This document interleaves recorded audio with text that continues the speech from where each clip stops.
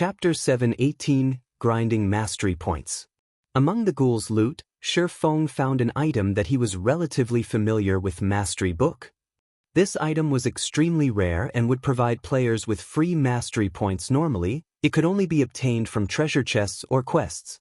This was the first time Feng had seen this item drop from a special elite. Feng's one-handed sword mastery had already become a basic sword master, the mastery increasing his damage with the one-handed sword by 30% at this stage of the game. Even for powerful experts, being an advanced swordsman was impressive, receiving a 20% damage increase. The majority of the expert players in God's domain were currently stuck as intermediate swordsmen. A bronze mastery book? Huh?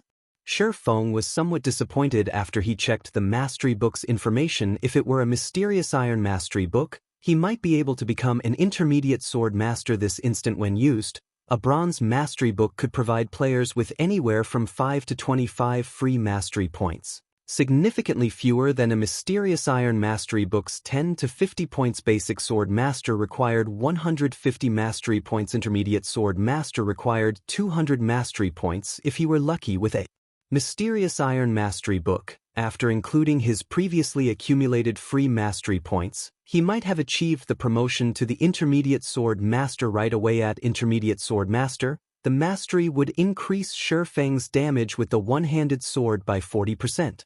This was a significant increase to any player, not to mention Feng then used the bronze mastery book, obtaining 9 free mastery points. Adding this to what he had already accumulated, he had 177 mastery points. He was only 23 points away from the 200-point threshold. I wonder if all the remaining ghouls will drop mastery books as well? Feng could not help but get his hopes up. He then directed a Tier 3 demon to wait outside the restricted area while controlling the other Tier 3 demon to kill nearby ghouls. There were currently 3 more ghouls within 200 yards of the palace. However, Feng did not dare to lure them away casually. He was too low-leveled. A single mistake might attract the Thunder Beast Guard's attention. At that time, he would certainly die. Hence, he could not take this risk as Feng bided his time quietly, steadily decreasing the ghoul population. He had obtained 1 bronze mastery book for roughly every 50 ghouls he killed. This gave Feng a good idea to strengthen himself and his guild. At the moment, God's Domain's players did not focus overmuch on improving their weapon masteries. However, once players reached an adequately high level, they would discover the massive strength boost that mastery provided. As an intermediate sword master, Feng's damage with the one-handed sword would increase by 40%. As an advanced sword master, that bonus damage would increase to 50%. If Feng could go one step further and upgrade his mastery to basic sword king, his bonus damage with the one-handed sword would rise to 80%.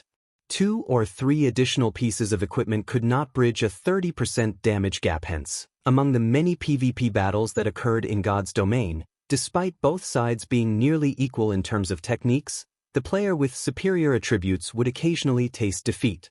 This was a result of the difference in mastery levels. If he could improve the mastery levels of the guild's upper echelons, they would have an easier time coping with the assassins of the Flower of Seven Sins. However, it would be very difficult to increase one's mastery to the Sword King standard. In order to reach the Advanced Sword Master standard, one required a total of 300 mastery points. Meanwhile, Basic Sword King required 450 mastery points, which was 3 times that of a Basic Sword Master. As Feng grinded ghouls while waiting for the ghouls inside the restricted area to venture out, a huge commotion occurred in Starmoon City. The secret pavilion's guild residents had appeared in Stone Forest Town.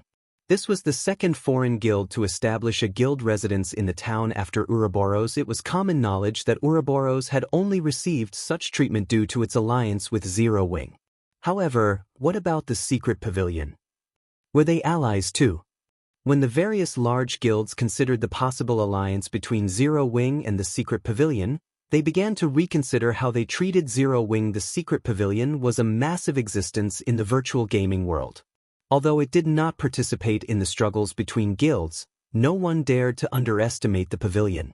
Even super guilds tread lightly when around the pavilion. Now that the secret pavilion occupied Stone Forest Town, the guilds, who initially aspired to obtain the town, would have to reconsider their options. Previously, since a first-rate guild like the Star Alliance had taken the lead, the various guilds in Starmoon Kingdom had gained some confidence in facing off with Zero Wing. However, there was a massive difference between the Star Alliance and the Secret Pavilion. Contesting over Stone Forest Town with the Secret Pavilion would be suicide. Inside the Star Alliance's guild residence. Purple, have you investigated the matter regarding the Secret Pavilion? Just what kind of relationship does Zero Wing have with the pavilion? Galaxy Past, who occupied the guild leader's throne, asked as he turned to Purple Eye. Originally, Galaxy Past had been in a merry mood as he had recently accepted a high-level rare quest. Just as he prepared to complete it, however, he had received this very distressing news.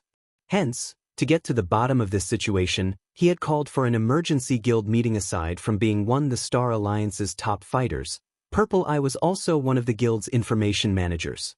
Purple Eye also possessed some special connections of her own, which allowed her to obtain information that even the Star Alliance could not get its hands on. Hence, Galaxy Past asked Purple Eye directly. According to the investigation, the Secret Pavilion is not in an alliance with Zero Wing, Purple Eye said softly. However, the pavilion seems to have conducted an internal trade with Zero Wing. As to what the two guilds have exchanged, even my sources could not uncover that. A trade? Galaxy Past frowned. Black Flame really knows how to surprise people. The Secret Pavilion does not trade with others easily. Just in case, slow down our actions against Zero Wing. From now on, we should be more careful when dealing with Zero Wing. Let Open Source Corporation deal with them. Although the Star Alliance had the OSC's financing, that did not mean the guild would sacrifice itself for the corporation. In the Stoneclaw Mountains outer region. Snow, now that the Secret Pavilion has established a guild residence in Stone Forest Town, Galaxy Past must be pretty annoyed. Zhao Yueru could not help but smile when she read the report she had just received. It really makes you wonder just how Big Brother Black Flame managed it. He actually roped in the Secret Pavilion. As long as the pavilion intervenes, the Star Alliance will be powerless in the Stoneclaw Mountains. It is still too early to determine anything. No one knows exactly what the Secret Pavilion exchanged with Zero Wing. If the Secret Pavilion is really willing to help Zero Wing, it would have already declared Zero Wing to be its ally rather than let the situation remain uncertain. However, my guess is that the Star Alliance will not act drastically anytime soon due to its fear of the pavilion. We can use this opportunity to snatch some of the high-resource areas the Alliance currently occupies. Gentle Snow expressed her intentions after examining the report. Due to the Open Source Corporation's financing, the Star Alliance had grown significantly stronger over these past few days. They had both gained new members and improved the quality of their members' equipment. It was especially true for the consumables the guild supplied to its members. Ouroboros stood no chance against the Star Alliance. This situation allowed the Star Alliance to occupy many of the high-resource areas in the Stoneclaw Mountains outer region. This was the perfect opportunity for them to steal those high-resource areas. A group of black-cloaked players had gathered inside a bar in Stone Forest Town. These players were all very high-leveled, with the lowest among them being level 34. On Starmoon Kingdom's ranking list, they could all rank among the top 10. With their presence alone, these people had caused a chill to sweep through the bar, causing the other players around them to shiver in fear. These players shared a commonality: they all were independent players. None of them belonged to any guild. Suddenly, a young man in silver robes entered the bar, instantly breaking the silence. The group of cloaked players stood at attention at this man's arrival, watching him seriously. None of them dared to show any disrespect. Everyone, get ready. Open Source Corporation is already getting antsy. Chapter 719, Mastery Skyrockets. Ruins of the Imperial Capital. On the streets filled with wandering undead, Shifeng controlled the Tier 3 demon to slaughter ghouls. However, the presence of ghouls was quite rare, and after clearing several streets surrounding the palace, Shifeng had only obtained 4 bronze mastery books. His EXP bar, on the other hand, had risen significantly. Currently, he was at 53% of level 37. At most, he would need to grind for another day or so to reach level 38 just after Shifeng killed the last ghoul within the 200-yard restricted area. Golden light escaped from this ghoul's body and flew towards the sky. After the golden light dissipated, a golden beam shot into Shifeng's body. The sound of a system notification suddenly rang by Shifeng's ear system. You have liberated a bound soul and have received the blessing of the dead. For each ghoul you kill, you will increase your Thunder Beast Empire reputation by 1 point. Killing ghouls increases my reputation with the Empire? Shifeng suddenly understood how he could enter the palace. One could not casually approach a kingdom's or empire's palace. One first needed a certain amount of reputation. Unfortunately, neither a kingdom's nor an empire's reputation was easy to obtain. Generally, one had to complete special quests or obtain the first clear of team dungeons to gain reputation. For a kingdom or empire, these Thunder Beast guards were mechanical puppets. They would only carry out the commands they had been given. Hence, if Shifeng had sufficient reputation with the empire, he could walk into the palace unhindered. Meanwhile, if one wanted to enter a kingdom's palace, they needed to become a count first. As for an empire's palace, one had to become a Marquis. Becoming a Marquis required 5,000 reputation points. Normally, it would be exceedingly difficult to accumulate so much reputation. Now, however, Shifeng only needed to kill ghouls. With this, it would be much easier to rise to the rank of Marquis. No wonder this quest has a time limit of 10 days. It turns out that I need to kill 5,000 ghouls. Shifeng began to understand the quest's time limit. Ghouls were level 60 special elites. Moreover, there were also many suffering souls getting in the way. Shifeng would have no choice but to kill the elite monsters while hunting for ghouls. Even a level 60 ordinary expert would have to spend quite a long time killing a level 60 special elite ghoul. Each one could take anywhere from 7 to over a dozen minutes depending on the expert's strength. At that pace, even with 10 days, they would not be able to kill 5,000 ghouls. To Shifeng, though, this was not a problem. One level 52 tier 3 demon took less time to kill a ghoul than a 20-man team. Fortunately, Shifeng could control 2 tier 3 demons simultaneously, following which, Shifeng began sweeping through the city for ghouls. Previously, as he had to wait for the ghouls in the restricted area to wander out, Shifeng's range of activity had been limited. Hence, his grinding efficiency had been very low. Now that this restriction was gone, he could move from one end of a street to the other, slaughtering everything without pause. As one ghoul after another fell, Shifeng's reputation rose. System: you have killed a ghoul. Reputation in Thunder Beast Empire +1 system: you have killed a ghoul. Reputation in Thunder Beast Empire +1 system: you have killed a ghoul. Reputation in Thunder Beast Empire +1. After 3 hours, Shifeng's reputation had increased to 207 points. He gained reputation far slower than he had expected. Although he killed the special elites very quickly, there were only so many ghouls that appeared on a single street. He had to waste a lot of time moving from one ghoul to another, which significantly reduced his efficiency. At this rate, I will only complete this part of the quest if I grind non-stop for 2 days. The remaining time should be enough to lift the curse on the city and complete the quest. Just as Shifeng was lost in thought, he heard a warning from the system. This warning was a notification telling him that someone was calling from the real world. Normally, the game would only warn players when communication with the outside world had been severed, and players were unable to accept real-world calls from inside God's domain. Did something happen? Shifeng didn't think too much about it as he immediately swiped his fingers, calling up the system interface and clicking the Logout button. Previously, he had told Fire Dance and the others that he was working on a quest in a special area and that contact with the outside world was unavailable. Hence, they would not call him unless it was urgent. It was 3 a.m. in the real world. Normal people would not call at this time of night for Blackie and the others to contact him in the dead of night. The only possibility was that something had happened to Zero. Wing darkness surrounded Shifeng as he stepped out of his virtual gaming cabin. The ringing from the quantum watch Shifeng wore on his wrist echoed throughout the silent bedroom. Taking a look at the watch's display, Shifeng discovered that it was Blackie. Blackie, what's so urgent? Has something happened in God's domain? Shifeng asked after answering the call. Brother Feng, the Stoneclaw Mountains, something has happened. Blackie said in a panic after the call connected. Of the 300 members in the Dark Gods Legion, nearly all of them have been wiped out. Only a dozen or so managed to return to Stone Forest Town. Impossible! Shifeng was dumbfounded. Could it be the Star Alliance? That shouldn't be possible. Although the Dark God's Legion only had 300 members, their equipment was first class. Their combat techniques were also top-notch.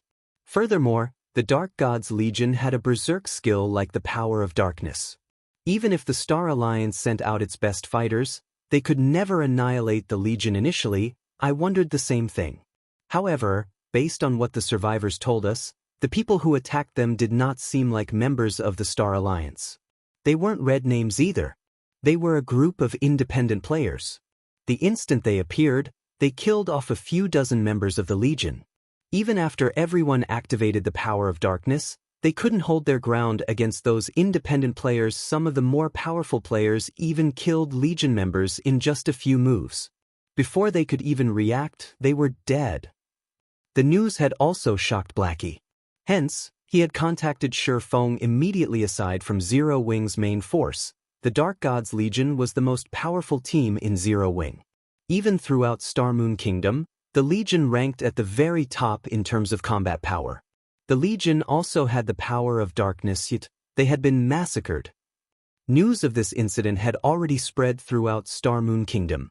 If they did not deal with this matter properly, Zero Wing's reputation would plunge to the darkest pits of the abyss. A group of independent experts with top-tier equipment and skills? Could it be the Flower of Seven Sins? Of all of Feng's possible enemies, only the Flower of Seven Sins was capable of such a feat. However, wasn't the organization's target Zero Wing's main force and upper echelon? Hearing Feng suggest that it was the Flower of Seven Sins doing, Blackie was momentarily stunned. Blackie agreed with Feng's deduction. Only, he never imagined that the Flower of Seven Sins would be so powerful initially. He had doubted that any power could easily defeat Zero Wing's Dark God's Legion. Even if the Flower of Seven Sins took action, the organization would have to expend a lot of effort to take the Legion down. In the end, however, he had been sorely mistaken. If the Dark God's Legion had already suffered such a fate, Zero Wing's main force was in trouble. Brother Feng, what should we do? Blackie asked, panicking. Chapter 720 Marquis. Feng fell silent at Blackie's question. He had never expected the Flower of Seven Sins to take action so quickly. Not only had the organization made its move several days earlier than estimated, but their targets had also not been Zero Wing's main force or upper echelons. The loss of EXP from the Dark God's Legion's annihilation was a small matter. However, it would not be easy to recover the lost equipment. Blackie, tell Aqua and the others that they are already being targeted immediately and try to stay within city limits as much as possible. Have them focus on improving their techniques in the Divine Colosseum. We'll deal with the Flower of Seven Sins once I return, Feng said after giving it some thought. The best decision right now would be to have Aqua Rose and the others avoid the Executioner's Blade. With so many refinement experts, Aqua Rose and the others would have no chance of victory in their current state. Right, also have Melancholic gather some materials for me. I'll need them once I return. In God's domain, with players' current strength, it was impossible to commit murder in the cities or Stone Forest Town and get away with it. Although the Flower of Seven Sins was powerful, they would throw away their lives and suffer in jail for a time if they killed another player within a city. The Flower of Seven Sins would most likely avoid such a raw deal. If they wanted to deal with the Flower of Seven Sins, their best option was to wait for his return and set up a trap for the organization's assassins. Only then would they have a chance of victory. Anything else would just add bodies to the growing mound of corpses. I understand. Blackie nodded solemnly. Although he was frustrated, this was all he could do right now. After the call ended, Feng busied himself, refilling the gaming cabin's nutrient solution. He needed to give it his all and complete this epic quest of his as soon as possible. Now that he was halfway through the quest, he could not turn back to seek for help. The penalty for failing an epic quest was no laughing matter. I am taking too much time to kill the ghouls. I need to work faster. After Feng logged into the game, he opened the Imperial Capital's map and searched for the location with the highest density of monsters. Although the area around the palace is crowded, it's not the most populated area. Generally, the trade area has the most NPCs. After deciding on a destination, Feng activated Wind Rider, leading his 2 Tier 3 demons as he charged towards the Thunder Beast Empire's commercial district. At the same time, something was happening in Star Moon Kingdom. The news about the near annihilation of Zero Wing's Dark God's Legion had already appeared on Star Moon Kingdom's forums, and many players chatted about this latest drama. Aren't there a ton of experts in Zero Wing's Dark God's Legion? How did they get wiped out? I heard they were done in by a group of independent players. I used to think that Zero Wing was very powerful. It seems that they only amount to this much. Indeed. Others keep saying how powerful Zero Wing is and how the guild has so many experts. In the end, a group of independent players slaughtered them. As expected, everything was just a bunch of rumors. As news about Zero Wing's defeat spread, the guild's reputation began to sink. As a result, many players who had intended to join Zero Wing began to hesitate. Meanwhile, in Stone Forest Town, many guilds had begun to move covertly when they heard this news. They were all preparing to deal with Zero Wing. Open Source Corporation is truly formidable. They managed to annihilate Zero Wing's Dark God's Legion so quickly. This should be a major blow to the guild. Galaxy Past could not help but laugh when he received the news. Purple, do you know who did it? The Flower of Seven Sins. Purple Eye said with a serious expression. As an expert who had been nurtured by a super guild, Purple Eye knew quite a bit about the terror of the Flower of Seven Sins. Although she was quite happy that the Flower of Seven Sins targeted Zero Wing, she could not help her fear upon seeing the organization's frightening power. On the off chance that a major power hired the organization to target the Star Alliance, they would not laugh. It's no wonder they wiped out the Dark God's Legion. It seems that OSC really went all out this time. Galaxy Past similarly shivered when he heard the name of the Flower of Seven Sins, his joy vanishing. Since the Flower of Seven Sins has begun to strike, we won't have anything to worry about. Notify Red Feather and the others. Both inside and outside of the Stoneclaw Mountains, tell them to kill every Zero Wing member they meet. Previously, the Star Alliance had been afraid of an ambush by Zero Wing's top fighters. Hence, the guild had dispatched mostly elite members to the Stoneclaw Mountains with only a few experts to tag along. Now that they had the support of the Flower of Seven Sins, however, things had changed. In terms of top combatants, the Flower of Seven Sins possessed an overwhelming advantage. Now, rather than fear Zero Wing's experts, their experts could strike. That way, the Flower of Seven Sins could obliterate all of them in one go, burning Zero Wing's prestige to the ground. I'll get it done. Purple Eye left to put the plan into action. As the Star Alliance's experts began to move, Zero Wing, which had dominated the Stoneclaw Mountains, was suddenly at a disadvantage in the regional dungeon, its members having to take precautions. Vice Leader Aqua, many guild members have begun complaining about our inaction. If you keep having us train in the Divine Colosseum and ignore the situation in the Stoneclaw Mountains, I'm afraid that morale will start to fall. Vice Leader, why don't you let us deal with those bastards from the Star Alliance? The Dark God's Legion will put fear into their hearts, and the Alliance won't dare set foot in the Stoneclaw Mountains ever again. Many of Zero Wing's core members were annoyed with the Star Alliance's actions, eager to participate in the battles in the Stoneclaw Mountains. Rejected. I understand your sentiments, and I feel the same, but we will only fall into the Star Alliance's trap by doing so. Guild leader has already ordered us to put everything aside until his return, Aqua Rose said, shaking her head. As for the Stoneclaw Mountains, everyone should just go elsewhere to level up for now. Previously, roughly a dozen of the guild members had attacked without authorization in the hopes of teaching the Star Alliance a lesson. In the end, they died before they had even arrived at the transfer gate to the Stoneclaw Mountains. The dozen or so main force members had been defenseless. Moreover, the enemy even had fighters at the time. Launching a counterattack right now would be the equivalent of gifting their equipment to their enemies. For now, they could only give up on the resources in the Stoneclaw Mountains.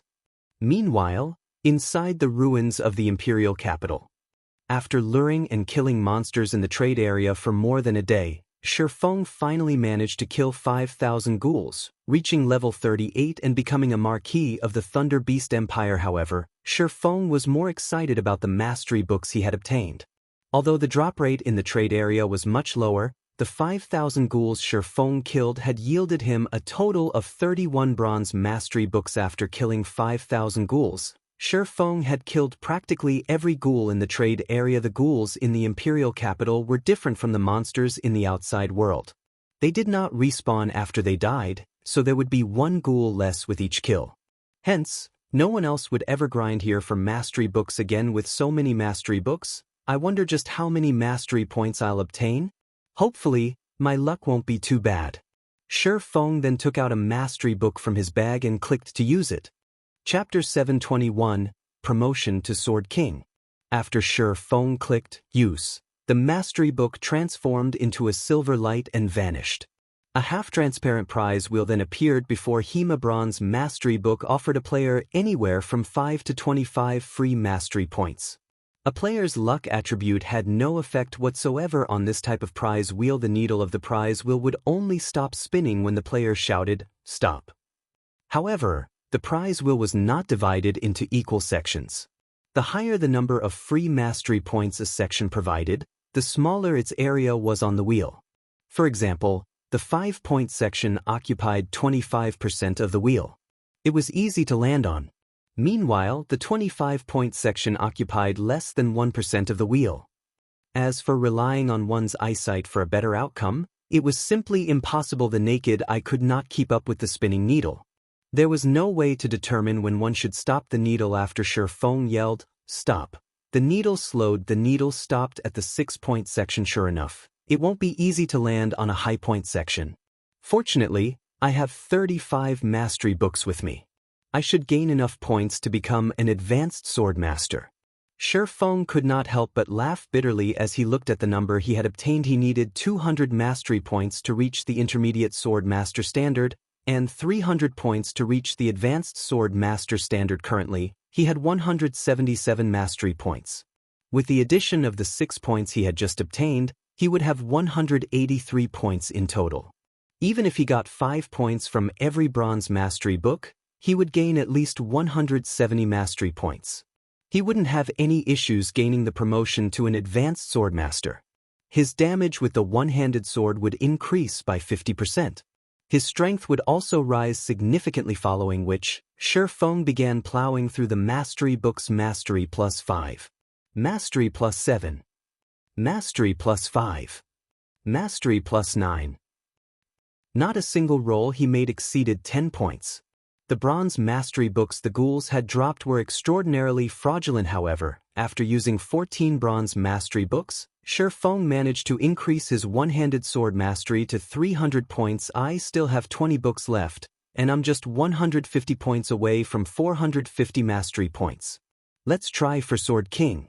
Shi Feng had intended to leave a few mastery books for Fire Dance and the others. However, if he could upgrade his one-handed sword mastery to basic Sword King, the lethality of his attacks would be no laughing matter. If he went up against a top-tier MT, he would need roughly 7 basic attacks as an advanced sword master to end the battle. If he became a basic Sword King, he would only need 5 hits. This was not including skills. In other words, if he upgraded his one-handed sword mastery to the basic Sword King standard, it would be the equivalent of permanently activating a minor Berserk skill with an indefinite duration. In PvP battles, this improvement could allow him to challenge opponents of a higher tier. Currently, Shi Feng was only at the Flowing Water realm.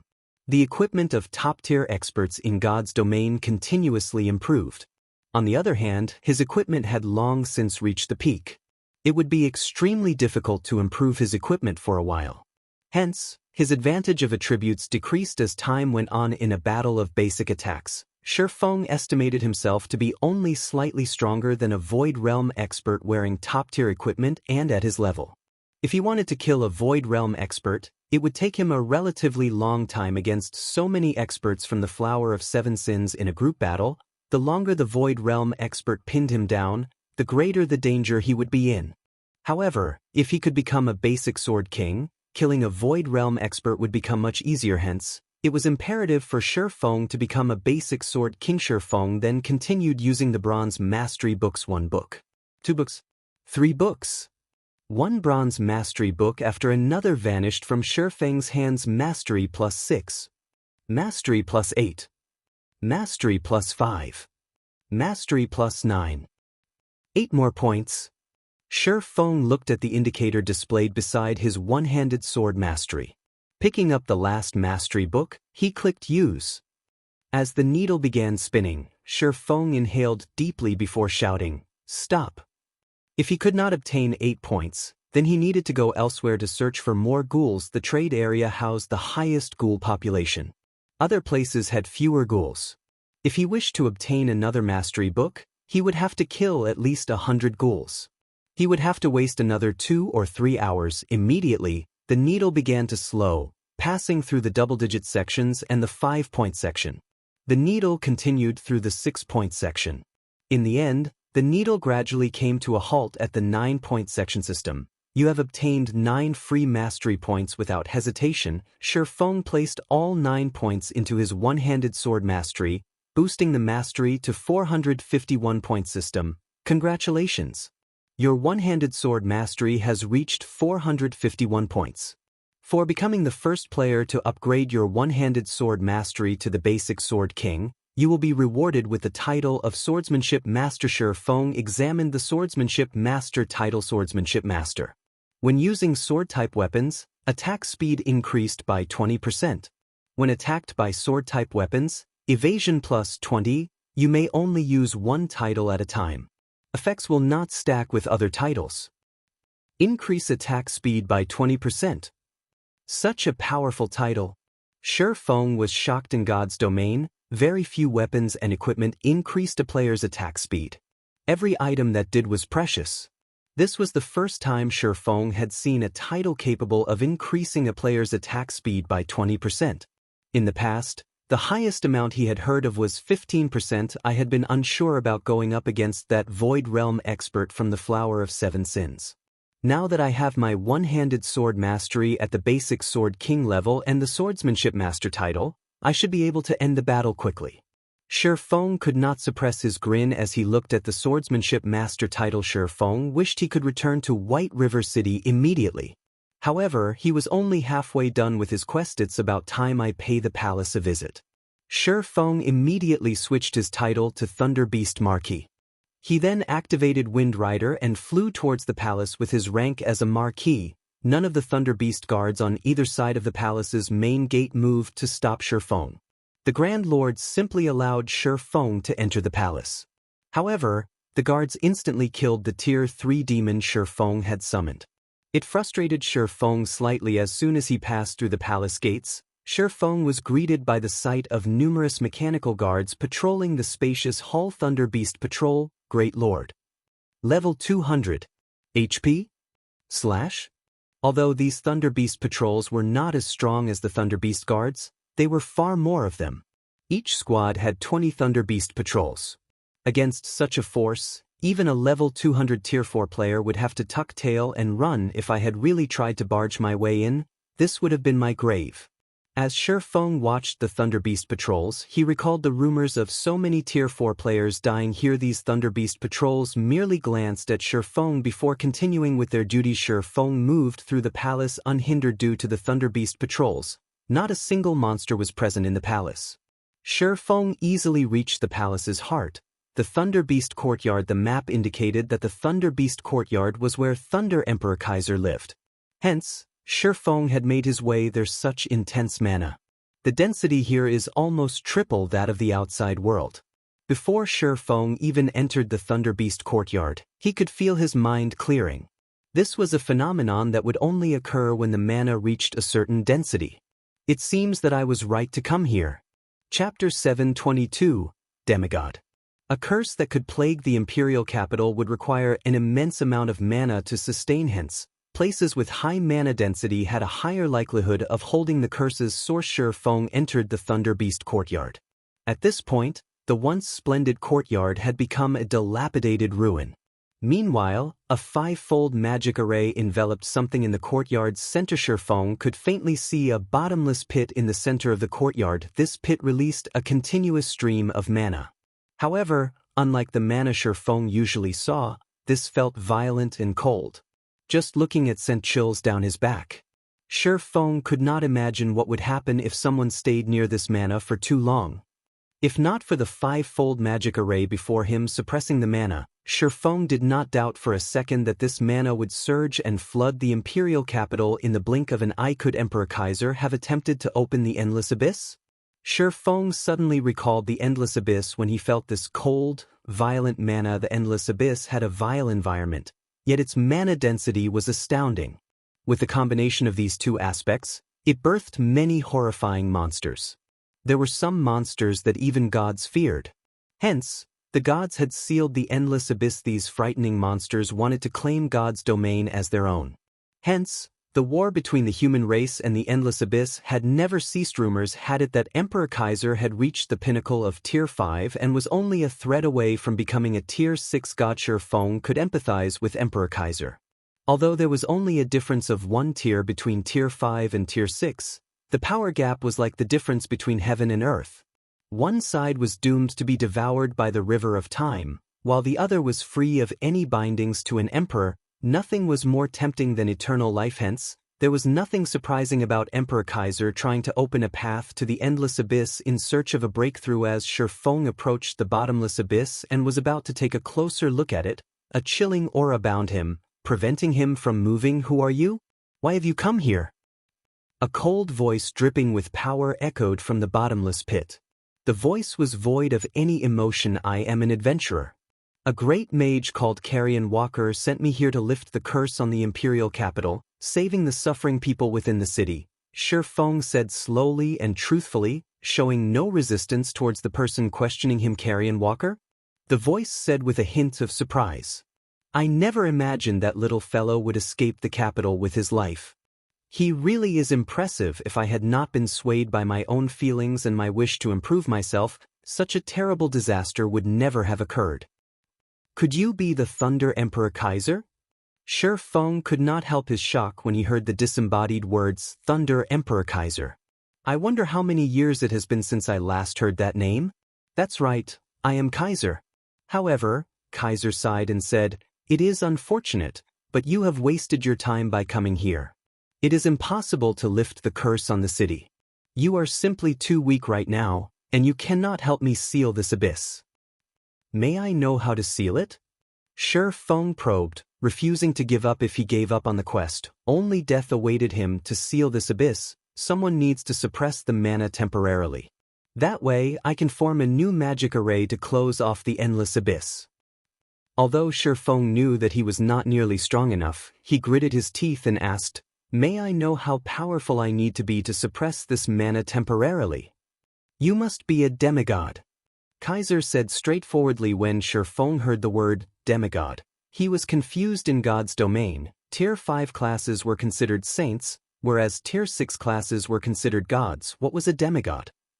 This was the first time Feng had heard this term in God's domain. It should be known that even if players at the very peak of Tier 5 or Tier 5 NPCs that could rival Tier 6 gods, nobody had ever been referred to as a demigod. You are too weak, so it is expected that you do not know about demigods.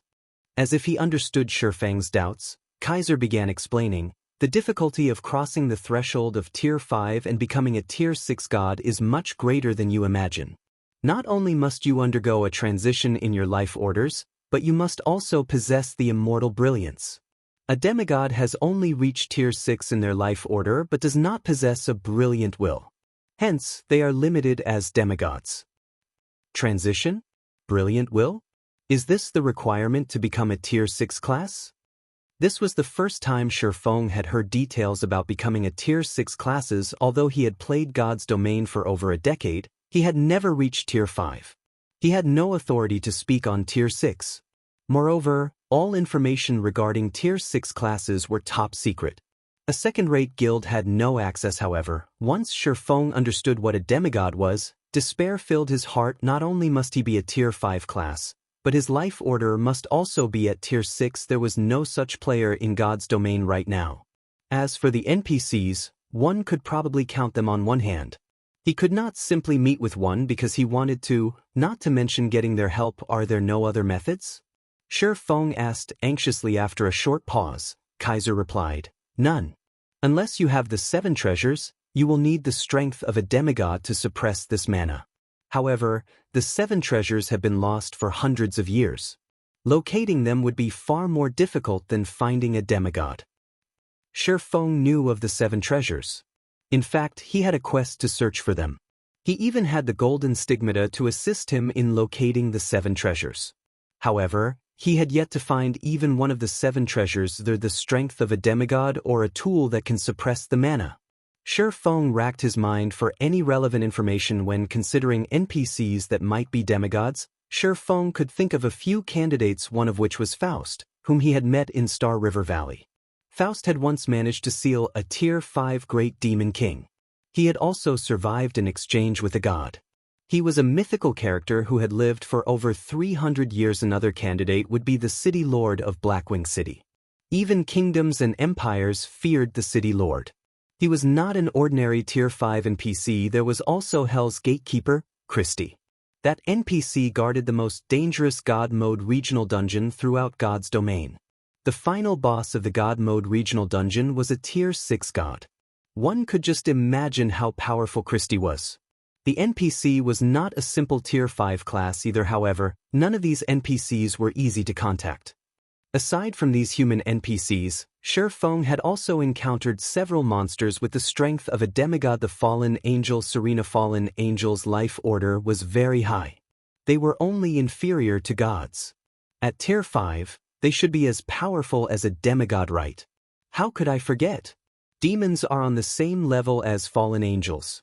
Shi Feng suddenly remembered the Bible of Darkness. He possessed the original version of the summoning book. Even though it was only a fragment, it could still summon a Tier 5 Great Demon King.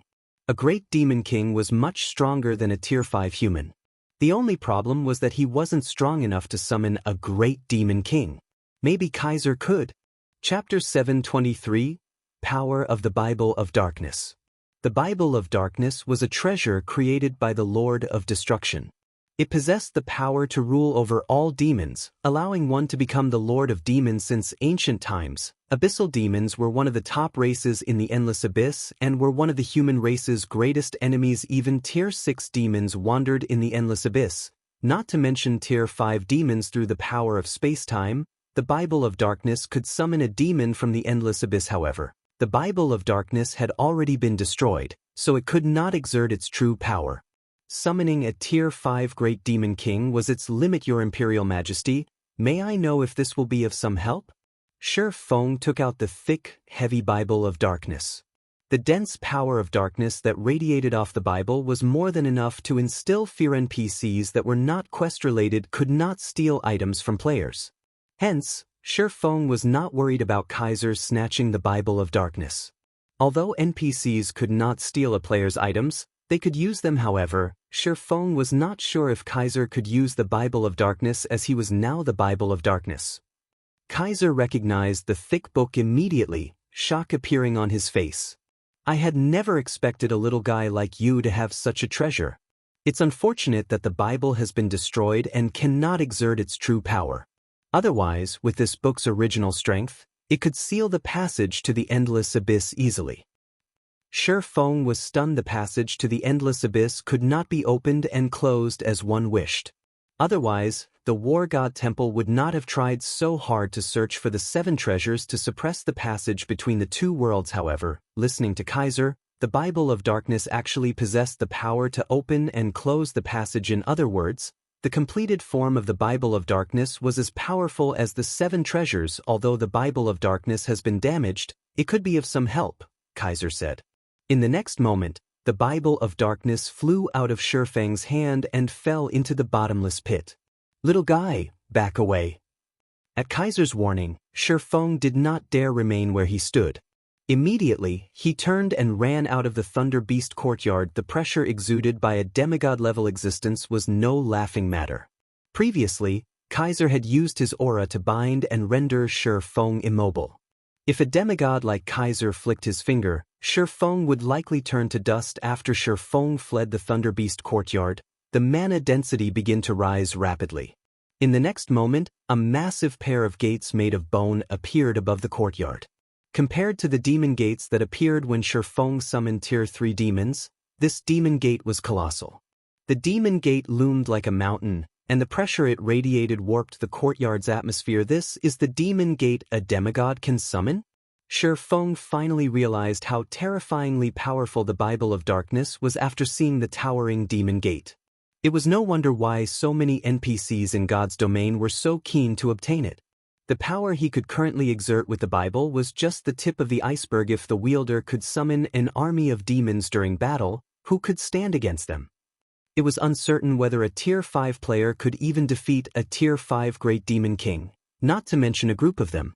Moreover, said player would also have to face the summoner, who was also a Tier 5 class. This alone allowed the Bible's wielder to defeat Tier 5 classes if the Bible were complete. Even at Tier 5, one could challenge Tier 6 God-ranked players and Tier 6 gods. As the gates slowly opened, a one-horned demon that was over 30 meters tall emerged.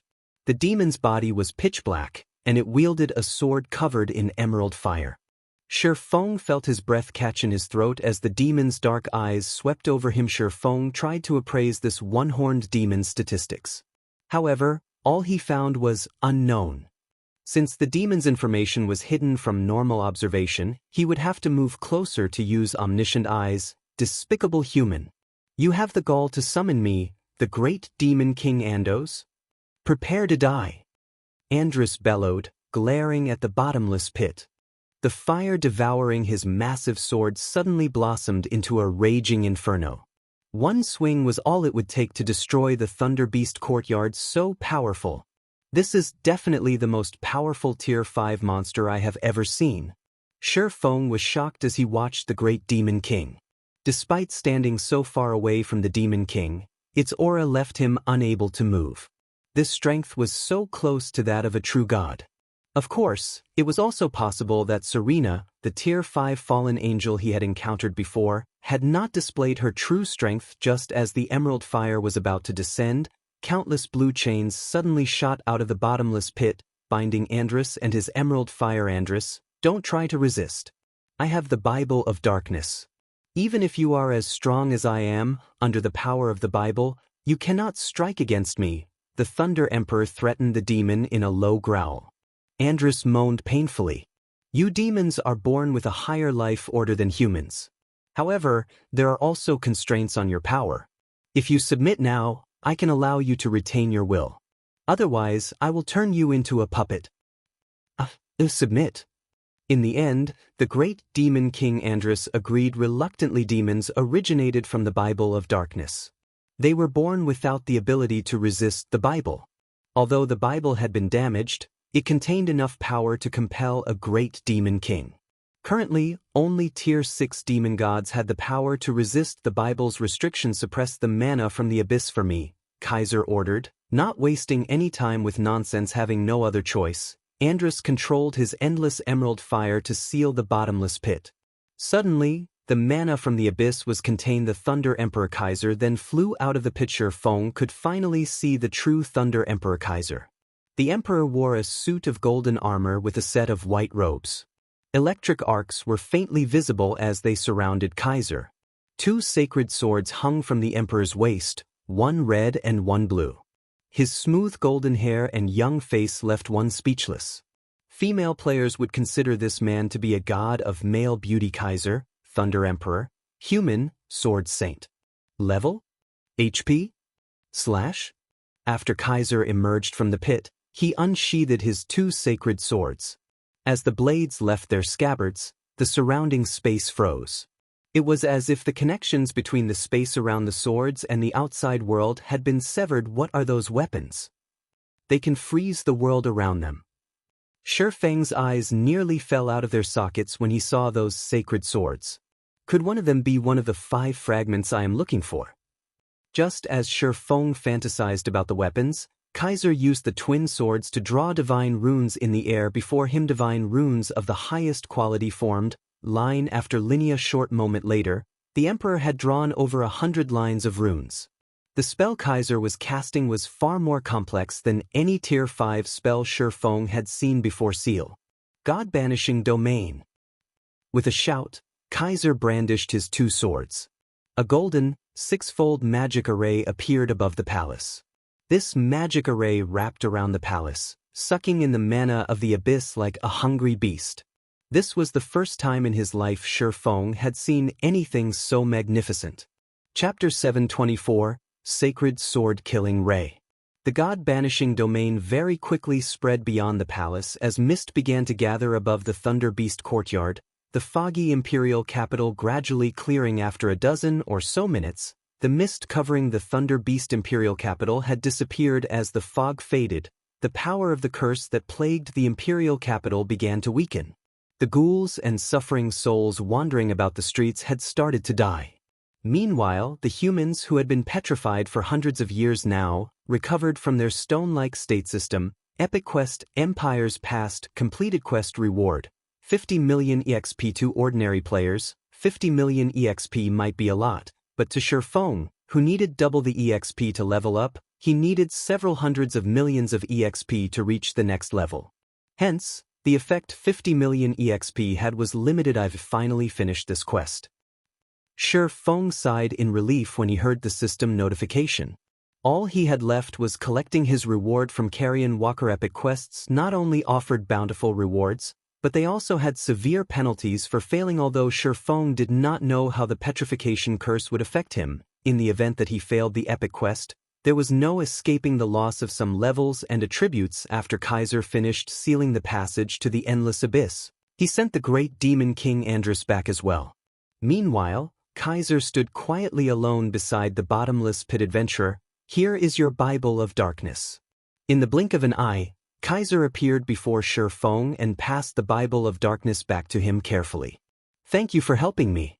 Without your help, the curse would still have its grip on the capital's citizens. I don't have much to give you as thanks, so here, I will give you this sword that I had used during my younger days. Saying so, Kaiser took out an immaculate long sword and handed it to Shi Feng. Initially, Shi Feng had dreamed of receiving one of the sacred swords that hung from Kaiser's waist. This was the first time Shi Feng had ever seen a weapon that could freeze the space around it. However, the long sword the Thunder Emperor offered him was also extraordinary. The hilt was snow white, while the blade was an emerald green. Divine, golden runes were etched on the emerald blade. Overall, the sword looked as if it were made of clear gemstone. One could also see blue arcs of electricity appear around the sword. When Shi Feng placed his hand around the hilt, a cold sensation seeped into him from the sword. Suddenly he felt his mind clear. When he moved the sword, he could feel space flow away from the blade. With a gentle swing, the emerald longsword transformed into a streak of lightning, moving instantly from one side to the other. And this sword a little too impressive. Shi Feng stared at the emerald longsword in disbelief. He could feel a higher compatibility rate with this sword than what he had with the abyssal blade. His speed with the sword, however, was what shocked him the most. Even when he achieved maximum speed with the abyssal blade, the magic weapon was still significantly slower than this sword. It was as if this sword could enhance his speed. He happened to come across this sacred sword while exploring an ancient ruin. The sword's name is Killing Ray. I ask that you cherish it, Kaiser said. The Thunder Emperor could not help but reminisce about his youth when he looked at the emerald longsword. His Thunder Emperor title was largely due to this sacred sword, Killing Ray. When Shi Feng heard of the sword's name, he immediately grew ecstatic. Killing Ray was one of the 36 famed swords in God's domain, and it was one of the fragments of Solomon's sword that he was searching for. Killing Ray was different from the abyssal blade. The abyssal blade was a magic weapon, but Killing Ray was not. No matter how often he used it, he would never have to fear a curse or backlash. Immediately, Shi Feng called up the attribute panel for the sacred sword, Killing Ray, one-handed sword, sacred sword, epic rank. Level 30, level 120. Equipment requirement, strength 700. Attributes adjust to user's level. Attack power plus 760, level 30. Strength plus 70, agility plus 64, endurance plus 55. Strength increased by 10%, agility increased by 10%. Attack speed plus 20. Attack speed increased by 10%, ignore 20% of the target's defense. All sword skills plus 2 levels. Ignore levels plus 20. All item level requirements reduced by 5 levels. Attacks have a 40% chance to trigger lightning, setting the initial attack speed as 50% of total attack speed and increasing damage by 240%. Additional skill 1-. Summon Lightning. Summons lightning to deal 400% lightning damage to enemies within a range of 15 yards and inflict the numb effect for 5 seconds. Afterward, attack range increased by 20 yards for 30 seconds cooldown, 5 minutes. Additional skill 2 dash. Thunder God's Descent. Become immune to all control skills. Movement speed and attack speed increased by 150%, damage increased by 50%, and all damage received decreased by 50% for 30 seconds cooldown, 1 hour. This sacred sword had been forged by the godsmith Arnold using a fragment from a mysterious sword. Killing Ray is one of the 36 famed swords of God's domain, ranking 20th. It was once used by the Thunder Emperor Kaiser. This weapon allows the user to move with the speed of lightning. When fighting darkness-type creatures, damage increases by 100%. Can be evolved. Cannot be destroyed. Such powerful attributes. Shi Feng was stunned speechless as he examined Killing Ray's attributes. No wonder it ranks 20th among the 36 famed swords. Sure enough, it is even stronger than the Abyssal Blade. Regarding attack power or basic attributes, Killing Ray was much stronger than the epic weapon Petrified Thorn he had previously obtained. However, the sacred sword's attributes were not its most amazing aspect, nor was it the fact that it could not be destroyed and thus did not possess a durability limit or require repairs, nor the 100% damage increase towards darkness-type creatures to players who loved to PvP. Its speed was the Killing Ray's most impressive feature. The passive skill Lightning allowed one's initial attack speed to start at 50% rather than 0. This meant that while attacking, players would not take as long to accelerate to a maximum speed. A player's sword draw would be much faster than normal, following which, Shi Feng immediately traded the Purgatory's Shadow for Killing Ray. To Shi Feng, the requirement of 700 strength was nothing considerable. He had fully inlaid Tier 3 strength-type gemstones into his equipment. His strength attribute had long since exceeded the 700-point threshold. Instantly, Shi Feng's overall attributes increased by a sizable chunk. Shi Feng was currently level 38. Hence, the level of Killing Ray adjusted to match his level. The level 30 Killing Ray had offered 760 attack power. Now, that jumped to 1002. This allowed Shi Feng's basic attack power to rise by several hundred points before equipping Killing Ray. With Shi Feng's one-handed sword mastery at the basic Sword King standard, he would have needed 5 normal attacks to defeat an MT of the same level. Now, he would only need 4 hits. If he triggered consecutive critical hits, he could end the battle in 2 hits. So much strength. Shi Feng could not suppress his shock after wrapping his hand around Killing Ray's hilt with the strength. He was even more peerless with the magic weapon, Abyssal Blade, in one hand, and the sacred sword, Killing Ray, in the other. Shi Feng felt like he could even rival a strength-type chieftain of the same level. He also had a passive skill like lightning even against a Void Realm expert. Unless said expert was also astonishingly fast, Shi Feng was confident of ending the battle in just a few moves. Chapter 725. Intermediate Magic Array.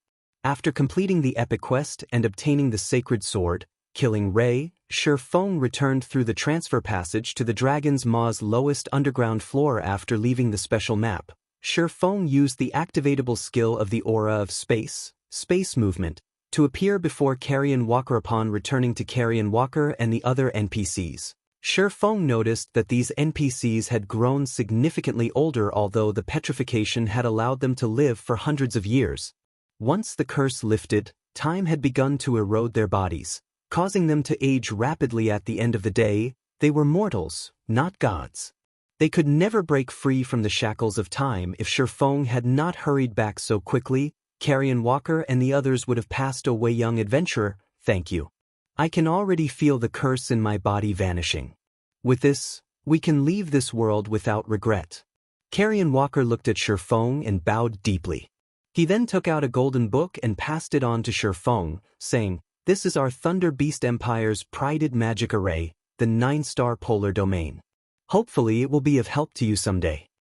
Shi Feng accepted the immensely heavy magic array illustration, excitement appearing on his face. Magic array illustrations were extremely rare in God's domain. The various kingdoms and empires were extremely secretive about magic arrays, each conducting their own research in the field.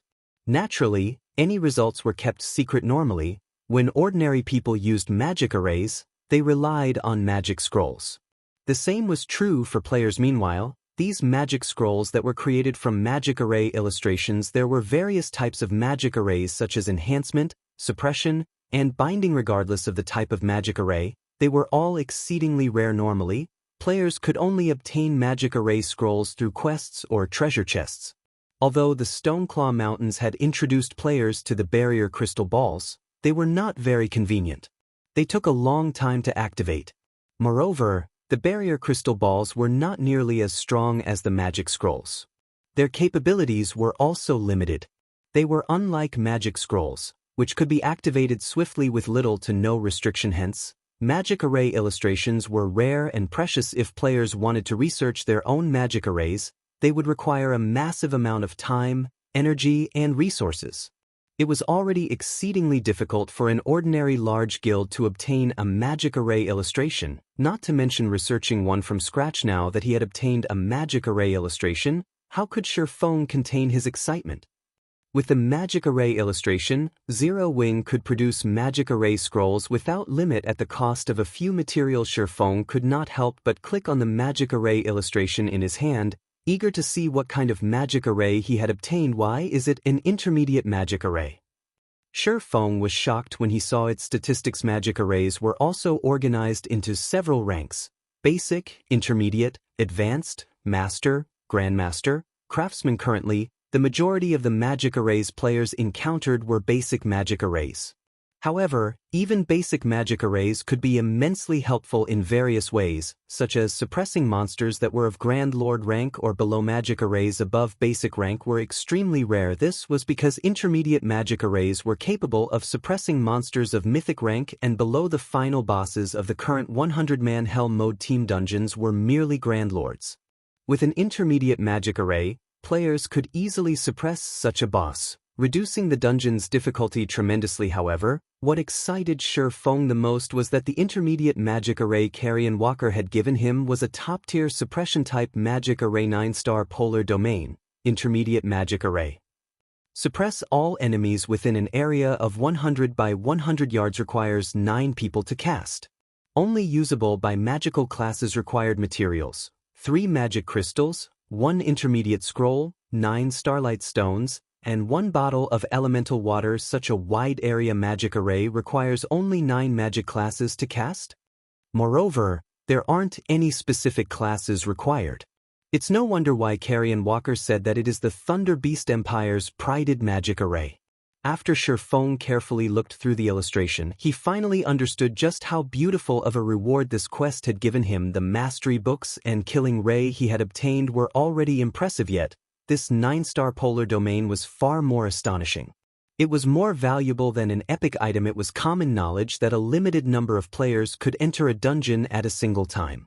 If a team used a magic array to suppress a boss, the players maintaining the array would not be able to attack or defend. The more people a magic array required, the greater the effect it would have on the team's combat power. Hence, the fewer people required, the better. Generally, magic arrays that could suppress bosses required more than 10 people to maintain. For example, the demon suppressing barrier Blue Frost and the others had used against the Great Lord Noya required 12 people. Even so, it was considered a very powerful magic array.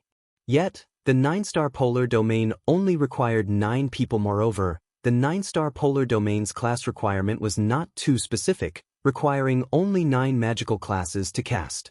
On the other hand, the demon-suppressing array specifically required 12 elementalists. The difference between these two requirements might seem small, but for those who had researched magic arrays before, they would know that the more advanced a magic array was, the more people it would require to maintain and the more specific it would be with its class requirement. It was extremely difficult to reduce the requirement by even 1 person, not to mention reducing the restriction on classes. That was twice as difficult. Only after the Thunder Beast Empire had gathered all of its talents had it managed to construct such a streamlined and practical intermediate magic array. It would most likely be impossible for any other empire to produce such a magic array. Looking at this magic array now, Sherfong could not help but think of the Thunder Emperor Kaiser. Without any help, the Emperor had created a 6-fold magic array. This showed that Kaiser's magic array research had reached a profound realm.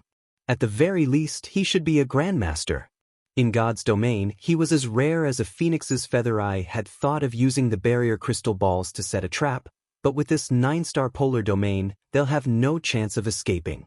Shi Feng smiled at the illustration in his hands. Although the 9-star polar domain was an intermediate magic array, the materials required to produce it were not especially rare. For starters, Zero Wing had no lack of magic crystals. Meanwhile, starlight stones were stones containing star power. Although they were somewhat rare, there were many places where one could harvest them. The rarest material required to make the 9-star polar domain was the elemental water. Elemental water could automatically absorb large amounts of mana.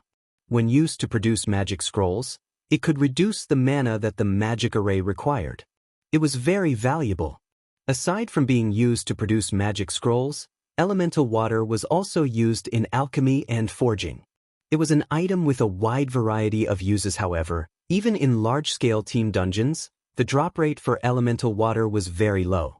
The various large guilds treated elemental water like a strategic item and would not sell any unless necessary. Of course, if Shi Feng were willing to spend a little more money, he could obtain a significant amount. After Shi Feng stored the 9-star polar domain magic array illustration, he bid Carrion Walker and the others farewell and used a return scroll to teleport back to White River City. Chapter 726, Guild War. Ever since Stone Forest Town had fallen under Zero Wing's control, the town developed faster by the day due to the Stoneclaw Mountains. Stone Forest Town had already become a haunt for elite players. Various facilities constantly emerged within the town undergoing endless changes and improvements. At this point, the town had 6 smithies. There were over 20 hotels. Even though more players had gathered than before, there were no longer the long queues there had been when the town had first fallen into Zero Wing's clutches. They no longer needed to wait several hours to repair equipment. However, ever since Zero Wing had given up on developing the Stoneclaw Mountains itself and shifted its focus towards conquering team dungeons and leveling up elsewhere, Stone Forest Town's atmosphere had grown extraordinarily intense. It felt as if a war would break out between the guilds at any time. Although Zero Wing had given up on developing the Stoneclaw Mountains, the number of guilds replenishing their supplies in Stone Forest Town had never diminished. On the contrary, more guilds arrived each day. This allowed Zero Wing's income of magic crystals to remain steady. The various large guilds were extremely envious, and they all hungered to replace Zero Wing as Stone Forest Town's manager. Inside the secret pavilion's guild residence.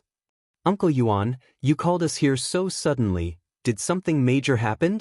A young man asked. This youth wore silver scale armor and carried a heavy greatsword on his back. His expression was indifferent, and he wore his red hair in a spiky style. The youth radiated a suffocating bloodthirst that prevented anyone from approaching him casually. Moreover, this youth's level was very high. He was a level 34 berserker.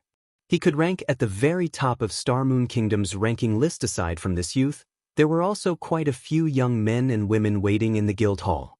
These men and women also had very high levels, with the lowest among them being level 33. The weakest piece of equipment they wore was level 30 fine gold rank. Even in first-rate guilds, such high-leveled and well-equipped individuals were extremely rare. However, almost 100 of such players stood in the secret pavilion's guild hall. Of course, something good has happened. Cold Autumn, don't tell me you've forgotten why the guild leader told you to come here? Yuan Tiexin, who had already reached level 35 and currently wore a set of long, black robes, said, chuckling. Every major power would nurture their own experts. Meanwhile, Cold Autumn was the most outstanding individual among the new generation of the secret pavilion. He was also a genius, recognized by many of the guild's elders and founding members. Has the Flower of Seven Sins finally started to take action? Cold Autumn asked excitedly. To let them, the guild's new generation, learn the strength of the Flower of Seven Sins, their guild leader had sent them on a trip to Stone Forest Town. This would show them of the difference between their power and the organizations. At the very least, they would not remain ignorant like frogs at the bottom of a well. Although the secret pavilion was a powerful force in the virtual gaming world, compared to the incomparably mysterious Flower of Seven Sins, the pavilion was almost nothing. After all, the Flower of Seven Sins was an organization that struck fear even in the hearts of super guilds. However, I've heard that after sustaining several attacks from the Flower of Seven Sins, Zero Wings members have become more cautious and have kept a low profile. Both the guild's main force and the Dark God's Legion either held themselves up in the Divine Colosseum or went out to complete quests after disguising themselves. They have stopped forming teams to level up in the fields. Even the Flower of Seven Sins could not find an opportunity to attack. How could the organization have found a chance to make a move now? Could they be planning to trade their lives, ignoring their safety to kill their targets? Cold Autumn asked, wondering aloud. They had seen a few battles between Zero Wing and the Flower of Seven Sins assassins. However, Zero Wing's members had been defenseless. Before the organization's assassins could exert their full strength, the players from Zero Wing had died. However, Cold Autumn had to admit that there were some powerful experts among Zero Wing. In the last secret battle between the two organizations, Zero Wing had 10 members on their side. On the other hand, the Flower of Seven Sins had sent a party of 6 to ambush Zero Wing. During that battle, the assassin named Fire Dance had performed magnificently. She had fought the assassin's party leader to a standstill. In the end, she had activated a Berserk skill, killing one of the assassins and escaping with her life. However, at the end of that battle, Zero Wing had suffered 9 deaths, while one from the Flower of Seven Sins had died. Even so, this had been an amazing outcome as, during the previous exchanges between the two, Zero Wing had always suffered complete while the Flower of Seven Sins came out unharmed. These battles were not due to Zero Wing having weak members. Rather, it was because the Flower of Seven Sins was simply too strong. Cold Autumn had pondered his capabilities in such a situation. At best, he was confident in fighting toe-to-toe with an ordinary member from the Flower of Seven Sins. If neither side had the class advantage, his chances of emerging victorious would be roughly 50%. As for facing a party leader, the difference in strength was too vast. He would not even have the chance to survive or flee this time. The Flower of Seven Sins had dispatched less than 50 members. Meanwhile, those capable of becoming a party leader in the organization would be, at least, a Flowing Water Realm expert. Cold Autumn himself was merely a half-step Refinement Realm expert. Without much of a difference in terms of basic attributes, he had 0 chances of winning against a Flowing Water Realm expert. Not to mention, his equipment was inferior to the Flower of Seven Sins party leaders. Not only could their equipment rank at the very top of God's domain, but the party leaders had also learned many rare skills. Every one of them possessed powerful Berserk skills and were all inhumanely strong. Hence, Cold Autumn admired Fire Dance. The fact that Fire Dance could contend with a party leader and had even killed a party member before escaping showed that she was far stronger than he was. However, part of the reason that Fire Dance could achieve this feat was due to her attributes surpassing the Flower of Seven Sins party leader. She even had a Berserk skill with a lengthy duration of 10 minutes. Without these advantages, she, too, would have shared the same fate as her team members. It's not the Flower of Seven Sins.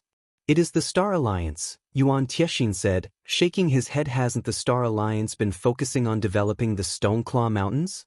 Why would they suddenly want to conquer Stone Forest Town? Cold Autumn did not believe that any power in God's domain was capable of occupying Stone Forest Town against current players. Level 150 NPC guards only needed 1 hit to finish the fight. Plenty of high-tiered NPC guards also protected the town. You'll understand once you see the official forums, Yuan Tiexin said. Cold Autumn immediately opened Star Moon Kingdom's forum. Sure enough, at the very top of the front page, massive letters attracted attention to a specific post. Moreover, the post had been created by none other than the Star Alliance's guild leader. Galaxy Past. The Star Alliance officially issues a challenge to Zero Wing. We will wait in the Stoneclaw Mountains. Do you dare accept? If Zero Wing does not have the courage to accept this challenge, you can hide in Stone Forest Town for the rest of your lives. Although the post had just been issued, the Star Alliance's many members had constantly upvoted it. They had also disparaged Zero Wing in the comments. Isn't Zero Wing supposed to be impressive? Do you guys dare accept our challenge? Black Flame, aren't you Star Moon Kingdom's #1 expert? If you're strong enough, stop hiding and fight me. Let's show the world how I beat you up into a pulp. Sure enough, Zero Wings members are all cowards. The only thing they know how to do is to hide in the safe zone. So, this is the case. Cold Autumn immediately understood what was going on. It seems that the Star Alliance is not doing too well right now, either. Without the supplies that Stone Forest Town offers, even with funding, the Star Alliance's development in the Stoneclaw Mountains has lagged behind the other guilds. Naturally, the guild cannot allow this to continue. Now that the Flower of Seven Sins is dealing with Zero Wings experts, it is the perfect chance for the Alliance to deal a massive blow to the guild. If the Alliance succeeds, once Stone Forest Town's protection period has ended, it will be a lot easier for the Alliance to take over, Yuan Tiexin explained. Hence, I have called you all here to prepare. I understand. I'll have everyone get ready. Hopefully, Zero Wing won't try to dodge this battle. Cold Autumn felt that Zero Wing's guild leader, Black Flame, was not so foolish as to get taken in by such a pitiful provocation. However, it was a different matter when it came to the guild. If Zero Wing wanted to retain its reputation, it would have no choice but to accept the Star Alliance's challenge. Chapter 727, War. White River City, Zero Wing's guild residence. Due to the Star Alliance's sudden provocation, Zero Wing was in disarray previously. The guild's lack of response towards the Dark God's Legion's annihilation had caused many members within the guild to feel dejected. If not for Aqua Rose holding everyone back, many members would have rushed to the Stoneclaw Mountains to seek revenge. Now that the Star Alliance had launched such a challenge as well, how could they contain their anger? As it was difficult to locate a small number of independent players, they could have ignored the previous assault. However, it was a different story with the Star Alliance. Their enemy had even prepared a battlefield.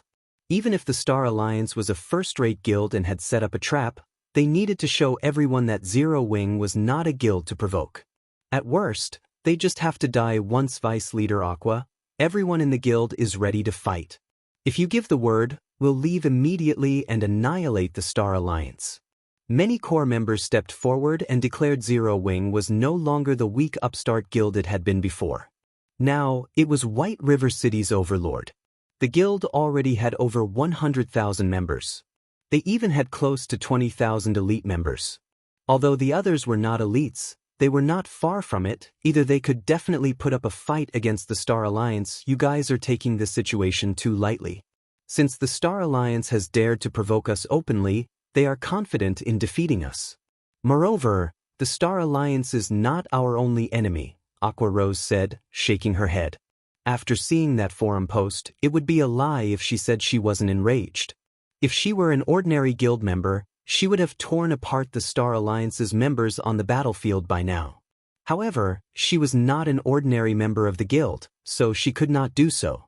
She had to consider the guild as a whole. As long as it was not one of the guild's important figures, even if they died tens of times, it would not impact the guild. However, if every elite member died even once, the guild would be wounded. If that happened, the best-case scenario would be the guild's development slowing down and losing its previous advantages. In a more severe case, the guild's development would stagnate, and from then on, the guild would no longer be able to contest for supremacy over God's domain. All of their time and efforts would be for naught. Such a situation had occurred many times throughout the virtual gaming world's history. The guilds involved had long since been forgotten. Hence, a guild had to be extremely cautious with each step it advanced. Passion was not enough for a guild to become an overlord in God's domain. Otherwise, there would not be so few first-rate guilds yet. If Zero Wing, the overlord of White River City, did not respond to the Star Alliance's provocation properly, then any prestige the guild had gained would vanish like smoke. Who would join such a guild in the future? The Star Alliance has stooped low this time. They are actually using such a despicable tactic, Fire Dance said, frowning. However, if we accept their challenge, the Flower of Seven Sins will assist them from the sidelines, targeting our guild's experts. The other guilds might even try to take advantage of the situation and strike as well. The Star Alliance will devour us. Fire, you fought a party leader from the Flower of Seven Sins before. Do our main force and the Dark God's Legion really stand no chance against them? Aqua Rose asked as she gave Fire Dance a concerned look. The Flower of Seven Sins have equipment that is in no way inferior to our main forces. Only those of us wearing Tier 1 set equipment are slightly stronger than them. However, they are experts who have the experience of many years of trials and tribulations. Even the organization's most ordinary member is only slightly weaker than I am in terms of combat techniques. The majority of their members are a lot stronger than me. If not for my weapons and equipment as well as magic scrolls and the power of darkness, I wouldn't have lasted against that party leader for long. When I faced that party leader, his defense was impeccable. He was able to see through all of my attacks easily and prepare. It felt as if I were fighting our guild leader. Hearing Fire Dance's experience, everyone sucked in a breath of cold air, their previous passion vanishing completely. Everyone finally understood just how frightening the Flower of Seven Sins was. Fire Dance's combat techniques ranked third within Zero Wing, and only Sure Fong could win against her with absolute certainty. Yet, just an ordinary member from the Flower of Seven Sins possessed combat techniques that were nearly equal to Fire Dance's. Meanwhile, there were as many as 50 assassins fighting them. Would be like facing 50 Fire Dances. Moreover, among these 50 people, there were monsters that could rival Black Flame. Obtaining victory would be impossible. A monster like Black Flame could play an unimaginably massive role in a war against tens of thousands of players. Meanwhile, they had to take down at least 6 such monsters. In truth, when Black Flame had seen the list of assassins, even he had been surprised. Vice Leader Aqua, what are we supposed to do? Blackie had begun to panic a little. Neither fighting nor hiding is an option. I can't make that decision. Let's contact our guild leader first. In truth, Aqua Rose had an idea: send a portion of the guild's members into battle while leaving behind the guild's core strength. That way, even if they suffered defeat at the Star Alliance's hands, they would retain the guild's core combat power. They would still be able to contend for supremacy over God's domain. However, only Black Flame could make that final decision. Everyone nodded in agreement when Aqua Rose mentioned their guild leader. A sense of reverence and confidence blossomed in everyone's hearts. So long as their guild leader gave the command, even if they had to fight to the very last man and repeatedly die until they were level 0, they would do so willingly. At most, they would just start all over again with their guild leader. Suddenly, the conference hall doors swung open. A familiar figure appeared before Aqua Rose and the others. Guild leader. Guild leader, you're back. Immediately, everyone in the conference hall stood up. Sit. I already know what's going on. Sure Fong could not help his happy smile when he saw everyone in the room. They had all done very well by holding themselves back, giving the Flower of Seven Sins little to no chance to attack. Now, it was time for their guild leader to take the stage. Blackie, what's the status on my previous request? Sure Fong asked. We bought everything we could get our hands on. Melancholic has even gone to other kingdoms and empires to purchase them. We should have enough for our needs, Blackie said confidently. Good. Collect these materials for me. Don't worry about the price. As long as it doesn't exceed twice the original price, buy everything, Sure Fong said, nodding. He then handed a list of materials required to manufacture the 9-star polar domain to Blackie. Turning to look at Aqua Rose, he said, since the Star Alliance wants a war, then war is what we'll give them. Aqua, pick 10,000 elite members from the guild and have them prepare to head to the Stoneclaw Mountains.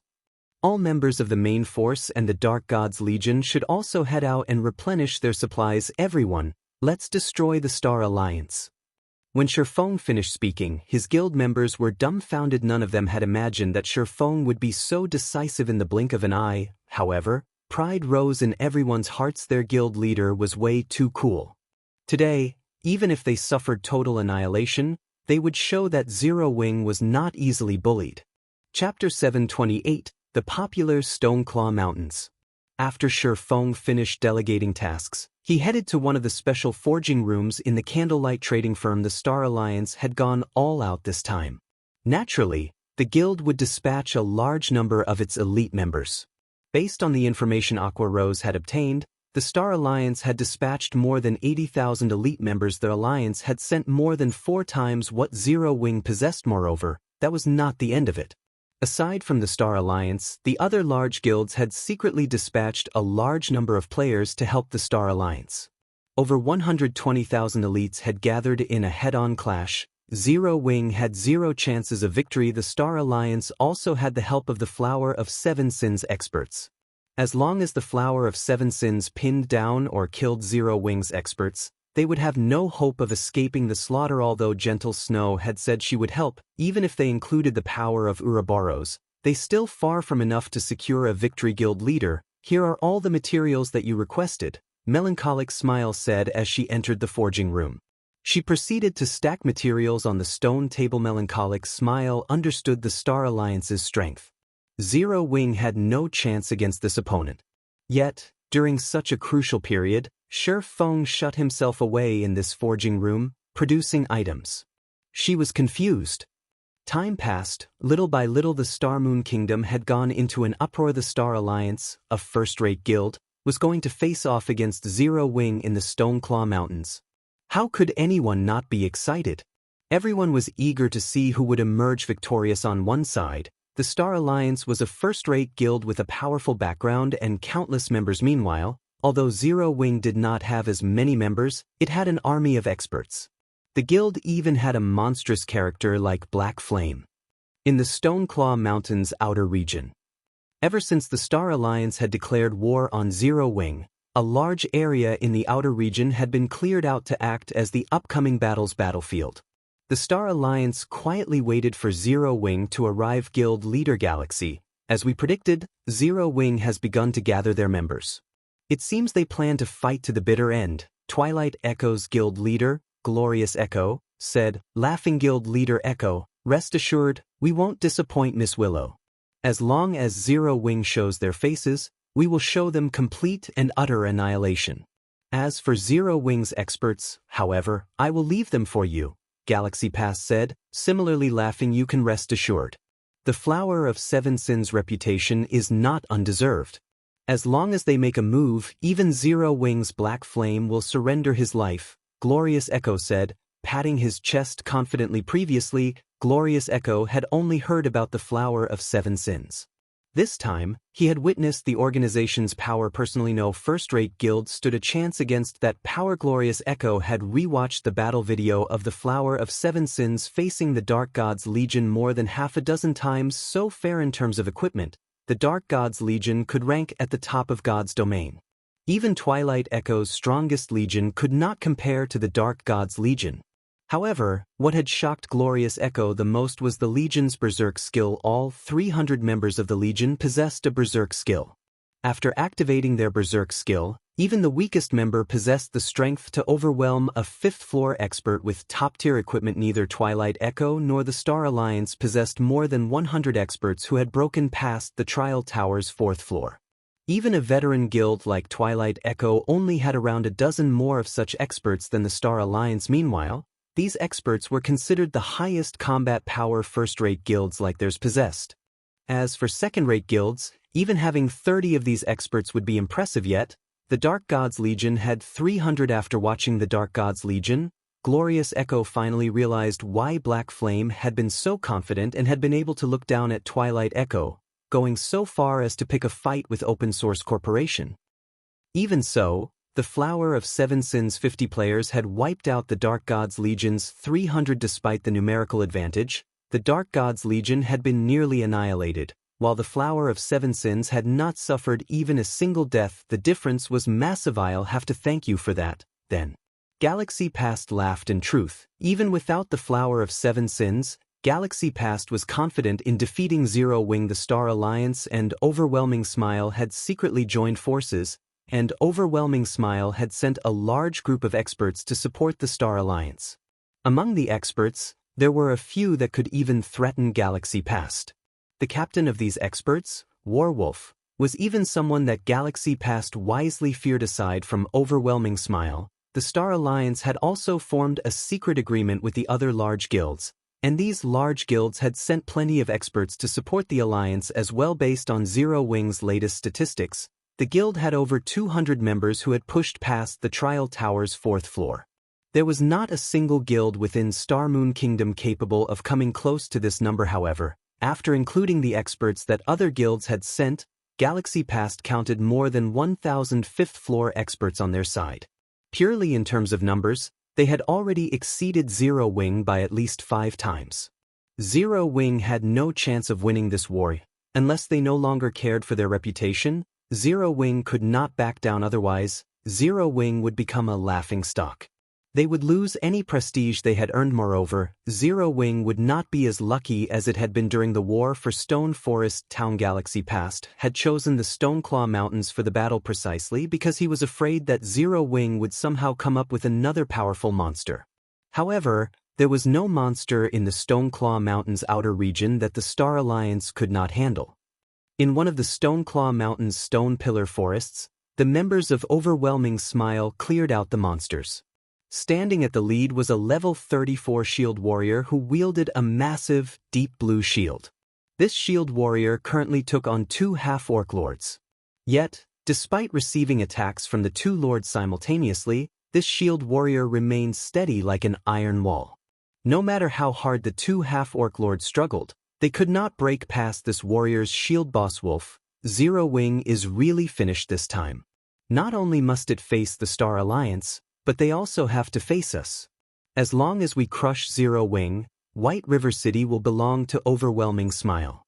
Soaring Snake, who bombarded a half-orc lord, could not help his excitement about their army's strength. Overwhelming Smile and the Star Alliance are just working to get what each of us wants. Moreover, Zero Wing is not our main objective. Instead, we need to hinder Ouroboros. You are not allowed to get revenge on Zero Wing on impulse, the pale-faced werewolf said. Glancing at Soaring Snake, he continued, moreover, it is too early to determine the outcome of this battle. Don't forget how Dark Star perished under Black Flame's hands. It is better to avoid trouble whenever possible. Boss Wolf, Big Sis Yulon has already reminded me. Why would I dare act impulsively and ignore the bigger picture? Soaring Snake said, laughing. While the various large guilds prepared for war, Shurfeng had finished crafting the items in the candlelight trading firm's special forging room. Aqua, have the main force and the Dark God's Legion gather at the residence in Stone Forest Town. Chapter 729, Rules of War. Stone Forest Town. Under Shurfeng's command, Zero Wing's main force and the Dark God's Legion quickly gathered in Stone Forest Town's guild residence. I heard that the Star Alliance has gathered a lot of experts. I will finally have the chance to stretch my muscles, a Berserker, Shadow Sword, said as he caressed his Tier 1 weapon, Tempest's Breath, his fighting spirit burning in his eyes. Standing beside Shadow Sword, Kola, Yiwumien, Rampant Blade, Flying Shadow, Minor Wind, Turtle Dove, and the other members of Zero Wing's main force nodded in agreement. Ever since the Flower of Seven Sins had targeted Zero Wing's main force, Shurfeng had ordered them to stay inside the city and train in the Divine Colosseum. Although their EXP bars had barely moved over these past few days, their combat techniques had improved significantly. Everyone's skill completion rates, in particular, had improved by leaps and bounds with the help of the 100-berry wine. Previously, only Fire Dance, Violet Cloud, and Aqua Rose could maintain their skill completion rates at 85% and above. Now, however, they could do so as well, though their techniques were still weaker than Fire Dance and the other 2 women. With their top-tier equipment and Tier 3 gemstones, the Flower of Seven Sins assassins should not mistake them for easy targets. After a short wait in the guild hall, Shurfeng appeared in the residence's hall after using a guild transfer scroll. The Zero Wing members immediately saluted out of respect. Aqua, have you finished organizing the magical class teams? Shurfeng asked as he turned to Aqua Rose. He had obtained plenty of information regarding the Star Alliance from Gentle Snow. With just 10,000 elite members, they had no chance against an army of more than 100,000 elite players. If they wished to challenge such a large army, they would have to rely on the 9-star polar domain. Meanwhile, it was safest for the players maintaining the intermediate magic array to have as much mana as possible. Hence, Shurfeng had asked Aqua Rose to choose magical class players who had focused their free attribute points on intelligence. Everything has been arranged. Following your instructions, I have formed 20 groups of 9 players.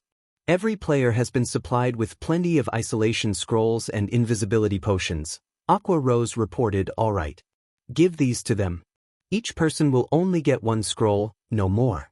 Shi Feng revealed the newly produced 9-star Polar Domain Magic Scrolls. If one entered combat, one would lose the effects of both the Isolation Scrolls and the Invisibility Potions. However, they were very useful to an ambush. Suddenly, melancholic smile burst into the guild hall.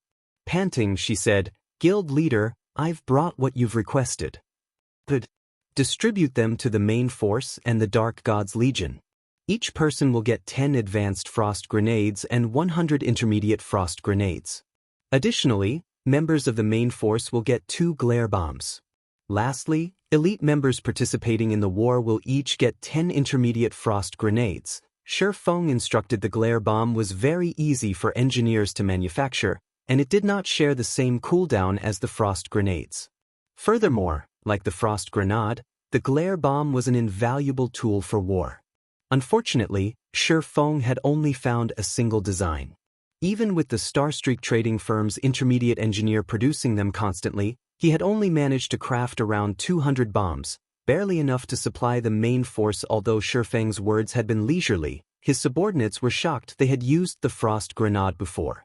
It was one of the guild's strategic items that they kept in reserve. However, though they knew that the items sold only in Blackwing City, none of them knew exactly where they could buy them. Currently, Shi Feng had only revealed the location to Aqua Rose and Melancholic Smile Intermediate Frost Grenade. Effective against monsters and players, below level 70 deals 800 frost damage to a radius of 12 yards, freezing targets for 5 seconds, then reducing movement speed by 60% for a duration of 12 seconds. Price: 10 silvers. Advanced Frost Grenade. Effective against monsters and players, below level 120. Deals 2000 frost damage to a radius of 15 yards, freezing targets for 5 seconds, then reducing movement speed by 60% for a duration of 12 seconds. Price: 70 silvers. Although these tools would only be half as effective against players, it would still leave an impact. Only, these items were incredibly expensive. Yet, for this battle, Shi Feng had prepared so many. The guild had spent 6,800 gold on the main force and the Dark Gods Legion. After including the allocation for 10,000 elite members, the guild spent a total of 16,800 gold. Even the Star Alliance, which received financial support from Open Source Corporation, could never spend that many coins in a single breath. The Alliance would never willingly part with such a sum of money. Yet, Shi Feng did not hesitate at all. Even to Zero Wing, 16,800 gold was not pocket change. This was the money that Zero Wing had amassed after many difficulties. However, Shi Feng did not particularly mind the expenditure. He had not only requested Melancholic Smile to purchase the frost grenades. He had requested something even more powerful as well. That item was more expensive than all the frost grenades they had purchased combined. To others, it might not be easy to deal with an army of more than 100,000 elite players. To Shi Feng, who had coins to spend, it was not difficult at all. Even top-tier players would be limited under the iron hoof of an elite army. To increase their chances of overcoming the Star Alliance, Shi Feng needed to increase the guild's overall strength. The best method to do so was to arm every elite member with intermediate frost grenades. Shi Feng had played God's Domain for more than 10 years now. He had lost count of the number of guild wars he had participated in. Hence, he was extremely familiar with how guild wars worked. To secure victory in a guild war, relying on elite and expert players was far from enough to emerge victorious in God's Domain's battles. Magical tools were crucial as well. Take the Twin Snake Ring, which had once been famous throughout the continent, for example. It was a kind of strategic weapon that, even in the hands of an ordinary player, could send hundreds of thousands of elite and expert players running with their tails tucked between their legs. It was a weapon that could cause the various kingdoms and empires to tremble in fear. In the end, after the various kingdoms and empires had paid an unimaginable price, they managed to destroy the Twin Snake Ring. Thus, in the past, the various large guilds had invested money desperately to research these items. Only, current players had yet to realize just how powerful magical tools could be. Hence, they felt that they could rely on numbers and experts to secure victory in battle. Even though the frost grenades' effects were halved against players, they were more than enough to give the Star Alliance's elites a run for their money. If used properly, The frost grenades could even teach the Star Alliance an important lesson. Battles in God's domain could not necessarily be won with a larger army. One could also drown their opponents to death with money. After everyone from Zero Wing was equipped with the necessary supplies, under Shifeng's lead, they boldly made their way towards the Stoneclaw Mountains. Quick look, they are from Zero Wing. Wow, they're really going to fight. They must have lost their minds. What do they intend to do with so few people? Are they trying to get themselves killed? Many independent players watched Zero Wing's army, which consisted of just slightly more than 10,000 players, with disdain. It should be known that the Star Alliance had more than 100,000 elite players on their side. What is Black Flame trying to do? Why did he send so few people? Waiting at the Stoneclaw Mountains dungeon entrance, Gentle Snow frowned when she saw Zero Wing's army approach. Could he have given up? Chapter 730, Sword Drawn. Outside of the Stoneclaw Mountains transfer gate, Ouroboros's elite army waited for their allies. A battle involving hundreds of thousands of players was different from battles involving only hundreds or thousands of players. There were not many locations that could house a battle of that scale. It was even less likely to find a proper area inside of a dungeon before the war began. One had to organize their troops first. Charging into battle recklessly would only lead to one's doom. Hence, Gentle Snow held Ouroboros back from entering the Stoneclaw Mountains. Instead, she chose to wait for Zero Wing's arrival. Ouroboros was a first-rate guild. Although the guild had lost quite a few of its elites due to infighting, it still possessed the background of a first-rate guild. Moreover, due to its guild residence in Stone Forest Town, Ouroboros developed far faster than their competitors. At this point, God's domain had already evolved from the era of coins to the era of magic crystals. With sufficient magic crystals, a first-rate guild with a strong background could quickly nurture elite players. Ouroboros already had more than 60,000 elite members. They had only slightly fewer than when they had conquered Stone Forest Town with Zero Wing. However, if one wanted to compare the quality of their elite members, Zero Wing was still slightly superior to Ouroboros. Shifeng had always been an advocate of quality over quantity. Otherwise, Zero Wing would have had 40,000 or 50,000 elite members rather than 20,000. Guild leader Black Flame, what do you have planned for the war with the Star Alliance? Gentle Snow asked as she turned to Shifeng. Initially, Gentle Snow had thought Shifeng would bring all of his guild members above level 30 with him into this war. She had never imagined that he would only dispatch 10,000 elite members. If so, she had no choice but to alter her original plan. There were over 100,000 players on the Star Alliance's side. Based on the latest reports she had received, they had more than 150,000 elites.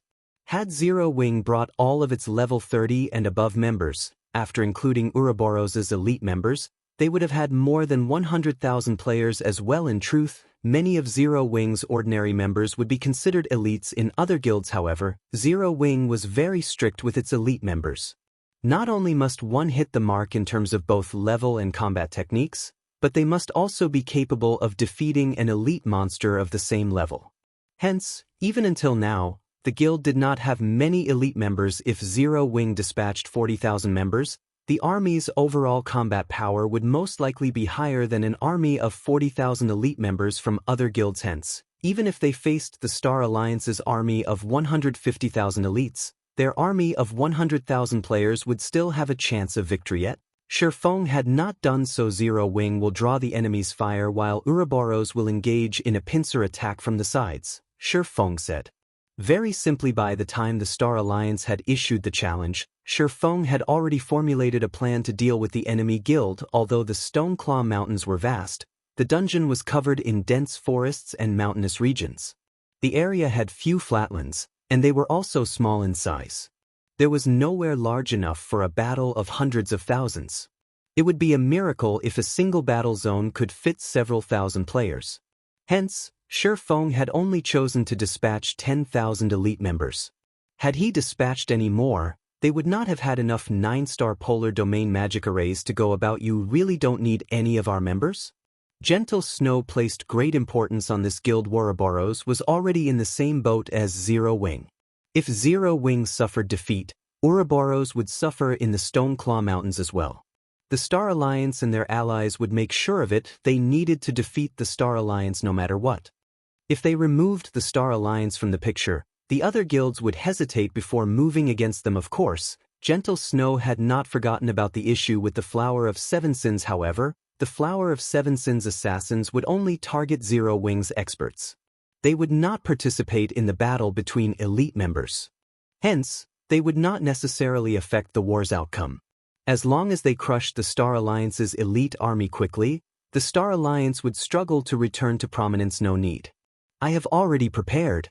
When the time comes, you just have to remember your desire to eliminate the Star Alliance, Shifeng said, his lips curling into a confident smile, following which, after both guilds finished preparing, they entered the Stoneclaw Mountain's main force. Follow me. The Dark God's Legion will act as the spearhead and penetrate the Star Alliance's core. Everyone else, as we discussed, split up into 10 legions and advanced slowly. Shifeng shouted his orders after entering the Stoneclaw Mountain. Shifeng's decisions had confused Aqua Rose and the others. In such a massive battle, he wanted all of Zero Wings experts to gather in a single location. They would be throwing away an expert's advantages on a battlefield. On such a large battlefield, their enemies would scatter. By concentrating all of their experts into a single point, although their combat power was astounding, they would only be able to claim a limited number of lives. They wouldn't be nearly as efficient on the battlefield as they could be. Alright, enough daydreaming. Shifeng commanded. Naturally, he understood everyone's concerns. However, he did not have time to explain his plan. Although this formation would not benefit the guild on the battlefield, it would not give the Flower of Seven Sins a good opportunity to strike. Moreover, they could reduce the number of casualties from the elite legions. The Flower of Seven Sins was an assassin organization. They had only been hired to do one thing in this battlefield: kill Zero Wings experts. Shifeng had confirmed this with the secret pavilion. As long as there were no experts in the elite legions, the Flower of Seven Sins would not bother helping the Star Alliance by killing Zero Wings elite members. However, if an expert appeared in the midst of the elite legions, even if the assassins were reluctant, they would have no choice but to clear out the elite members blocking their path. This would deal a fatal blow. Shifeng was a flowing water realm expert, so he understood how beneficial such narrow terrain was to experts in the realms of refinement. He also knew how effective such experts were in a battle involving thousands of players. Hence, Zero Wings experts needed to cluster. That was his first reason. His second reason was to drive the assassins to a single location. That way, he would not have to waste time searching for them. He could set a trap to catch them at once. Under Shifeng's command, everyone immediately began to move. Shifeng directly led the 100 main force members in a charge towards the tallest peak in the Stoneclaw Mountain's outer region. That area was a favored location for a large-scale battle. From there, he could see the overall situation and direct his army. Ouroboros had also circled to the edge of the Stoneclaw Mountains. Meanwhile, on top of a hill in the Stoneclaw Mountain's outer region, Guild Leader Galaxy, Zero Wing has entered the Stoneclaw Mountains. However, Zero Wing has only brought 10,000 elite members. It seems that the Star Alliance will not get to see much action. If you don't move quickly, the other guilds might decimate Zero Wing before you get to see any action, Glorious Echo warned the other guild leader cheekily. He could not help but laugh when he received the report on Zero Wing's arrival. You might not even get a share of the equipment they drop. Hearing this, Galaxy Past shook his head and laughed, saying, in the end, it seems that Black Flame is not brave enough to make a last stand. He has actually dispatched so few people. Purple, issue my commands. Have Red Feather lead 30,000 elite troops into battle immediately. We can't let the other guilds steal the bounty. Understood. Purple Eye contacted Red Feather. Chapter 731, Flurry. After the large guilds received the reports that Zero Wing had dispatched 10,000 elite members to the Stoneclaw Mountains, they began to mobilize their troops. Although the various large guilds had only dispatched a small number of elites and experts, there were over a dozen large guilds aiding the Star Alliance. In fact, the total number of elites and experts the various large guilds had sent was only slightly lower than the Star Alliance's army. Overall, they had more than 70,000 players. If the various guilds went all out, they could gather more elite players than the Star Alliance and Ouroboros combined. 10,000 elites won't even be enough to fill the gaps between our teeth. Sure enough, Zero Wing is only here to make an appearance. They don't have the courage to face us all out. We're currently the closest to the dungeon's entrance, so Zero Wing's equipment will be ours for the taking. In Star Moon Kingdom, Zero Wing was famous for having top-tier equipment despite being level 31 or 32. The elite members of ordinary guilds generally wore level 25 Mysterious Iron and Secret Silver equipment, and very few had level 30 Mysterious Iron equipment. As for level 25 Fine Gold weapons and equipment, only an extremely small number of elite players had the privilege of owning any.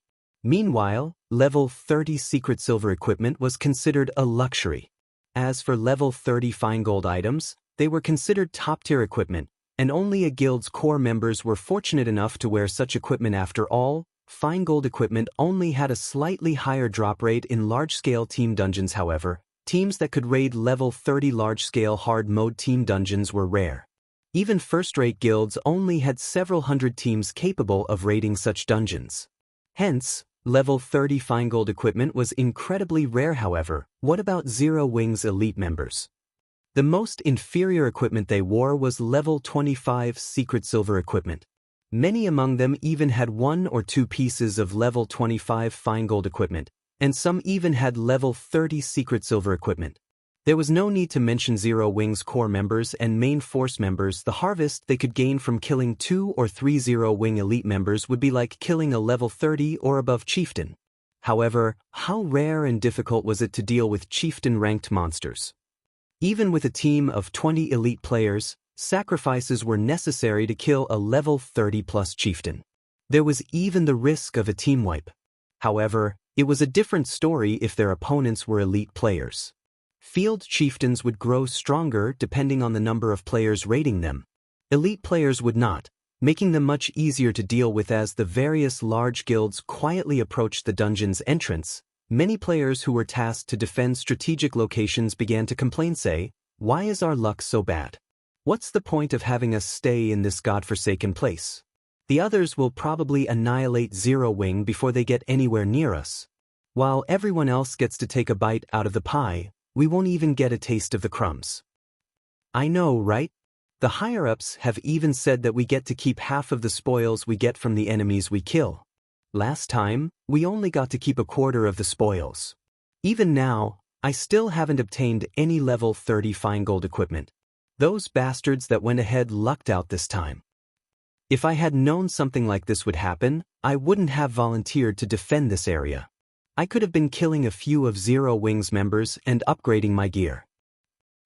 The 2,000-man elite legion standing on top of a mountain whined as they enviously watched the fires of battle some distance away, nearly drooling. Meanwhile, under Shifeng's lead, Zero Wing's main force arrived at the foot of this mountain undetected with the help of isolation scrolls and invisibility potions.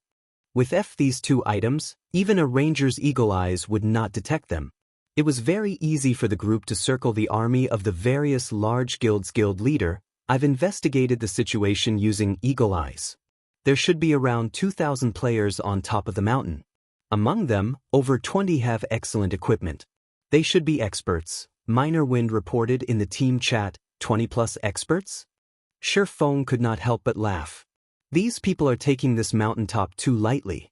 Fire, lead your group, get rid of their healers first. Everyone else, focus on your positions. Herd them together as much as possible before using AoE skills. Shifeng did not take the 2,000 elite players seriously at all. The equipment worn by Zero Wing's main force was considered among the best throughout God's domain. They had at least double the attributes of their enemies. Even the Dark God's Legion could defeat 2,000 elite players easily. The only ones who might actually pose a threat would be the 20+ experts. Currently, those that could be considered experts were players who had, at least, reached the Trial Tower's 5th floor. Unfortunately, even the weakest members of Zero Wing's main force were 6th floor experts. Hence, Shifeng did not have a shred of doubt that his team would slaughter the army of 2,000 elite players. The Rangers, who observed the situation on the mountain, did not detect Shifeng and the others approach. Guild leader, we're in position. Fire Dance, who stood a short distance away from the enemy's healer team, said quietly through the team chat. Flying Shadow and 8 other assassins accompanied Fire Dance. Guild leader, We've arrived at the enemy's magical class team. Kola reported quietly. Sure Feng stood a short distance away from the 20+ experts. Through a combination of void steps and the effects of the invisibility potion, even a ranger or druid with sharp senses would not detect Sure Feng kill them. Sure Feng growled immediately. Everyone burst into action. Fire Dance activated the additional skill of the Tier 1 set equipment for assassins, Flurry, increasing her movement speed and attack speed by 50% for 20 seconds. She then executed ambush and thrust her flaming short sword into the back of a level 32 cleric. 267. The cleric, who had close to 7,000 HP, died instantly. Magical classes were very fragile. Not only did they possess very little defense, but they also lacked passive skills that reduced damage. Against Fire Dance, who boasted both high attack power and critical rates, magical classes could not withstand even a single blow. Even without a critical hit, Fire Dance could still kill a cleric with more than 7,000 HP with a single move. With the sudden death of a cleric, the remaining healers were dumbfounded. The healers were typically safe in the heart of the Legion.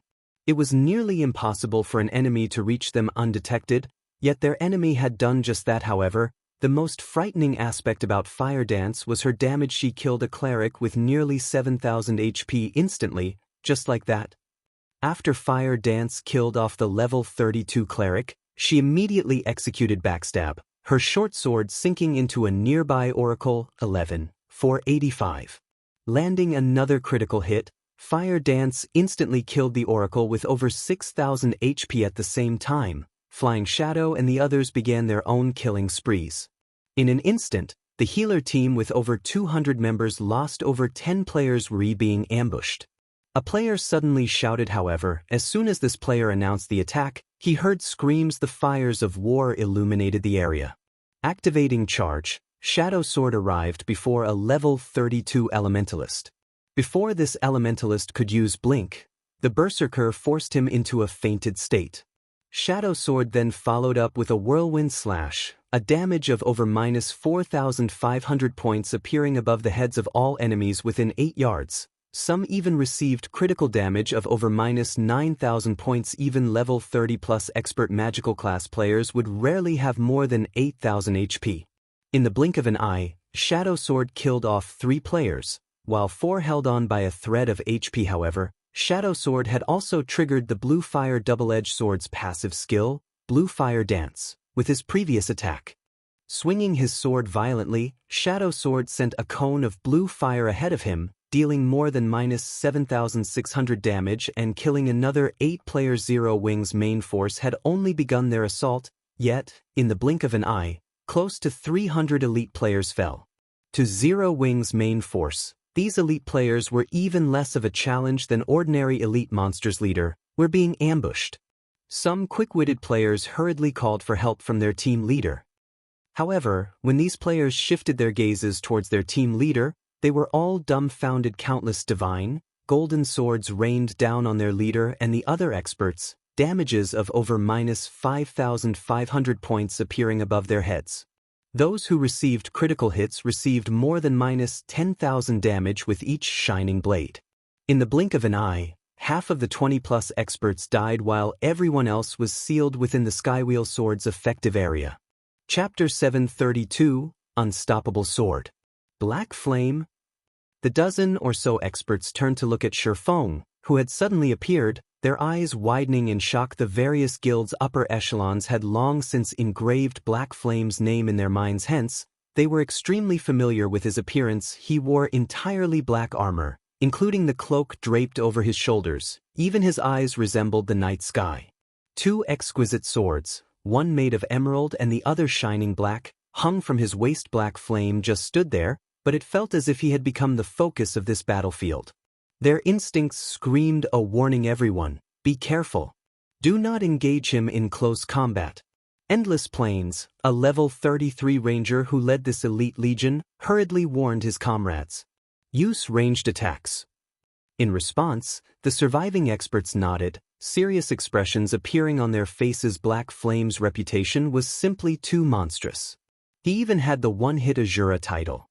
Even God's Domain's top-tier experts could only last a few moves against Hema. Few of Black Flame's battle videos had even been regarded as a teaching scripture for swordsmen. Black Flame's grasp of timing and skill usage completely surpassed other expert swordsmen by several levels. Although none of them had ever believed they could win against Black Flame in a one-on-one fight, they had never imagined that, after meeting Black Flame in person, the man would be this frightening. Despite being a swordsman, Black Flame had approached them undetected by relying on an isolation scroll and an invisibility potion. His sneak attack was so fast that they had not had time to react. Moreover, not only did Black Flame's attack catch them, but that single attack had devoured close to half their numbers. Even the high defense and HP Guardian Knights and Shield Warriors had lost close to 4,000 HP. To make matters worse, that was only a control-type skill. Logically, such skills usually dealt low damage. Yet, the skill had stolen 1/3 of the Guardian Knights and Shield Warriors' HPs. If Black Flame had used a high-damage skill, the consequences would have been unimaginable. 1,000 hunts and I will hold him back. Look for chances to attack him. Don't worry about hitting us, a level 34 Shield Warrior named World Defender said as he lifted his barbed, diamond-shaped shield and dashed forward. Sternly he said, 1,000, if Black Flame moves, activate all defensive skills immediately. Don't hold anything back. I understand. The Guardian Knight named 1,000 Hunts nodded as he stepped to the forefront of his team. They absolutely could not afford to be careless against Black Flame. He understood that, if they did not start the fight with everything they had, it was likely that this swordsman would claim their lives instantly. Good luck. The other team members dashed towards the sword domain's edge. To them, World Defenders and 1,000 Hunts' strength felt reassuring. These two were well-known experts in the virtual gaming world. Although they could not compare to hidden experts like Warwolf, they could still rank near the top among MTs in Starmoon Kingdom. Previously, they had only received so much damage because Black Flame had caught them by surprise with his ambush. Now that these two were going all out, even Starmoon Kingdom's top experts would not find it easy to break through their defense. It seems like you guys have done your homework, Shifeng stated as he glanced at the 12 remaining experts. Among these people, he was familiar with quite a few of these experts. Endless Plains from the second-rate guild, Wildfire World Defender from the second-rate guild, Arrogance 1,000 Hunts from the second-rate guild, Secluded Fantasy. In the past, he had looked up to these experts. He had never dreamed that he would face off against them. He had not expected the shift in their positions, either in the past. Even if he had gone all out and pushed his senses to their limits, he would barely be able to contend with any of these experts. Yet now, these experts had to work together and fight with everything they had just to have any chance of survival against him. Although these people worked together for the first time, they fell into a defensive formation seamlessly despite the previous sneak attack. They calmly considered and executed the best strategy to deal with him. The extent of their combat experience was obvious. This was precisely what Fire Dance and the others lacked the most. Although Shifeng had charged at his enemy after using Skywheel Sword, Endless Plains had fired a storm of arrows the moment he set foot into the sword domain. Not only were the Rangers' attacks extremely fast, but they limited Shifeng's range of movement, forcing him to confront the two oncoming MTS Black Flame. Show me just how good you are. The tall and robust World Defender stood proudly before Shifeng as he activated a series of life-saving skills in quick succession. Bloodthirsty Rage, Tier 1 skill. Recovers 3% HP every second for 10 seconds. Shield Wall, Tier 1 skill. Decreases all damage by 60% for 18 seconds. Last Stand, Tier 1 skill. Increases maximum HP by 30% for 30 seconds. Suddenly, World Defender's HP rose from close to 12,000 to nearly 15,600. He also recovered to more than 10,000 HP standing a short distance away. 1,000 Hunts similarly activated his life-saving skills. He also used a Tier 1 Holy Shield protection, which could absorb over 2,000 points of damage on himself. When the shield broke, it would heal the player for over 1,000 HP. Following which, 1,000 Hunts activated Justice Roar. Enemies, players, or monsters affected by the skill would have to attack him. If they didn't, he would receive a boost to his speed and damage. Feeling the effects of 1,000 Hunts' Justice Roar, Shifeng could not ignore the Guardian Knight. Dashing up to 1,000 Hunts, The abyssal blade transformed into numerous black streaks of light that descended on the Guardian Knight's body so fast. Thousand Hunts was shocked. He had never imagined that Shifeng's attack speed would be so fast. He could not even see the afterimages of Shifeng's attacks. Fortunately, he wielded a shield. Compared to players without shields, he had an easier time defending against attacks. As long as he moved the shield slightly, he could block close to half of his body, making it very difficult to strike him. Thousand Hunts moved his shield quickly, blocking the abyssal blade. However, Shifeng did not bother changing the abyssal blade's trajectory. Instead, he continued swinging the magic weapon at Thousand Hunts' illusory shadow. The abyssal blade passed through the Guardian Knight's shield, the 6 black streaks of light penetrating the holy shield protection before biting into Thousand Hunts. 1, 274-2, 604-1, 295-2, 582-3, 829-1, 285. 6 consecutive damages appeared above Thousand Hunts' head. His HP, which had been over 9,000, plummeted to 0. How could this be possible? Thousand Hunts could not believe what he was seeing. Despite Protection Blessing, reducing the damage he received by 60%, Black Flame had killed him without breaking a sweat. The other experts were similarly dumbfounded. A Guardian Knight with more than 9,000 HP remaining and Protection Blessing had died instantly. Just how high is his attack power? World Defender no longer dared to waste time with attacks. Instead, he used Charge at the swordsman turning. Shifeng used Silent Steps, appearing behind World Defender and brandishing Killing Ray. His witnesses only saw a flash of emerald thundering flash. Like a roaring dragon, 3 blue streaks of lightning instantly devoured World Defender. 2, 746-7, 087-4, 424. World Defender's HP, which had been over 10,000, vanished instantly, his body falling slowly to the ground. Chapter 733, Unstoppable. How could this be? Shock shook Endless Plains' heart when he saw World Defender and Thousand Hunts' lifeless bodies on the ground. He could no longer maintain his previous calm. Both of these MTs had activated all of their life-saving skills, yet each of them had only lasted 1 move against Black Flame. They lost their lives before they could work with anyone else on the team to deal with Black Flame. Is he really a player? They could not help but remember Black Flame's title of One-Hit Asura. However, everyone finally understood something. Against Black Flame's attacks, the only thing they could do was dodge. That's 2. World Defender's quick death had not particularly surprised Shifeng. After all, not only had his one-handed sword mastery reached the basic Sword King standard, but the aura of fire also increased his damage by another 50%. Even an MT with all of their life-saving skills active would be paper in front of his swords. Shifeng then shifted his gaze towards the nearest assassin wind blade. Suddenly, Shifeng left behind an afterimage as he appeared before the level 33 assassin, his killing ray slicing through the air. Don't think that I'm that easy to kill. The assassin abruptly retreated as Shifeng appeared before him and tried to activate Vanish. When activate, Vanish would provide him with nearly of invulnerability. Within this second, all attacks against him would be useless. However, Killing Ray's lightning effect triggered the instant Shifeng swung Killing Ray. He gained a 50% boost to his attack speed. Like a flash of light, Killing Ray danced across the assassin's body. 13, 548. It was another instant kill. As if that had been a cue, the rest of the team bombarded Shifeng with attacks. Numerous arrows and spells flew at Shifeng. Sidestepping, Shifeng jumped into the air, avoiding the oncoming attacks. Following which, he turned and retrieved the blazing meteor. With a flick of his wrist, a meteor suddenly flew from Shifeng's hand. Flame God's Fury. Flame God's Fury deals physical and flame damage to enemies within a 40 by 3 yard area. Deals 900% damage to the initial target, and damage reduces by 10% with each consecutive enemy hit to a minimum of 500% damage shield. An elementalist, a cursemancer, and a summoner, who were in the midst of spell casting, could not avoid the attack in time.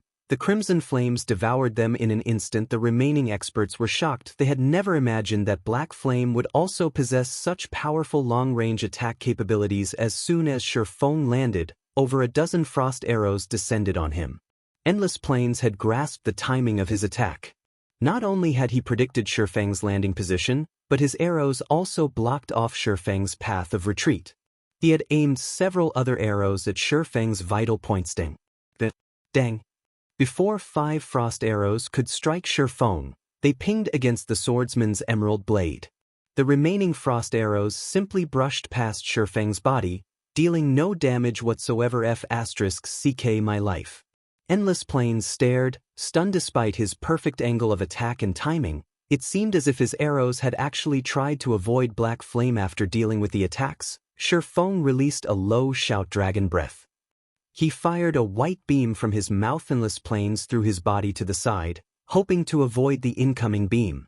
However, as if this white beam had predicted the ranger's actions, the beam plowed into the ranger. Shifeng achieved another instant cleave. Even after death, Endless Plains was confused.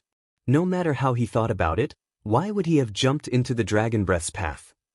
However, Violet Cloud, who happily massacred the Elite Legion, was not the slightest bit surprised when she saw this scene. Shifeng had already reached the flowing water realm of the realms of refinement. He could easily predict a player's movements by observing their body. Hence, after seeing Endless Plains' intention, he had adjusted Dragon Breath's trajectory before firing the skill. Although nearly 20 yards stood between them, Endless Plains had yet to set foot into the realms of refinement. He lacked sufficient physical control. In such high-speed battles, he could not respond quickly enough to evade the Dragon Breath Violet Cloud side. This was the watershed of top-tier experts. Although the difference seemed insignificant, its impact on the battle's outcome would be astounding. Extremely few ordinary players in God's domain could exert their virtual bodies to their very limits. On the other hand, thanks to their refined control over their own bodies, expert players could sometimes push their virtual bodies to their limits.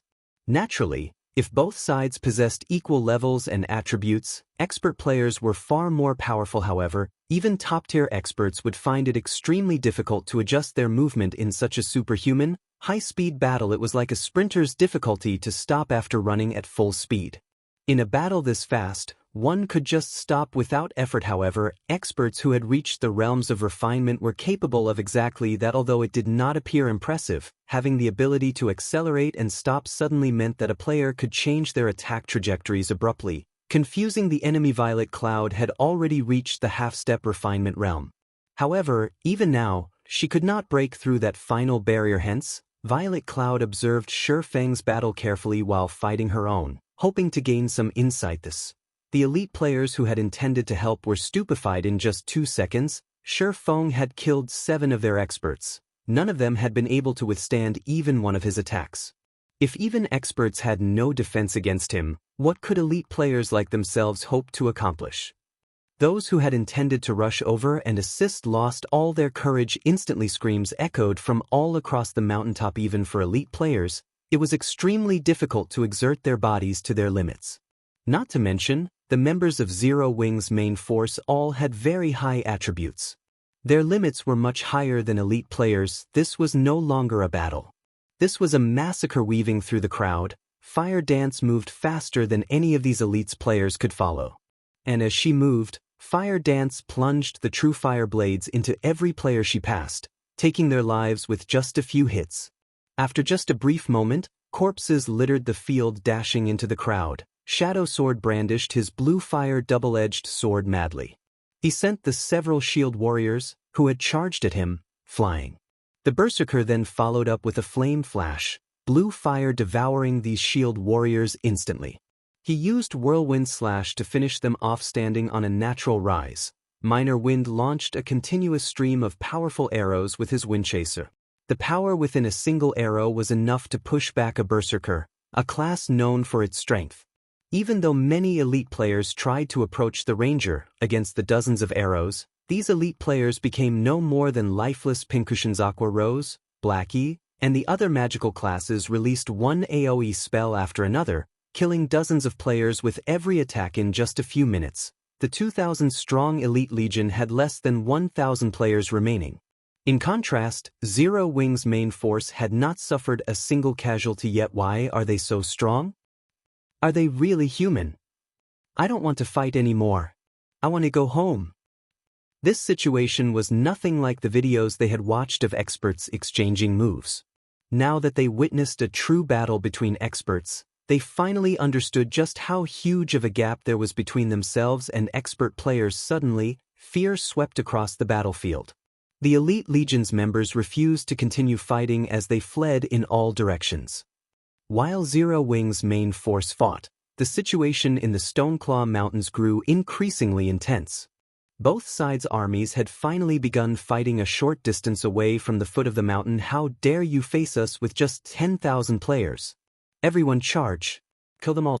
Red Feather sneered as he glared at Zero Wing's elite members. Chapter 734, Silent Battlefield.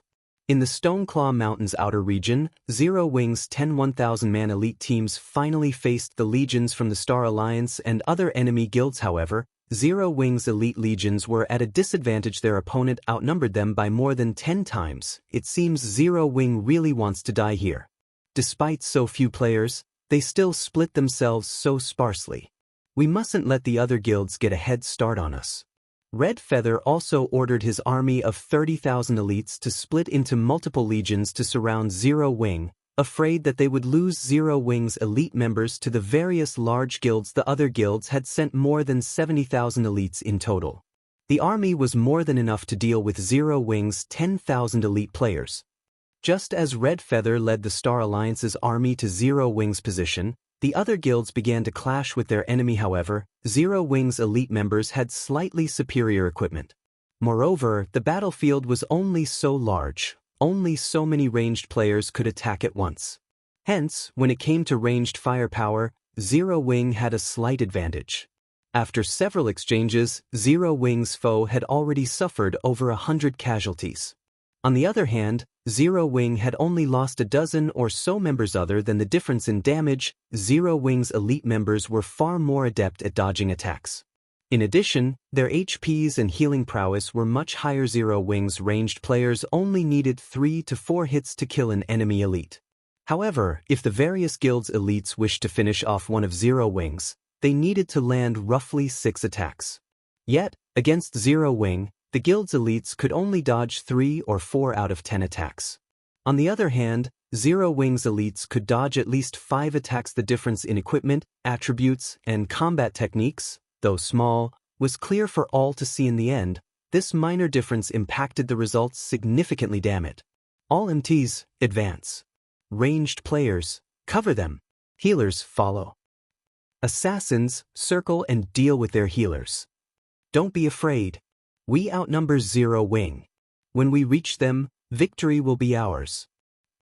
The upper echelons quickly issued the orders to charge ahead when they noticed Zero Wing's strategy of attack and retreat. Immediately, a collection of shield warriors and guardian knights emerged from the guild's elite army, every one activating their life-saving skills as they charged madly at Zero Wing's members. The healers supplied these MTs with endless streams of recovery spells from a safe distance. However, no matter how hard these shield warriors and guardian knights tried to dodge, no matter how much healing they received, or how they lifted their shields as they forged ahead, they died helplessly as Zero Wing's hundreds of ranged players blotted out the sky with a rain of fireballs, frost arrows, and normal arrows. If one watched from afar, they would see row after row of shield warriors and guardian knights tumble to the ground. How is Zero Wing's firepower so powerful? Only 40 yards stretched between the two armies. Yet, to shorten the gap by 20 yards, the various guilds had lost over 300 melee players. Even the upper echelons flinched at this spectacle's brutality. They had never imagined that Zero Wing's ranged attacks would be so powerful. Before they could even reach Zero Wing's elites, their legion, which began with more than 4,000 players, had lost close to 500 members. Originally, the various large guilds had thought that this would be an easy battle. After all, they had a massive numerical advantage. However, after seeing Zero Wing's combat method, they realized one thing. Indeed, they did have the advantage in numbers, but unfortunately, the Stoneclaw Mountains terrain prevented them from using that advantage. However, the various large guilds couldn't care less anymore. They all gritted their teeth as they charged forward. If they did not get rid of Zero Wing's elite army today, they would never recover. Moreover, the shield warriors, guardian knights, berserkers, swordsmen, and assassins of the various guilds were close enough that they could use their skills effectively. If they did not fight now, then when? Kill them. We'll earn everything back once we plunder Zero Wing's equipment. Suddenly, the guild's melee classes advanced, an intense bloodthirst shining in their eyes. However, just as the various melee players activated their skills, each Zero Wing elite retrieved an intermediate frost grenade, pelting their approaching enemy. Ping. Ping. Suddenly, hundreds of intermediate frost grenades bombarded the advancing crowd, transforming the vibrant forest into a world of ice, snow, and death. As for the melee elites from the various large guilds, they froze into ice sculptures when a gentle breeze blew past. Every one of these elite ice sculptures shattered, decorating the battlefield with equipment. Even though there were some assassins and swordsmen that had reacted quickly enough and activated their life-saving skills in time, their life-saving skills could only deflect a limited number of attacks. These skills' durations were also extremely short. However, the bombardment of the hundreds of frost grenades lasted for nearly 6 seconds. In the end, these players still fell under the rain of frost grenades. Each intermediate frost grenade could deal roughly 400 damage to players and had an effective radius of 12 yards. 100 frost grenades would deal roughly 40,000 damage. At this stage of the game, no player in existence had more than 40,000 HP. Furthermore, Zero Wing had not thrown only 100 grenades. The various guilds' commanders were shocked, speechless. Their remaining elite players also paused, every one of them wearing dazed expressions. Nice. Awesome. You guys thought you were impressive, huh? Now you understand Zero Wing's power. When Zero Wing's members saw how nearly all of the enemy melee players had fallen, pride and joy suddenly welled in their hearts. They also felt endless reverence towards their guild leader. Black Flame, too, had thought that their defeat was inevitable. However, this scene had cleared their minds of any doubt. In the blink of an eye, they had wiped out thousands of their enemies. These several hundred intermediate frost grenades were far more powerful than even a large-scale destruction spell. If they could fight here, in the Stoneclaw Mountains' narrow valley, they would not even fear twice this many opponents. The various battles that raged elsewhere met similar situations. The large guild's elite legions suffered tremendous losses under the intermediate frost grenade bombardment. Their death toll already exceeded 10,000, whereas Zero Wing had only lost around 100 members. So far, the large guilds were forced to reassess the combat power of Zero Wing's elite army. Meanwhile, at the highest peak in the Stoneclaw Mountains outer region, roughly 10 minutes after the battle had begun, the elite legion of 2,000 players had lost over 80% of its members. The few survivors had scattered and escaped just as Fire Dance and the others were about to give chase. Shi Feng stopped them. All right, that's enough. Ignore them. We don't need to waste our time hunting them down. We have more important things to do. Shi Feng said in the team chat. His main goal was to occupy this strategic location with good view over the battlefield, not to kill these elite players. Moreover, even if they allowed these several hundred elite players to escape, it would not impact the war's outcome. Guild leader, what are we going to do next? Aqua Rose asked curiously. The other team members were just as eager to learn their next step. Shi Feng had led them through the Star Alliance's encirclement and occupied this highland. What exactly was his goal? We're going to wait for them here, Shi Feng said, laughing. However, we can't idle either. Aqua and Blackie, follow me. Fire, your group will clear the battlefield. Everyone else, pay attention to your surroundings. Be wary of any ambushes from the Star Alliance. Aqua Rose and Blackie nodded sharply. They followed Shi Feng and climbed to an even higher overlook. Fire Dance then arranged her team to guard their surroundings. Chapter 735, Instrument of War.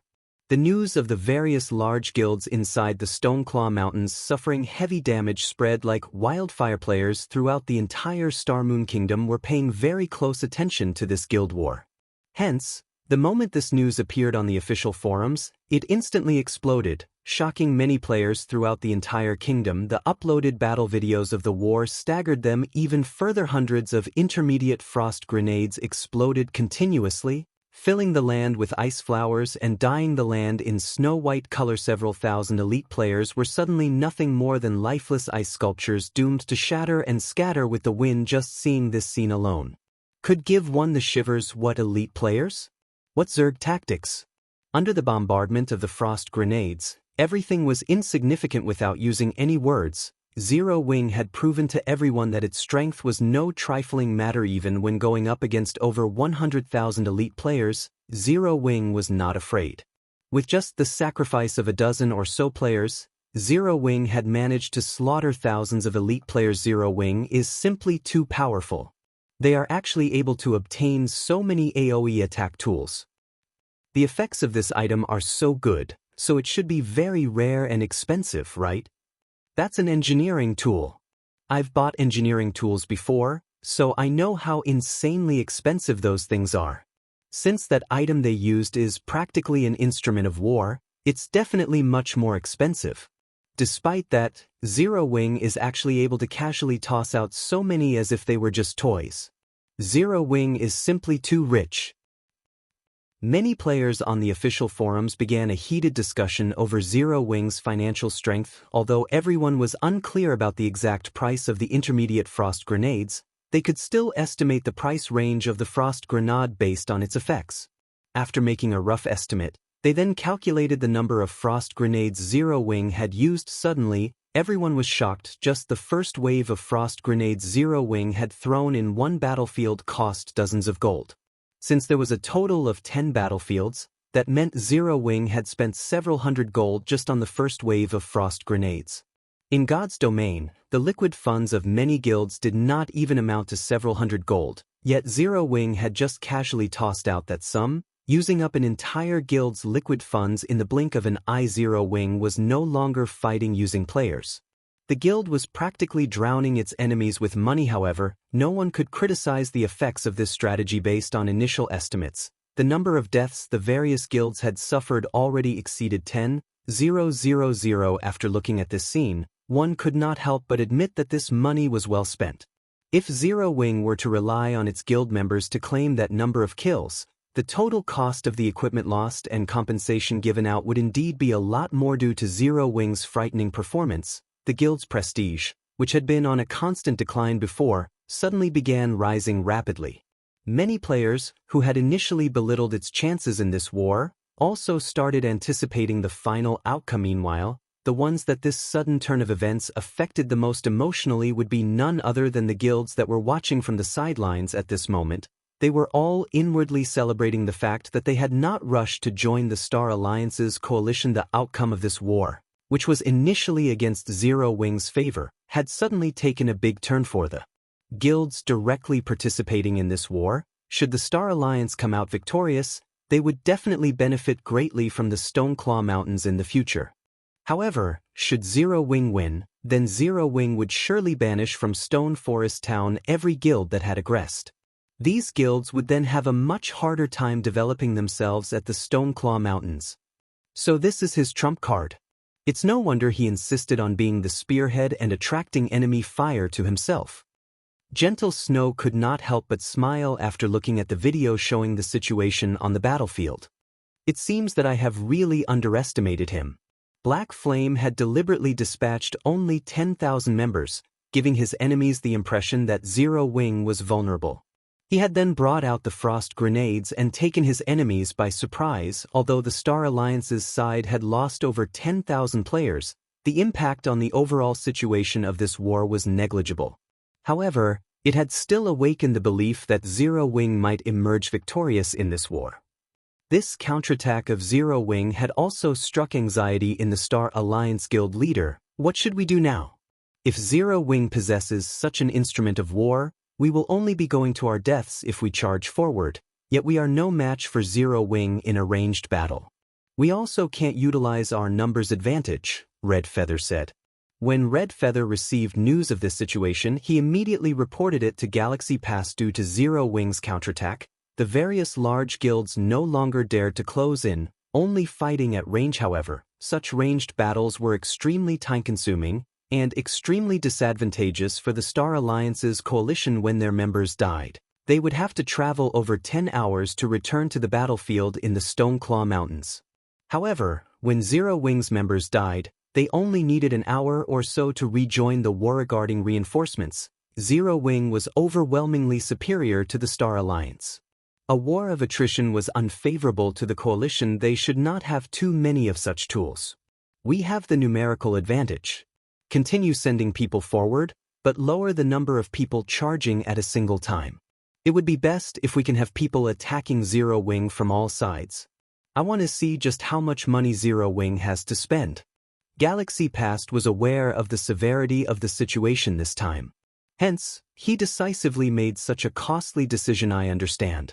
When Red Feather heard this, he immediately realized the limitations of the Frost Grenade. The Frost Grenade was not a skill with indefinite use. Moreover, the grenade should not be cheap. With their numbers, they could simply use a small fraction to bait Zero Wing to use the frost grenades. Once Zero Wing depleted its supply, its elite army would merely be sheep for the slaughter. As long as they defeated Zero Wing and obtained Stone Forest Town, all the losses they suffered now would be negligible. After the various large guilds received the directions from the Star Alliance, they also began attacking Zero Wing's elite legions from multiple locations, as well as using the lives of their members to draw out Zero Wing's frost grenades. Time passed slowly. The battle between both sides grew increasingly intense and increasingly concentrated. Although the effect of the frost grenades was indeed striking, the results now were much more subdued compared to the first time Zero Wing used the instruments of war. After facing several charging attempts from the Star Alliance, Zero Wing exhausted its supply of frost grenades. However, the Star Alliance suffered only 40,000 plus casualties. In terms of their number of elite members, the Star Alliance was still superior to both Zero Wing and Ouroboros combined. Without the frost grenades, Zero Wing's casualties also began rapidly rising. Zero Wing has already run out of AoE attack tools. Brothers, it's time to let Zero Wing know how amazing the Star Alliance is. Brothers, charge! Suddenly, the Star Alliance and the various large guilds initiated an all-out charge. Many expert players, who could exert massive destructive power, accompanied the assault teams. These experts could kill an elite Zero Wing player in just a few hits. However, nobody was capable of stopping these experts. Guild leader, if this continues, our people won't be able to last long.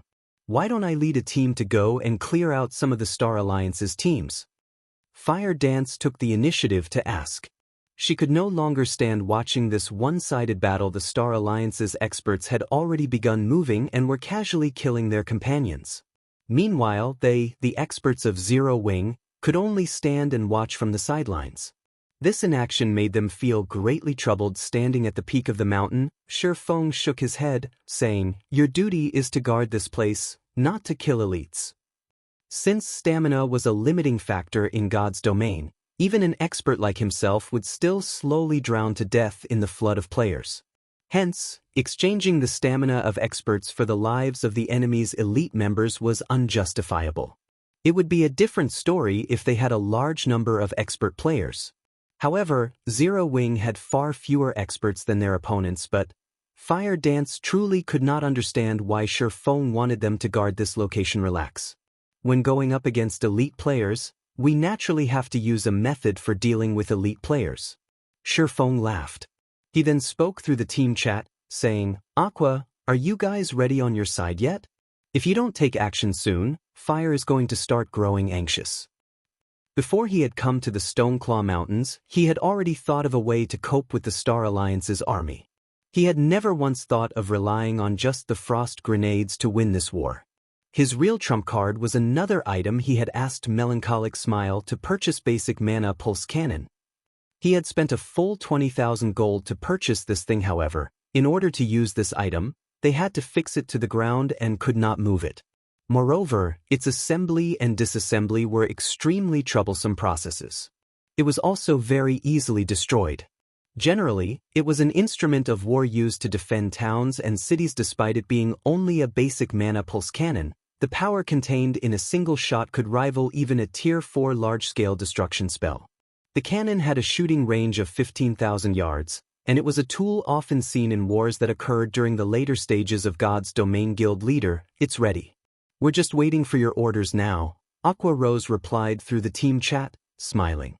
Chapter 736, Battlefield Dominator. Now that Zero Wing has used up their frost grenades, they no longer have anything to depend upon. Although the Dark Gods Legion is slaughtering the elite legions of the Star Alliance, the Alliance has already sent over 500 experts to hold back the Legion once the duration of the Dark Gods Legion's Berserk skills ends. Zero Wing's Dark Gods Legion will be finished as well. Even if the 100 experts of Zero Wing's main force were to take action now, the assassins of the Flower of Seven Sins will block them. This battle should be nearing its end now. Autumn, have the others get ready. We're heading over to the Highland. Black Flame has occupied right away. Now that the outcome of this war is about to be determined, it should be about time for the Flower of Seven Sins to make its move. Yuan Tiexin, who stood observing from an elevated position, could not help but shake his head. In the end, going up against the major forces of God's domain was simply impossible for an upstart guild with no background. However, even if Zero Wing was defeated, the fact that the guild was able to survive up to this point was already a matter to be proud of. Uncle Yuan, isn't there still Ouroboros's elite army of 60,000? Cold Autumn had previously read the report on Ouroboros. The army led by the snow goddess Gentle Snow was not something to discount.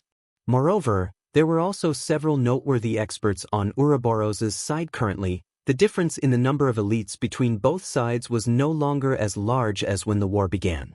It was still too early to establish the outcome of this war. If the Star Alliance and Overwhelming Smile did not possess that trump card, the outcome of this war would indeed be undetermined, Yuan Tiexin said, smiling as he shook his head. The Star Alliance's trump card? Cold Autumn looked at Yuan Tiexin very curiously. A war involving over 100,000 elite players was not something that could be decided with just any ordinary trump card. However, judging from how assured Yuan Tiexin was, the trump card was precisely that powerful. I have also only heard this piece of information from the guild leader. Just the other day, the Star Alliance and Overwhelming Smile both spent an extremely massive sum to purchase 2 Tier 3 summoning scrolls from a super guild, Yuan Tiexin said. Enviously, he added, Tier 3 summoning scrolls are exceedingly rare in God's domain. They can be of great help in capturing towns or when used in guild wars. Even the secret pavilion has only managed to gather a few pieces after going through many difficulties. Every piece is a treasure that cannot be bought even with thousands of gold coins. A place with narrow terrain like this is indeed unsuitable for large-scale battles. However, it is the best environment for a Tier 3 creature to exert its advantages. A Tier 3 creature can serve as the best shield and sword in this war. With the assistance of a large group of elite players, a Tier 3 creature can easily annihilate an army of several thousand elite players. What more with 2 Tier 3 creatures? Without sufficient experts to pin them down, these monsters will slaughter elite players. Zero Wing and Ouroboros will stand no chance against these monsters. When Cold Autumn and the others heard this, they shivered involuntarily. The power that 2 great lords controlled by players could exert was simply unimaginable. With the current strength of players, coping with these monsters was impossible. They could only rely on Zerg tactics to kill the great lords. However, the number of sacrifices required to do so would be horrific. To Zero Wing and Ouroboros with their smaller fighting force, this trump card of the Star Alliance would be a fatal one. Meanwhile, on the battlefield of Ouroboros and the Star Alliance, as both sides were almost evenly matched, the number of casualties on both sides was nearly equal. Since Zero Wing is almost finished, Purple, give Ouroboros the final blow. Galaxy Past, who was commanding the battle, whispered to Purple Eye they had brought 2 Tier 3 summoning scrolls to this war. One was in Purple Eye's hands, while the other was in Overwhelming Smile's Warwolf's hands. Galaxy Past was not in control of the Tier 3 summoning scroll in Overwhelming Smile's possession. However, seeing as Zero Wing had already become sheep for the slaughter, he did not wish the Star Alliance to continue losing more elite members. I understand, Purple Eye, who was fighting at the front lines, replied, her lips curling up into a smile. She then excitedly retrieved the Tier 3 summoning scroll in her bag. Unfurling the scroll, she shouted lowly, I summon thee, mountain giant. Suddenly, in the heart of the intense battlefield, a massive magic array appeared in midair. In the next moment, a mountain giant with a body made entirely of rocks fell from the aquamarine magic array. The mountain giant was over 50 meters tall, and all players before its colossal body were no different from Ant's mountain giant, elemental being, Great Lord. Level 54. HP 20, 000, 000, 000/20, 000, 000. Purple Eye was currently level 34. Meanwhile, creatures summoned using summoning scrolls would be 20 levels higher than their summoners. Hence, the mountain giant summoned was level 54. At the same time, its control also fell to Purple Eye as the number 1 elementalist in the Star Alliance. Purple Eye's standard in terms of techniques was slightly above even Galaxy Past S. The instant the mountain giant appeared, Purple Eye promptly controlled it to slaughter hundreds of Ouroboros's elite members. Immediately after, the mountain giant abruptly stomped on the ground, and the ground within 120 yards of the Great Lord's feet trembled. In the next moment, at the rear line of Ouroboros's legion, a rock spike with a radius of 20 yards shot up from the ground, instantly annihilating dozens of Ouroboros's healers and striking panic in the remaining healers. Previously, the battle between both sides remained at a stalemate. With the appearance of the mountain giant, however, it immediately became a one-sided struggle when Ouroboros's attacks landed on the mountain giant. None of them dealt more than 100 damage due to the level and tier suppression. Even after adding up the efforts of several hundred players, the total was merely in the tens of thousands. To the mountain giant, who had 20 million HP, this amount of damage was not worth mentioning. Just its battle recovery alone could maintain it at full HP. The mountain giant was essentially a strength-type Great Lord. With a single blow, it could instantly kill a full HP level 30 elite MT. Moreover, as all of the mountain giant's attacks were AoE attacks, when it came to a crowded battlefield, a single blow from it could kill anywhere from a few to more than a dozen players. The mountain giant completely dominated this entire battlefield with overwhelming force. In less than 5 minutes, one of Ouroboros's 3,000-man elite legions was wiped out. This scene shocked the other elite legions into a constant retreat. Shortly after the appearance of the mountain giant, a level 54 Great Lord ranked 3-headed hound appeared on Overwhelming Smile's side of the battlefield. Cerberus, Dark Creature, Great Lord. Level 54. HP 17, 500, 000/17, 500, 000. Although the Cerberus did not possess as much HP as the mountain giant, it was significantly superior to the mountain giant in terms of magic damage. Its movement speed and attack speed were also much faster. When it came to killing elite players on the battlefield, it was even more proficient than the mountain giant. After 2 level 54 Great Lords joined the battlefield, Ouroboros's members immediately fell into a panic. The 2 Great Lords both possessed quite a number of AoE attack skills. In a battle of thousands, they could easily reap the lives of hundreds of elite players every passing moment. Ouroboros could not offer any resistance whatsoever. Snow, what should we do now? Zhao Yueru felt her scalp tingling and her body shivering when she looked at the 2 Great Lords. If they could not deal with these 2 Great Lords, Ouroboros would have no chance of victory at all. We don't have any other choice. Let's use our final card. Although it can't stop these 2 Great Lords, it will be able to trap them for a short time. This should give us enough time to escape their pursuit, Gentle Snow said, gritting her teeth. She inwardly felt great frustration. She had never imagined that they would lose this war just like this. Faced with 2 Great Lords, choosing a direct confrontation would only increase their losses. As for waiting until the summoning duration of the 2 Great Lords ran out, by the time that happened, everyone from Ouroboros would most likely be dead already. Just as the 2 Great Lords were pushing forward relentlessly, a beam of alternating black and white lights flashed down from a distant mountaintop, directly piercing the advancing mountain giant. A black and white pillar of light then appeared, devouring an area of 200 yards around the mountain giant. When the light pillar dissipated, not even a blade of grass lingered within the 200-yard radius. Only a large crater and a half-kneeling mountain giant remained. Chapter 737, Absolute Power. The appearance and disappearance of the black and white pillar of light stunned everyone. The power of this sudden attack was simply devastating. The shocking scene etched itself deep into everyone's minds. It was difficult to forget even if one wanted to. Just what was that thing?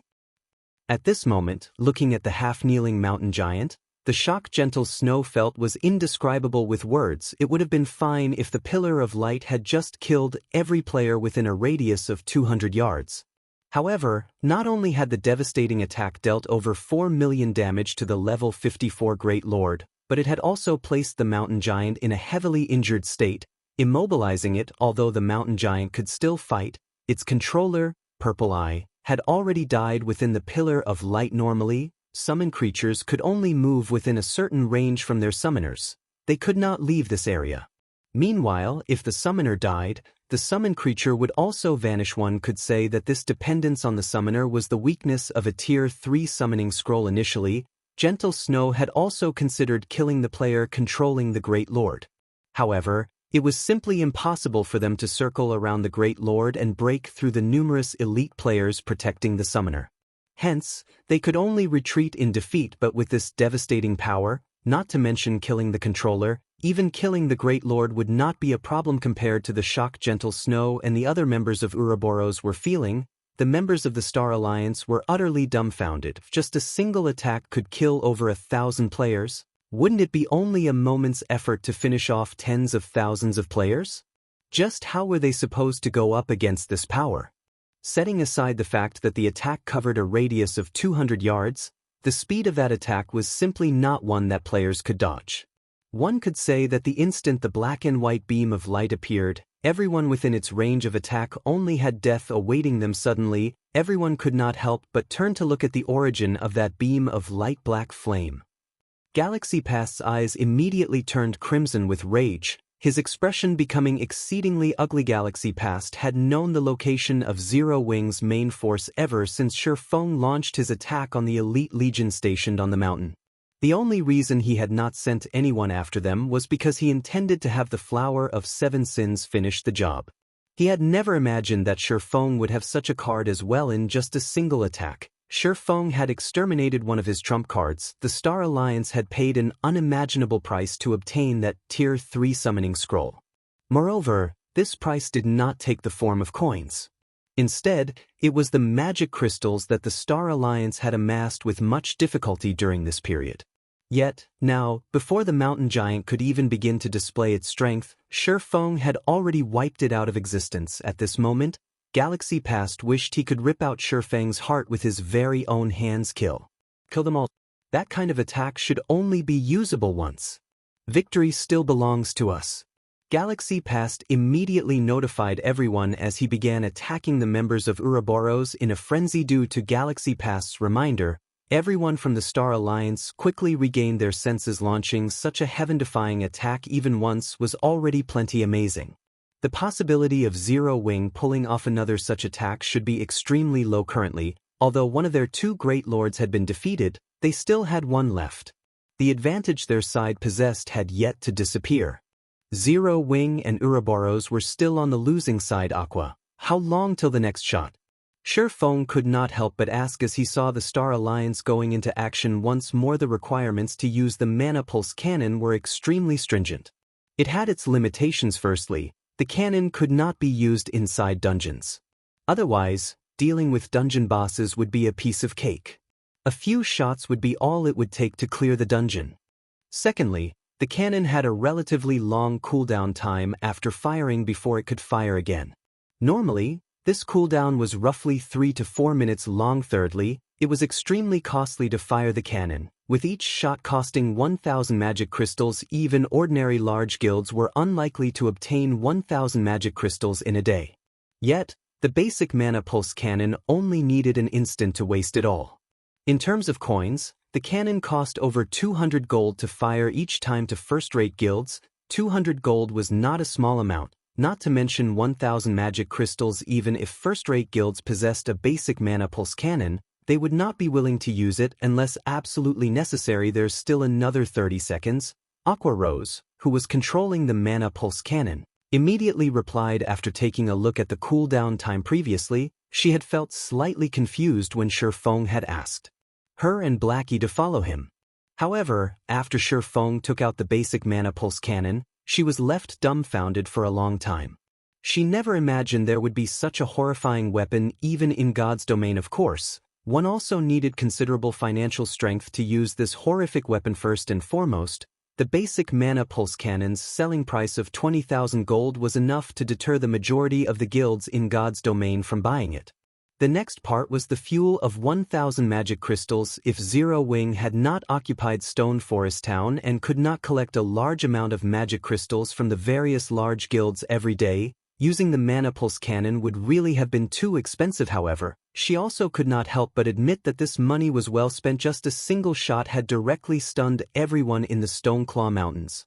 However, compared to the cannon's actual effects, its impact on morale was much more amazing. In a war, if one side's momentum were suppressed by the other, this would greatly affect the spirits of both sides, regardless of whether it was the stronger side or the weaker side. Alright.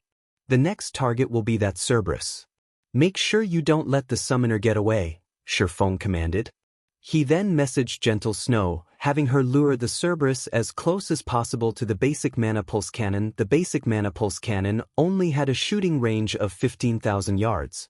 Beyond this range, the cannon was no threat. After receiving Sherfang's message, Gentle Snow immediately began directing Ouroboros's army with renewed vigor to move closer to Sherfang's location. Seeing the members of Ouroboros escaping, the players on the Star Alliance's side naturally gave chase. The duration of a summoned creature was limited. Obviously, they needed to achieve the greatest results during this time limit. 30 seconds quickly passed. Yuri next. Aqua Rose aimed at the approaching Cerberus and fired the mana pulse cannon once more. The black and white beam of light shot directly at the three-headed hound. Despite the distance of several thousand yards, the energy pulse of the mana pulse cannon took only an instant to hit a spot close to the Cerberus. When the black and white pillar of light appeared in the Stoneclaw Mountains once more, every player at the outer area of the dungeon was able to see it clearly. Warwolf had noticed the energy pulse the moment it appeared. However, he instantly knew that it was too late to avoid it. The only thing he could do was activate every life-saving skill he possessed. However, the energy pulse, which had the might of a Tier 4 large-scale destruction spell, was not something a measly Tier 1 player could defend against. Even for Sherfong, his only option when going up against this attack would be to activate space movement to escape. The aura of Earth's absolute defense might not even be able to defend against this move, as invulnerability in God's domain was not absolute. If an attack surpassed the limit a skill could endure, it would likewise break through the skill. After the black and white light pillar dissipated, as expected, Warwolf had fallen to the energy pulse. The Cerberus had disappeared as well together with Warwolf. At the same time, over 1,000 overwhelming Smile members had also been turned into ash, leaving behind only a crater filled with equipment. Chapter 738, 7 Sins Take Action. The reappearance of the black and white light pillar and the new wave of devastation that came with it stunned just about everyone in the Stoneclaw Mountains. Had once more stunned everyone in the Stoneclaw Mountains. For a moment, they had forgotten to fight as they turned to watch Pillar of Light. In the face of this horrific power, the prowess of tens of thousands of players was a joke. Complete annihilation could happen at any minute. Although the energy pulse had killed was only over 1,000 players, a deep fear of the weapon had seeped into their bones. Nobody wanted to be on the receiving end of that attack, disintegrating into dust. Suddenly, everyone, players from the Star Alliance and various guilds alike, feared Zero Wing. They were deeply afraid that Zero Wing would launch another such attack. After the energy pulse first appeared, they consoled themselves that it was impossible to use such an attack twice. However, that consolation vanished after the second energy pulse. Players would lose one level when they died.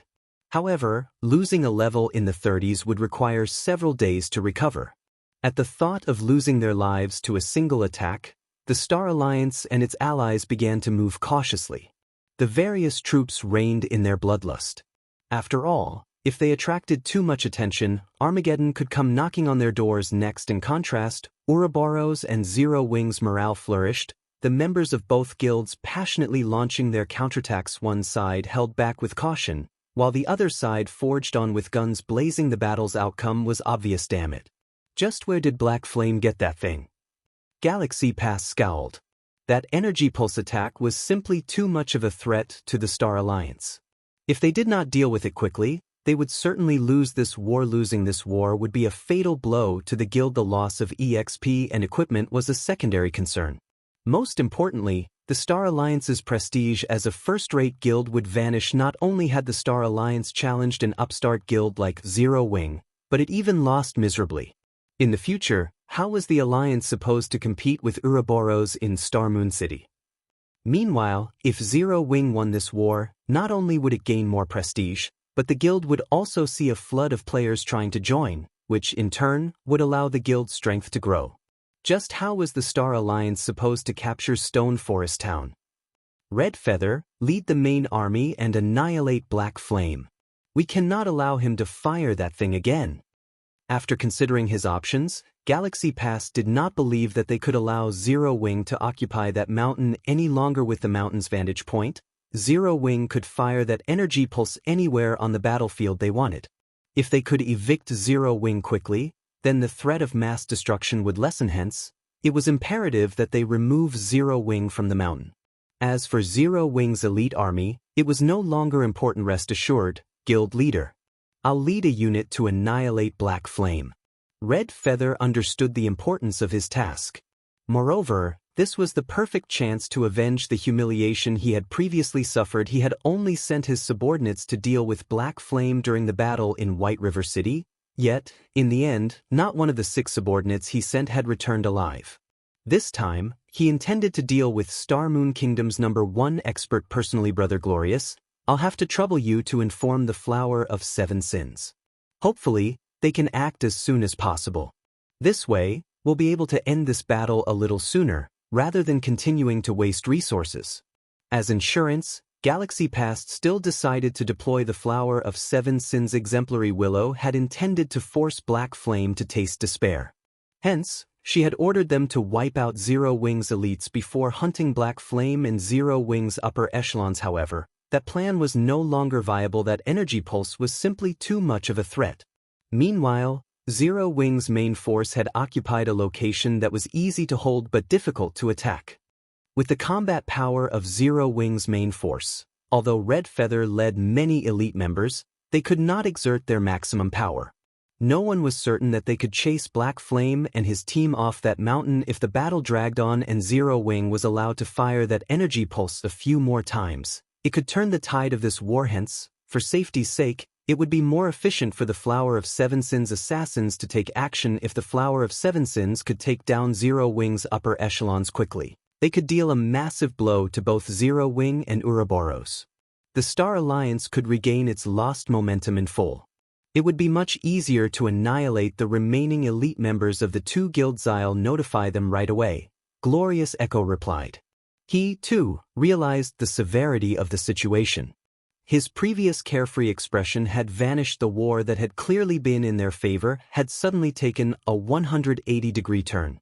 If they idled, this war would lose all meaning. Even if they killed Zero Wing's upper echelons. Exemplary Willow wanted an overwhelming victory in addition to Black Flame's despair. If he told Exemplary Willow that they had won a Pyrrhic victory, the woman might even skin him alive. Finally, want us to join the fray? A silver-robed man asked. This middle-aged man carried a black spear on his back and chuckled when he received Glorious Echo's callies. I hope you can finish the job as soon as possible. Glorious Echo nodded. Relax. As long as we make a move, Black Flame's time in this world will be limited, the silver-robed man laughed. He then disconnected the call and looked to the others, saying, Let's begin. Don't forget your targets. You are only allowed to attack someone else after your target is dead. Although they were all extremely powerful, top-tier experts, when dealing with this silver-robed man, they could not help but shiver as they nodded their heads respectfully. The Flower of 7 Sins was an organization where strength meant everything. The silver-robed man was stronger than every one of them. Hence, he had full command of this operation. Just as the Flower of 7 Sins assassins made their way towards Shurfang's Peak, the secret pavilion's members, who had watched from afar, began to move. I had not expected Zero Wing to obtain such a strategic tool. It's no wonder why it grew from an upstart guild to its present power. If not for the Flower of 7 Sins, Zero Wing might really win this war. Yuan Tiexin shuddered when he recalled the prior devastation. If Zero Wing could obtain several more tools, who could possibly stand up to it in the future? However, this event had reminded him of one thing: wars in God's domain were not won just by relying on elite and expert players. such strategic tools were similarly very important. While the Star Alliance mobilized a unit, approaching Shifeng's position, Shifeng used this time to fire the Mana Pulse Cannon a few more times, annihilating thousands of the Star Alliance's members. The Star Alliance's expert team, which faced the Dark God's Legion, also received a shot. The energy pulse had instantly disintegrated close to half of the expert team, alleviating the pressure on the Dark God's Legion. This situation had nearly caused the upper echelons of the Star Alliance and the various other guilds to faint. Guild leader, as expected, they're approaching. Should we have the nearby elite legion head our way and assist us? That way, we'll have an easier time holding this area, Fire Dance asked Shifeng as she watched the elite army gather at the foot of the mountain. With only Zero Wing's main force, it would be extremely difficult to secure this location. No need. Having more people will only hinder us. Shifeng waved his hand. He then took out the Bible of Darkness and the Tier 3 Magic Amplification Scroll from his bag, smiling faintly. Chapter 739, 100 versus 20,000. The Star Alliance had dispatched an army of 20,000 elite players to surround Shifeng's mountaintop. Even if Shifeng and the others were more powerful, they would never escape an army of 20,000 elite players and numerous experts. Everyone, split up as much as possible and attack in groups. Be careful of Zero Wing's spells. Red Feather commanded. The Star Alliance had investigated Zero Wing's main force members extensively. Blackie's Stars of Light and Shifeng's Firestorm were the army's biggest threats. These two spells had displayed their frightening, destructive power many times in the past. If they charged as one, they would be no more than target practice. Even without the Flower of Seven Sins, 20,000 elite players are more than enough to drown Black Flame's group of 100, Cold Autumn, who watched from a nearby mountaintop, could not help but sigh at the sea of players as they climbed the mountain. Players' stamina in God's domain was not unlimited. It might have been fine if Zero Wing fought ordinary players. But not only was every member of the 20,000-man army an elite, but the army also contained plenty of experts. This battle would not end quickly. If Zero Wing faced only common monsters, it might have a chance at victory. After all, common monsters did not require much from players. There was no need to push oneself to the limit to fight such opponents.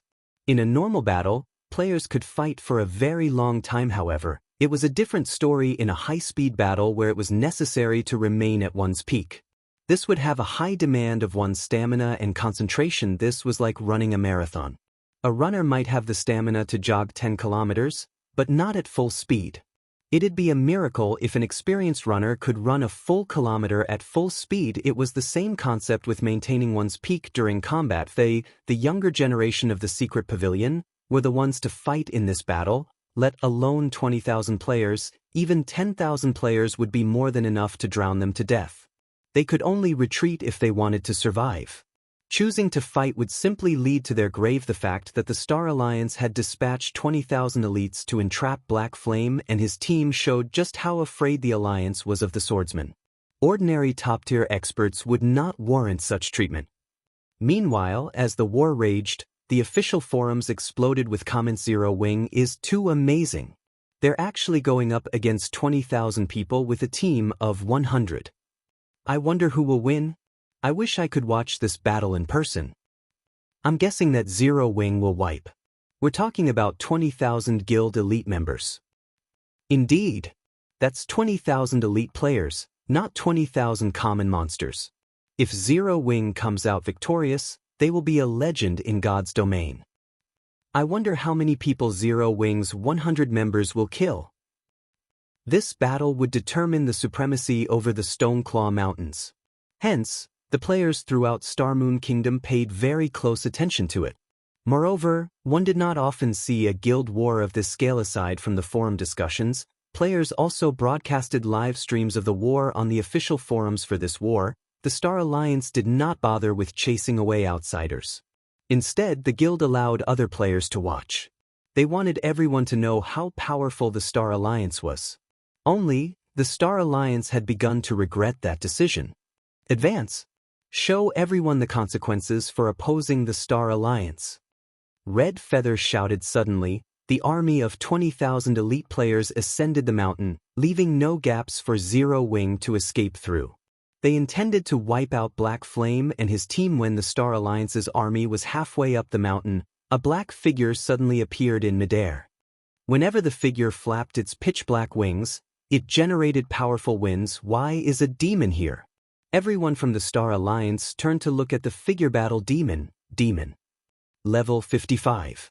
HP 11, 000, 000, 000/11, 000, 000. While everyone was caught in a daze, the battle demon lifted its twin blood-red war axes and swooped down into the crowd. Swinging its weapons, the battle demon created a storm that sent all players within a radius of 15 yards flying into the air, the countless wind blades ending their lives. Once the violent storm ended, hundreds of pieces of equipment fell from the sky. Everyone involuntarily shuddered. With players' current standard, none of them had any hope against a level 55 tier 3 creature. No. This is Zero Wings Demon. All melee players scatter. Ranged players, distance yourselves from the demon and use barrier magic arrays to trap it. Red Feather immediately commanded. Although the demon's sudden appearance had surprised him, he remained relatively calm. Although barrier magic arrays were rare, a first-rate guild like the Star Alliance had quite a few in reserve. They might not be able to kill the tier 3 demon, but they could confine it for a while. However, Shifeng had no intentions of giving the Star Alliance the opportunity to trap the demon. The demons he summoned with the Bible of Darkness were different from the creatures summoned with summoning scrolls. The demons could be controlled from a very long distance. Hence, Shifeng directed the battle demon to fly into the air and attack other locations. Despite the constant attacks from the Star Alliance's players, due to the level and tier suppression, their damage was practically negligible. In such a way, the battle demon repeatedly struck and fled. Every time the players with the barrier scrolls reached the battle, the demon was out of reach for a time. The Star Alliance's army plunged into chaos. Red Feather's eyes were bloodshot with fury as he roared deafeningly. Watching this madness repeat again and again, it was already difficult enough to deal with a tier 3 demon. Now, the demon ran about randomly, wreaking havoc wherever it went. To the Star Alliance, this demon was a nightmare. They were sheep to the slaughter. A casual assault could kill several hundred players. If this continued, it was only a matter of time before the demon annihilated their army of 20,000 elite players. Guild leader, you really are amazing.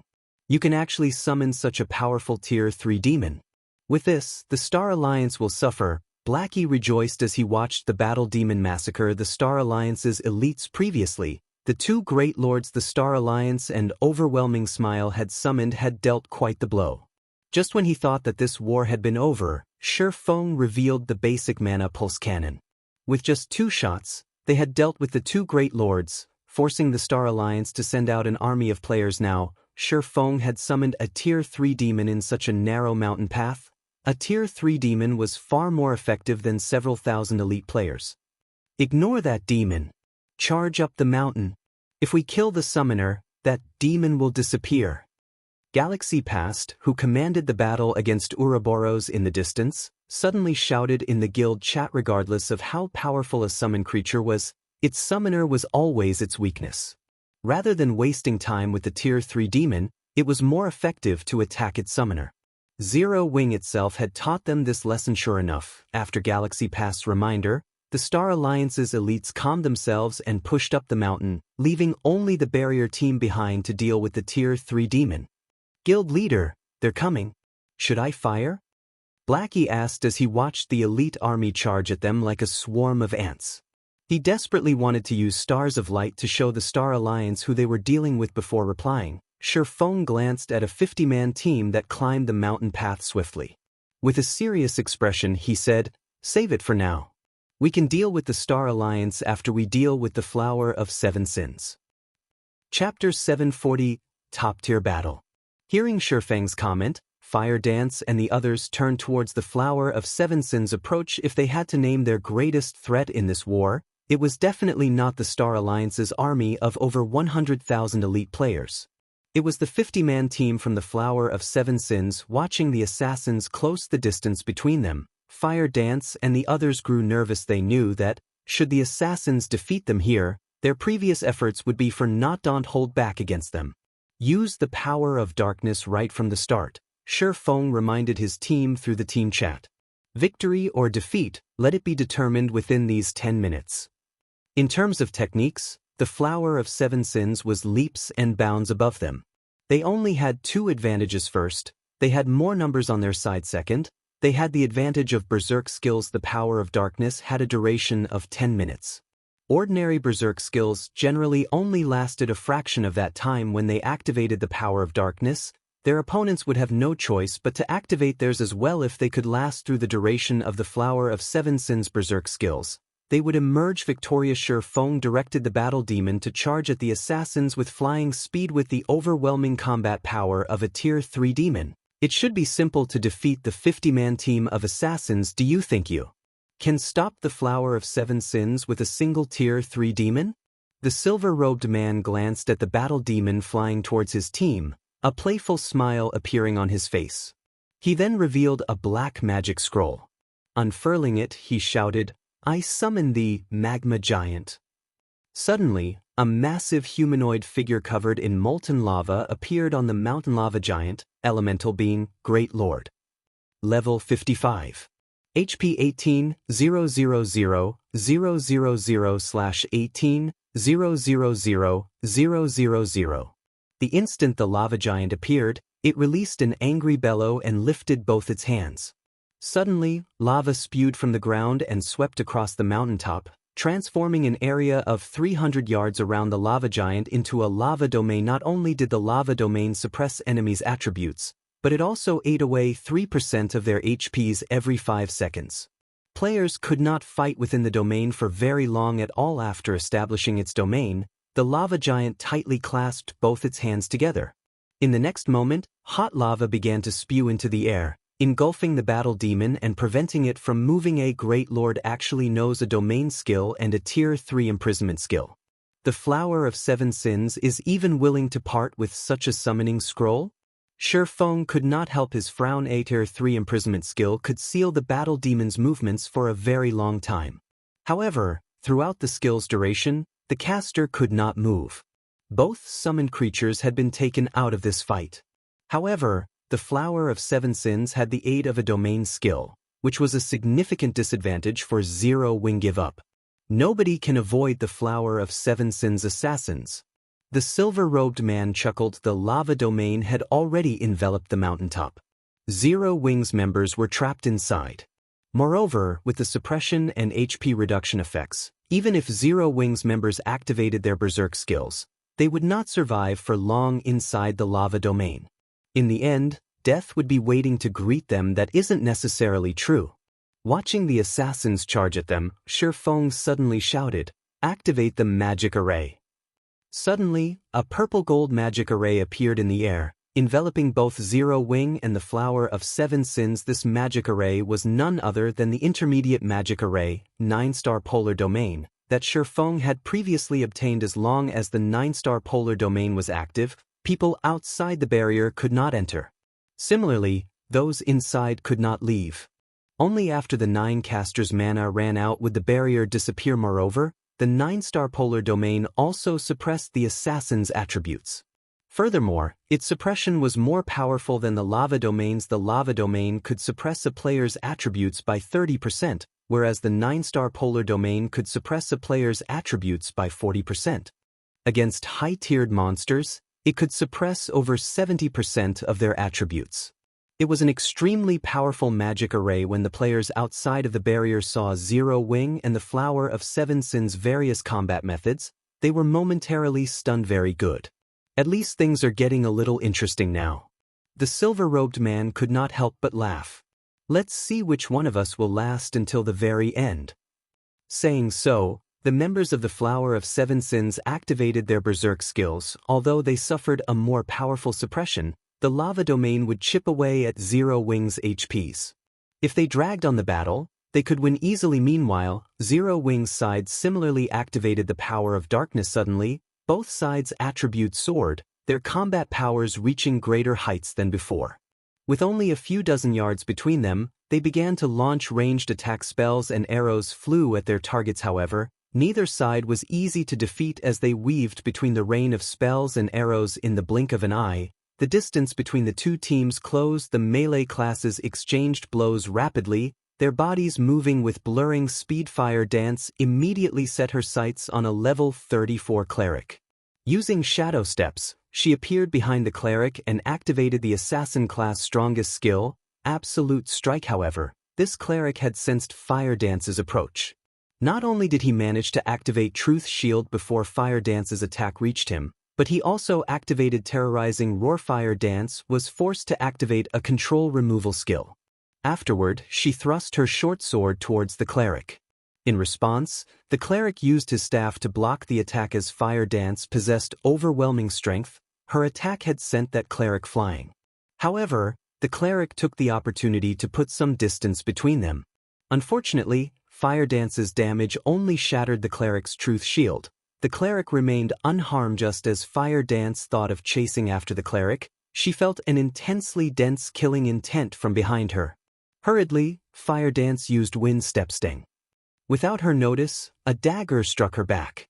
Fortunately, Fire Dance had activated Wind Steps in time. The 1-second invulnerability nullifying the attack. Your reaction time is quite good, but how about this? The black-clothed assassin that suddenly appeared behind Fire Dance bantered. He then brandished 2 daggers, sending over a dozen afterimages at Fire Dance. It was as if he had launched these attacks simultaneously, entrapping Fire Dance. Instinctually, Fire Dance had wanted to defend against the attacks. However, she quickly changed her mind and used Void Steps instead. Suddenly, Fire Dance vanished. The black-clothed assassin halted his attacks and activated Wind Step Sting. Fire Dance suddenly appeared beside the black-clothed assassin, her short sword stopping just before the man's back, unable to proceed even an inch. Such an amazing footwork. It seems that I did not choose the wrong target, the black-clothed assassin laughed. He glanced at Fire Dance, saying, "I'm Pleiades, the one who is going to kill you." A flowing water realm expert? When Fire Dance saw her opponent's calm reaction to Void Steps, she could roughly guess Pleiades' standard. Otherwise, he would not have been able to defend.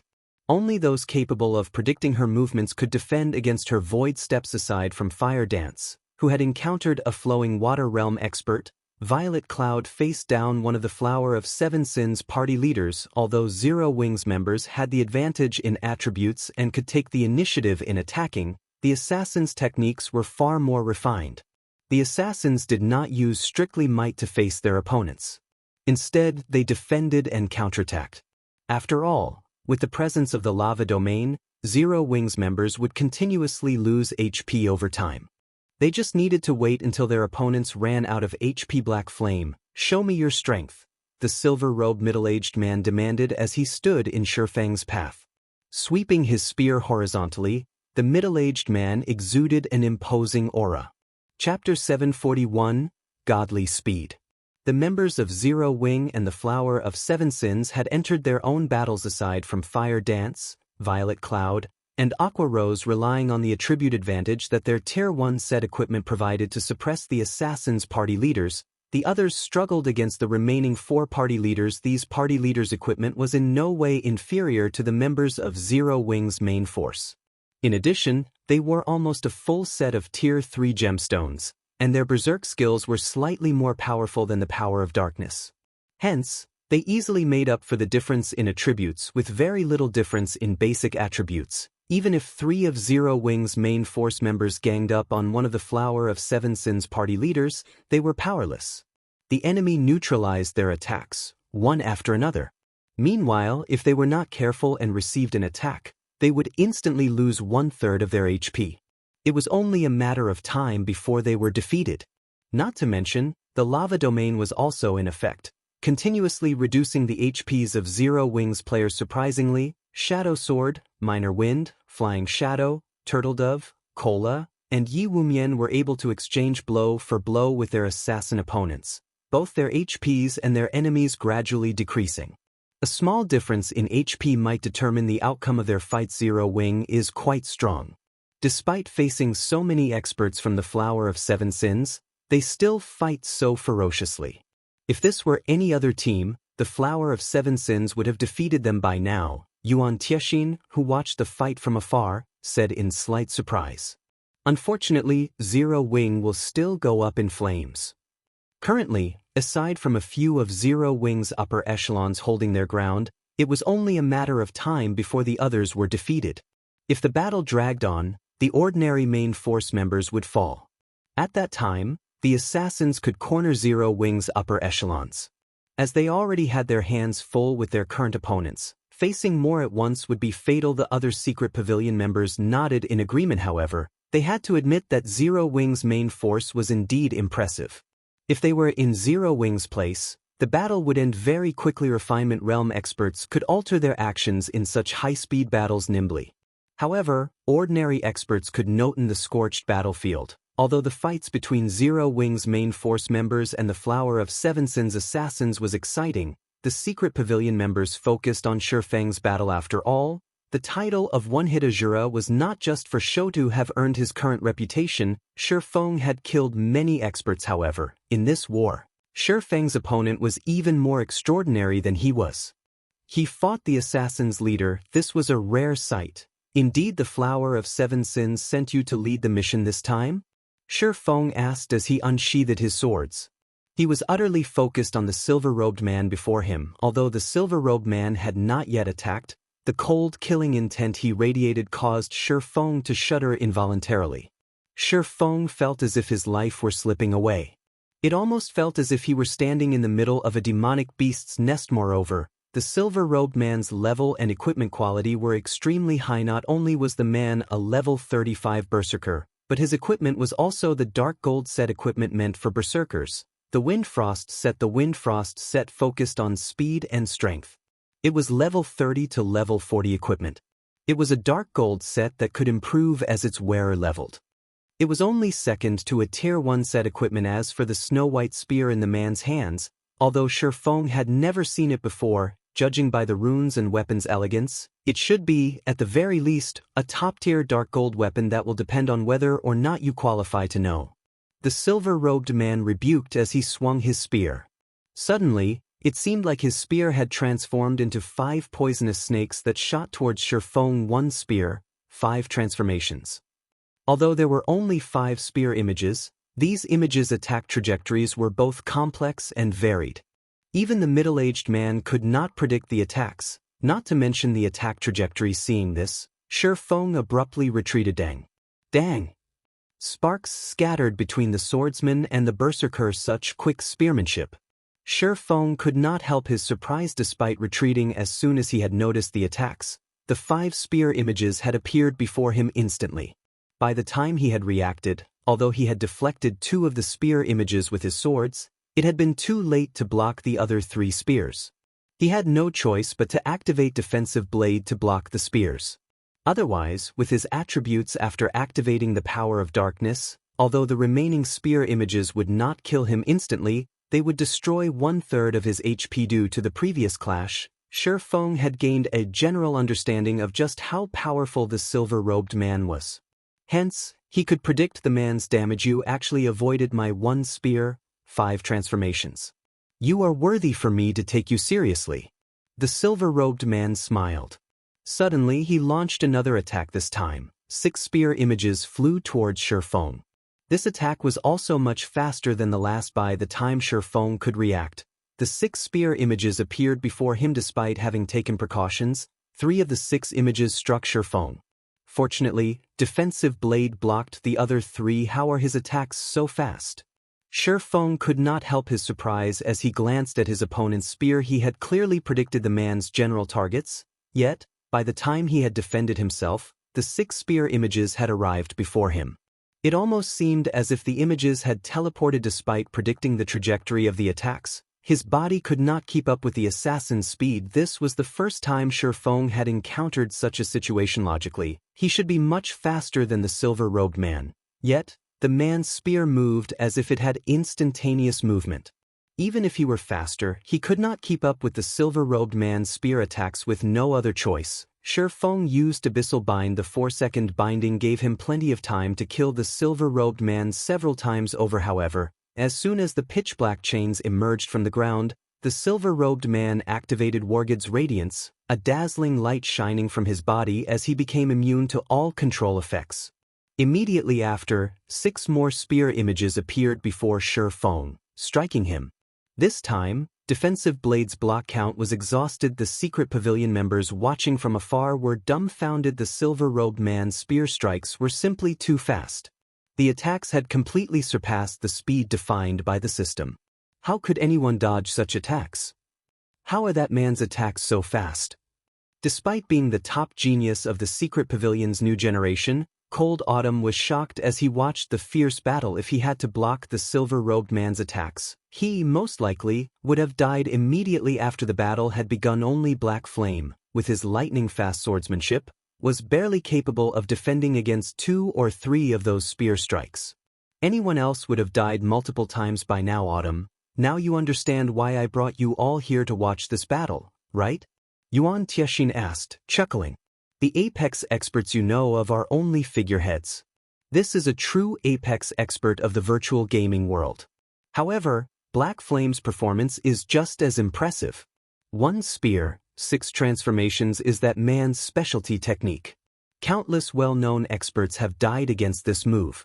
I can count the number of experts who can block 2 or 3 strikes while in the flowing water realm on one hand. Now that Black Flame has used up all his life-saving skills, this fight should end very quickly. The silver-robed man executed 1 spear, 6 transformations once more. However, Sure Feng suddenly closed his eyes. He saw nothing as he allowed the assassin to attack. Could he have given up already? The sudden development shocked the onlookers. With the spear moving so fast, if Sure Feng did not rely on his sight to predict the silver-robed man's actions, how could he defend against the spear attacks? It seems the fight is over, Cold Autumn said, shaking his head. The 6 spear images pierced Sure Feng's body. However, the instant the 6 spear images shot through Sure Feng's body, another Sure Feng appeared beside the silver-robed man. This other Sure Feng swung down his abyssal blade deng. The clear ring of metal clashing with metal resounded throughout the battlefield. The silver-robed man was forced to retreat 3 steps before stabilizing himself. You actually dodged all of them. Shock appeared on the silver-robed man's face as he stared at the unharmed Sure Feng with disbelief. Chapter 742, Deciding Strike. Sure Feng's sudden evasion of the silver-robed man's 1 spear, 6 transformations left the secret pavilion members speechless. How did he do it?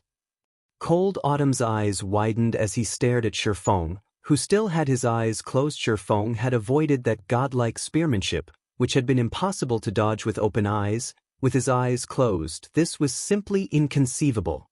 Yuan Tiexin was similarly stunned. Black Flame really is surprising. I had never imagined he would see through Sky's 1 spear, 6 transformations so quickly, Yuan Tiexin exclaimed.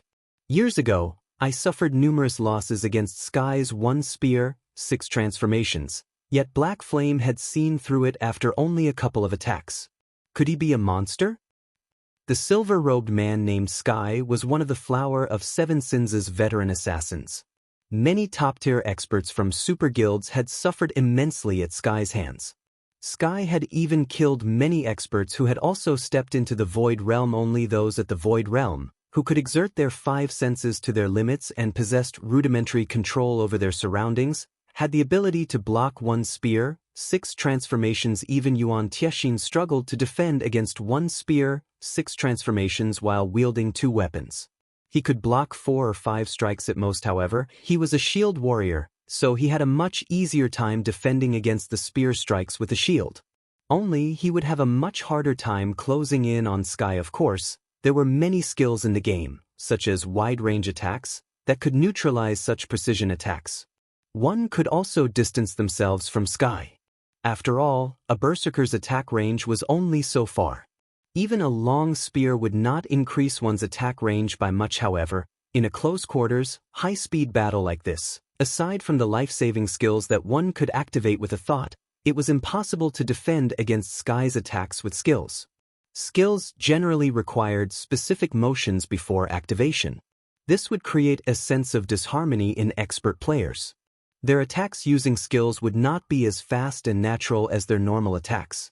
Hence, This would reveal weak points that they did not normally possess. It was this reason precisely that experts in the refinement realm or above rarely use skills in close combat against other players, as it was highly possible that one weakness would spell their doom. Feng had yet to reach the void realm. However, without using any skills, he still managed to neutralize Sky's one spear, 6 transformations. This was the first time Yuan Tianxin had seen such an occurrence. Meanwhile, on the battlefield, after Sky calmed his slightly surprised heart, fighting spirit flared in his eyes. He began to execute one spear, 6 transformations. Once more Sky executed his specialty technique numerous times in succession. Yet, Feng dodged all of his attacks with his eyes closed, launching a counterattack each time. Initially, Feng had only gotten 1 hit in during his counterattacks. Now he landed 2 hits. Although Sky had blocked every attack Feng had sent at him, he had received a lot of damage. Each one of Feng's attacks had dealt over -500 damage.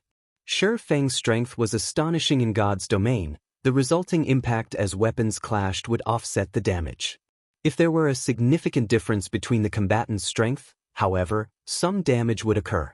However, this damage was usually so low that it was almost negligible. If the difference in the combatants' strengths was quite vast, the weaker side would receive significant damage, even if they blocked the attack successfully. Sky experienced this firsthand against Black Flame. His equipment had already reached the current peak among players in God's domain. He was also a Berserker, a class famed for its strength.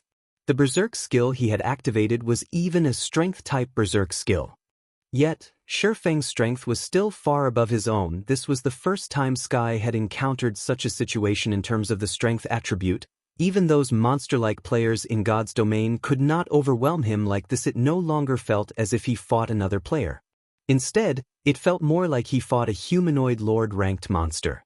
He received over -500 damage just by defending against attacks. His HP after activating his Berserk skill was only slightly more than 19,000. He had a limit to the number of times he could defend against Feng's attacks. Although Sky put in the utmost effort to dodge Feng's attacks, he discovered that he could not dodge any of them. Despite having relatively powerful control over his surroundings, Feng's attacks were simply too fast. Even though he could predict Feng's attack trajectories, he could barely defend himself. You really are amazing. It's no wonder why even Silver has noticed you. Glaring at Feng, Sky said in a low tone, I had intended to save this card for challenging Silver, but it seems that I have no choice but to try it on you. As soon as he said this, Sky's spear shot out and transformed into 9 spear images. 1 spear, 9 kills. This was currently the limit of Sky's abilities. Not only did this move have a greater range than 1 spear, 6 transformations, but it was also much faster this time. Feng opened his eyes facing the sudden approach of the 9 spear images. Rather than retreating, Feng moved forward to welcome the spears. Yuan Tianxin, who watched from afar, thought that Feng had lost his mind. Players, who knew of it, already avoided 1 spear, 6 transformations like the plague. On the other hand, 1 spear, 9 kills sent chills down even Yuan Tianxin's spine. Even if he could lift his shield in time, the spear images would, most likely, hit him. Yet, Feng had taken the initiative to welcome the spears. Did his success of neutralizing Sky's 1 spear, 6 transformations make him overconfident? However, as Yuan Tianxin stood too far away from Feng, he did not notice the faint blue arcs of electricity circling Feng's body. This move was none other than killing Rei's second skill, Thunder God's Descent. Thunder God's Descent. Become immune to all control skills. Movement speed and attack speed increased by 150%, damage increased by 50%, and all damage received decreased by 50% for 30 seconds cooldown, 1 hour. In the next moment, numerous blue lights flashed. The lights deflected the spear images as they closed in on Feng. From an outsider's view, it looked as if the spear images had avoided Feng like a strong gale. Feng blasted through the 9 spear images and swept past Sky. Too fast for the naked eye to follow, killing Rei penetrated Sky's body. This had all happened in an instant before Sky even realized what had just happened. Fountains of blood spurted from his body. His HP plummeted rapidly. In the blink of an eye, his 19,000 plus HP fell to 0. Sky's body thudded as it hit the ground. Feng's sudden attack had killed Sky, stunning everyone who watched for a moment. Only silence followed. What happened just now? How did he block the 9 spear images? Sky died. Questions filled the minds of the secret pavilion crowd. Despite their focus on Feng all this time, they had only seen Feng vanish and reappear. They had not noticed Feng draw his sword before Sky fell to the ground. None of them knew exactly what had just happened. Feng had clearly waged a bitter battle against Sky just moments ago. Yet, after a few exchanges, Feng had seen through and neutralized Sky's specialty technique.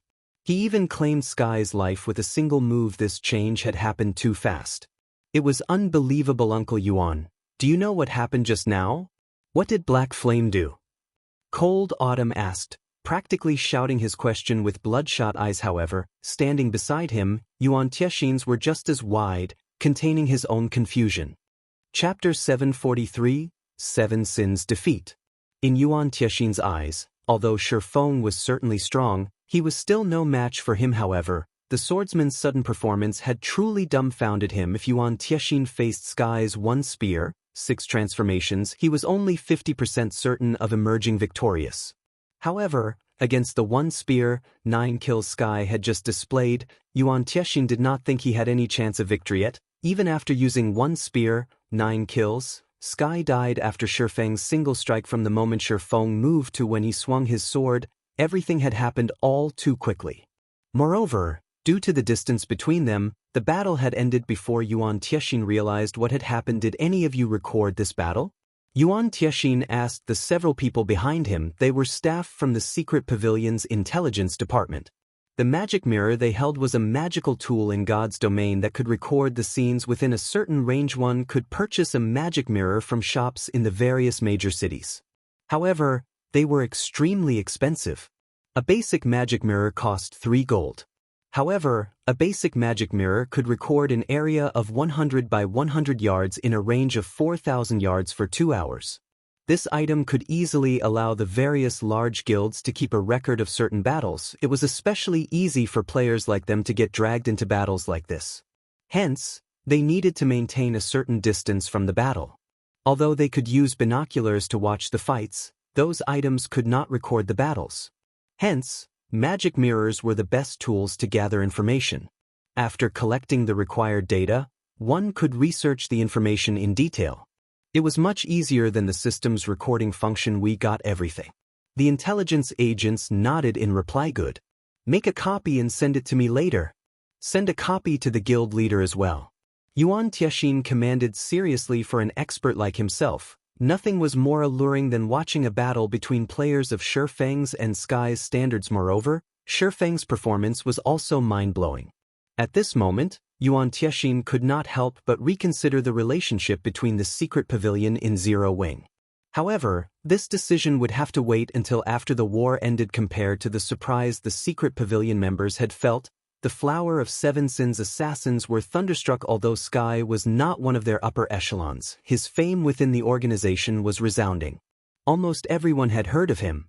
Moreover, among the many Void Realm experts in the organization, Sky was the only expert capable of facing down Silver. Yet, Black Flame, someone who was only slightly famous, had killed Sky. This was like watching an ant defeat a lion. It was inconceivable. Guild leader. When Fire Dance saw the assassin Pleiades freeze, she followed the assassin's gaze. Immediately, she discovered that Feng had claimed the assassin's team leader, and unconsciously, power welled up in her. Fire Dance wasn't the only one to react this way. Everyone from Zero Wing's main force also felt power flow into their bodies when they saw the Berserker on the ground. Although Zero Wing's main force had lost over a dozen members, this one death had far more of an impact than killing 3 or 4 of the Flower of 7 Sins party leaders. Hadn't the Flower of 7 Sins never failed a job? In the end, hadn't their strongest team leader still died under their guild leader's sword? Sky's death also caused the lava giant to disappear.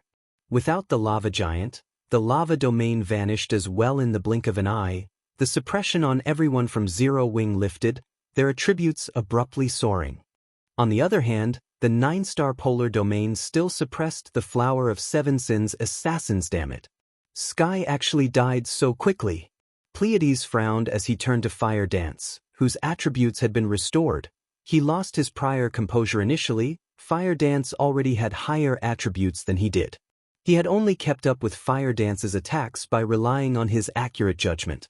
Now that Fire Dance had recovered her attributes while he was still hampered, dodging and blocking the woman's attacks became far more difficult. Whether it was Pleiades or the other members of the Flower of Seven Sins, they all had grimaced as they fought. "Didn't you enjoy beating me up just now?" Shadow Sword, who had less than half of his HP remaining, said as he smirked at a Refinement Realm level 34 Guardian Knight. His lips curling into a smile, Shadow Sword said, "It's my turn now."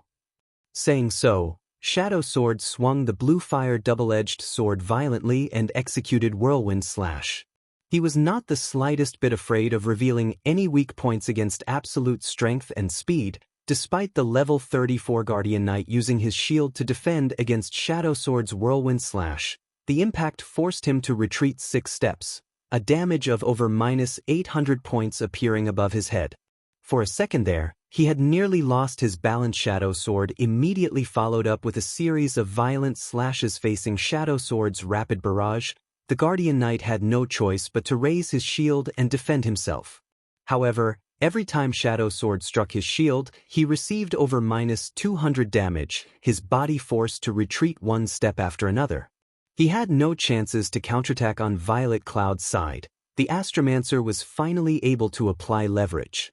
Activating Star's guidance, she sent the level 34 Berserker party leader, who chased after her, flying. Immediately after, she attacked with her mana balls. 30 mana balls appeared in the air around them. Although this attack was not as strong as the 36 mana balls she could summon after drinking the 100-berry wine, Violet Cloud was able to control the 30 mana balls with much greater precision. Moreover, due to her recovered attributes, the force her mana balls contained had also increased significantly. The Berserker party leader required his full might to block every mana ball. Otherwise, the balls would knock him back and reveal even more weak points. However, against the overwhelming power of the 30 mana balls, the Berserker party leader occasionally missed 2 or 3 mana balls, receiving around -500 to -600 damage without the suppression of Zero Wings attributes. The battle immediately turned to Zero Wings' favor, whereas the Flower of Seven Sins were at a complete disadvantage after killing Sky. Sherfong did not stop to pick up the loot the Berserker had dropped. Instead, he turned around and dashed for the Seven Sins party leader that posed the greatest threat to Zero Wing. These party leaders were all experts in the Flowing Water realm. Even if Zero Wing's main force members recovered their attributes, the party leaders were still a major threat after Sherfang's attributes recovered. Due to Thunder God's descent still being active, he became much faster. Although he was not as fast as when he had killed Sky, his speed was more than enough to deal with the Seven Sins party leaders. After appearing behind one of the party leaders, Sherfong executed Chop with his killing Raya streak of blue light flashed 15. 485. A bloody mark appeared on the Shield Warrior party leader.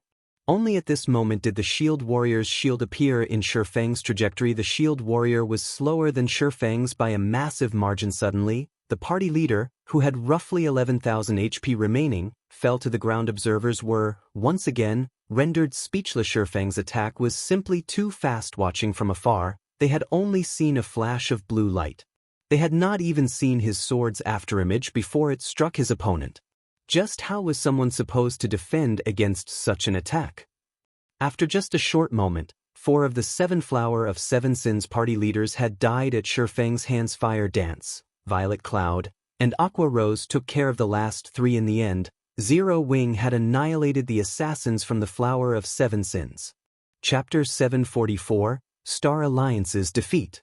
As the Flower of Seven Sins came to an end, everyone watching from afar was dumbfounded. It was especially true for the Star Alliance's upper echelons.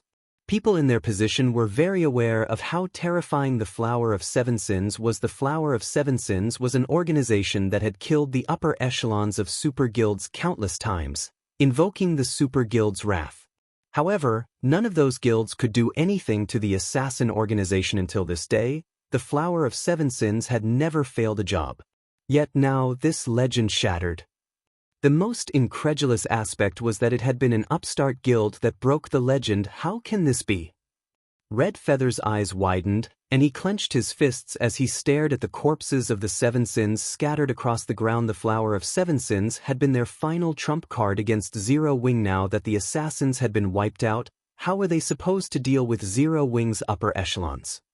Any expert could take advantage of the narrow terrain to exert their strength, not to mention Black Flame, who could instant-kill the Flower of Seven Sins team leader. With Black Flame's strength, he could slaughter elite players without wasting much stamina. He only needed one hit for each kill. If they relied on Zerg tactics to kill Black Flame, just how many elite players would they need to sacrifice? Not to mention, the Tier 3 demon was still alive and kicking. It was practically impossible to annihilate Zero Wing's main force here with just 20,000 elite players. Guild leader, the Flower of Seven Sins members have been wiped out. What should we do now? Unsure himself, Red Feather quickly decided to report to Galaxy Past. What? Galaxy Past was momentarily stunned when he received the news. For a second, he even thought Red Feather was joking. However, Red Feather would never joke so distastefully in such a dire situation like this. His expression turning serious, Galaxy Past asked, "How many people does Zero Wing have left? Is Black Flame dead?"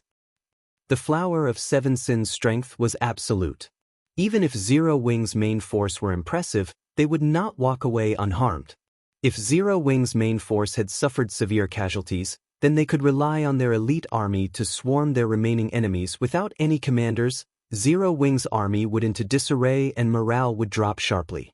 It would be significantly easier to take out Zero Wing's elite army. Without its leaders, they have 76 people remaining. Black Flame is still alive, Red Feather hurriedly reported after glancing at Zero Wing's members, who were still within the magic array. Galaxy Past's surprise escalated. "Are you sure?" Galaxy Past asked once more. The Flower of Seven Sins had dispatched 50 of its top-tier assassins. Every one of these assassins was an expert that struck fear into one's heart. Even Galaxy Past himself was not sure that he could escape should any one of these experts come for his life. How was it possible that this team of assassins had only claimed slightly over 20 Zero Wing lives? Galaxy Past had a very clear understanding of the strength of Zero Wing's main force. Aside from the few, very strong upper echelons, most of them were subpar. Galaxy Past was even confident he could face several of them at once. Guild leader, how could I mistake something like this? For a time, even Red Feather was at a loss. Hurriedly he said, "All of Zero Wing's upper echelons are still alive. Only a few core members died. That Tier 3 demon has also broken out of its magical imprisonment and has begun to attack our people." When Galaxy Past heard this, his brain stopped functioning. Since when was Zero Wing so powerful? Against the Flower of Seven Sins' 50-man assassin team, Zero Wing had actually emerged victorious, losing only a few unimportant members. Guild leader, what should we do now? Do we fight or retreat? Red Feather asked anxiously as he watched the Tier 3 demon slaughter his elite members. Black Flame, we will retreat.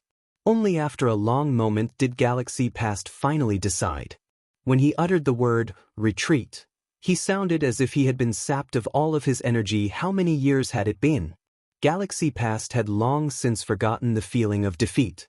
However, today he had been reminded of the taste. This taste made him very uncomfortable. Ever since the Star Alliance had fallen into his control, the guild had only lost to super guilds and super first-rate guilds. The Star Alliance had never lost to anything less yet. Now, the Star Alliance he commanded had been beaten into submission by an upstart guild. This blow was many times more humiliating than suffering defeat at the hands of those super guilds. Tier 3 demon was the equivalent of a great lord. Galaxy Past knew the strength of a great lord quite well. Otherwise, he would not have paid such a large price to purchase a Tier 3 summoning scroll from a super guild. At this stage of a game, having a great lord on one side could reduce one's losses significantly while dealing a devastating blow to the enemy. With 2 Tier 3 summoning scrolls, they thought they had this war in the bag. However, Galaxy Past had never imagined that an energy pulse attack would eliminate both of their great lords. They had no way to deal with a Tier 3 demon. If they did not retreat, they would only suffer more casualties. After Red Feather heard Galaxy Past's command, his downcast expression became even more gloomy. However, he still gave the order to retreat. Meanwhile, standing on a nearby mountaintop, the Secret Pavilion members were engaged in a heated discussion over this war between the Star Alliance and Zero Wing Guild leader Black Flame is too powerful. The way he killed that team leader from the Flower of Seven Sins was just too cool. I wonder what sort of training Black Flame used to get to his level? Even after watching the battles so many times, I only caught a glimpse of Black Flame's figure. I couldn't even see the afterimage of his attack. Uncle Yuan would most likely last only a few moves against Black Flame. What do you even know? Uncle Yuan is powerful. Of course, he could block Black Flame's attack. But Black Flame's attack speed is so high. Who could possibly defend against his attack? Among the Secret Pavilion's trainees, many had renewed their impressions of Zero Wing. They were no longer arrogant when talking about Zero Wing. Unconsciously, they had gone from calling the swordsman Black Flame to calling him Guild Leader Black Flame. However, a few youths among them were still unsatisfied. There is no need to argue. I am not a match for Black Flame. Or to put it in another way, only those few, monstrous players can contend with Black Flame now, Yuan Tiexin said suddenly. He could not help but laugh at everyone's conversation. Autumn, what did you think of this fight? Yuan Tiexin asked the silent Cold Autumn. Cold Autumn was the top genius among the Secret Pavilion's new generation. The youth had joined the Secret Pavilion's secret training program a year ago. He was only 17 years old, yet he had already become the pavilion's star pupil. He had already reached the half-step refinement realm and was only a thread away from truly entering the refinement realm.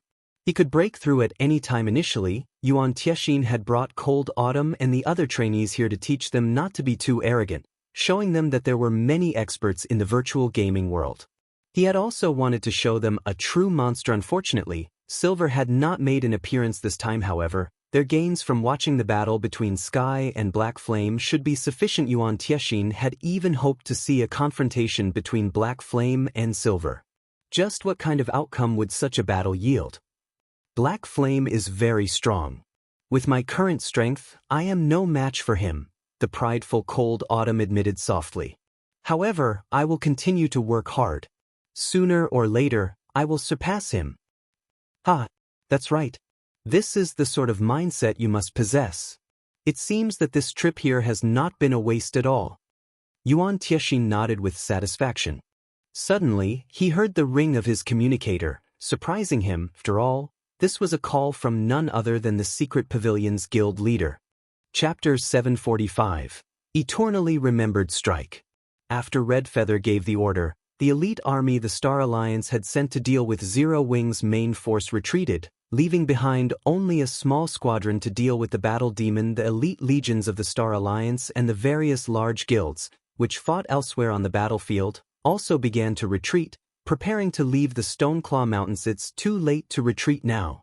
Shi Feng sneered as he swept his gaze across the fleeing Star Alliance army. Immediately he sent a command through the guild chat, saying, "All elite legions, activate the 9-star polar domain magic array." There was why Shi Feng had previously split Zero Wing's army into 10 separate elite legions. The Stoneclaw Mountains outer region was vast.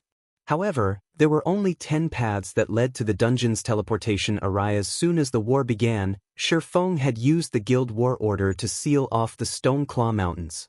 Any player within could not escape with a return scroll. The only way to leave the dungeon was by using the teleportation array. There were two methods of using magic arrays in God's domain. The first method used a magic array aggressively to suppress the enemy. The second use was defensive due to the unique characteristics of barrier magic arrays. Once these magic arrays were activated, enemies trapped inside the barrier could not leave. Similarly, nobody would be able to enter the barrier unless they destroyed the magic array itself. However, it was not easy to destroy a magic array. A lot of time was required to do so.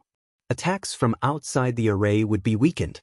Normally, it was much easier to destroy a magic array from inside. The 9-star polar domain was no exception. Hence, Shi Feng had sent Zero Wing's 10 elite legions to guard the 10 paths. When the elite legions activated their 9-star polar domain magic array, they would prevent the Star Alliance and other large guilds from leaving the Stoneclaw Mountains. They could then take the opportunity to gain more from this war. With Shi Feng's command, The barrier parties mobilized, every one of them revealing the 9-star polar domain magic scroll they had held on to. All this to me as the 90 players unfurled the magic scrolls in their hands. 10 massive magic arrays suddenly appeared above the battlefield, enveloping a large portion of the battlefield and sealing all exits out of the Stoneclaw Mountains. What's going on? Why have my attributes decreased? Damn it. I don't even have 6,000 HP right now. The various guilds' elite members, who had forced Zero Wings elite legions into a constant retreat, suddenly discovered something amiss. Their attributes had decreased by 40%. Their attacks could not cause any significant damage to Zero Wings elite members at all. In contrast, Zero Wings elite members, whose attributes remained unchanged, could finish them off with just a few hits. Suddenly, Zero Wings enemies began to panic. Although the players caught outside the magic array tried to help and constantly attacked the barrier with spells, the effect of their attacks were minimal. The magical class players maintaining the 9-star polar domain did not lose much mana from their attacks. It's our turn now. Seeing the various guilds panicking elites, Zero Wings elite members rushed forward to resolve the battle. Originally, they had needed roughly 4 or 5 attacks to defeat their enemies. Now, they only needed 2 or 3 hits to do so. On the other hand, their enemies now required roughly 8 or 9 hits to kill them. The battle was one-sided. Moreover, the 9-star polar domain magic array was like a knife at their throats. The magic arrays had cut off their retreat. Aqua used the mana pulse cannon to support the legions. Everyone else, guard the cannon and clean up the battlefield. After Shurfeng issued his commands, he activated Wind Rider and flew down the mountain. The 9-star polar domain would not hold the Star Alliance and its allies for long. The various large guilds would escape by the time the battle demon reached them. However, if he killed his enemy's commanders, the remaining elite players would run like a headless chicken. He would significantly reduce the elite army's momentum, earning more time for his army. Someone's flying towards us. The retreating Star Alliance members suddenly shouted as they glanced towards the sky. Everyone turned to see the flying figure Black Flame. It's Black Flame. As the figure approached, the elites recognized Zero Wings guild leader. Charging at us alone? Do you really think the Star Alliance is that easy to bully? Red Feather also noticed Shurfeng rapidly approach their army. He bellowed, "Ranged players, shoot him down. Anyone who kills Black Flame will be rewarded with a set of top-tier equipment, 500 gold, and a promotion to core member." A first-rate guild had many members. However, only a few could become core members. Without extremely powerful combat skills, becoming one of the guild's elites was generally their limit. Meanwhile, there was a qualitative difference between the treatment an elite member received and what the core members enjoyed. Not only did core members have priority on good equipment, but they also received a bountiful salary each month. One could earn far more credits as a core member than they could as at an office job in a large corporation. One could say that core members were considered formal internal staff in a first-rate guild while an elite was merely external staff. The benefits were on a completely different level. Black Flame, die. The Star Alliance's elites shouted excitedly. Thousands of ranged players began casting their spells and knocking their arrows as they awaited Shurfeng's arrival. As Shurfeng grew closer to the elite army, spells and arrows began to fly towards him. However, with Wind Rider's speed increase, Shurfeng had little trouble evading the spells and arrows. Moreover, as these elite players launched their attacks based on their predictions of Shurfeng's movement, he only needed to fly out of range to avoid the attacks. Like this, Shurfeng advanced effortlessly, weaving his way through the rain of spells and arrows from afar. It seemed as if Shurfeng danced amidst the countless spells and arrows. As a result of his frightening speed, Shurfeng left behind one afterimage after another, confusing the Star Alliance's elites. None of them could follow Shurfeng's movements. Seeing Shurfeng approach, instead of being affected by Shurfeng's frightening momentum, Red Feather sneered as he took out a Crimson Tier 2 magic scroll from his bag. Black Flame, you're the one who will die today. Red Feather acknowledged that none of his own spells would land on the fast-moving Shurfeng. However, the Tier 2 magic scroll he held was a different story. Tier 2 spell, Holy Spears of Flame. Suddenly, 36 flame spears appeared around Red Feather, the scorching fire increasing the surrounding temperature. Black Flame, turn to ash. Red Feather waved his staff when he saw that there were only 30 yards left between him and Shifeng. The 36 flame spears transformed into streams of light as they shot towards Shifeng. The flame spears were much faster than Shifeng, taking only an instant to cross the 30 yards. The flame spears blocked any path of escape, giving Shifeng no room to dodge. Meanwhile, the Holy Spears of Flame was an unblockable sacred spell. Every spear rivaled a Lord-ranked monster's power. It was an extremely powerful spell. Just as the spears were about to strike Shifeng, he suddenly disappeared. None of the flame spears hit their Marquis. Before Red Feather could react, he discovered Shifeng in front of him. Blue arcs of electricity circled Shifeng's body, crackling as they sparked Tier 2 Taboo skill, Instant Strike. Shifeng's figure dashed past Red Feather, leaving behind a blue afterimage that remained for a relatively long time. Red Feather fell to the ground, his body lying motionless. His HP, which had been over 8,000, dropped to nothing. Meanwhile, Shifeng's figure had long since departed, leaving the Star Alliance elites in a daze. They would carry this scene forever in their minds while thousands of players bombarded him with attacks. Shifeng had managed to kill Red Feather with one hit. All they could do was stare at Shifeng's back as he departed. Chapter 746, Breaking Through Flowing Water. The retreating elite members weren't the only ones who saw Shifeng kill Red Feather. The secret pavilion members, who had been preparing to depart from the battlefield, also saw the attack. With a flash of blue light, the battle had been over.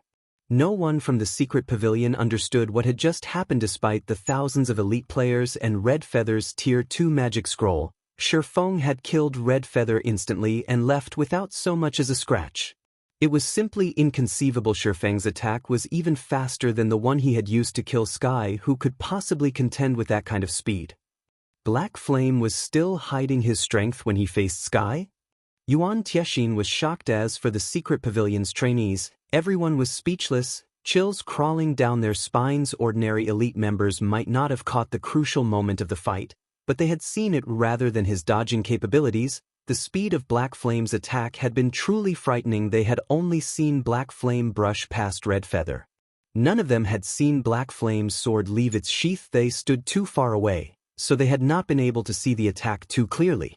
However, Red Feather had taken the hit personally. He should have seen Black Flame's technique clearly. Moreover, due to God's domain, both ordinary players and experts' sharp intuition had improved significantly. In the moment of death, this wildlike intuition could allow them to evade attacks. Expert players, in particular, had an easier time and a higher chance to evade. Red Feather was an expert ranked on the God's Domain experts list, which the secret pavilion published. His strength was extraordinary. Although he had yet to reach the half-step refinement realm, he possessed bountiful combat experience with very high basic attributes to back it up. His ability to respond to danger was first class among experts. Even Cold Autumn, a genius proclaimed by the secret pavilion, might not be as good as Red Feather in this aspect. An expert with such fast reactions had not reacted in the least when Black Flame had attacked him. It was as if Red Feather's intuition had vanished during that moment. Only when he had died did he realize that he had been struck. This was the cause behind the secret pavilion members' shudders. Although the attack speed Black Flame displayed when he faced Sky had been astounding, their eyes had only failed to keep up with Black Flame's sword. Now, however, they had not even realized when Black Flame had attacked. They had only seen the streak of rapidly dissipating blue light. Meanwhile, Shifeng, who had already pulled away from the elite army, was not particularly satisfied with his performance. Sure enough, it won't be easy to replicate that sensation again. After killing Red Feather, Shifeng recalled the move he used to kill Sky. The principle behind one spear, 6 transformations was similar to his void steps. One spear, 6 transformations was a technique that used special attack methods to overload the opponent's brain with complex information, causing their brain to ignore this information, not allowing them to perceive the attack. Only when the spear truly threatened their life would their brain dispel this ignorance. However, at that point, the spears were already under their noses, and it was too late to react. Even with his advantage of attributes, Shifeng could barely block 2 or 3 spear images. It was practically impossible to block all 6. Shifeng was only able to employ such a technique with his body. However, Sky could employ the technique on his attacks. It was astounding. The body's movement speed was far inferior to its attack speed. Hence, it was exponentially more difficult to employ such a technique with one's attacks. Moreover, for this kind of technique, the faster it was, the more difficult the technique was to use. One was required to carry out a series of complex motions within an extremely short period to execute the technique. Only with overly complex information would the brain refuse to accept the image, choosing to ignore it. As someone who had a profound understanding of this technique, Shi Feng had no choice but to close his eyes and shut out all visual information. Instead, he chose to rely on his other sensory organs, his wealth of combat experience, and his sharp intuition to dodge Sky's one spear, 6 transformations. With his absolute advantage regarding attributes, it was possible if he maintained a distance of roughly 1 yard away from Sky's attack range and evaded the instant he sensed the Berserker's spear displace the air around him, he would have sufficient time to dodge the incoming attacks. This was precisely the reason that Shi Feng had avoided Sky's aggressive attacks while launching his own counterattack. In a battle between experts, it was extremely dangerous to shut out one's visual sense because, among a person's 5 senses, one's sight absorbed the most information. Ordinary players relied on sight the most. If a player lost their sight, they would be crippled, wounding their combat power. However, while Shi Feng had closed his eyes and evaded Sky's one spear, 6 transformations, he discovered that his perception of the world had changed without his sight. His concentration had focused on his surroundings. He no longer focused on his enemy. When he faced the threat of death, he discovered that his perception had become much clearer than before. Although he had not been able to see Sky's movements, he had sensed the spear's position, which allowed him to have an increasingly easy time to dodge the Berserker's attacks. Finally, when Sky executed one spear, 9 kills, Shi Feng realized what the Void Realm actually was at that moment. It was as if his environment were a part of his body. It felt like the martial arts concept of harmony between man and nature. At that moment, Sky's spear ceased to confuse him. In the end, Shi Feng had opened the last door of the realms of refinement. Void Realm. After reaching the Void Realm, Shi Feng could see the general attack range of 1 spear, 9 kills with a single glance. Hence, Shi Feng brandished Killing Ray to block every single strike. If comparing attack speed, Shi Feng, who had activated Thunder God's Descent, could not lose. However, when Shi Feng landed the final strike against Sky, he noticed a crack in space. He unconsciously swung Killing Ray along that space. By the time he was aware of what was happening, Sky was already on the ground when he had killed Red Feather. However, he had not been able to relive that sensation. Only, the bonus speed that instant strike provided was simply astonishing, so much so that Red Feather could not react to his attack. Hence, Shi Feng was somewhat dissatisfied with this result. After Shi Feng killed Red Feather's elite army fell into a turmoil. None of the elites knew what to do. Moreover, after watching Shi Feng's performance, many of them were scared witless as they scattered. If killing Red Feather generated such a result, Shi Feng could not let the other Legion commanders off the hook. On top of his own battles, Shi Feng directed the Battle Demon to kill the Star Alliance and their allies' commanders. Very quickly, chaos broke out on the battlefield. Damn that black flame. He is trying to wipe us out. After receiving the reports from the Star Alliance's various elite legions, even if Galaxy Past were a fool, he understood Shi Feng's goal. He then looked at the map of the Stoneclaw Mountains and said through the guild chat, "Everyone, gather at the northwest mountain path. We'll break through as one." With mayhem overwhelming the battlefield, breaking through multiple exits would be too time-consuming. They would only play into Shi Feng's hands if they did so. Hence, Galaxy Pass chose to gather the Star Alliance's army at the nearest exit path, focusing their power into a single point. With this, they could smash through Zero Wing's defense. A moment later, under Galaxy Pass command, the Star Alliance's elite army gathered at the northwest mountain path and began to attack the 9-star polar domain madly. Despite Zero Wing's elite members retaliating, the effect was minimal. The 9 players maintaining the magic array lost their mana rapidly. After a few minutes, the 9-star polar domain shattered. The Star Alliance members rejoiced. Huh? Isn't that black flame? It's not just black flame. Isn't that Fire Dance and Aqua Rose beside him? When the magic array shattered, The players from the Star Alliance with sharp eyesight discovered Black Flame and Zero Wing's main force members in the middle of the mountain path. Their expressions sank instantly. Chapter 747, Harvest of the War.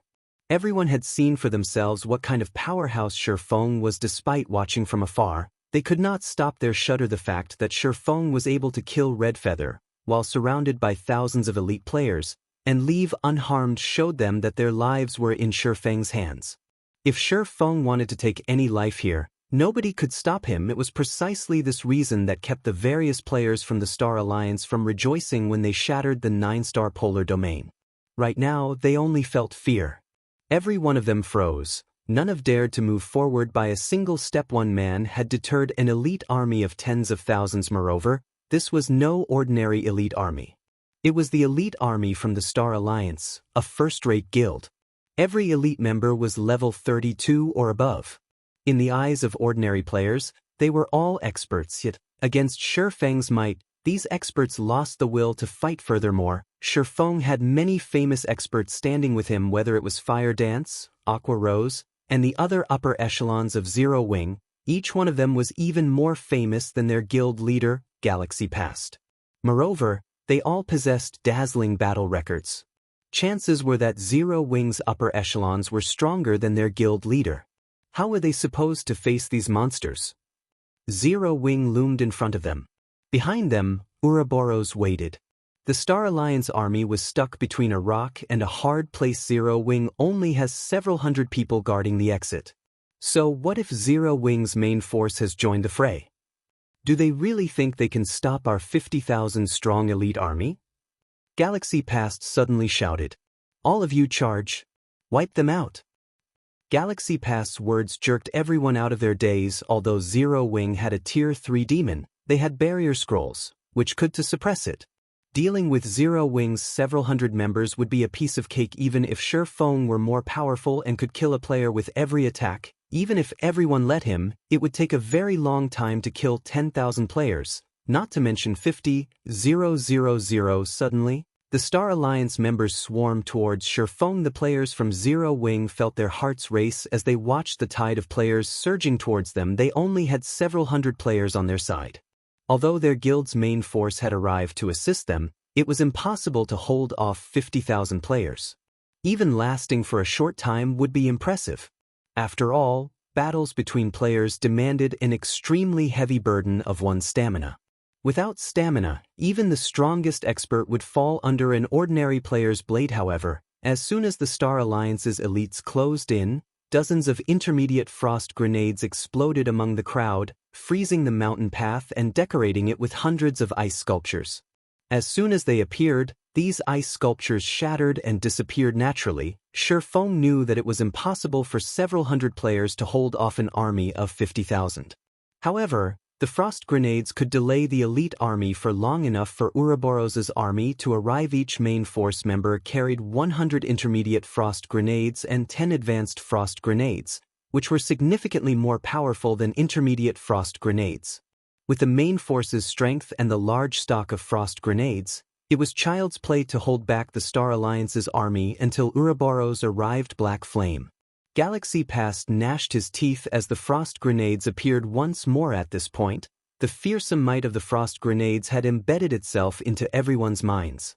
Previously, Zero Wing's elite legions had damaged the various large guilds significantly with these frost grenades.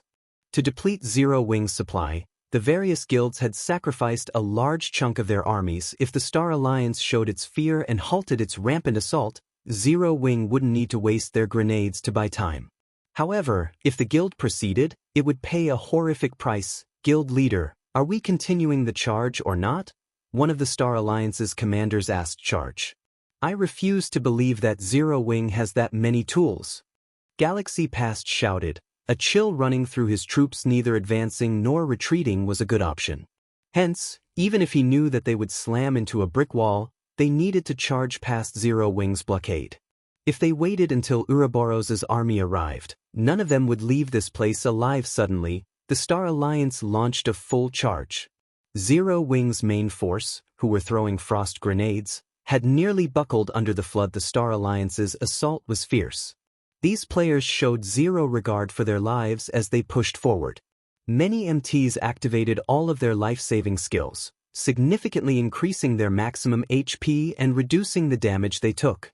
The intermediate frost grenades were already half as effective against players. Now, its damage reduced by another half. At this moment, each intermediate frost grenade only dealt around -200 damage to the Alliance's MTs. With over 14,000 HP, not even 60 or 70 intermediate frost grenades would be enough to kill Theme. As a result, Zero Wing's 70-plus main force members threw their grenades as fast as they could, barely holding off the assault as Shifeng charged towards the Star Alliance's army. He upgraded the 7 Luminaries' Ring's aura of fire to level 9. As a result, Shifeng's level fell from 38 to 37.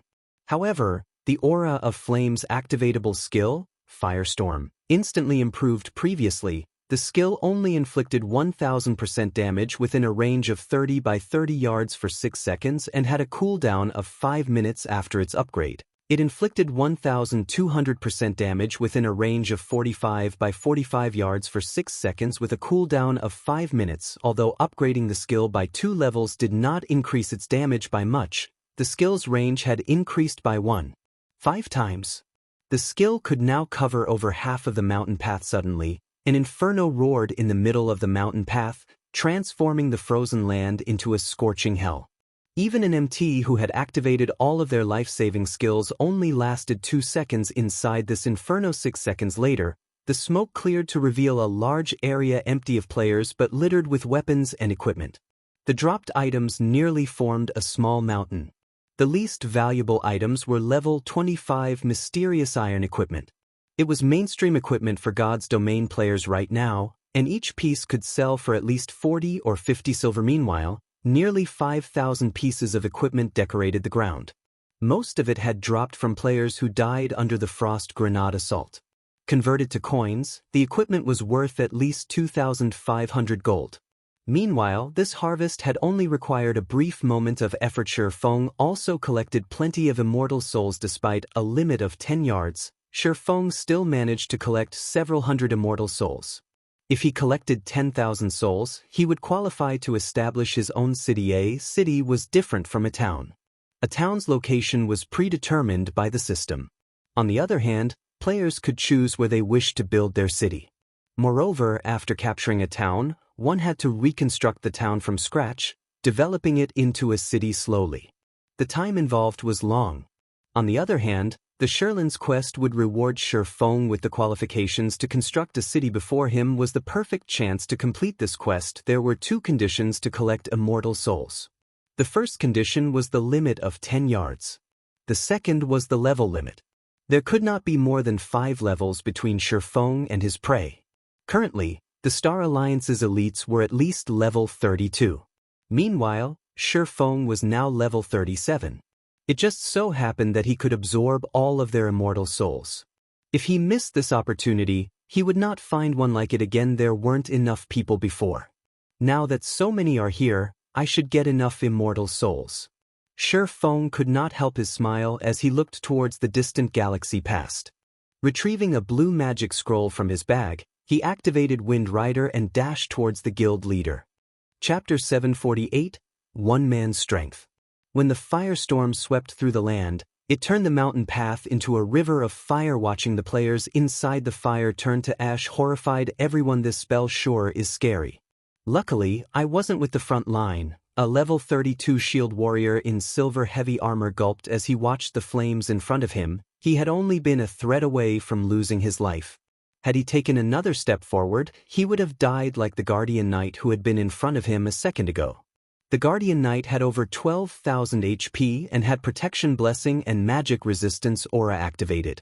The Guardian Knight had even received a Truth Shield from a Cleric and a Defense Blessing from an Oracle. Yet, said Guardian Knight still evaporated in a matter of seconds. Someone's heading this way? The heavy-armored shield warrior suddenly discovered a figure charging straight for him. Someone actually dares to face us alone. Brothers, let's seek him up. A level 32 berserker snarled as he raised his heavy sword. The berserker immediately received an enthusiastic response from his companions. They all took up a stance to welcome the approaching enemy after the enemy toyed with them using the frost grenades. Resentment filled these players' hearts. Now that a fool charged at them blindly, this was the perfect chance to let off some steam. The heavy-armored shield warrior squinted, trying to see the figure hidden in the smoke.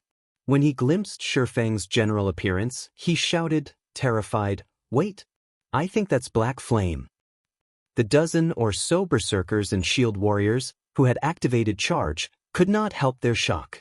However, as they had already activated their skills and were only a dozen or so yards away from Shurfeng, retreat was no longer an option. Every one of them hardened their resolve as they aimed their most powerful skills at Shurfeng to Shurfeng. However, these berserkers and shield warriors' attack speeds were simply too low. Moreover, these dozen or so players had already entered Shurfeng's range. Now that Shurfeng was in the Void Realm, his perception allowed him to see the attack trajectories of these dozen or so players with a single glance. Suddenly, Shurfeng's footwork changed. Like a cool breeze, he swept through the pincer attack. As he passed these players, the killing ray in his hand left behind several streaks of dazzling blue light on their bodies. On the other hand, none of the enemy's swords and sabers even touched Shurfeng. In seconds, over a dozen plate armor classes died, each dropping a weapon or piece of equipment as they fell to the ground. Over a dozen immortal souls flowed into the marking on Shurfeng's hand. If these people had known that the players who Shurfeng killed would lose their immortal souls, not being able to log into the game for a few days, in addition to the usual level and skill proficiency loss, they probably would have sacrificed themselves to the river of fire before letting Shurfeng get near them. How is this even possible? Everyone from the Star Alliance, who watched from a short distance away, were dumbfounded as Shurfeng finished off over a dozen players in a matter of seconds. They felt a weight that they had never experienced pressing down on them, their breathing growing haggard as a result. Previously, they merely thought that Shurfeng was amazing and powerful. However, this kind of power was somewhat illusory for them. They did not fully understand it. However, only after facing this power themselves did they realize how massive a gap there was between them and Shurfeng. Now that they realized Shurfeng's true power, they nearly lost their grip on their weapons from fear. And although they tried to move, neither their hands nor their feet responded. Suddenly, everyone thought that their previous idea of overwhelming Shurfeng with numbers was childish. By the time they returned to their senses, Shurfeng had appeared right before them. In the next moment, numerous streaks of blue light bloomed on their bodies. There sure are a lot of people. As Shurfeng glanced at the crowd of Star Alliance members blocking his way, he lifted Killing Ray and slashed downwards. Thundering flash. Suddenly, several lightning strikes slithered towards the Star Alliance players, leaving behind dazzling electric arcs in the air. With a single move, Shurfeng gained dozens of immortal souls and cleared a path for himself. By the time the Star Alliance members reacted and tried to surround and contain Shurfeng, he had already dashed into the crowd and began a slaughter chop. Earth Splitter. Thunder Flame Explosion. Skywheel Sword. Shurfeng leisurely harvested the Star Alliance's lives, one after another. Despite the elite members throwing all sorts of control skills at Shurfeng, who had activated the aura of space, none of these control skills had taken effect. As for the various attacks sent at him, with his movement speed, none of them even came close to hitting him. Frequently, onlookers watched bodies soar into the air, hitting the ground with a thud far from the Star Alliance's elite army. Those who watched were stupefied. Not only had Shurfeng's onslaught slowed the Star Alliance's offensive, but he had also killed a large fraction of the Star Alliance's elites. Shurfeng was unstoppable as he rushed through the Star Alliance's army. As Zero Wings members watched the slaughter, their fighting spirits burned within them as they joined the offensive. He's so strong. Black Flame can actually hold off the Star Alliance's assault by himself? Is he even a player? The players from the secret pavilion watching from afar were stunned. Shurfeng's astonishing performance even aroused many of the pavilion's female players. Despite being surrounded by enemies, not only did Shurfeng's rampage continue without pause, but he was also able to evade everyone's attacks in the limited space. This feat was immensely difficult. The secret pavilion's experts were quite confident that they could handle 100 elite players by themselves during the battle. They would try to choose the most favorable terrain for their fights, using it to funnel there. opponents, limiting the number they had to face at a single time. This way, they would have a much easier time defending against and dodging attacks. However, when the enemy surrounded them, the difficulty of defending and dodging increased exponentially. They would most likely last only a moment before they died. Even Cold Autumn, who was known as a genius of the new generation, would be lucky if he lasted even 20 seconds. However, Shi Feng had already lasted over a minute. Moreover, he had yet to receive any damage. Black Flame. Complex emotions filled Galaxy Past's heart as he watched Shi Feng. The Star Alliance's overall strength had clearly surpassed Zero Wings by a large margin. The Alliance had even received assistance from various guilds.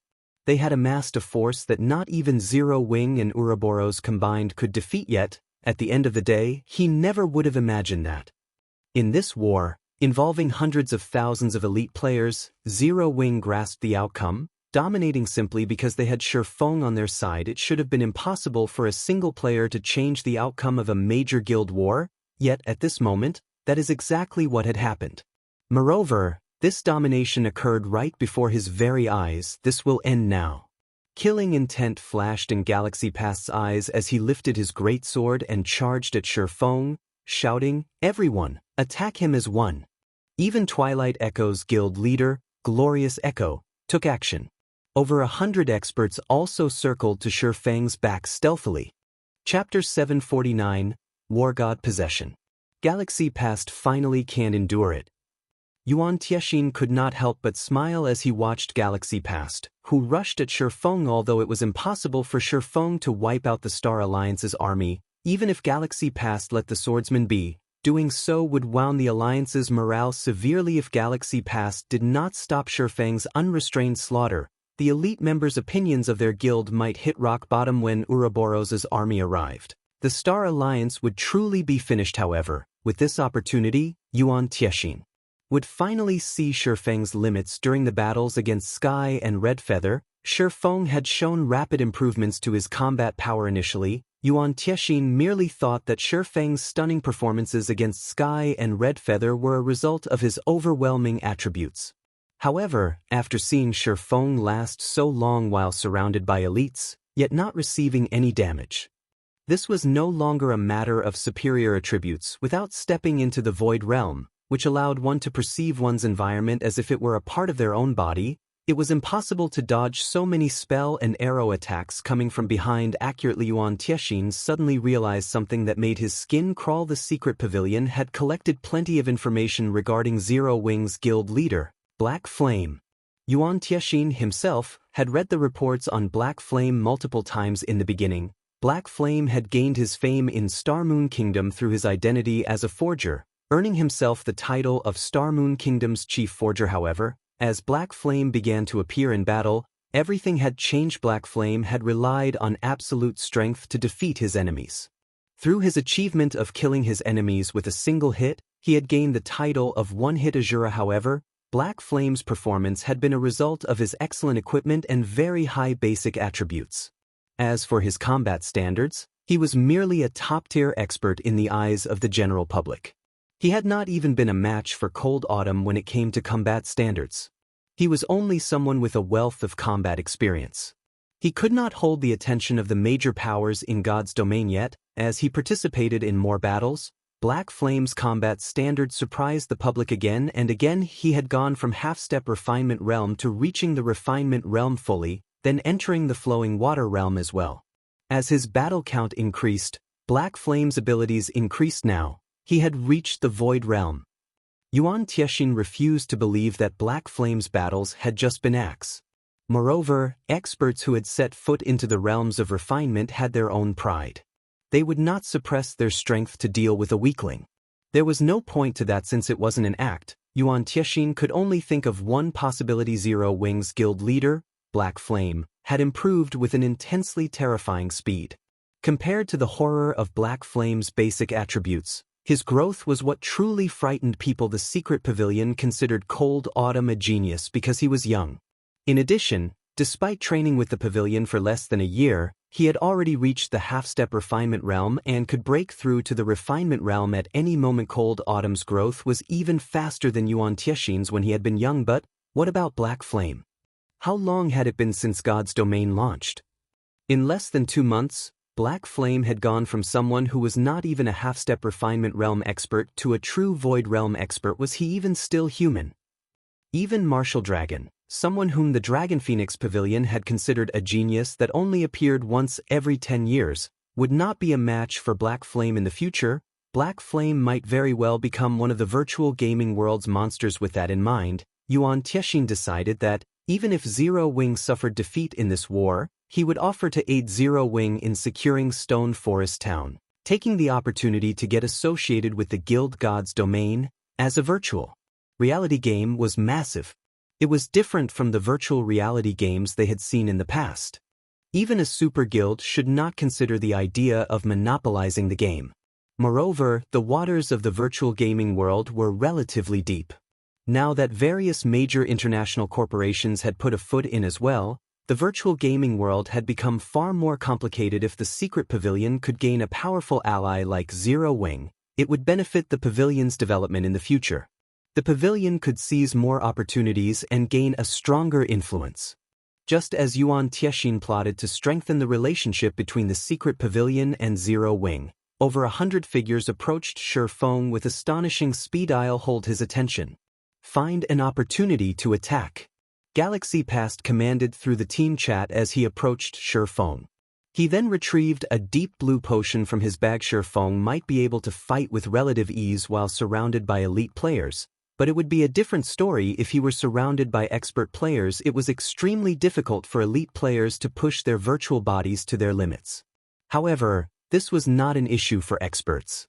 They could do so easily. Naturally, Shi Feng had no trouble with elite players if he fought with everything he had. However, it was a vastly different story against experts who also pushed themselves to their limits. Black Flame, I'll teach you that a first-rate guild is not easy to deal with. Galaxy Past shouted. He then dumped the deep blue potion down his throat. At the same time, he activated his Berserk skill, Wargod Possession. Suddenly, not only did his body grow a size larger, but it also released a brilliant golden glow. His aura was even stronger than a Lord-ranked monster, and this sudden change sent a ripple of shock through the Star Alliance's army. Since the various guilds had learned of Zero Wing's Berserk skills, they had spared no effort to collect their own. Galaxy Past had even mobilized the entire guild strength and lost several thousand elite players to obtain Wargod Possession. The Berserk skill that all Berserkers dreamed of having. Wargod Possession was a Tier 1 taboo skill. Its effects could even rival an ordinary Tier 2 Berserk skill. Moreover, the skill was very well suited for the Berserker class. Upon activation, it instantly increased the user's strength by 150%, all other attributes by 80%, and defense by 200%. Moreover, the less HP the user had, the higher the strength bonus the user received. The only shortcoming the skill had was its short duration of 20 seconds. Once those 20 seconds passed, the user would enter a weakened state for 1 hour. The skill also had a 24-hour cooldown. It was a forbidden skill that should only be used during the most crucial moments. However, to deal with Shi Feng, who possessed frightening attributes, Galaxy Past had no choice but to activate this Berserk skill. As insurance, Galaxy Past drank an extreme speed potion, a rare, high-level potion that he had obtained from a quest. The potion increased movement speed by 100% and attack speed by 150% for 30 seconds with a cooldown of 1 hour. With the effects of Wargod Possession and the extreme speed potion, it was not entirely impossible to kill Shi Feng. Moreover, not long ago, Shi Feng had used his own Berserk skill. Berserk skills generally had very long cooldowns. Only a short time had elapsed since Shi Feng had last used his. It was impossible for his Berserk skill to have cooled down already. Without a Berserk skill, even if Shi Feng's attributes were more powerful, he was not a match for Galaxy Past, who had activated a Tier 1 taboo skill. Black Flame. It's time you know what it feels like to have your attributes overwhelmed. Galaxy Past activated Charge and appeared before Shi Feng like a ghost. With a malevolent smile, he swung down his dark gold-ranked greatsword, Weeping Silver, violently boom. When Weeping Silver descended, an explosion shook the area. The ground beneath Shi Feng's feet shattered, revealing long sword marks. A level 32 shield warrior, who had accidentally collided with the sword aura, lost his life instantly. Galaxy Past's horrific power caused everyone to shudder. Chapter 750 Berserk. Galaxy Past's performance shocked every player who saw it. Nobody had ever imagined that Galaxy Past was so powerful. Not only was his strength unmatched, but he was also so fast that people only caught a glimpse of him as he moved. Despite using Violent Strike, one of the most common Berserker skills, he displayed more power than an AoE attack skill. Even a lord of the same level would pale in the face of such destructive power. Black Flame is done for sure this time. This scene cleared away the Star Alliance's defeated mood as expected of the Star Alliance's guild leader. He actually hid such a card so well. Glorious Echo was also impressed. Although he had his own trump card, it was slightly inferior to Galaxy Past's with such strength and speed. Even if Black Flame had not died from the sudden blow, he would be heavily injured. The 100 or so expert players stilled their footsteps, thinking that the battle had ended, that their help was no longer needed. When the dust settled, however, a man, wearing a black cloak and wielding an emerald longsword, stood before Galaxy Past, unharmed. He blocked it? Everyone's jaws nearly fell to the ground. Sherfong had actually blocked Galaxy Past's attack, which had been stronger than a lordess. Everyone had thought that Sherfong might evade the attack, but never had they thought Sherfong would block it with his sword. Moreover, Sherfong was still unscathed. Only the ground beneath his feet had fragmented, the cracks spreading out across 5 yards in every direction. From the state of the ground, they knew how heavy Galaxy Past's Violent Strike had been. Such immense strength. Sherfong felt his hand, which held onto Killing Ray, go numb. Although he had sensed Galaxy Past charge at him, he had not expected the Berserker's strength and speed to increase by so much. With that kind of speed, it had been too late to dodge. If not for his perception of his environment having sharpened, he would not have executed parry in time to block Galaxy Past's attack. Parry was considered one of a swordsman's life-saving skills. It could neutralize one instance of damage coming from ahead of the user. However, the user would not be exempt from the impact. If Galaxy Past's attack had struck Sherfang's body, even with his high defense and his HP being over 14,500, he would not have died, but he wouldn't have had much HP left. I want to see just how many life-saving skills you possess. Seeing that his surprise attack had failed, Galaxy Past swung Weeping Silver and executed Horizontal Slash. Not only did Horizontal Slash have a larger attack range than Violent Strike, but it was also significantly faster. With the boost from the Extreme Speed Potion, Weeping Silver transformed into a streak of silver light as it shot towards Sherfong. Galaxy Past completely disregarded his own safety, revealing all sorts of weak points as he attacked. He was fully intent on trading Sherfong a hit for a hit. In response, Sherfong used Silent Steps and avoided the devouring white light. Reappearing behind Galaxy Past, he swung Killing Ray down on the Berserker. While using a skill, players were highly susceptible to revealing weak points if they were not adept with a skill's movements. Galaxy Past experienced this for himself. Transforming into a streak of electric blue light, Killing Ray descended with frightening speed. Even if Galaxy Past had wanted to block the attack, it was too late. However, as if he had expected this, Galaxy Past immediately executed Whirlwind Slash, spinning with his greatsword. He ignored the blue light descending towards him, fully intent on trading damage for damage. In terms of strength, Galaxy Past had an absolute advantage. Hence, if they traded blows, Galaxy Past would come out victorious. Sherfong had no intentions of granting Galaxy Past's wish. With a thought, he activated Defensive Blade Boom. The blue light slammed into Galaxy Past's body, stealing over 2,300 of the Berserker's HP. Meanwhile, although Weeping Silver found its mark, Sherfang's defensive blade blocked the damage. Such high defense. Sherfong clicked his tongue. He wielded the epic weapon, Killing Ray. His one-handed sword mastery had even reached the basic Sword King standard, which increased his damage with the one-handed sword by 80%. He could easily finish off a cloth armor class of the same level with a single hit. Yet, his attack had only inflicted around -2,300 damage. Galaxy Past currently had 21,000 HP. Sherfang's single attack had merely devoured slightly over 1/10 of his HP. Just as Sherfong intended to get a few more hits in, he noticed a Guardian Knight's protection blessing suddenly enveloping Galaxy Past. A Cleric's Truth Shield and an Oracle's Defense Blessing also fell over the Berserker. A healing light touched Galaxy Past's head, instantly recovering his HP to full quickly. Feng brandished Killing Ray and launched a barrage of attacks. However, all he managed to do was shatter the Truth Shield. He was still short of shattering the Defense Blessing. An Oracle's Defense Blessing and a Cleric's Truth Shield were different. The Truth Shield could protect the target's entire body, and the caster's mana determined how much damage it could absorb. Defense Blessing, on the other hand, could only block attacks coming from one direction. However, the target's maximum HP determined how much damage it could absorb. A Tier 1 Defense Blessing could absorb damage equal to 30% of the target's maximum HP. Since Galaxy Past had 21,000 HP, a Defense Blessing cast on him could absorb over 6,000 damage. Feng frowned slightly. They were currently surrounded by members of the Star Alliance. If Feng were facing an elite MT, even if said MT activated Shield Wall, he was confident that he could finish off the MT quickly without giving the healers a chance to heal him. Now, however, Galaxy Past's defense was simply too high. The Berserker's HP had also increased to 21,000, and he had the damage reduction from Protection Blessing. It was practically impossible to kill Galaxy Past before the healers recovered his HP. Although the predicament troubled Feng, Galaxy Past was shocked. He finally realized just how massive the gap was between him and Feng.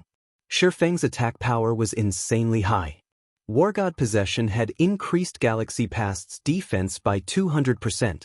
It would be impressive if expert berserkers could even deal around -900 damage to him, yet Feng had dealt over -2,300 damage with a single attack, nearly 3 times higher than those expert berserkers. If not for the aid from the surrounding experts, he might have lost close to half of his HP from that exchange. Galaxy, I'll help you. Glorious Echo had also noticed how massive the gap was between Galaxy Past and Feng in terms of combat standards. Even with the surrounding experts' help, it would not be easy to take down Feng.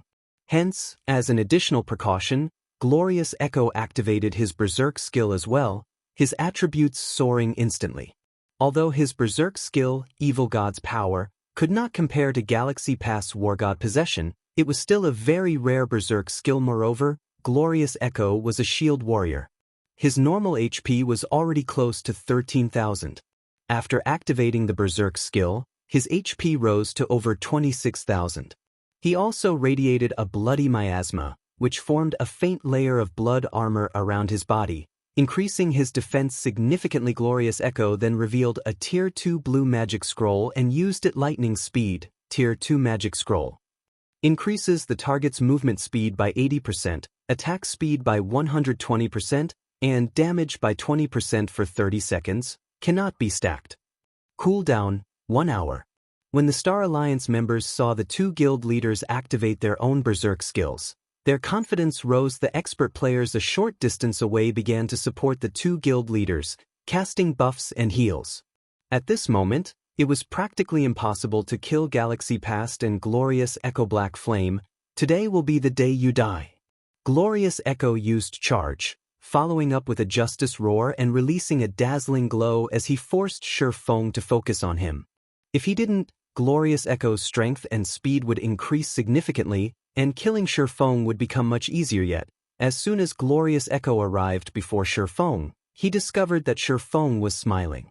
That smile told him 2 things. Everything was under Feng's control, and they had foolishly jumped into Feng's trap. Heavenly Dragon's Power.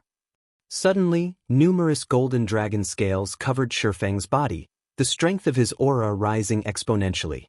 It felt like they had woken an ancient beast, and one could not help but shiver when this aura swept over them. Chapter 751. Ancient, Broken Sword. Crap. He still has a Berserk skill. Galaxy Past was shocked.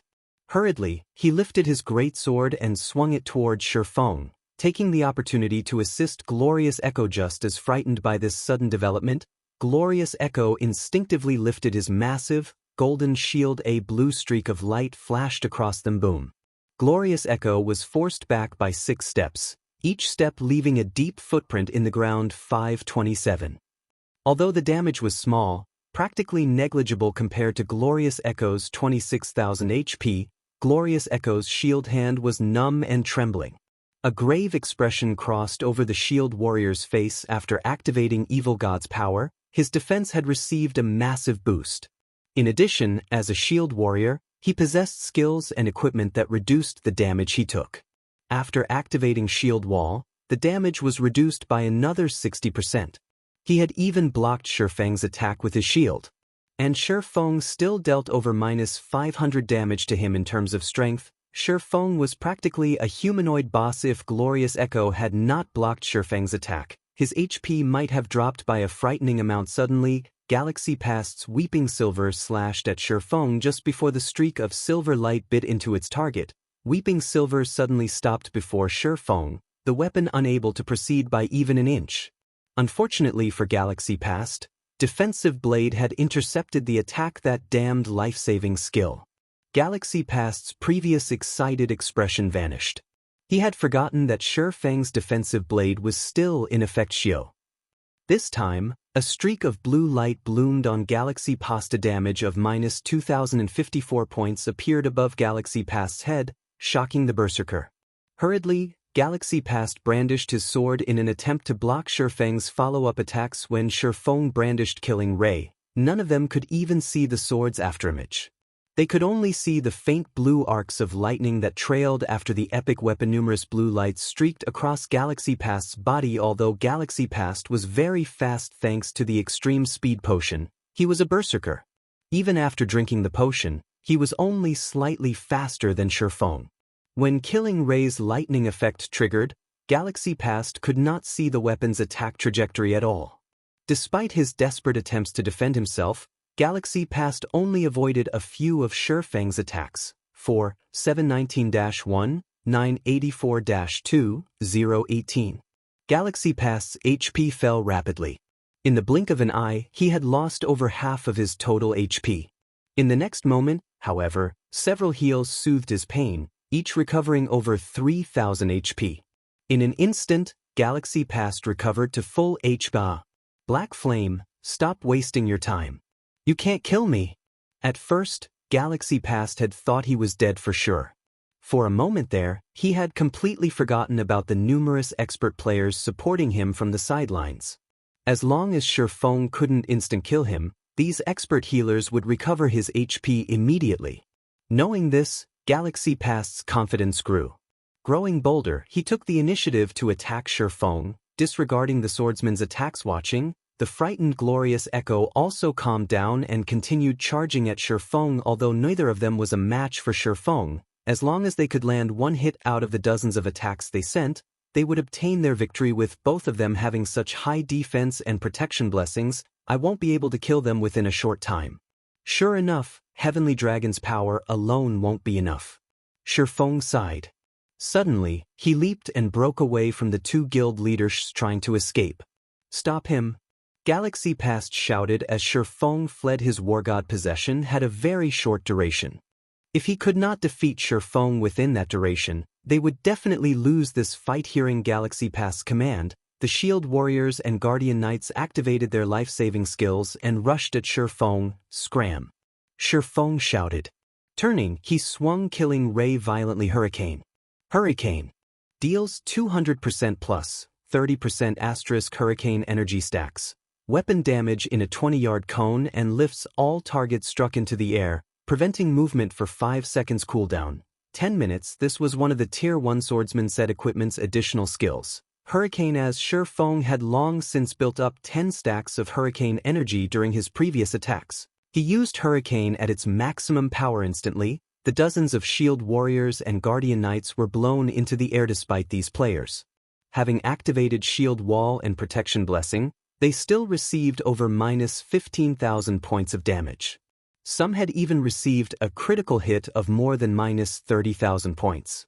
Instantly, every one of these MTs died before they hit the ground. However, Galaxy Past and Glorious Echo had used this brief opportunity to catch up with Shifeng and finally have some space.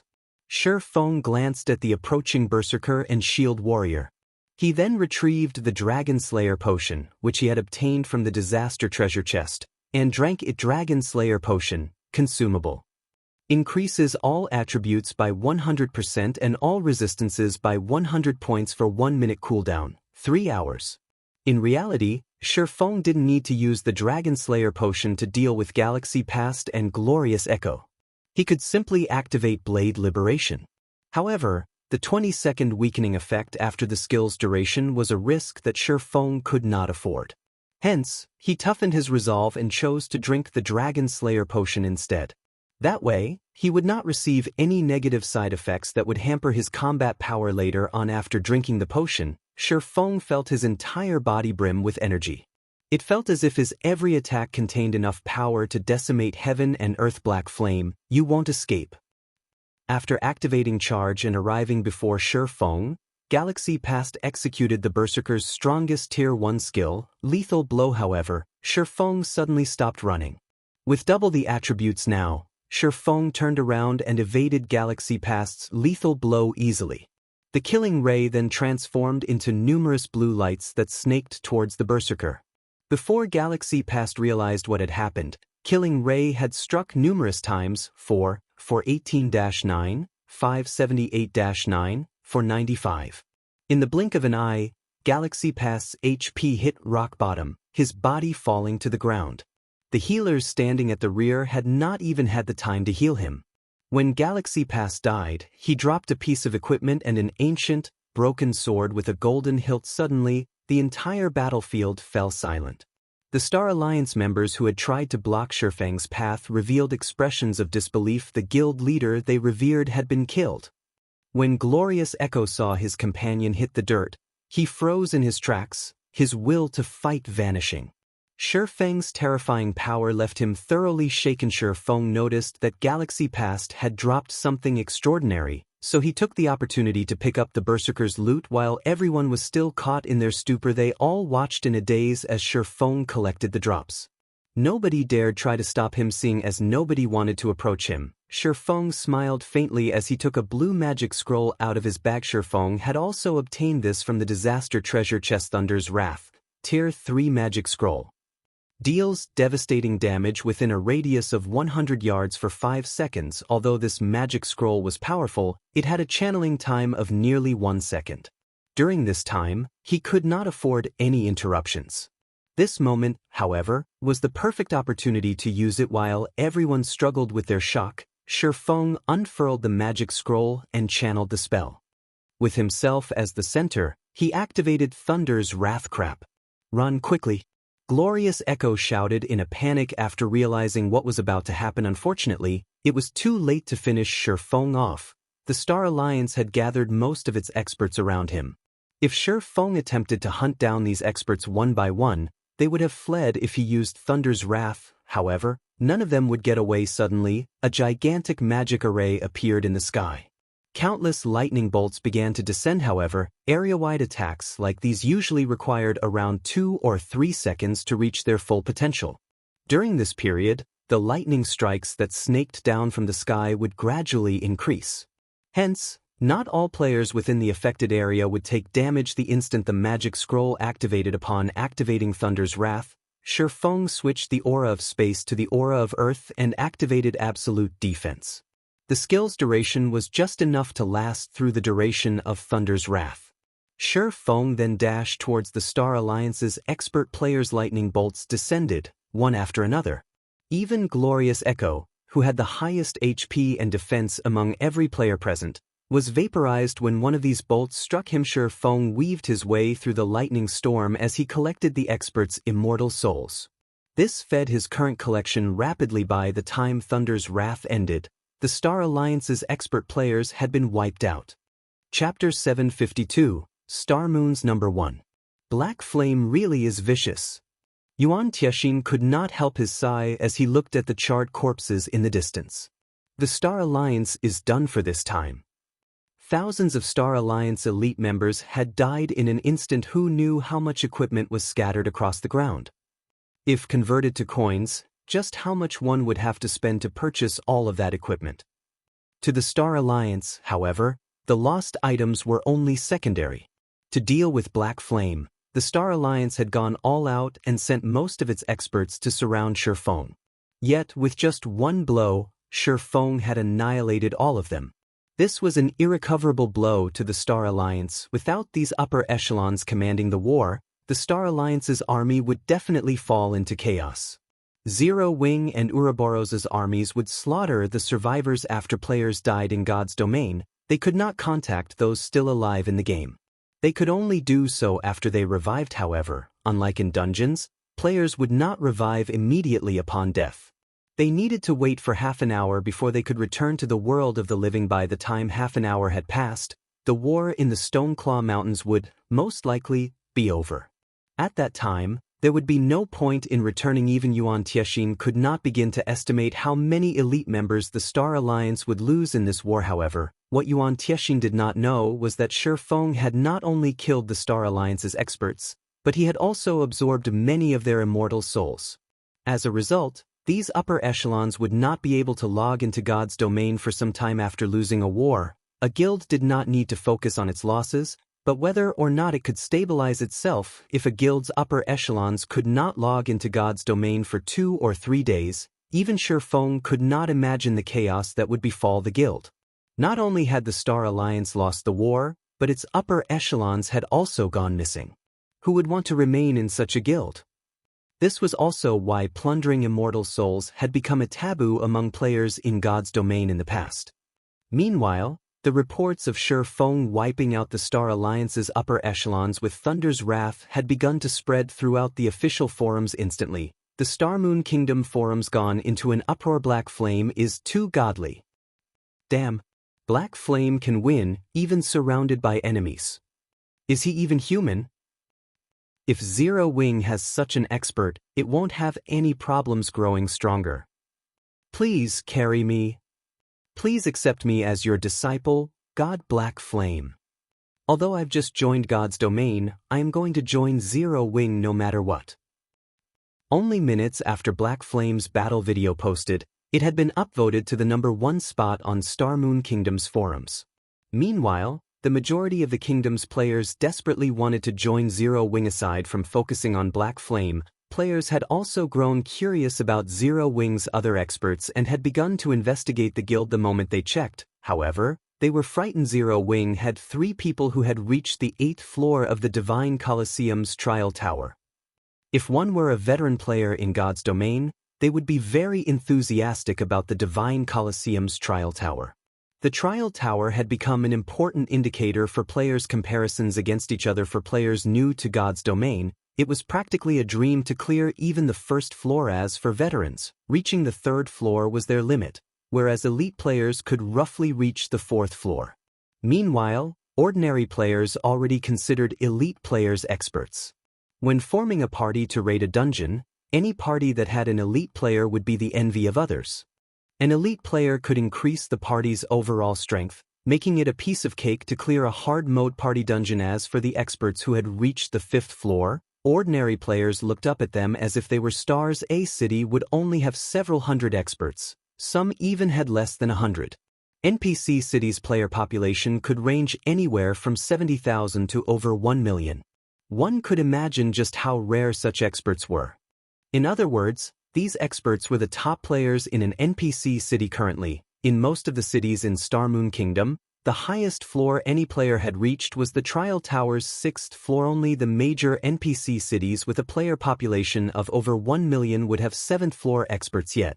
Zero Wing actually had 3 people who had managed to reach the Trial Tower's 8th floor. The players of Star Moon Kingdom struggled to accept this fact. It was impossible for ordinary players to encounter true experts. Hence, they usually used the Trial Tower as a method of judging experts because the Divine Colosseum's tower did not test a player's attributes or equipment. Rather, it tested a player's true power. The difference between players was made clear. Each of the Trial Tower's floors was more difficult than the last. Veteran players could only reach the 3rd floor after fighting through hell and high water. Hence, elite players who reached the 4th floor were treated like experts. However, what about those who managed to reach the 8th floor? No one could even imagine how much power these players had. The Assassin Fire Dance, the Cleric Violet Cloud, and the Cursemancer Aqua Rose. Beneath them were quite a few 7th floor experts such as the Berserker Rampant Blade, the Berserker Shadow Sword, the Guardian Knight Kola, the Shield Warrior Yi Wumien, the Ranger Minor Wind, the assassin Flying Shadow, the elementalist Su Qianlu, and the cursemancer Blackie. Zero Wing also had many sixth-floor experts. Only after a detailed investigation did anyone discover that Zero Wing housed so many top-tier experts. Zero Wing is simply spectacular. There are actually so many experts in a single guild. For a time, the many players in Star Moon Kingdom began thinking that, if they wanted to become an expert, they would only have a chance at fulfilling that dream by joining Zero Wing. After all, wasn't Zero Wing's guild leader Star Moon Kingdom's top expert? Aside from Aqua Rose, who used to be in Twilight Echo, nobody had ever heard of Zero Wing's experts before the guild established. After some research, they discovered that these players had undergone a heaven-defying change after they had joined Zero Wing. This discovery made many players who had withdrawn from Zero Wing to join other guilds regret their actions dearly. They had begun from the same starting point, yet because of their unfortunate decision, their past companions had become the experts that they revered. Inside the Stoneclaw Mountains. After Thunder's wrath dissipated and the Star Alliance's upper echelons were dead, chaos descended on the Alliance's elite army. The guild's elite players scattered, fleeing in all directions and discarding their attempt to charge towards Zero Wing's blockade. Moreover, Ouroboros's army had finally caught up and had begun to trap the Alliance's elite army as Shifeng had activated Heavenly Dragon's power and had drunk the Dragon Slayer potion. He could not idle and let the effects go to waste.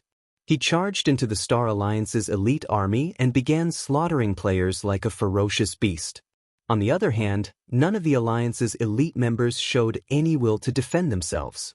They only wanted to escape the Stoneclaw Mountains as Shifeng massacred the Alliance's elite members. The system notification he had long awaited for finally arrived. System, congratulations! You have collected 10,000 immortal souls. Rewarding basic tyrant title. Chapter 753, Title, Sword King. I've finally finished this quest. Shifeng breathed a sigh of relief when he saw the system notification before him. Although it was not difficult to kill 10,000 players in the time frame Charlene had set, it would be very time-consuming if he had gone out of his way to do so. Where would Shifeng, who already had his hands full with his own tasks, find the time to hunt random players?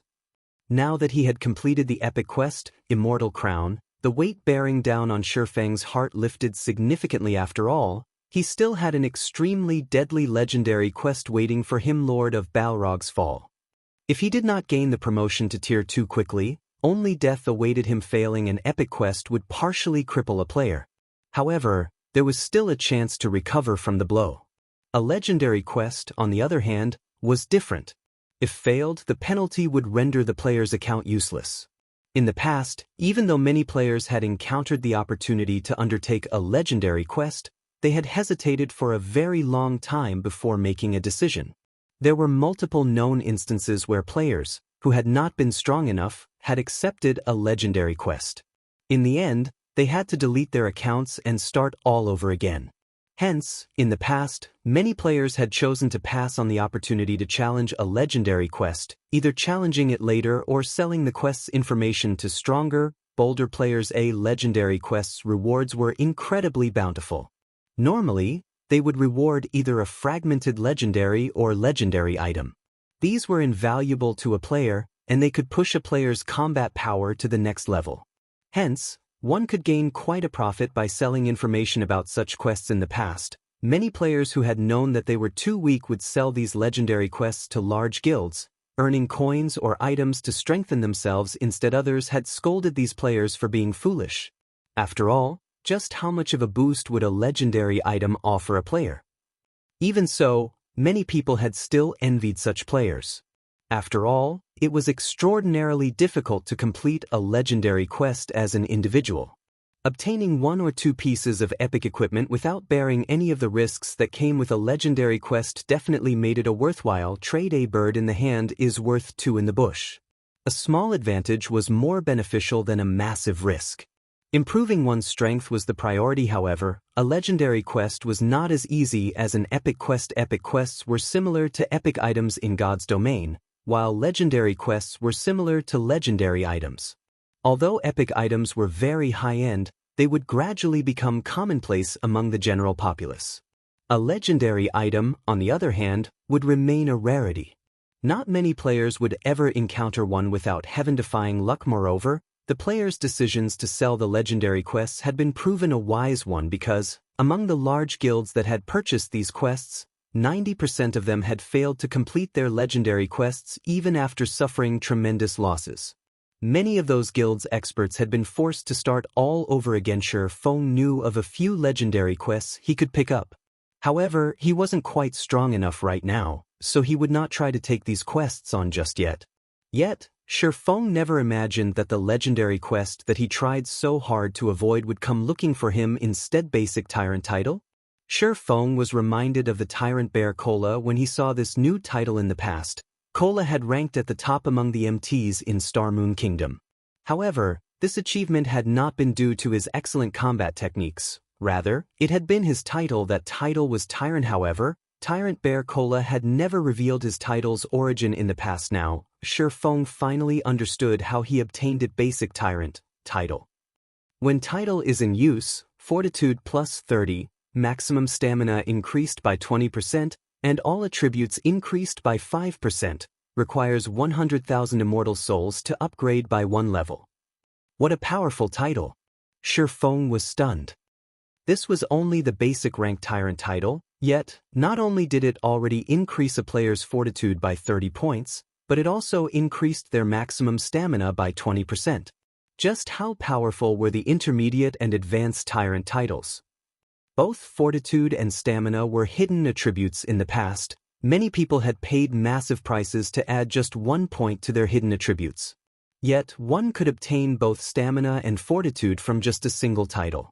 Not to mention, the Tyrant title also increased a player's basic attributes in God's domain. Although basic attributes were important, hidden attributes were far more powerful. It was especially true for expert players. Fortitude could reduce the consumption of a player's stamina and concentration, whereas stamina could extend the time a player could spend in battle. Fights between experts of similar strength almost never ended in a short amount of time. Eventually, it would become a competition of stamina and concentration. Whoever could outlast the other would be the winner of the fight. Sure Feng had only managed to obtain 10 fortitude points after taking the risk to open the disaster treasure chest. Even so, this meager amount had thrilled Sure Feng. Now, if he used the basic Tyrant title, he could obtain 30 fortitude points and increase his maximum stamina by 20%. If he encountered an opponent of roughly equal or greater strength in battle, he could definitely fight a battle of attrition and slowly wear down his opponent. This was why, despite Cola being the MT of only a second-rate guild, he had been able to push his way through the many obstacles in his path and become one of Star Moon Kingdom's top MTs. In fact, as one progressed in the game, fortitude and stamina were also extremely important when raiding a large-scale team dungeon because the bosses inside these dungeons demanded much of one's stamina. More often than not, raids would fail not because the bosses inside large-scale team dungeons were overwhelmingly powerful, but because the players raiding these bosses would collapse from exhausting their stamina. Guild leader, we've cleared out most of the elites from the Star Alliance and the various large guilds. Those still alive have already escaped the Stoneclaw Mountains. Should we hunt them down? Aqua Rose reported excitedly. This war had truly been a pleasurable one. They had even beaten a massive threat like the Star Alliance to a pulp. Even if the Star Alliance tried to rope the other large guilds to join hands and capture Stone Forest Town in the future, no one would work with them. No need for that. Everyone's tired from the war. Let's tidy up the battlefield and tally our gains and losses, Sure Feng said, shaking his head. When players left the Stoneclaw Mountains, they could use a return scroll to teleport to their respective cities. It would be impossible to pursue these players even if they wanted to. Moreover, they had already achieved their main goal in this war. In the future, any guild would have to consider their decisions carefully before trying to lay a hand on Zero Wing. Sure Feng left the post-war report to Aqua Rose and the others to manage. After all, he had something more important to deal with right now. He needed to look for Charlene and turn in his quest. Sure Feng was already dying to receive the reward for the immortal crown. As Sure Feng took off to turn in his quest, a huge incident rocked Star Moon Kingdom. The secret pavilion had updated its God's Domain experts list this time. The update had rendered many experts throughout God's Domain speechless. none of them daring to believe the truth of what they saw. The God's Domain Experts list was a very credible ranking list in God's Domain. Experts who ranked on it were all considered extraordinary players. Particularly, the top 500 rankings very rarely saw any fluctuations. It was very difficult to climb the ranks once a player entered the top 500. Meanwhile, since the first publication of the God's Domain Experts list, the top 100 had never changed. This time, however, someone had finally broken that record. Moreover, not only had someone climbed the ranks, but their title had also changed. God's Domain Experts list rank 51, Black Flame. Class, Swordsman. Title, Sword King. Chapter 754, Famous throughout God's Domain. Every one of the experts within the God's Domain Experts list's top 100 had been a famous expert in the virtual gaming world for many years. These experts had become overlords in not just one, but several virtual reality games. Each was a master-level character with countless, brilliant battle records. Upstart experts could never hope to compare with these masters. It was already extremely difficult for upstart experts to join the top 1,000 for an upstart expert. Joining the top 100 was practically a miracle. Yet, not only had Black Flame achieved a miracle, but he had also jumped to the 51st rank. Excitement over the new development swept through Star Moon Kingdom. The majority of those top 100 experts resided in God's Domain's various empires. Empire players had always been dismissive of Kingdom players. Subconsciously, no one truly believed that Kingdom players were a match for those from the empires. Yet, Black Flame, who came from Star Moon Kingdom, had managed to rank 51st on the experts list. Star Moon Kingdom's players were bursting with pride. The Secret Pavilion is certainly trying hard to flatter this upstart expert, raising his rank to 51 just after a single guild war. Is he someone from the Secret Pavilion's son? That's right.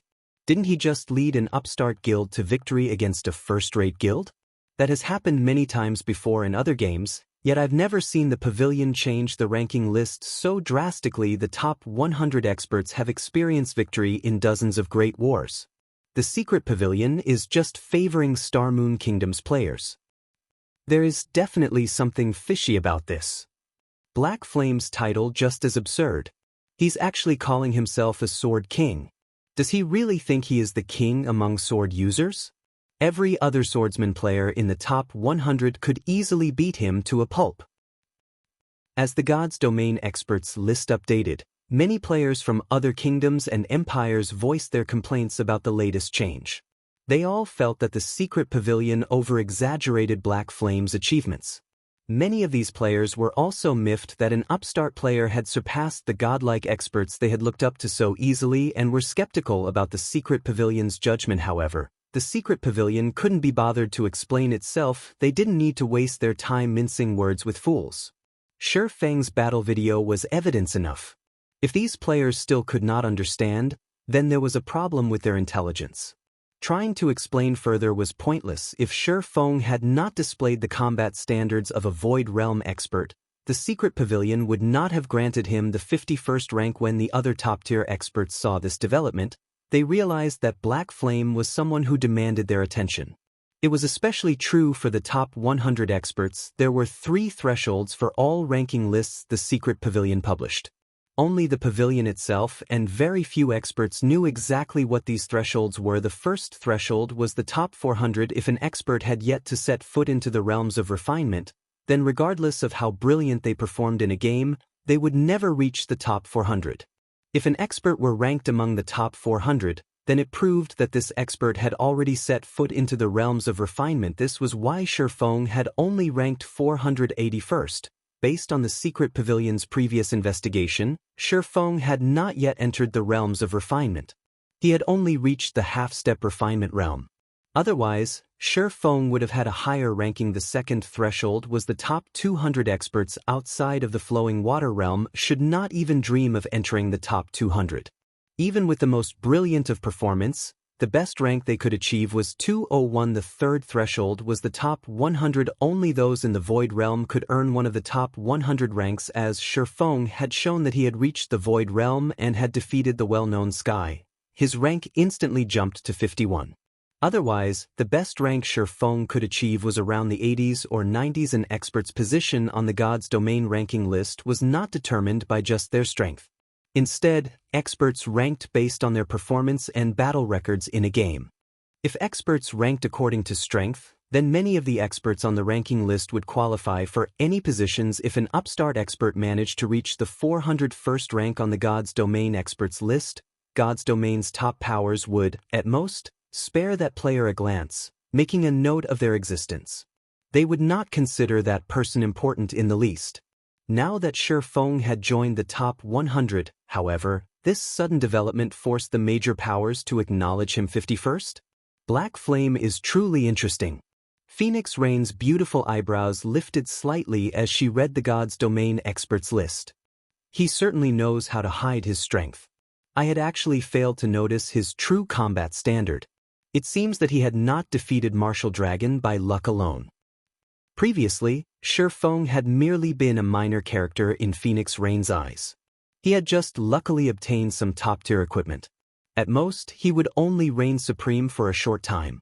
However, it was a different story if Shifeng had reached the Void Realm. Even Phoenix Rain would have no choice but to treat Shifeng as an equal. With the experts list's latest update, God's Domain's top-tier players understood one thing: another Apex expert had appeared in the virtual gaming world.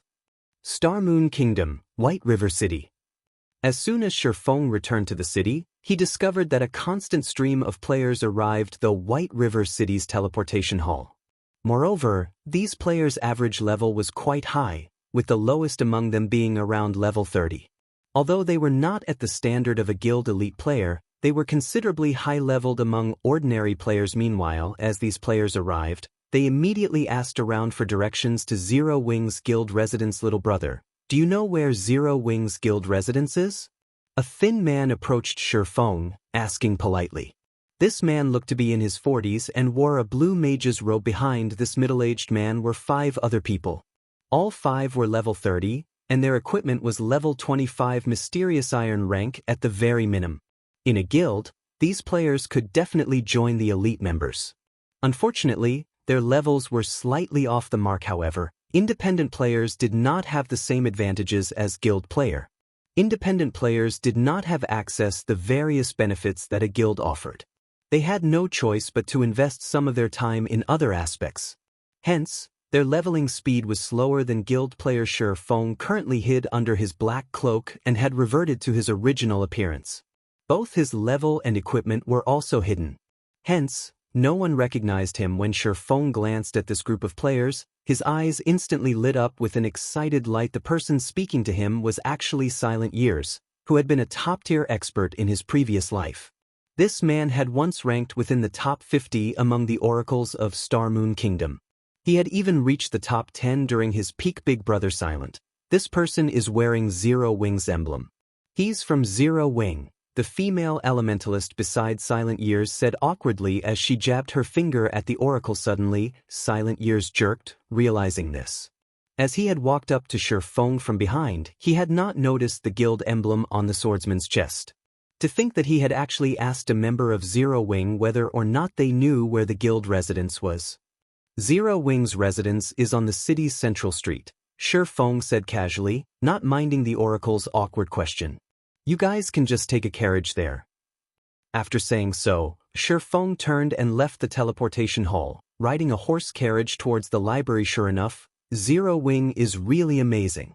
It's no wonder how it became an expert's playground. I felt so much pressure from a casual member. It seems that we have not wasted a trip. We must join Zero Wing, Silent Years stated as he watched Shifeng's departing figure, reverence on his face. His evaluation of Zero Wing increased substantially. Shifeng had not realized that his casual response had increased Silent Years' reverence of Zero Wing. Chapter 755. City Promoted. Horse carriages rattled up and down White River City streets. As Shifeng rode comfortably in one such carriage, he could feel the tremendous changes that had swept through the city. More horse carriages moved along the streets than before. Moreover, there were more varieties of carriages now. God's Domain evolved over time. Similarly, NPC cities also changed as time passed. Nothing would stay the same forever. Ordinary players might not think much of the number or variety of horse carriages, but to Sherfong, who had played God's Domain for over a decade, these changes symbolized the city's prosperity. How could one determine how prosperous a city was? The most basic criterion was the city's horse carriages. It was similar to the cars in a city. In reality, in small cities, not only were there fewer cars, but high-class cars were also very rare. In big cities, however, traffic jams were common. One would also see high-class luxury cars all over the city. God's Domain cities were similar in this aspect. When an NPC city's player population increased, to satisfy the player's needs, the main god system automatically increased the number of horse carriages within the city, allowing more convenient travel. Meanwhile, as players consumed more in a city, the system would also release advanced horse carriages. These advanced horse carriages charged more but were much faster. This would allow players to save time when traveling. After all, an NPC city was very large. It was very normal to spend several hours walking from one place to another. Currently, advanced horse carriages had only appeared in 5 cities in Star Moon Kingdom. The city with the most carriages was none other than White River City. One could say that White River City had become Star Moon Kingdom's most prosperous city. Unlocking the advanced horse carriage feature was only one of a thriving city's basic settings. As time passed, various new facilities would open, such as flying tools and the flying transportation feature, which could allow players to reach destinations where teleportation arrays could not. As a result, these features would subtly improve a player's leveling speed. This was also one of the main reasons that Empire players were much higher leveled than Kingdom players. Now that White River City has unlocked the advanced horse carriages, with the number of carriages present, the city should not be that far from unlocking the luxury horse carriages. When the city unlocks the luxury horse carriages, players will be able to take the flying ship to the Eclipse Gate to level up. It seems I'll need to prepare for that. Sherfong could not help but recall the Eclipse Gate, which had been the most famous leveling area that White River City had to offer in his previous life in the past. By the time White River City had activated the flying ship feature, the average player in God's Domain had closed in on level 50. Many had even been promoted to their Tier 2 classes from that moment onwards.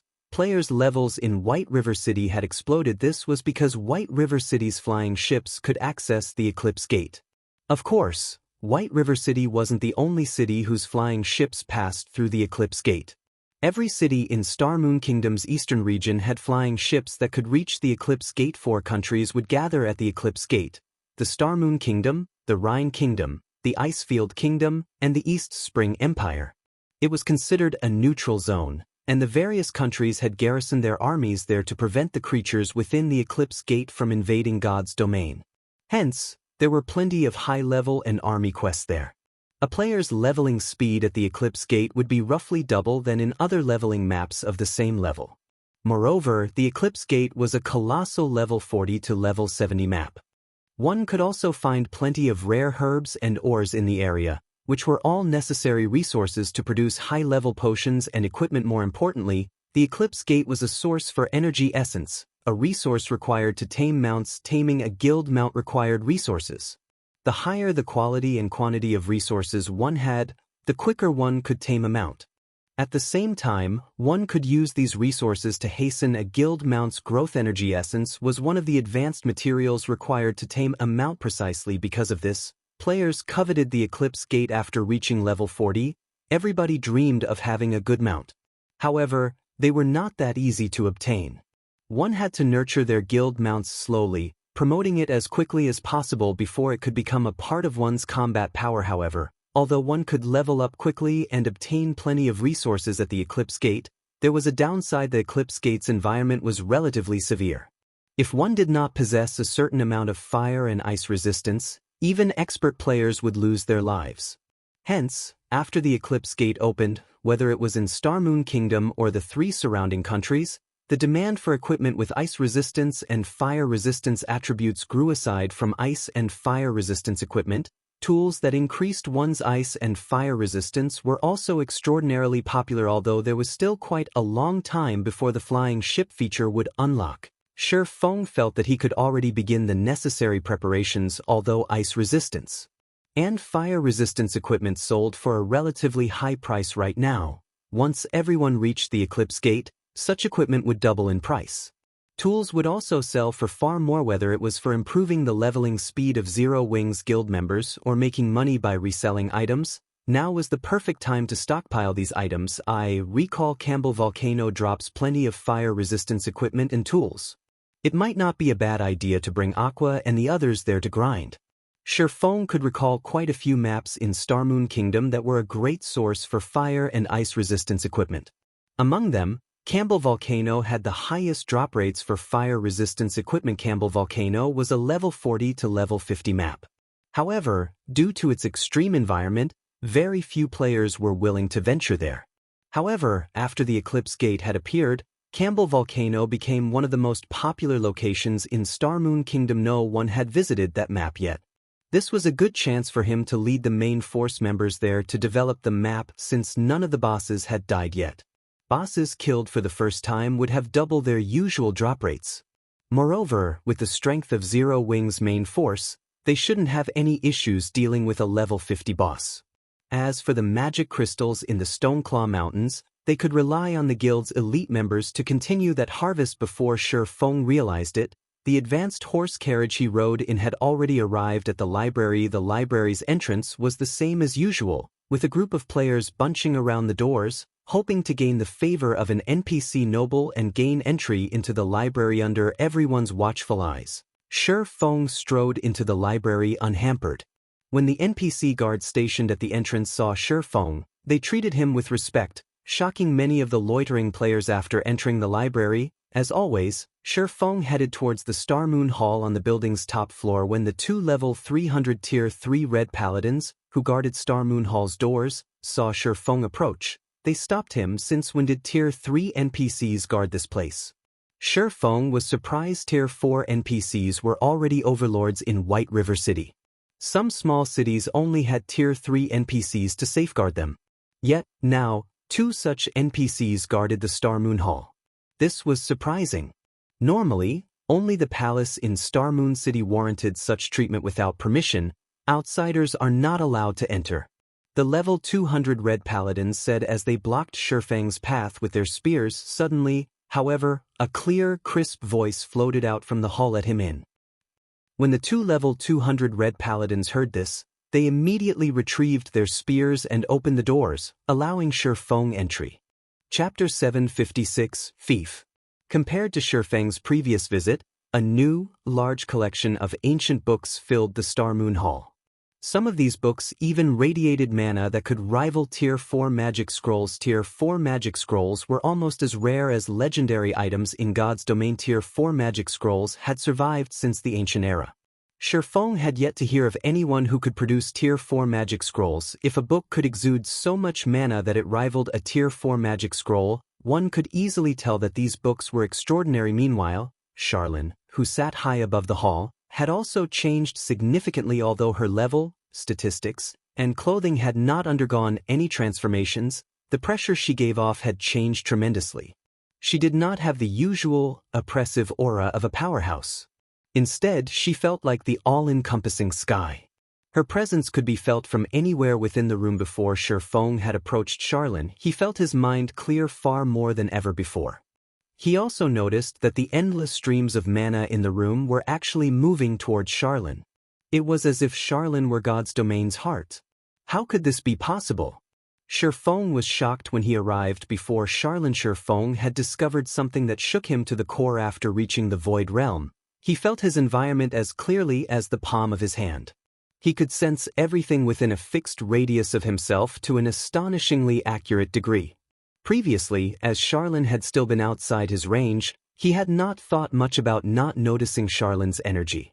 Yet, despite standing so close to the woman, he couldn't feel her at all. Before, the two tier 3 paladins had clearly been able to feel her presence. Sherfong doubted that his sense had failed him. Has something happened that has led you to find me so urgently? Charlene, who had been reading a book, asked with great interest as her beautiful eyes turned towards Sherfong. Charlene, I've collected the immortal souls you requested. Sherfong displayed the spirit seal imprinted on the back of his right hand. Immortal souls filled the seal to the brim. Good job. With this many immortal souls, I'll be able to repair the immortal crown quickly. Charlene nodded and tapped her finger in the air. Suddenly, golden divine runes began circling Shifeng's right hand. Countless golden threads flowed out of the spirit seal, gathering into a ball before flying into Charlene's hand. Since you have completed your quest, I will fulfill my promise as well. Here, this is for you. Charlene waved her hand. In the next moment, a leaf of lambskin parchment appeared in her hand. The parchment then flew towards Shifeng. The lambskin parchment looked quite ordinary. However, the words on the parchment could tempt any guild in God's domain Star Moon Kingdom's city-building order. As long as it was within Star Moon Kingdom's jurisdiction, one could construct their own city with this city-building order to a guild. Even a legendary item was not worth as much as this single piece of parchment. Cities were different from towns. In God's domain, cities could be built, whereas towns could not. Meanwhile, captured towns' locations were fixed, but built cities could be chosen casually. One could even build a city in the middle of monsters' territory. A town's maximum population usually ranged between 30,000 to 50,000. On the other hand, even the smallest city could hold 200,000 players. This was why, after obtaining their own towns, guilds would focus all of their efforts on developing the town in the hopes of promoting it into a city as soon as possible. Moreover, as a city demanded a sufficiently large plot of land, one could construct a mana tower in the city. With the mana tower, any player residing in the city would enjoy increased stamina and concentration recovery rates. They could even accumulate the double EXP buff. Although the accumulation rate was not as generous as a guild residence's, one could still accumulate 10%'s worth of double EXP buff after 48 hours of rest. Once players reached higher levels, the needed EXP to level up increased tremendously. Currently, level 30 ordinary players required roughly 3 or 4 days to reach the next level. Hence, even a 10% double EXP buff would significantly reduce the time players needed to grind.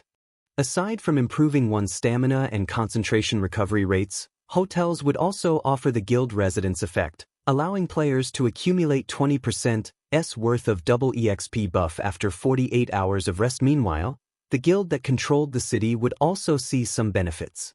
When guild members rested in the guild residence, they would accumulate 30%'s worth of double EXP buff after 48 hours. In addition to receiving this double EXP perk, a player-established city would also receive a specialty product. Aside from being able to construct a mana tower, one could also construct a black market auction house in the city. This auction house would function like the auction house in Blackwing City. It would offer a large stock of products once every 3 days. Sometimes, even epic items were available for bidding. Because of these benefits, many guilds in God's domain desperately wanted to establish their own cities. Regardless of the price, a player-owned town could only make travel more convenient for players. A city, on the other hand, made it easier for players to level up. The size of a guild residence and the number of members it could house were limited.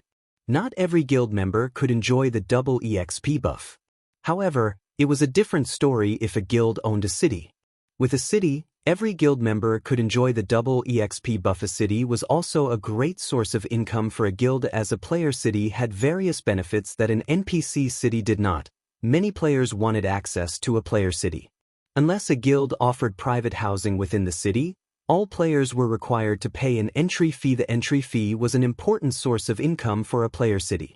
In comparison, a guild would only earn pennies from the opening a shop. A shop could never compete with a city regarding profits. When Shifeng gazed down at the city-building order in his hands, he nearly drooled. Despite having been the guild leader of a second-rate guild in his previous life, the guild having owned 10 city-states, he struggled to maintain his calm now that he knew he would have his very own city. In the past, something like this could only happen in his dreams. Yet, now, he held this dream in his hands. While every other guild competed over the golden lands in NPC cities, nobody had any clue that Shifeng would no longer compete on the same stage. Because from now on, Shifeng would begin the competition for the kingdom's territories. Calm. I need to stay calm. This is only the beginning.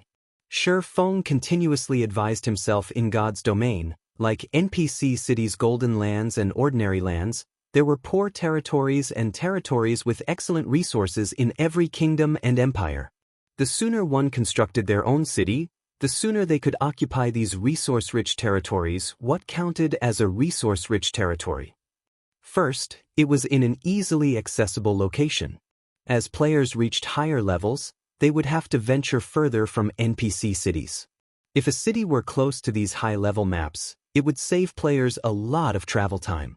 It was a similar concept to capturing certain towns. However, most towns were still quite far away from the truly excellent leveling areas. Meanwhile, a city that was close to multiple high-level maps would attract large amounts of players. Second, it was an area that was near consumable resources.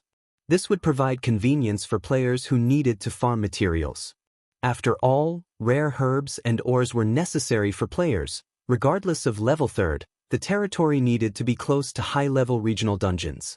Most regional dungeons were particularly far from NPC towns and cities. Furthermore, regional dungeons had their own specialty products such as the Stoneclaw Mountain's magic crystals. Even after reaching level 200, magic crystals were still must-have items. Where should I construct the city? Sherfeng grew troubled as he stared at the city-building order. Chapter 757, Witch's Hill. Starmoon City, the Starmoon restaurant's top floor. Few players were usually willing to dine here. However, more than a dozen players currently occupied the large, luxurious hall. If Gentle Snow were there, she would have been shocked as every one of these players was an elder from the Star Alliance. Even Galaxy Past had to behave respectfully before these people currently. However, every elder had lowered their head as they watched the level 10 woman seated on a bench, fear and respect radiating off of them. What did you just say? Galaxy Past has not been able to log into the game? Exemplary Willow asked quietly, frowning. What the hell is going on? The Star Alliance's elder felt helpless against Exemplary Willow's questioning. After the guild war ended, the guild's upper echelons should have begun working to stabilize the guild. Yet, for some reason, the majority of the guild's upper echelons who had participated in the war could not log into God's domain based on the main God system's notification. These people were locked out of the game for around 2 or 3 days. Some were even barred from entering the game for up to 4 days. 4 days time. That was enough time for the mainstream players in Starmoon Kingdom to grind at least one level. Although they, the guild's elders, had tried to stabilize the falling morale that shook the guild, with the disappearance of the majority of the guild's upper echelons, many members began to doubt the guild. Many had begun to wonder if the Alliance's experts had defected to some other guild. If the guild's experts had left, what was the point in remaining in the guild? Only a few hours after the guild war ended, over 10,000 members had withdrawn.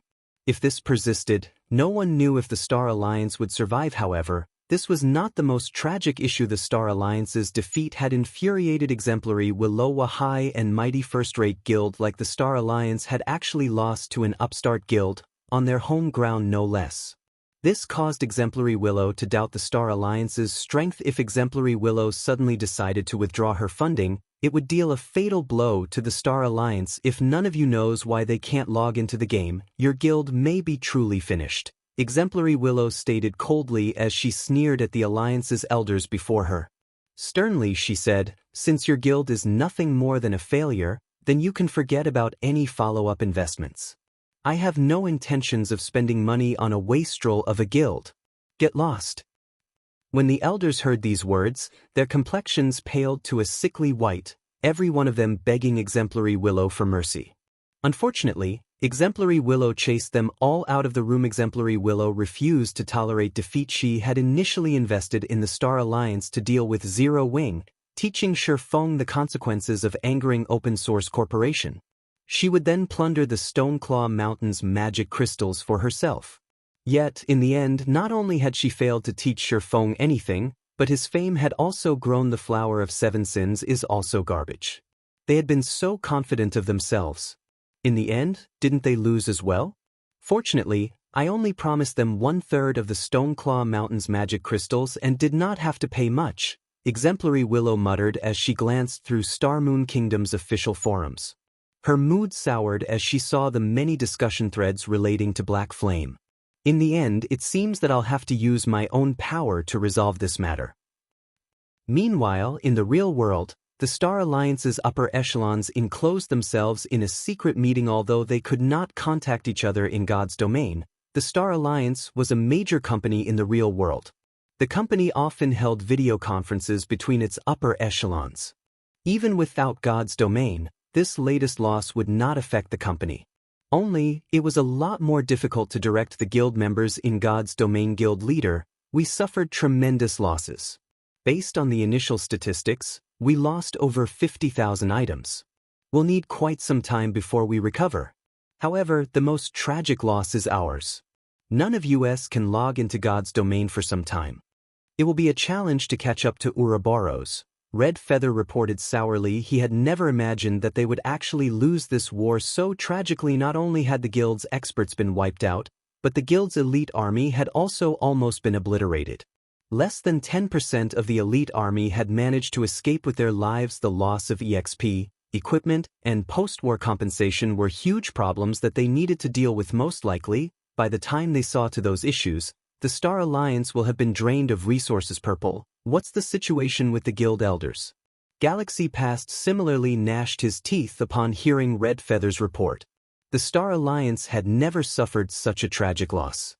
However, they first needed to deal with their current predicament. Based on the latest report, it seems that Exemplary Willow chased the elders away. They are all in a foul mood.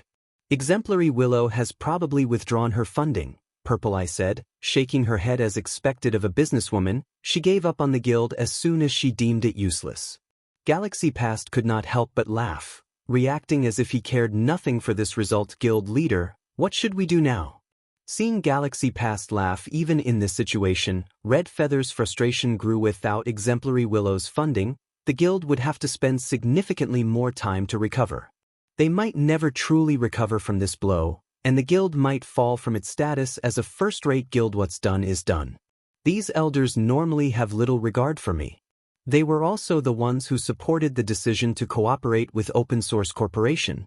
Now that OSC has withdrawn its funding, it is about time for these elders to leave the Star Alliance. Galaxy Past sneered when Exemplary Willow had first approached them. He had strongly opposed the idea of cooperating with Open Source Corporation. He had not believed that Black Flame was as much as a fool as the OSC thought. However, with the guild elders supporting the decision so strongly, his opposition had been futile. Now that the Alliance had lost the guild war, all of the blame could be pushed onto these elders. He could also utilize the board of directors to expel them from the Star Alliance. This way, he would become the guild's true ruler, not just in name. In the future, he would have a much easier time taking action. Meanwhile, in God's domain's White River City, after Shifeng bade Charlene farewell, he took a horse carriage to White River City Hall. Shifeng was all too familiar with Starmoon Kingdom. He knew of multiple locations which fulfilled 2 or even all 3 conditions for a resource-rich territory.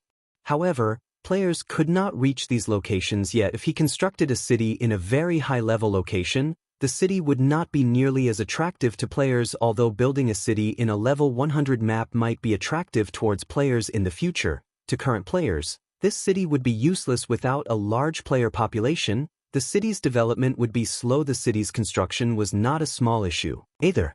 The demand of manpower and resources could not compare to a town's. It would be a severe waste if he invested a large amount of resources in something that would not yield any immediate profits. Moreover, Shifeng's goal of constructing a city was to earn money. He could not waste large sums of money on a useless city. It seems that the Witch's Hill is my only choice. After considering his options, Shifeng decided that the Witch's Hill was the most profitable location right now. While Shifeng's mind wandered, the advanced horse carriage arrived before the city hall. Chapter 758, Building a City. The instant Shifeng stepped out of the advanced carriage, he attracted a lot of attention like someone driving a luxury car in the city. Wow. That guy's rich. He seems to be someone from Zero Wing. It's no wonder he's so rich. I know, right? Zero Wing receives so many advanced quests every day. Even the guild's normal members have the chance to snag one for themselves. On the other hand, our guild only receives a few advanced quests each day, and the guild's upper echelons have priority on them, leaving very few for anyone else. Even elite members have a hard time obtaining one. Although I'm an elite member, I have only accepted 2 advanced guild quests so far. Those were good times. I earned over a dozen silvers a day during those days. Indeed. One of my friend's friend is an elite member in Zero Wing, and he says that Zero Wing's elite members can accept an advanced guild quest once every 2 or 3 days, while normal members can pick one up once every 5 or 6 days. Envy filled these players' voices as they spoke about Zero Wing. It cost 1 silver to ride an ordinary carriage and 3 silver to ride an advanced carriage. To them, even riding an ordinary carriage was a luxury. They would rather run to their destination than spend so much. Sherfong could not help but shake his head at this sight. He had never imagined that he would be envied for riding a carriage while the majority of the players in God's domain still strive to earn a single silver coin. Even a gold coin was of little use to Sherfong anymore. He was more concerned about time than he was about spending a few silvers at this point. The towering city hall bustled with noise regarding both reputation and coins. The various large guilds had accumulated a certain stock after playing God's domain for so long. Naturally, more people would be attempting to purchase the city's lands. However, most purchased ordinary lands, as the Golden Lands and lands in the Central District were not easily affordable. Hello, sir. How may I be of service to you today? A beautiful female employee approached Sherfong and asked, I wish to construct a city. Sherfong said, please follow me. The NPC receptionist smiled as she led Sherfong to a VIP reception room. Whether it was establishing a town or a city, players needed to begin the relevant procedures in an NPC city. I know if you have a city building order? The NPC receptionist asked politely. Sherfong retrieved the Star Moon Kingdom city building order Charlene had given him. The lambskin parchment was worth over 1,000,000 gold. Very good, sir. May I know where do you wish to establish your city so that I can quote you a price? The NPC receptionist said as she took out a magic scroll. Unfurling it on the table, this magic scroll displayed a map of Star Moon Kingdom. Compared to the system map players had, this map was far more detailed. The Witch's Hill, Sherfong said as he tapped a spot in the southwestern corner. Immediately, the scroll displayed the Witch's Hill map. The Witch's Hill was a level 50 to level 70 map. Rumors had it that a great witch lived there, hence, the hill had been called the Witch's Hill. The hill's name had remained unchanged even after hundreds of years, and the Star Moon Kingdom's ownership. The Witch's Hill could be considered an ordinary leveling map. It was not particularly rich in resources yet. Various guilds in Sherfang's previous life had frantically sought after the Witch's Hill. They had done so for 2 reasons. The first was the location's accessibility.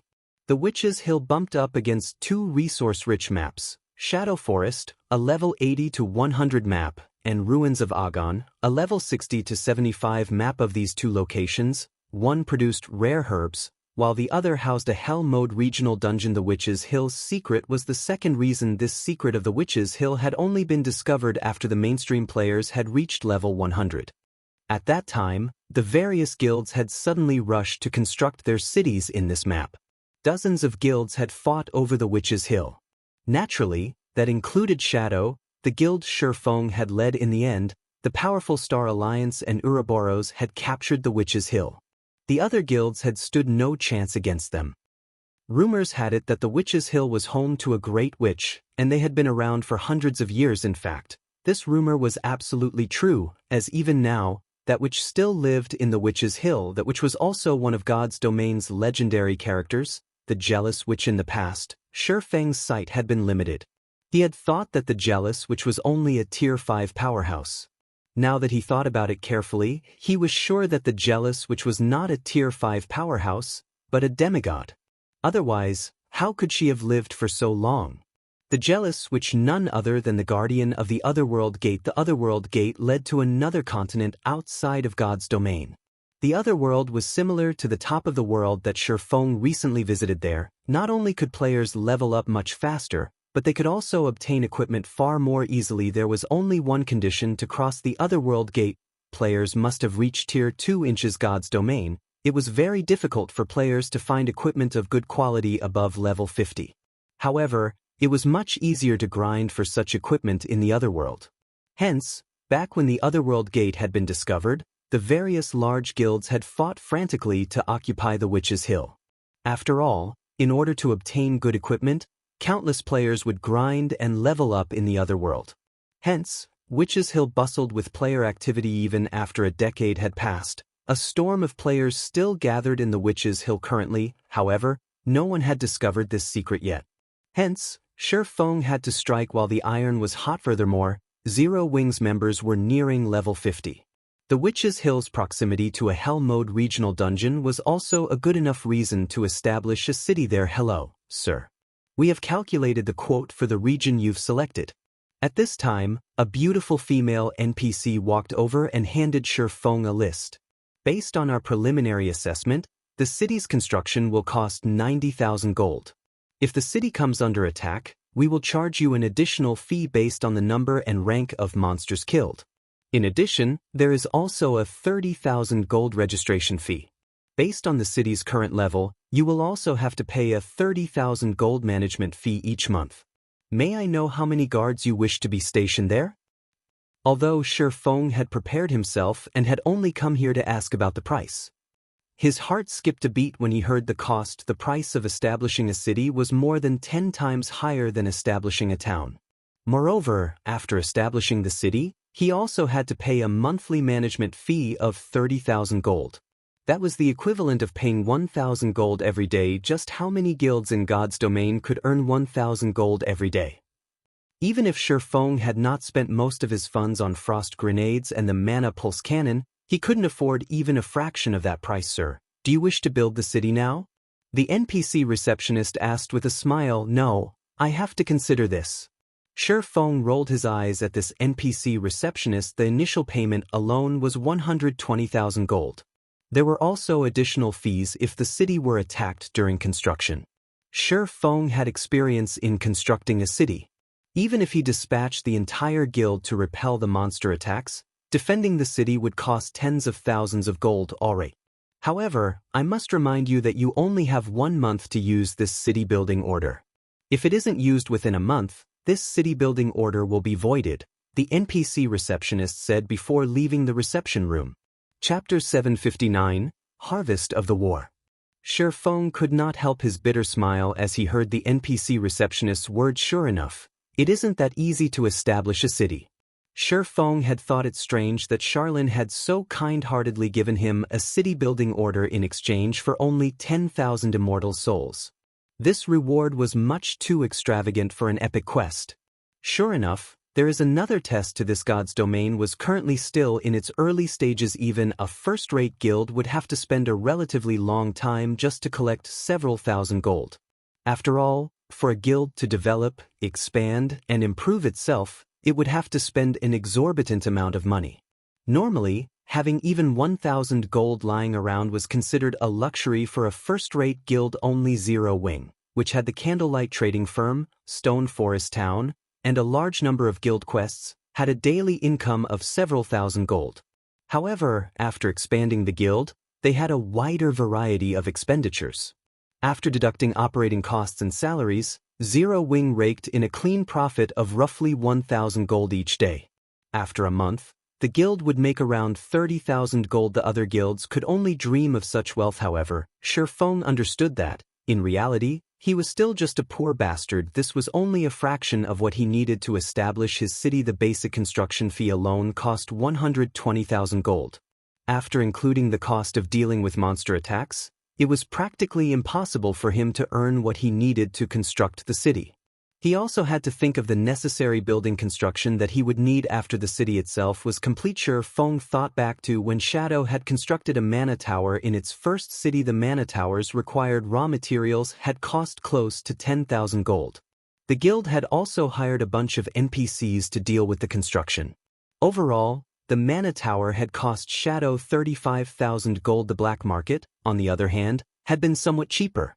Even so, its construction still cost over 20,000 gold. If one added all the costs together, they would discover that the initial construction fee was only the first step to constructing a city. Even so, a large guild would willingly sacrifice everything it had, seeking sponsors and selling small portions of the guild's shares, to build a functioning city.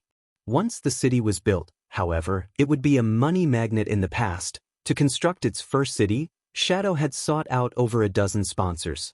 It was also then that Shadow split its shares between many financial groups and corporations. If Zero Wing did not wish to rely on external powers to construct a guild city, then it needed to earn a lot more money. When Shi Feng thought about the need to multiply his current income by several times, he felt his head throb. When Shadow had constructed its first city, there were far more people playing God's domain, and it had been much easier to earn money. Currently, the majority of the players in God's domain had yet to reach level 30. Hence, the challenge of earning more than 100,000 gold was significantly more difficult than it had been. Moreover, the candlelight trading firm's daily income was nearly at its max. It would be very difficult to increase EDAs for Stone Forest Town. The town's income mainly came in the form of magic crystals. Moreover, it was also impossible to increase the town's income within a short time. As for the income from guild quests, it could not even begin to compete with the income of the candlelight trading firm and Stone Forest Town. It seems I'll have to look for a new source. Shi Feng began to consider the matter. Currently, the most profitable trade involved selling top-tier weapons and equipment. Consumables were the next most profitable items. Zero Wing did not even have enough top-tier weapons and equipment to equip all of its members, so how could it possibly afford to part with those items?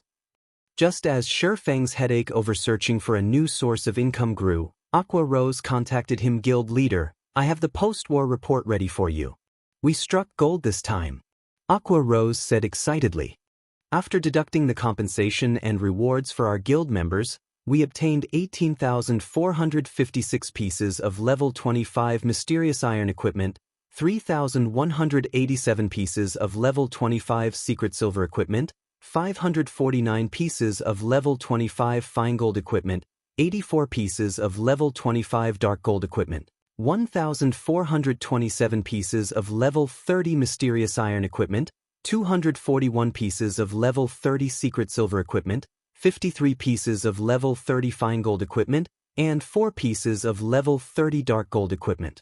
There were always spoils after a great war. However, Shi Feng had never imagined that they would enjoy such a bountiful harvest. This was all net income. With this equipment enriching the guild warehouse, they could increase Zero Wing's strength by a large margin. If they had purchased all of this equipment, they would have had to spend over 50,000 gold. With this equipment and the equipment we already had in the guild warehouse, we will have no problems expanding the guild by another 30,000 to 50,000 members. Previously, Aqua Rose had still struggled with her headache over the issue of equipment. After expanding the guild, Zero Wing had already become a large guild, acknowledged by every player in Star Moon Kingdom. Its fame had even surpassed the Star Alliance and Ouroboros. As a result, more players reached out in an attempt to join the guild each day. Hence, this was the perfect time to expand. However, they would suffer if they did not have enough equipment in the guild warehouse for the new recruits. Initially, Aqua Rose had considered limiting the number of new members they recruited to 10,000.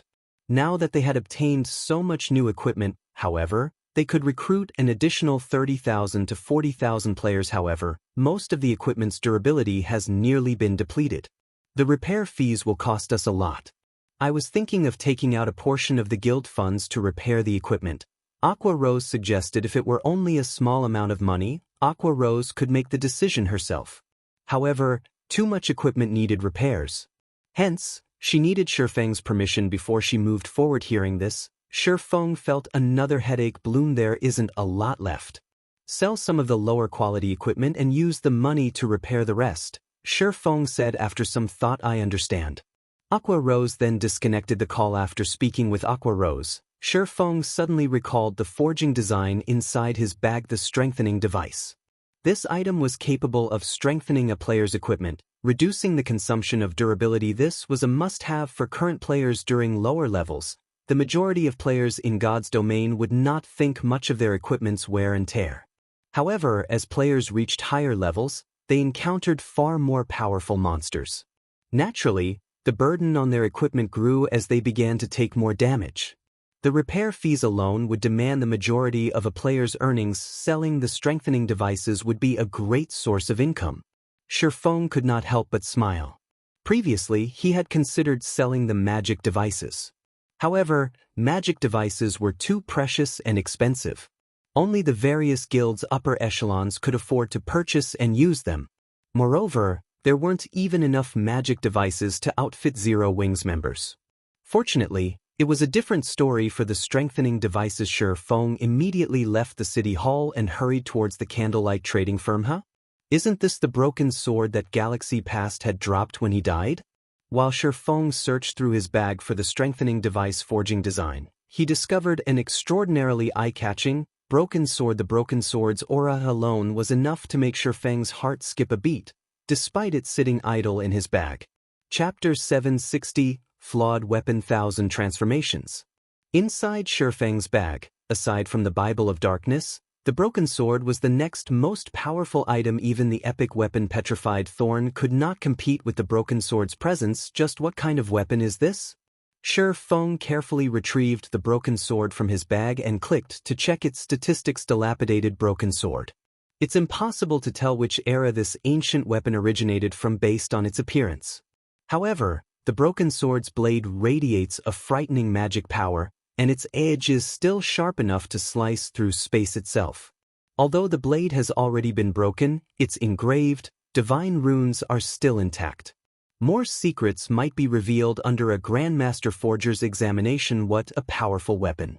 I actually need to take it to a Grandmaster Forger if I want to know anything more. Sure Feng's interest in the broken sword grew. A Master Forger was already a towering figure in God's domain. There were very few throughout Star Moon Kingdom. As for a Grandmaster Forger, they were treated with fear and respect, regardless of where they were from. There had been a countless Tier 4 and Tier 5 powerhouses who dreamed of hiring a Grandmaster Forger to craft them a custom weapon in God's domain, who wouldn't want a weapon that had been made specifically for them. Although Master Forgers could produce epic weapons, their success rate was abysmally low. Even so, many powerhouses flocked to them. After all, a tailored epic weapon would allow them to exert more of their own strength. Hence, Master Forgers enjoyed a lofty position in society. Meanwhile, a Grandmaster Forger had a much greater chance of producing an epic item. They even had some chance of producing a legendary item. In terms of status, Master Forgers could not compete with them. At Ali want to see just what this broken sword's true identity is. Saying so, Sure Feng activated Omniscient Eyes to appraise the broken sword. After a full 30 seconds, Omniscient Eyes finally finished appraising the broken sword. 1000 transformations. 65th of God's Domain's 108 flawed weapons. However, due to the sword's broken blade, it is now no more than scrap metal. Fortunately, the blade's divine runes remain nearly intact. The sword can be remolded and repaired using 100 mana stones. So, this is the rumored flawed weapon 1000 transformations. In the past, Sure Feng had only heard about this short sword. Throughout God's domain, there were a total of 36 famed swords and 108 flawed weapons. Famed smiths and craftsmen forgers had crafted everyone, and they were all peerless weapons. Legendary figures had once used the 36 famed swords. The flawed weapons, on the other hand, were different. Although the legendary figures of the past had never wielded any of these weapons, they were something far beyond ordinary epic weapons. After all, the flawed weapons were the results of famed smiths and craftsmen forgers' failed attempts to forge legendary weapons. A weapon produced with the same materials as a legendary weapon was naturally not something ordinary epic weapons could compare to. Meanwhile, the 1000 transformations had been made vastly famous by a player in Sure Feng's previous life. In the past, a Tier 6 assassin god had wielded the 1000 transformations and had claimed countless expert lives with the blade. Among those experts, even the era's apex experts had died to the blade.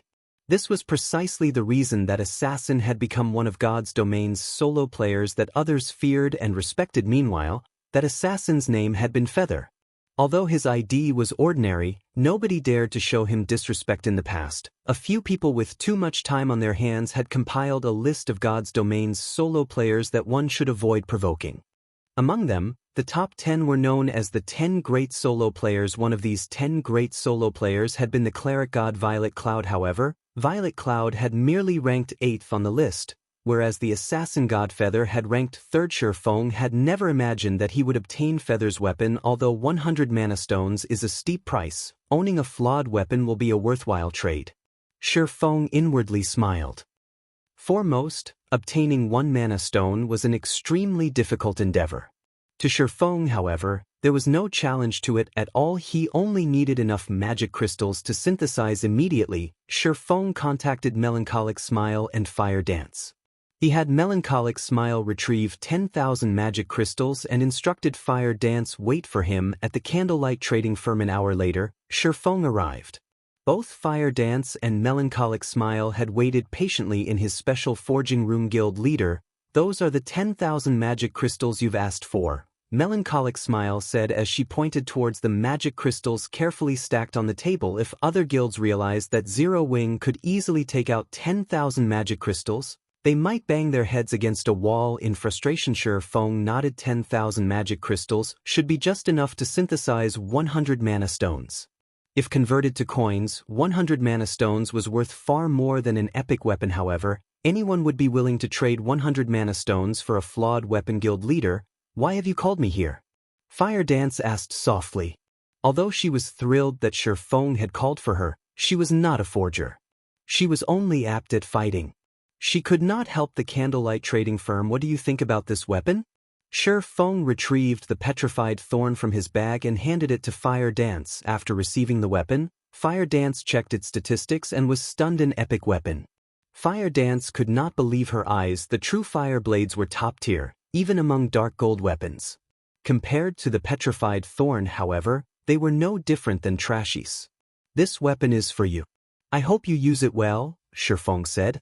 He could not help but smile as he watched Fire Dance's excitement. However, this is only one of the two I've prepared for you. You'll have to wait a while for the second. Another one? Fire Dance was nearly dying with excitement after receiving an epic weapon. Yet now, Shifeng was actually going to give her a second one.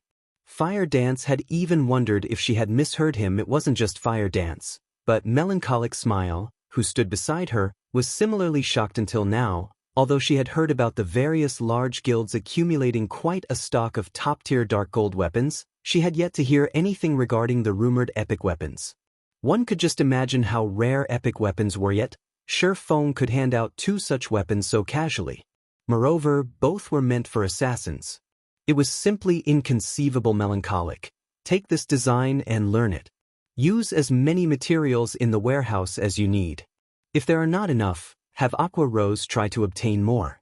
Produce as many as you can. Shifeng then handed the strengthening device forging design to Melancholic Smile. Although forging the strengthening device was particularly difficult, Melancholic Smile was an intermediate forger. With a little practice, she should have a relatively high success rate. Shifeng did not have the time to forge the items himself. Of course, Melancholic Smile's eyes shone after she examined the design. Nothing interested a forger more than forging designs. It was especially true for advanced forging designs. Compared to epic weapons, the strengthening device forging design was far more attractive to Melancholic Smile. Moreover, the strengthening device's effect was astounding. It would significantly reduce equipment's durability consumption. Unlike the advanced whetstones, the demand for this item on the market would be immense. Advanced whetstones had already saturated the market, and many guilds could produce their own. On the other hand, the strengthening device would be unique to the candlelight trading firm.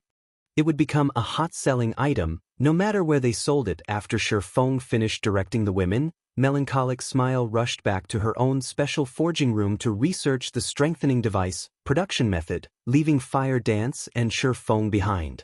Chapter 761, Visit from Various Parties. In the spacious special forging room, Shifeng carefully took out the Philosopher's Stone and placed it on the stone table. He then began his alchemical synthesis. Hopefully, 10,000 magic crystals will be enough. Shifeng still felt a slight sting. He saw the synthesis success rate of 50% during the war in the Stoneclaw Mountains. The mana pulse cannon had needed to consume 1,000 magic crystals for each shot. Aqua Rose had fired the cannon over 30 times. Although it had been magnificently effective, over half of Zero Wing's magic crystal supply had been depleted during the war. Now, the guild had barely 15,000 magic crystals remaining, and he was about to use another 10,000. Even to Zero Wing, this expenditure was considerable. While Shifeng synthesized mana stones, Fire Dance sat out of his way and watched quietly. When will I truly become an asset to guild leader? When Fire Dance recalled the danger she had faced during this war, frustration filled her heart. Not for Shi Feng, the Flower of Seven Sins would have wiped out Zero Wing's main force despite having an advantage in attributes. She had been utterly helpless against that Seven Sins party leader. Although their guild had won, they were still far from being a match for God's domain's major powers. Stone Forest Town. After the war between the Star Alliance and Zero Wing, Stone Forest Town's atmosphere had transformed. Originally, the various large guilds had quietly eyed Stone Forest Town and waited for Zero Wing to suffer defeat. Once Zero Wing lost its prestige, the guild would lose members. After that exodus, they simply needed to gang up on Zero Wing to obtain Stone Forest Town. However, their plans had vanished into thin air when the Star Alliance had been defeated. Moreover, they had finally seen Zero Wing's true strength. The Star Alliance had suffered over 50,000 casualties. The various guilds shared a similar death count. In total, the Star Alliance and the various large guilds had lost over 100,000 elite players. In contrast, Zero Wing had only lost 4,128 members, while Ouroboros had only lost close to 30,000 members. Based on the death counts of either side, Zero Wing's power was apparent. Despite only dispatching an army of 10,000 elite players, Zero Wing had defeated an enemy several times its size. Meanwhile, Zero Wing had over 20,000 elite members in its midst. With such strength, what guild in Starmoon Kingdom would dare to challenge Zero Wing? The Star Alliance's fate served as the best example. After the Star Alliance had been defeated, several thousand members had withdrawn from the guild within an hour. Moreover, due to the disappearance of the upper echelons, despite the guild elders' attempts to stabilize the situation, over 30,000 players had left the Star Alliance.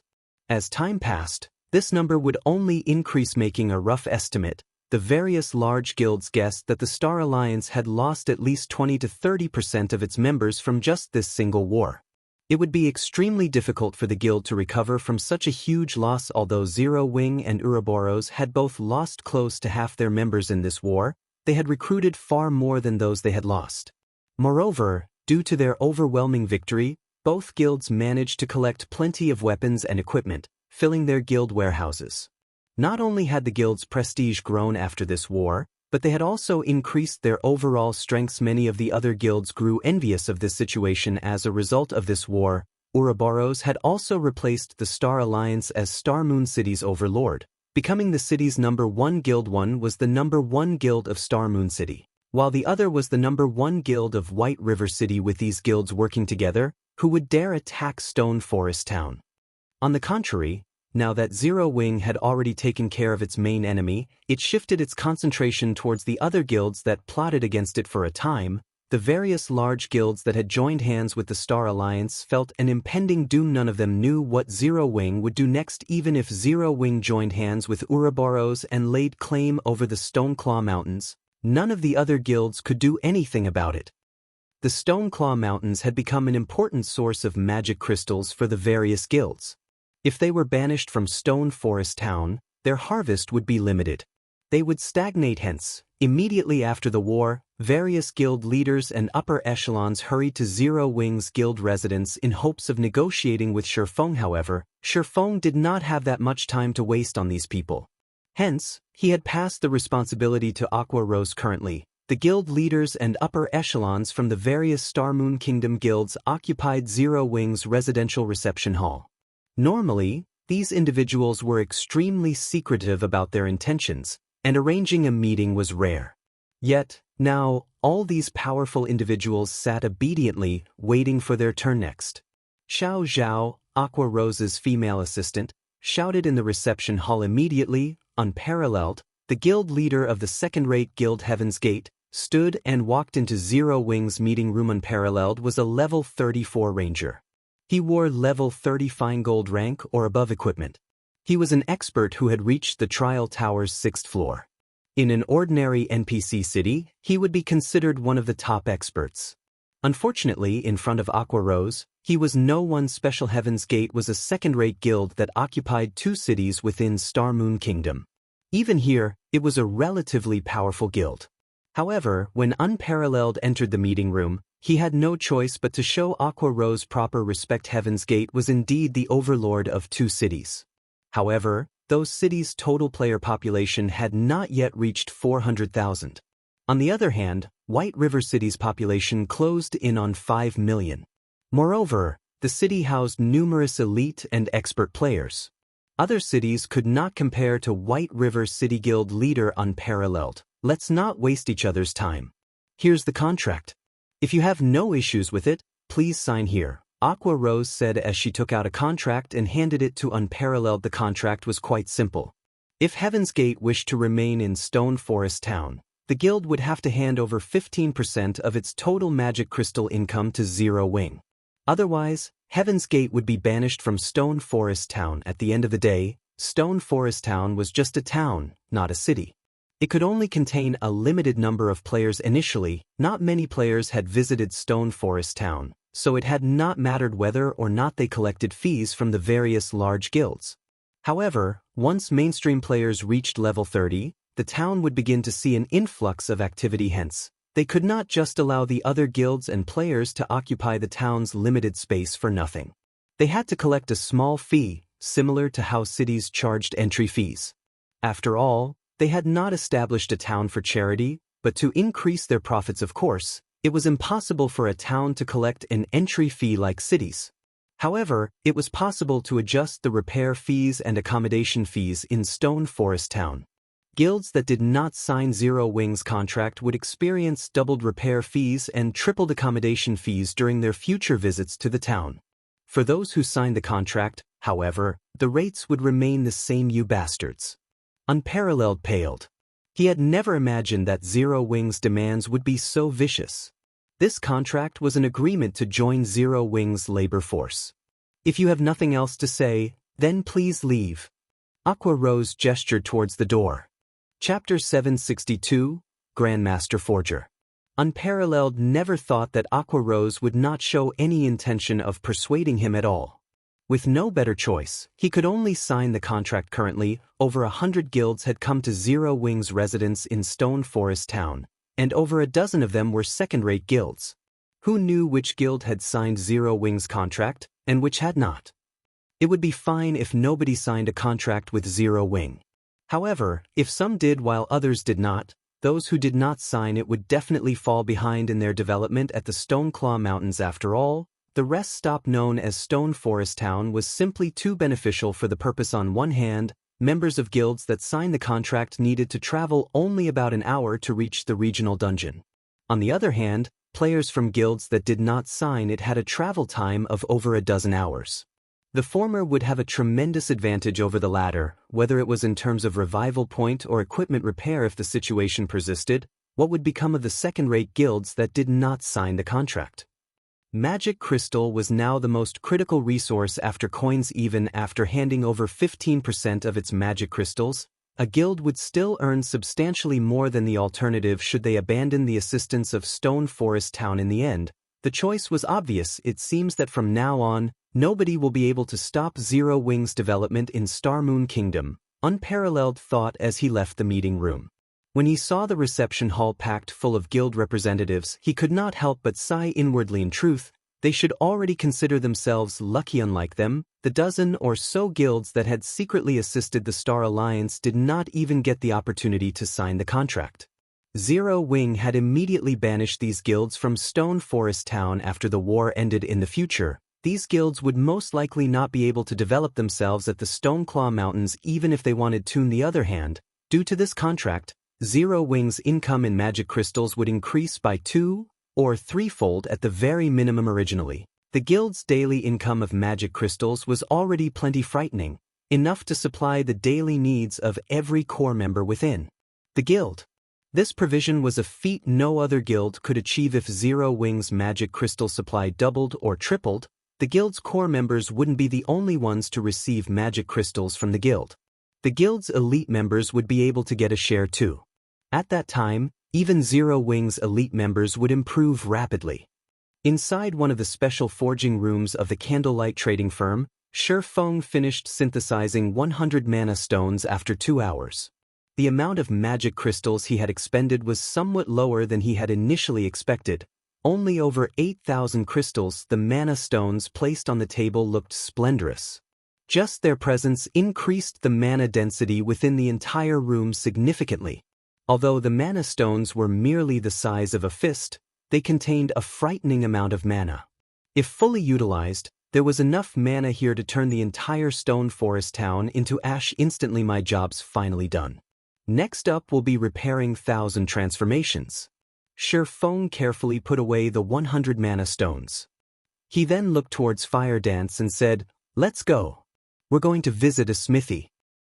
Although Fire Dance had no idea why they were going to a smithy, she still followed after Feng immediately, leaving behind the serene and elegant special forging room. Feng first stored the philosopher's stone back in his warehouse.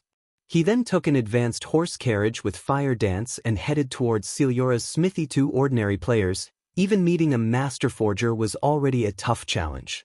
As for meeting a Grandmaster forger, that was practically a dream. However, no one less than a Grandmaster forger could repair a weapon like 1,000 transformations. Besides Siliora, Feng had never heard of another Grandmaster forger in Starmoon Kingdom. If he had not been lucky enough to help Siliora become a Grandmaster forger, Feng would most likely be having a massive headache at this moment over figuring out how to get 1,000 transformations repaired. Feng did not know that when Galaxy Past had obtained 1,000 transformations, he had been extremely elated. He had even mobilized the entire Star Alliance to search for a Grandmaster forger. Unfortunately, even after scouring the length and breadth of Starmoon Kingdom, they could not find any trace of a Grandmaster forger within the kingdom. In the end, he had no choice but to give up on the endeavor. If Galaxy Past were to find out that Feng was able to locate one so casually, he would definitely have a heart attack.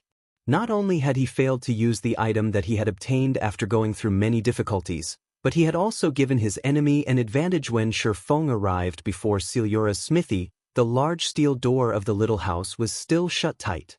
There was not a single player or NPC present in this place. After he gave the steel door a few knocks, a gap cracked open. "Oh, it's you," Siliora mumbled. She then opened the door and said, "Come in." At this moment, Siliora had a sleepy look on her face. She had on a tight, black leather shirt and short, black leather pants. Not only was her appearance extremely sexy, but she also looked like a lazy kitten that had not gotten enough sleep. To the ordinary male, her demeanor was pure temptation.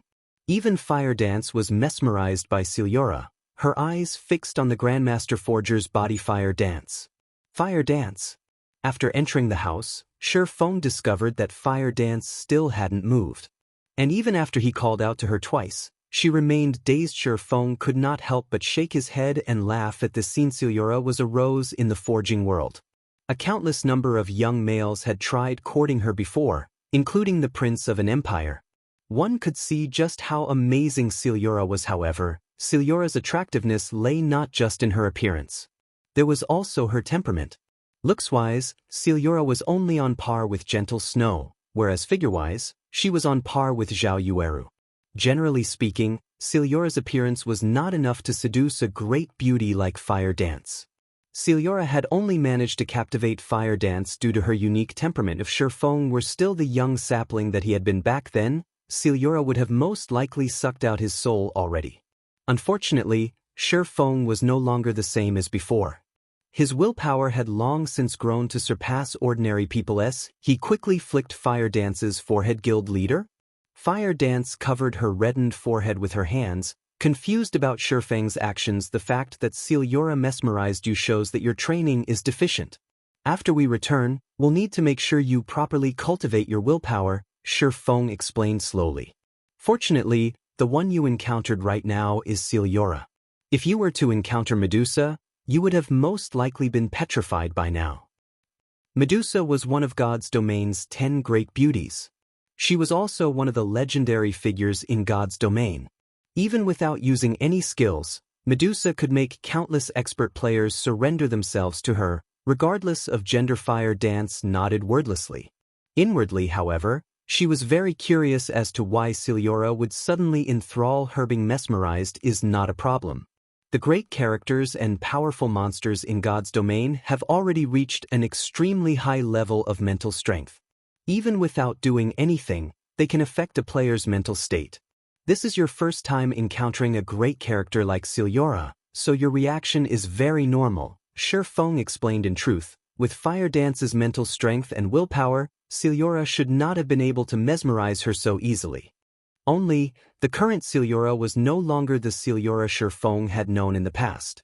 Instead, she was now a Grandmaster Forger through normal identification. Shi Feng could see only Celiora's name. Both her level and tier were in question marks even after utilizing Omniscient Eyes. The only additional information Shi Feng managed to obtain was Celiora's level and class. Celiora, Human, Grandmaster Forger. Level 200. HP? Speak. Why have you come looking for me? Celiora asked as she tidied up her forging materials. If it were any other player, Celiora would have most likely chased them away by now. However, Shi Feng was the player who had helped her become a Grandmaster Forger. Hence, he received better treatment from her. I wish to have this weapon repaired, Shi Feng said. He then took out 1,000 transformations from his bag with just a single glance. Celiora's eyes immediately widened when she saw the broken sword, the flawed weapon. 1,000 transformations. This is great. With this, I can finally complete the weapon I designed before. Celiora instantly appeared in front of Shi Feng and snatched 1,000 transformations out of his hands, her eyes flashing with excitement. Chapter 763, Legendary Quality. Before Shi Feng could even react, 1,000 transformations was already in Celiora's hand. There, 1,000 transformations underwent massive changes. The mana in their surroundings suddenly began surging towards the flawed weapon. In Celiora's hand, 1,000 transformations seemed as if it were alive. Is this the ability of a Grandmaster Forger? Shi Feng was surprised. Shi Feng had encountered other Grandmaster Forgers in the past. However, these Grandmasters would never display their abilities before commoners like himself. Hence, this was his first time witnessing a Grandmaster Forger's ability on display. A forger made weapons and equipment. Their understanding of weapons and equipment was most likely much greater than that of the users themselves. Despite this clearly being Celiora's first time wielding 1,000 transformations, Shi Feng could sense that her compatibility rate with the flawed weapon was at an extremely frightening level. If the Abyssal Blade could display 80% of its true power while in Shi Feng's hand, then 1,000 transformations could display 120% of its true power while in Celiora's. This scene fascinated Fire Dance. 2,000 transformations was a short sword. Even though Celiora was clearly not an assassin, 1,000 transformations seemed more like a living being rather than an inanimate object as she wielded it. When Celiora gave 1,000 transformations a few casual swings, the flawed weapon sent ripples through space.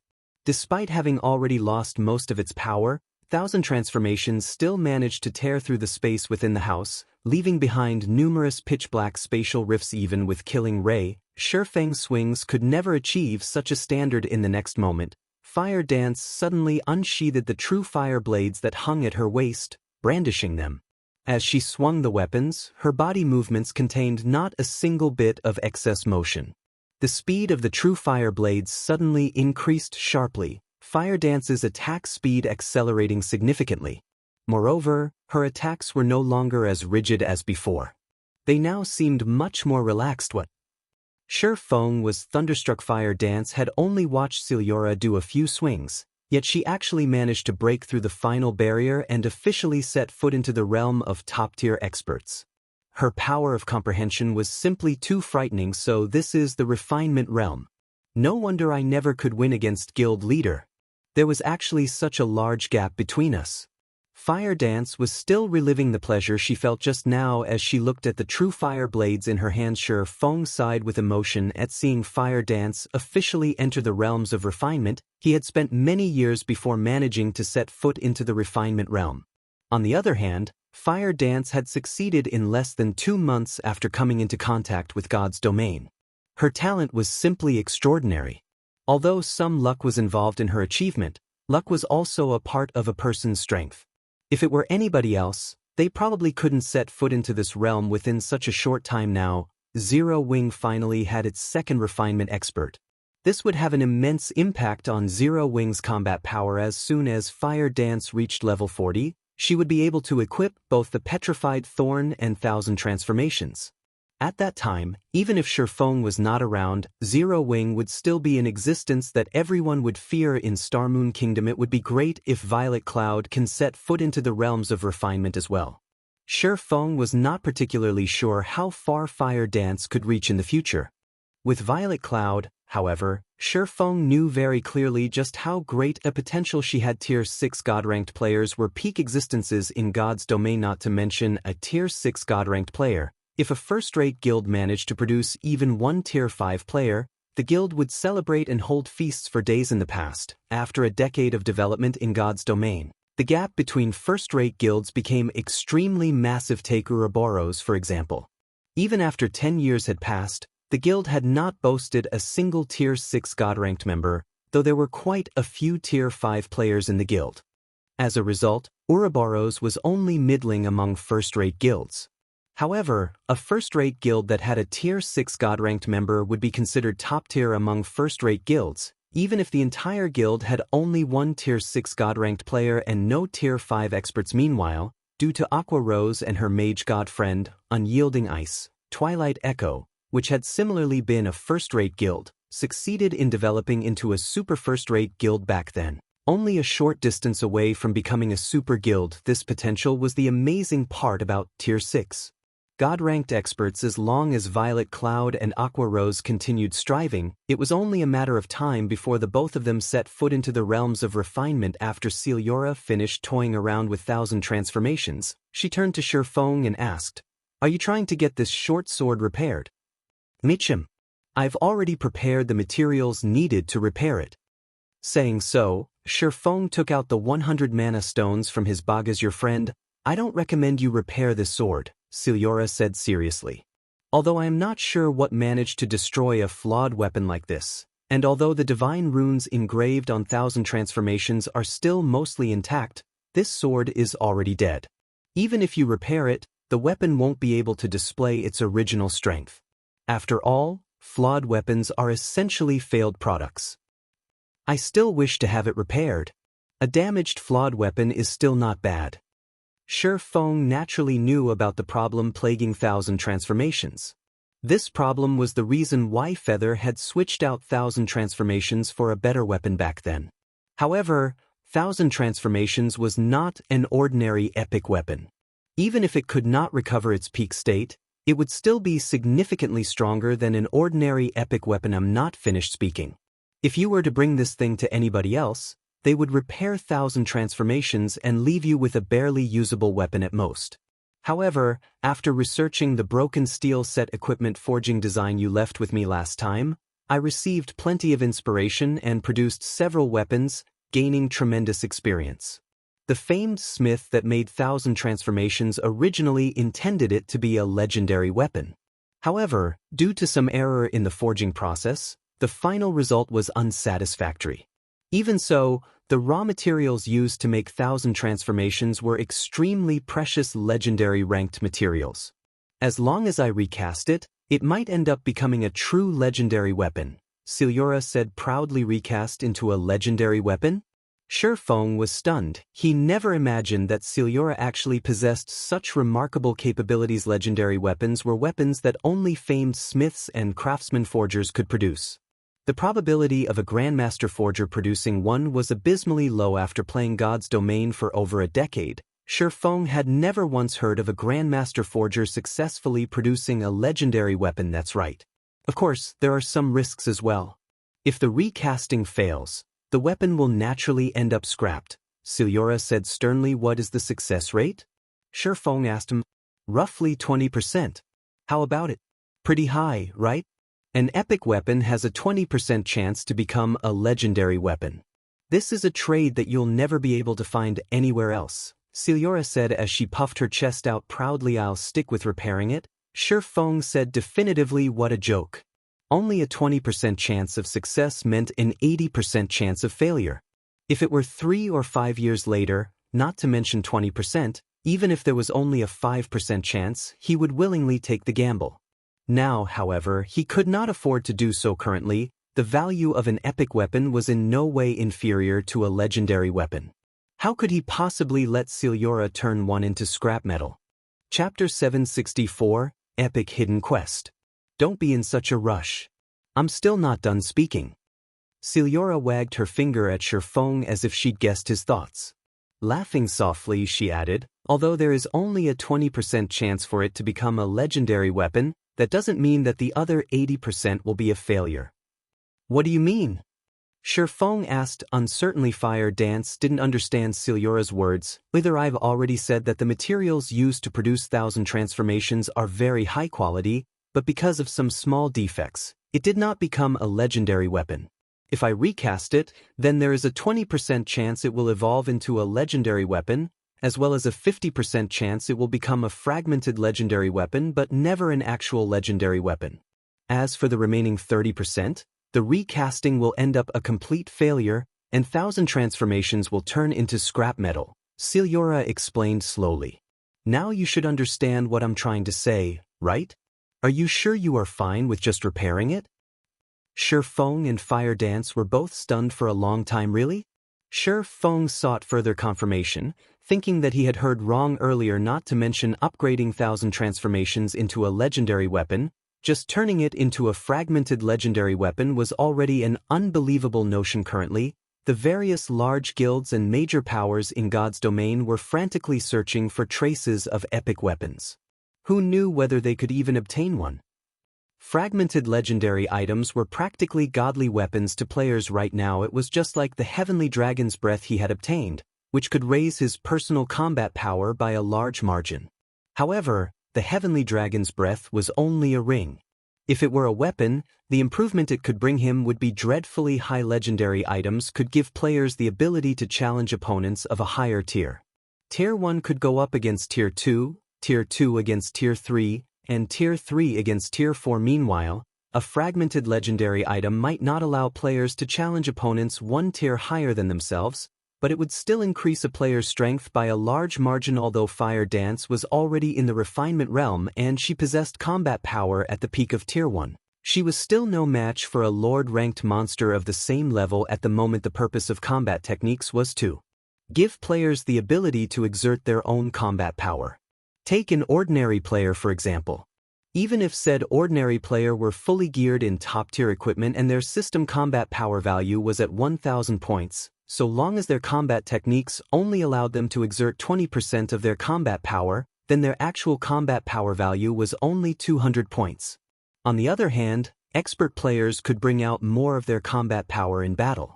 An expert player who could exert 50% of their combat power in battle would have 300 points in actual combat power value when wearing shabby equipment and having a system combat power value of only 600 points. However, a person's combat power was only half of what determined a battle's outcome. The other half was external environmental factors. Ordinary players failed to exploit their surroundings. Expert players, on the other hand, were adept at using the environment to their advantage. This knack was another major difference between ordinary players and expert players. Should an ordinary player and an expert player of the same level fight against each other, the outcome of the battle was self-evident. Even if the expert player had poorer equipment, the victory would still belong to the expert player. Fire Dance's normal combat power was only at the peak of Tier 1. In a situation where she lacked any advantage in environmental factors or any special skills or tools, a frontal clash with a lord of the same level would only end in her loss. After all, Fire Dance's limit was the peak of Tier 1. Even if she could exert 100% of her combat power, defeating a lord-ranked monster, which was equivalent to a Tier 2 class, would be impossible for her. However, as long as Fire Dance equipped a fragmented legendary weapon, she would immediately gain the combat power of a Tier 2 class. She would then be capable of soloing a lord. What's your decision now? Siliora asked with a smile on her face. Since there's a 50% chance for it to become a fragmented legendary weapon, let's recast it, then. After giving it some thought, Sherfong still decided to gamble. Not only was there a 50% chance to upgrade 1,000 transformations into a fragmented legendary weapon, but there was even a 20% possibility for the flawed weapon to become a true legendary weapon. Moreover, although epic weapons were currently extremely precious and could improve a player's combat power considerably, an epic weapon would not provide Fire Dance with the combat power she needed to go up against a lord, even if she Wielded two epic weapons without the Heavenly Dragon's Breath, Shurfeng's combat power would directly decrease by at least 40%. In such a case, he would not last even a single exchange with Sky of the Flower of Seven Sins. Such was the strength of fragmented legendary items. If Fire Dance could obtain one herself, rather than improvement, her strength would undergo a metamorphosis. If Thousand Transformations became a legendary item, once Fire Dance equipped it, her strength would most likely surpass even Shurfeng. Since you've already decided, then go prepare the materials. Celiora nodded. Sure enough, the game won't give away a fragmented legendary weapon so easily. Shurfeng smiled bitterly. God's domain was particular about fairness. Gains and losses came in equal proportion. No matter how Shurfeng thought about it, it was simply impossible for him to turn the broken sword he had casually picked up into a fragmented legendary weapon for no cost whatsoever. The mana stones should be sufficient already. However, it is extremely difficult to melt down legendary ranked materials. Although I have some of the materials I need here at my place, after conducting my previous few experiments, I've already used up all of my Inferno gold. Go and collect 10 more pieces of it for me, Celiora said, smiling.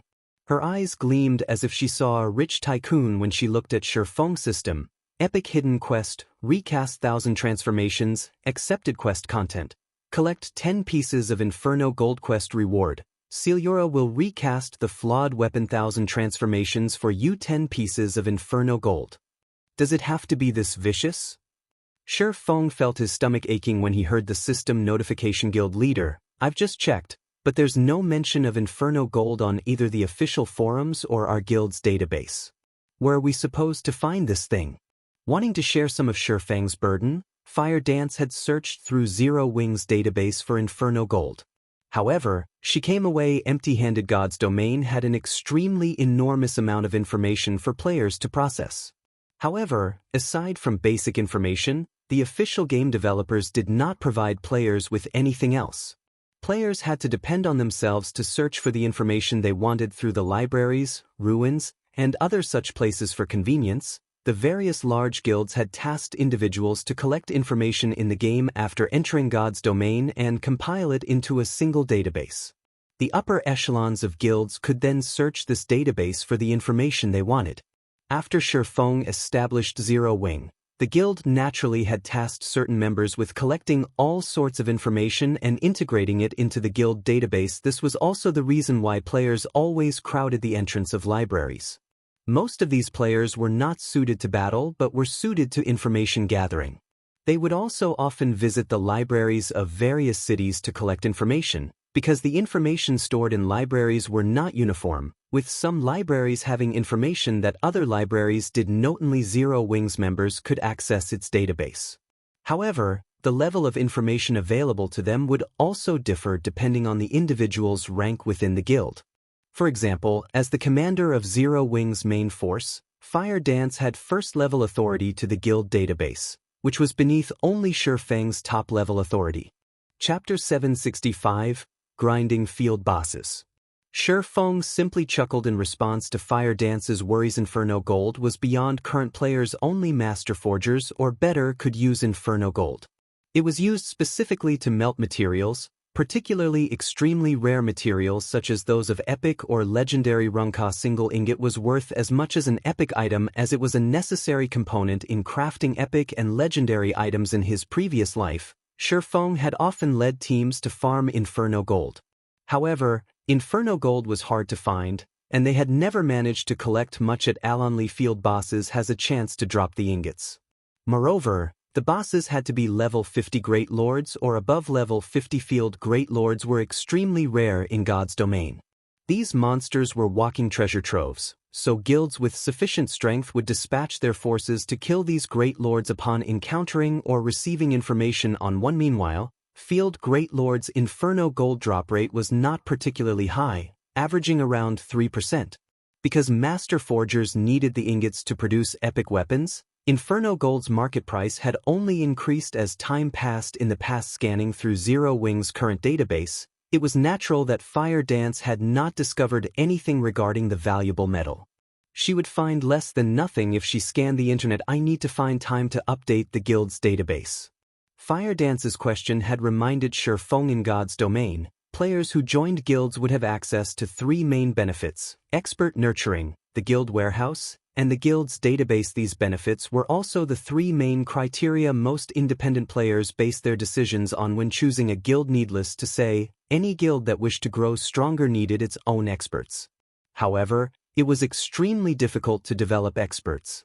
Ordinary guilds would not have the necessary means. Only first-rate guilds and above had the appropriate environment. After all, the task that required a lot of manpower and resources. It was as costly as the upkeep of an entire first-rate guild. Second-rate guilds' backgrounds weren't strong enough. Although second-rate guilds received financial support from corporations as well, they received far less funding than first-rate guilds. Maintaining normal operations already taxed their budgets. Second-rate guilds never had enough time or money to nurture experts. This was also the reason why there was such a massive gap between first-rate and second-rate guilds. Meanwhile, a guild's warehouse allowed members easy access to the equipment and items they needed. Unlike independent players, guild players did not need to purchase items from auction houses or trading firms. Usually, a guild warehouse also offered a wider array of items. A guild's database was even more valuable to players. Generally, players needed to look for clues regarding the whereabouts of quest-related items themselves, which required a lot of time. Fortunately, guilds usually had players who specialized in collecting such information. Guild members could easily obtain the information they needed by accessing the guild's database, saving precious time. This was one of the reasons that guild players leveled up much faster than independent players. Veteran guilds in the virtual gaming world would strike at these three factors when entering a new game. Hence, many players preferred joining well-known, long-standing guilds. However, there were differences between each guild's information.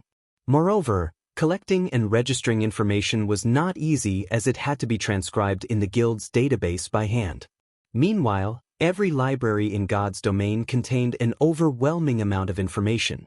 Transcribing it all into the guild's database was a vast project that needed a lot of manpower. Although Aqua Rose had invested a lot of effort into developing Zero Wing's database, at the end of the day, Zero Wing was merely an upstart guild that had only recently established. Naturally, it could not compete with other large guilds in terms of resources. Hence, its database was inferior to those long-standing guilds that had spread their roots throughout God's domain. Knowledge is power was a suitable term in God's domain. If Zero Wing's current database had even half of the information Shadow had 10 years ago, Zero Wing's strength would soar. Although Shi Feng could not remember every shred of information Shadow had collected, he remembered how to acquire a few hidden quests and rare materials. If he recorded this information in the guild's database, it would be a massive help to Zero Wing's upper echelons and the Candlelight trading firm. Moreover, thanks to his Demon Hunter title, Shi Feng was a world noble. He could easily visit the libraries of various major cities without needing to complete quests and grind for reputation. He could also take others with him into a library. With this, Zero Wing could send at least one person to every library in God's domain. The guild would be able to gather information even faster than a first-rate guild. It wouldn't be long before Zero Wing surpassed their first-rate neighbors. While Shi Feng pondered, his system communicator rang. Phoenix Rain, who had not reached out to him for quite some time, waited for him to accept the call. Guild leader Black Flame, congratulations on your victory in the Stoneclaw Mountains.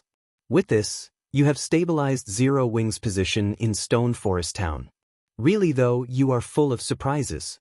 You actually managed to join the top 100 on the God's Domain experts list. I doubt that there is any major power in God's domain that hasn't heard of you now, Phoenix Rain said, chuckling. May I know what business you have with me? Shi Feng did not think that Phoenix Rain had called him just to congratulate him. It's nothing urgent.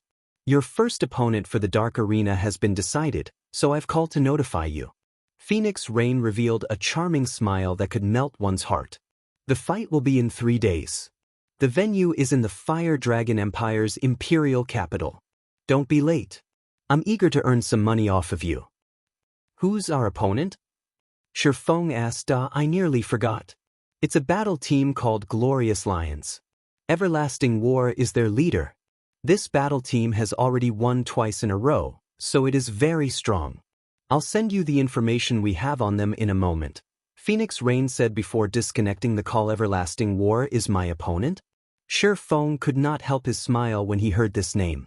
He had originally planned to join the Glorious Lions battle team. He had never imagined that they would be his opponents. Immediately, he turned to Fire Dance. Fire, contact the main force members and have them gather in Starmoon City. Tell them to bring all of the barrier crystals and 9-star polar domain magic scrolls we have left. We're going to grind bosses. Currently, the various large guilds were either busy in the Stoneclaw Mountains or team dungeons, so they were not particularly focused on hunting field bosses, not to mention level 50 field Great Lords. Guilds typically avoided such bosses like the Plague with the strength of Zero Wing's main force. Killing a level 50 field Great Lord was practically a dream. Fortunately, they had the 9-star polar domain magic array. Sure Feng could think of a few level 50 field Great Lords they could test their strength on previously. To avoid the Flower of Seven Sins' assassins, Zero Wing's main force had taken a break from leveling, hiding safely in the city. Hence, their levels were not particularly high. There were no level restrictions or strength suppression in the Dark Arena. Even a difference of 1 level could lead to a huge difference in attributes. Zero Wing was at a disadvantage. Hence, he needed to raise everyone's levels as quickly as possible by killing these bosses. Not only could he farm for Inferno Gold, but he could also help his team level up, killing 2 birds with 1 stone. Understood. I'll notify them right away. Everyone will be excited to hear this. Fire Dance burst with energy. It had been a very long time since Sure Feng had taken them along to kill bosses. Moreover, after breaking through into the refinement realm, her strength had improved significantly. She could use these bosses to get used to her new strength. Chapter 766, Asura Battle Team. Beast Empire, Beast City. As the imperial capital of an empire, Beast City was far more prosperous than Starmoon City. Moreover, its territory was vast. It ranked near the top, even among the many empires on the continent of God's domain. Beast City's player population alone exceeded 10 million. The city had even more elite and expert players than White River City and Starmoon City combined. Although there were 5 first-rate guilds in Beast City, the imperial capital's true ruler was the super guild Battle Wolves. All 5 of these first-rate guilds submitted to Battle Wolves' rules. They were only allowed to develop in Beast City after signing an agreement with the Super Guild. Otherwise, the massive guild would have chased them out of the city long ago. Inside Battle Wolves' guild residence. Leader, our opponent for the next match has been decided. Here is a list of their names and the information we have gathered. The vice leader of the Glorious Lions battle team, Journey Leave, reported as he approached Everlasting War. The report Journey Leave held was very thin as the folder only contained a single sheet of paper. Many of the battle team's members in the meeting room were confused. Vice leader, you couldn't have brought the wrong report, right? Why is there only 1 sheet of paper? Don't we usually have a stack for each team? The other members asked curiously. Journey Leave's report regarding the previous 2 battle teams they had faced had taken them nearly 3 days to analyze. Yet their vice leader held only a single sheet this time. No matter how they looked at it, that did not seem like their usual reports. This isn't a mistake. The battle team we're facing this time has only recently joined the Dark Arena. This will be their debut match. Journey Leave confirmed when he had received the report. He, too, had his doubts. However, the intelligence department had confirmed that there was nothing wrong with the report, stating that their opponent was a new battle team. Aside from the battle team's leader, there was no information on any of the team's members. A new battle team? Everlasting War's curiosity grew. He had not expected a new battle team to boldly challenge the Glorious Lions. It seems that the battle team's employer is confident of their team. In any case, we should be careful. Journey, give us a general introduction. Journey Leave nodded. He then opened the report on the meeting table and displayed it before his team members. This battle team is a new one, so, aside from some basic data on the registered team leader, we haven't uncovered any information. As of now, the other members have not been registered yet, and we have nothing on them. The battle team is called Asura, and it's led by Yifeng. I researched this team leader myself. When God's Domain launched, he was relatively famous. He had once defeated a large guild by himself, so he is very powerful. However, it has been a very long time since anyone has seen him. Even when I went to the secret pavilion to research him, I left empty-handed. He is a complete mystery. As for his exact strength right now, that is also unknown. Journey Leave then played Shifeng's battle video for everyone to watch. However, this battle video had been recorded before everyone had reached the cities. In the video, Yifeng killed dozens of players by himself while inside the town. Although Phoenix Rain had given Shifeng full authority over the battle team, he had no intention of participating in the Dark Arena as Black Flame. Black Flame was a guild leader. Having a guild leader of a large guild participate in a brawl would only make him a laughingstock. Hence, Shifeng intended to use his true identity in the Dark Arena. What kind of report is this? Is this a joke? Doesn't this mean that, aside from the battle team and the team leader's name, we know absolutely nothing? What is our intelligence department doing? How old is this battle video? Yifeng hadn't even reached level 10 yet. Mainstream players are already reaching level 30. Don't we have anything current on him? The battle team's members demanded answers. One after another, there was a massive gap between level 10 and level 30. The battle video could not be used as any kind of reference. Journey Leave shook his head helplessly. He had also investigated Yifeng. However, there was nothing to find. It was as if all traces of Yifeng had vanished from God's domain. While everyone complained, Everlasting War sat back in a daze. Why is he the Asura battle team's team leader? Everlasting War had tried to invite Shifeng multiple times, hoping to recruit him as the Glorious Lion's vice leader. Unfortunately, Hua Qiuxue, the representative of the corporation backing the battle team, was adamant in modifying the contract and restricting the battle team's freedom. The result was Shifeng's rejection. Everlasting War had felt Shifeng's strength personally. Although he had never exchanged moves with the young swordsman, he knew that Shifeng was a refinement realm expert. Shifeng could even emit an intense pressure. Experts in the refinement realm were extremely rare in God's domain. Most of these experts were relatively old. They weren't usually interested in such competitions. Thus, refinement realm experts were relatively rare even in the Dark Arena. Leader, do you know him? The other team members asked curiously. Yes. Originally, Yifeng was supposed to participate in the last audition. However, due to complications, he did not take part. I had never imagined that he would lead the Asura battle team. Now we have to face him, Everlasting War said disappointedly. His strength is the real deal. Although he is keeping a low profile, I suspect that he's a refinement realm expert. As for his weapons and equipment, it's been a long time since I've seen him. Even I'm not sure how strong he has become. At this moment, Hua Qiuxue, who sat at the head of the table, wore a twisted expression. Although she had forgotten about a minor character like Shifeng, Everlasting War had reminded her the minor character that she had forgotten had become a leader of a battle team. Furthermore, his battle team was going to face her own. If the Asura battle team won against the Glorious Lions, the other major corporations would take advantage of her humiliation. Seeing Hua Qiuxue's reaction, everyone quickly realized the severity of the situation. Back when the Glorious Lions had held its auditions, Hua Qiuxue had decided to change the battle team's requirements, restricting the team members' freedom. In reality, however, they had not lost much. Take Everlasting War for example. His restrictions were minimal. Leader, you're not the same player that you were before. This is just a brat in the refinement realm. After all of your special training, this will be child's play.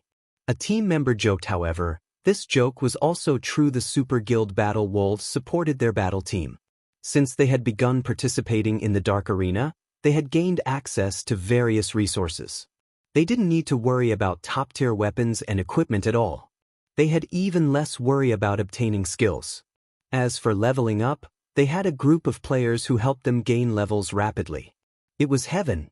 They only needed to improve on their combat techniques, thinking of ways to exert more of their strength. They could also spar and receive guidance from the Super Guild's older generation. In the real world, they also received guidance from martial arts masters on a daily basis. Ever since joining the Glorious Lions battle team, their strengths had improved by leaps and bounds. After 2 matches, the Glorious Lions battle team had earned quite a bit of fame in the Dark Arena. It would be a piece of cake to deal with a new battle team. Everlasting, for the upcoming competition, I only have one demand. You must annihilate the Asura battle team. You cannot go easy on them just because you know Yi Feng. Hua Qiushui interjected as she turned to Everlasting War, her voice soft but commanding. I will always fight to my limits, regardless of my opponent. Please rest assured, Director Hua. Everlasting War could guess what was going through Hua Qiushui's mind. However, he wouldn't go easy on an opponent just because they were acquainted. The Dark Arena was his battlefield. On a battlefield, he would not show any enemy mercy. Hearing Everlasting War's assurance, Hua Qiushui nodded in satisfaction. Campbell Volcano. After Shi Feng finished dealing with his matters, he led Zero Wing's main force to Campbell Volcano in search of level 50 Great Lords Guild leader. I found the boss. Minor Wind shouted in the team chat. Chapter 767, Godly Skill for Grinding Monsters. Alright, everyone gather over there. Shi Feng commanded through the team chat. Campbell Volcano was a level 40 to level 50 regional map in Starmoon Kingdom and was famed for dropping fire resistance equipment. However, the Campbell Volcano's environment was extremely severe. Not only did the scorching temperatures increase the burden on players' stamina significantly, but players also had to deal with a debuff high temperature environment. All of your basic attributes have been decreased by 10%, flame damage received increased by 20%, and HP recovery rate decreased by 50%. The monsters in Campbell Volcano's map all used fire-type skills. Some monsters even dealt flame damage with their basic attacks. Due to the severe environment, even common monsters were challenging opponents, not to mention the elite and boss monsters in the future. However, Campbell Volcano would become a favored destination. Many workshops would grind here for fire resistance equipment, earning a fortune. However, God's Domain's mainstream players had not yet reached level 30, so ordinary players could not survive here. Guild players were even less likely to visit this map. This was primarily due to the two main field bosses that wandered about Campbell Volcano. Both bosses were level 50 Great Lords, and they would turn any player that ventured into Campbell Volcano to level up into a charred corpse. Guild leader, that's the boss. Minor Wind said as he pointed towards the massive bear sleeping in the magma-filled valley. Violent Flame Bear, elemental being, Great Lord. Level 50. HP 63, 000, 000/63, 000, 000. Its HP is insane. Blackie gulped. This was the first time he had seen a boss with such a high HP. How long would they have to spend to grind this boss down? The Violent Flame Bear was a level 50 Great Lord. Depending on the boss's defense, after including the damage reduction due to the level suppression, their damage output would drop by at least 50%. Its HP isn't the only challenge. Don't forget about its environment. Look, we are surrounded by magma. If we accidentally touch the magma, the entire team will be in danger. Fire Dance quickly noticed that there were too few footholds for them to stand on. There was no way their MTs could dodge the Flame Bear's attacks properly. A level 50 Great Lord's attack power would definitely be astonishing if their MTs did not have enough space to avoid attacks. With Fire Dance's reminder, the team realized the crux of the problem. The Great Lord was already absurdly strong. If it could use skills that utilized the surrounding magma, they would not be surprised if they team-wiped. Without extremely high fire resistance, the magma would reduce them to ashes in less than 3 seconds. Fear ripped through the team as they were suddenly paralyzed. Cola, Yi Wumian, stand where the magma intersects. Everyone else, wait along the sides of the valley's entrance.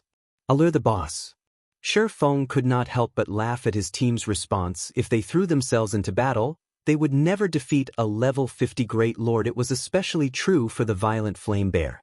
Due to the high-temperature environment, the Flame Bear could even instant-kill a well-equipped level 50 MT. Normally, only Tier 2 MTs could survive the Great Lord's attacks. In addition, the Violent Flame Bear also had the team-wiping skill Earth Fury. When activated, the Great Lord would execute an earth-shaking stomp. Although the skill's damage was not particularly high, the stomp would create a magma tsunami that would devour all enemies within a 50-yard radius. Even Shi Feng, with his high fire resistance, would lose 500 or 600 HP each second in the molten liquid. He'd be surprised if his teammates didn't lose 5,000 HP per second. Among Zero Wing's main force members, even Cola would only last several seconds with all of his life-saving skills active. much less everyone else in the past. To deal with the violent flame bear, the various large guilds had lost hundreds of 100-man teams. These teams had consisted of level 50 and above elite players. They had been much stronger than Zero Wing's main force naturally. Since Shifeng had chosen to raid this boss, he had a strategy to deal with it. Shifeng retrieved the Bible of Darkness and Magic Amplification Scroll. He then summoned a Demona Tier 3 demon, was the equivalent of a Great Lord. Although the Tier 3 demon Shifeng summoned would suffer the debuff and wouldn't have any environmental advantages, it could still act as a meat shield. A level 53 Tomahawk demon with 11 million HP appeared before them, stupefying Zero Wing's main force. None of them had thought that Shifeng could still summon a Tier 3 Demona. Single Tier 3 demon was far more useful than 4 or 5 level 50, 100-man teams. With this demon, raiding the violent flame bear would be much easier. Go. Shifeng directed the Tomahawk demon to fly towards the Great Lord. When the Tomahawk demon was within 50 yards of the flame bear, the sleeping Great Lord discovered its presence.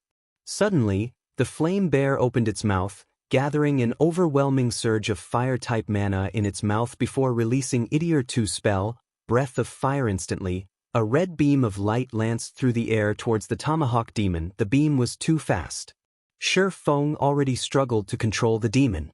Hence, the red beam struck the Tomahawk demon, sending it plunging into the molten magma. 124-084. The violent flame bear's damage left everyone speechless. With one move, the flame bear had managed to obliterate so much of the demon's HP, regardless of the fact that it had as much defense as a Great Lord of the same level. If a player had received that attack, they would die instantly. Isn't it going to instant kill us if we rush at it? Kola unconsciously gulped when he saw the demon plunge into the fiery liquid. He doubted whether he could even stop the violent flame bear from moving past him. However, while everyone was still in a daze, Shifeng controlled the Tomahawk demon to brandish its axe. The 5-meter-tall battle axe transformed into a stream of light and slammed into the Great Lord's body. Tier 2 skill, Axe of Destruction. Minus 84,509. Despite using a Tier 2 skill, the Tomahawk demon's attack was weaker than the violent flame bear's. However, Shifeng did not mind. After all, with him directing the Tomahawk demon, he exerted less than 50% of the skill's effect. He was satisfied with dealing over minus 80,000 damage. The attack had clearly inflicted pain as bloodthirst flashed in the flame bear's ruby eyes. Immediately, it launched itself from the magma and charged towards the Tomahawk demon. Good. It took the bait. Shifeng then had the Tomahawk demon rush towards the valley's entrance. Kola, Yiwumian, get ready. When the flame bear gathers mana in its mouth, use Mach to attract its aggro and direct the bear's attack towards the intersection where you're standing. Do not let it attack elsewhere. The violent flame bear's general attacks were limited to flame claws and breath of fire. Flame Claws was not an AoE attack, so the Tomahawk demon could deal with it easily. Breath of Fire, on the other hand, was a straight-line AoE spell. The spell contained frighteningly destructive power, and any mishap could destroy the valley's entrance.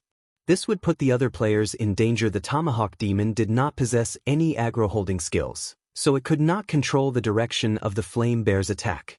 They needed someone else to do the job. If Kola failed to attract the Great Lord's aggro, Yiwumian could back him up. As long as the valley's entrance remained intact, the high terrain could prevent everyone from drowning in magma. When the violent flame bear activated Earth Fury. With their HP, Zero Wing's main force members could easily handle Earth Fury's base damage. I understand. Kola nodded heavily. Very quickly, Shifeng lured the violent flame bear to the valley's entrance. He then directed the Tomahawk demon to pin the Great Lord down. With the Tomahawk demon's high attack power, no one could steal the Great Lord's aggro. Time flew by. Throughout the battle, Zero Wing's main force toyed with the violent flame bear. Whenever it opened its mouth to use its breath attack, Kola provoked it. After the breath attack, the Tomahawk demon would use a Tier 2 skill to redirect the Great Lord's aggro. As for everyone else, they bombarded the Great Lord with attacks without a care in the world. After all, regardless of their damage, they could not out-damage the Tomahawk demon. When the violent flame bear eventually executed Earth Fury, although its attack had caused the earth to tremble, and the team members had taken plenty of damage, They still had over half of their HP after the attack. As for the resulting magma wave, it stopped growing after it engulfed the mountain's lower half. It didn't come near Zero Wing's main force after a dozen or so minutes. Shifeng activated Divine Providence and dealt the final blow. The violent flame bear released an agonized scream as it fell to the ground. A treasure trove appeared around its body. Chapter 768, Summoning Flute. In God's domain, killing a field boss for the first time would double its drop rate. Hence, large guilds love to raid bosses on new maps. Players had yet to develop Campbell Volcano. All of its bosses were untouched. If anyone killed the bosses here, they would obtain a treasure trove. Furthermore, Shifeng had a skill like Divine Providence, which greatly increased his luck attribute despite level 50 and above monsters having poor drop rates. After applying the effects of Divine Providence, the violent flame bear dropped a frightening amount of loot. Not only did the Great Lord dropped over 20 items, but it had also given everyone a bounty of EXP. A level 50 Great Lord already provided an abundant sum of EXP, but after including the bonus EXP for defeating a monster of a higher level, some members even gained a full level, climbing from 32 to 33. The EXP is awesome. I gained 40% of a level after just a little over 10 minutes of hard work. If I had to level up myself, I probably wouldn't even get this much after half a day of grinding. If we continue leveling up like this, it won't be long before we reach level 40. We'll be able to buy our own mounts. Blackie could not help his excitement when he saw his experience bar. He had never thought that a field Great Lord would provide so much EXP. Even after splitting the Great Lord's EXP between 100 people, he obtained nearly half of an entire level. He was already level 33. He required a massive amount of EXP to level up. Even if he grinded and raided dungeons nonstop, it would take him at least 2 or 3 days to reach level 34 now. However, he only needed to kill 2 more Great Lords to reach level 34. His could level faster than a rocket. Shifeng simply laughed and shook his head as he watched Blackie's reaction. His friend was too optimistic. Although it was true that field bosses provided an abundance of EXP and that they had only taken a dozen minutes or so to defeat the violent flame bear, field bosses were not common monsters. They were not easy to find. Take Campbell Mountain for example. There were only 2 Great Lords in this entire map. After these bosses died, it would take a day before they respawned. Then could not grind them indefinitely. Moreover, they had been able to kill this boss due to the Tier 3 demon. Without the Tier 3 demon tanking the Great Lord, with their current level and equipment, killing a level 50 Great Lord was impossible for them as they were guild leader. What did the boss drop? Although Kola was similarly shocked by the EXP he had received, he was more interested in the boss's loot. Hearing Kola's question, everyone redirected their attention towards the loot as well. A Great Lord ranked boss's loot was a temptation to any guild in God's domain. The loot is alright. The flame bear dropped 8 weapons and pieces of equipment. Among them, 1 is a level 50 dark gold ranked plate armor, 1 is a dark gold ranked two-handed battle axe, and the rest are all fine gold rank. However, this flute is the most precious item among the loot.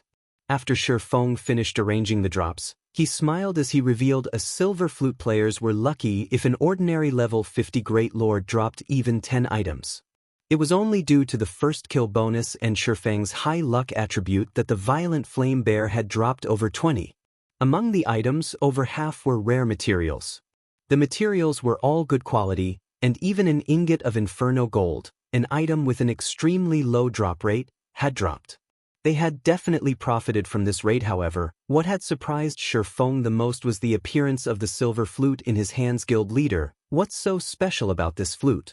Even after examining it for a long moment, Aqua Rose could not see any peculiarities about the silver flute. The others couldn't see anything special about it either. There was only one line of text introducing this silver flute. Broken flute. If they had picked up this item during a normal hunt, they would have sold it to an NPC as garbage. You guys have heard of summoning flutes, right? Shifeng smiled faintly as he provided a hint. What? Guild leader, are you saying this is a mount? The guardian Night Turtledove shouted excitedly. While everyone else relied on their own feet for travel, it would be absurdly awesome if she could ride a high-ranking mount. Mounts were still out of players' reach, and it wasn't only because of their low levels. The main issue was money.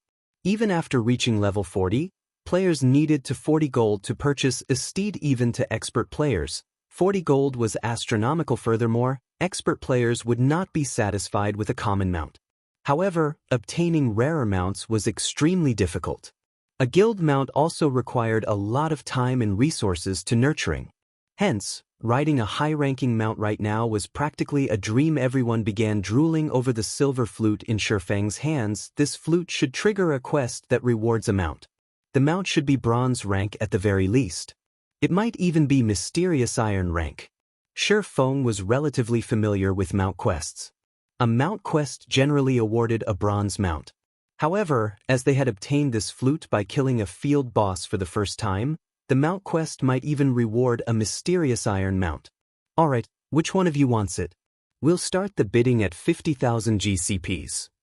In terms of coins, 50,000 GCP was worth roughly 150 gold. A bronze mount would cost far more than just 150 gold. There was also a chance that this silver flute would yield a mysterious iron mount. If that were the case, the mount would be worth several times more. Guild leader, don't you want it? This is a high-ranking mount. Aqua Rose asked. Strangely, Shifeng was Zero Wings guild leader. He was their guild's face. He should be seen on the best mount they could find. Although she knew that the guild had already captured a mount, the guild stable had not been built yet. None of them could purchase a guild mount right now. Moreover, a guild mount only started out slightly stronger than a common mount. It was far from the prestige of a bronze or mysterious iron mount. I already have one, so you can fight for it. Shifeng smiled faintly. He had not told anyone that he had obtained an even better mount when he had visited the Dark Den. When everyone heard that Shifeng would not participate in the auction, their hearts pounded as they frantically shouted their bids. In just a short moment, the bidding had increased past 100,000 GCPs. However, this was only the beginning. As the main force's ordinary members reached their limits, Blackie, Fire Dance, Aqua Rose, Violet Cloud, Cola, and the other upper echelons joined the auction. 140,000. 145,000. 150,000. 220,000. As the upper echelons reached their limits, Aqua Rose shouted an offer that disappointed everyone present. Aqua Rose did not normally utilize her guild contribution points. She also often donated plenty of weapons and equipment to the guild warehouse. Hence, she had accumulated an immense amount of GCP. Her offer instantly dismissed everyone's hopes. If converted to coins, 220,000 GCPs would be worth 660 gold. If other guilds discovered that Aqua Rose had only spent 660 gold to purchase a mysterious iron mount, they would be shocked. If it were up to them, they would not hesitate to spend 1,000 gold on purchasing the mount. Following which, Shifeng handed the silver flute to Aqua Rose as envy swept through the team. Before she had even reached level 40, Aqua Rose had obtained a high-ranking mount. As soon as she reached level 40, she could travel through God's domain with ease. Alright, enough idling. Split up and search for the other great lord. Who knows? The next one might drop another mount as well, Shifeng said, laughing. Shifeng's words motivated everyone instantly as they began searching for the other great lord in Campbell Volcano. Chapter 769, Levels rising rapidly. In the Stoneclaw Mountains. A long-abandoned city rested in a circle of mountains. Tens of thousands of corpses belonging to both players and half-orcs surrounded and littered this city. Several hundred players stood at the city's entrance. They were all out of breath and covered in fresh blood. Flame blood. Revive the healers first. We'll continue after some rest. A man wearing deep blue chainmail and carrying a longbow on his back commanded. Flame blood, whose white robes had long since been stained red with blood, immediately began reviving the fallen healers. Guild leader, the respawn rate is simply too fast. We've only managed to clear out these half-orcs after so much trouble.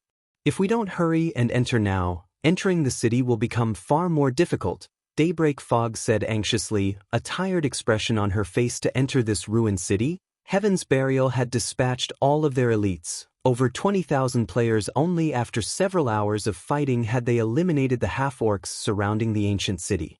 Overall, they had sacrificed over 20,000 elite players to deal with the tens of thousands of elite half-orcs, a great lord-ranked half-orc, and 5 high lord-ranked half-orcs. If they did not venture into the city now, all the regret in the world would not help them when the monsters respawned. It doesn't matter. Even if they respawn, that level 45 Great Lord won't be a problem. At most, we'll have to deal with those High Lords again. If we want to complete this quest, we need to stabilize the situation outside the city. Otherwise, we'll die. Singular Burial, who was the man in the deep blue chainmail, responded calmly. We've been here for several days already. Now that success is in sight, it is important that we do not rush. As long as we complete this quest, Heaven's Burial will become Star Moon City's overlord. Both Ouroboros and the Star Alliance will have no choice but to submit. Currently, players throughout the Star Moon Kingdom and surrounding countries drooled over the Stoneclaw Mountains. These guilds watched Stone Forest Town, which was under Zero Wing's control, enviously. However, nobody knew that. The person responsible for activating the Stoneclaw Mountains was Heaven's Burial's guild leader, Singular Burial. But now that Zero Wing has stabilized its position in Stone Forest Town, it is only a matter of time before the Stoneclaw Mountains become their backyard. Will this quest really help Heaven's Burial become Star Moon City's overlord? Lightning Blade questioned doubtfully. Singular Burial had been keeping a tight lid on the quest's information. Nobody else knew what the quest would award based on Lightning Blade's understanding of God's domain. There shouldn't be a quest that could allow a guild to dominate over a city Zero Wing's backyard? Singular Burial sneered. It's just the Stoneclaw Mountains. So what if we give it to Zero Wing? Since this quest is almost complete, I'll explain. Do any of you know why there are so many magic crystals in the Stoneclaw Mountains? Although other countries have their own regional dungeons that provide magic crystals, none of them are as saturated as the Stoneclaw Mountains. This ancient city is the reason. This city contains a treasure that is capable of condensing mana naturally. Hence, the Stoneclaw Mountains monsters have a much higher chance to drop magic crystals if we can get our hands on that treasure. Even without grinding monsters in the Stoneclaw Mountains, any monster we kill within a certain radius of the item will drop magic crystals. Moreover, the drop rate will be the same as it is in the Stoneclaw Mountains. Do you think I would pay so much just to clear a ruined city if not for such a treasure? When Daybreak Fog and the others heard Singular Burial's explanation, they were stunned. The monsters in the Stoneclaw Mountains were too strong. Not only were these monsters hard to kill, but they were also harder on weapons and equipment than monsters elsewhere. If monsters in other maps could also drop magic crystals with the same probability as the monsters in the Stoneclaw Mountains, they would be able to farm magic crystals much faster and more efficiently than in the regional dungeon. Moreover, it would cost less to farm elsewhere. Even if the other guilds put more effort into farming crystals in the Stoneclaw Mountains, they would be miles behind Heaven's Burial. As long as they had a sufficient stock of magic crystals, Heaven's Burial could rise to power. Alright, get some rest. We'll enter the city when we've recovered, Singular Burial commanded.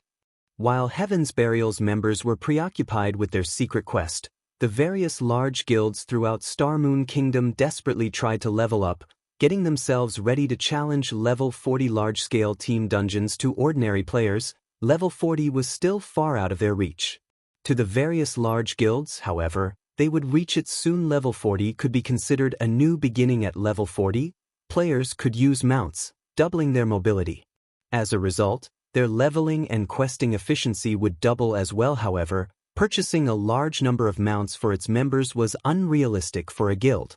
Having a guild mount was more reasonable. Hence, guilds needed to focus on constructing a stable.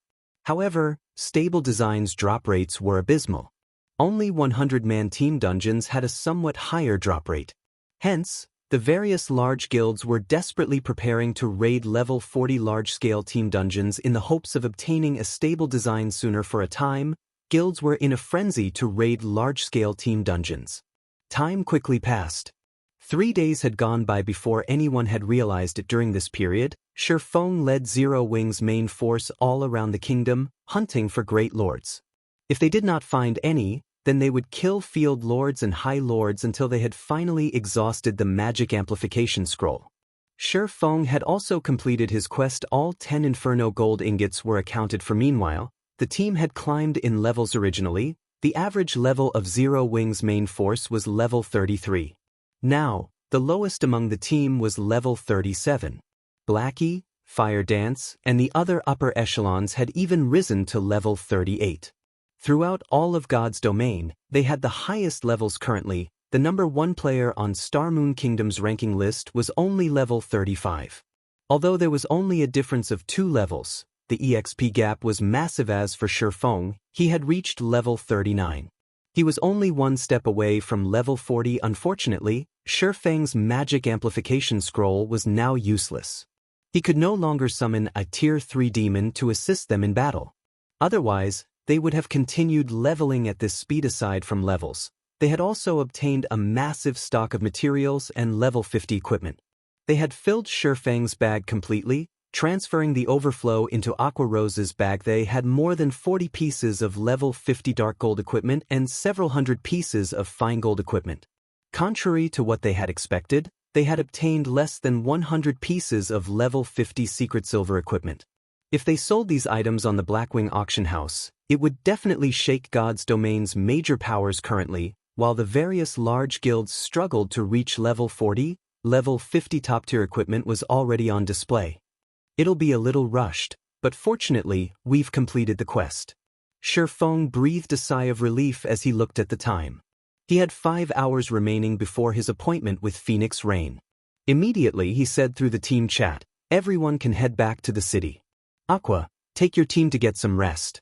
In 3 hours, meet up in Star Moon City's teleportation hall." Chapter 770, Basic Fire Resistance Armor Kit. Star Moon Kingdom, White River City, Candlelight Trading Firm. Upon arriving at the trading firm with Fire Dance, Shifeng noticed a significant decrease in the shop's customers. "We've reached our limit already?"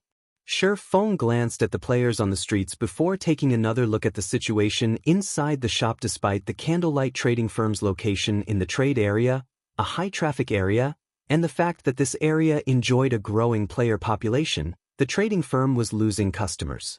This situation illustrated a lot of problems. Glancing at the street again, Shifeng noticed that several large guilds and merchant players had set up shop near the street corners. With more shops, the competition grew more intense. Although the Candlelight Trading Firm's position in White River City was still unshakable, the trading firm was losing profits. Initially, the firm could bring in over 1,000 gold every day from each shop.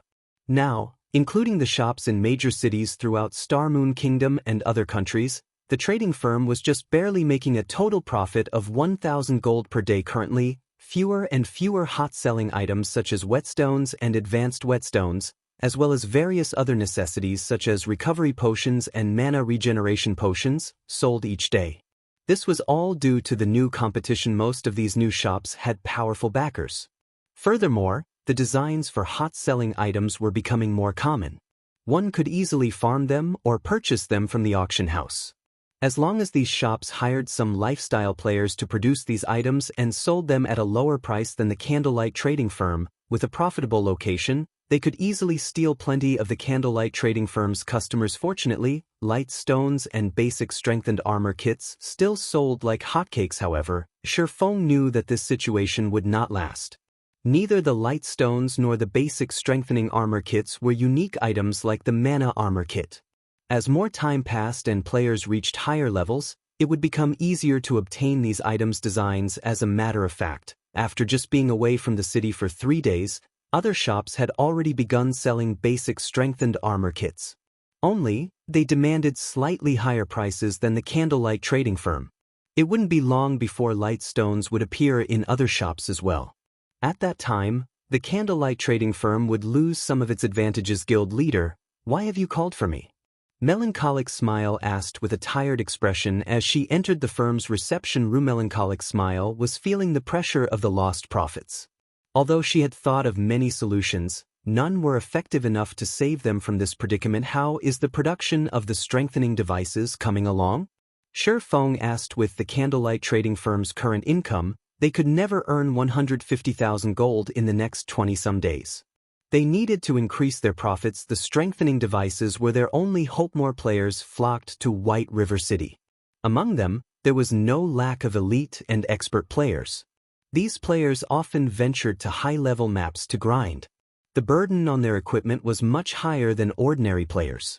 Hence, they also had a much greater need for an item like the strengthening device. so that they could grind and adventure for longer periods. So far, I've produced 400 strengthening devices. My success rate is roughly 40%. Unfortunately, our stockpile is still too small to begin selling them. We will sell out before we even begin attracting customers.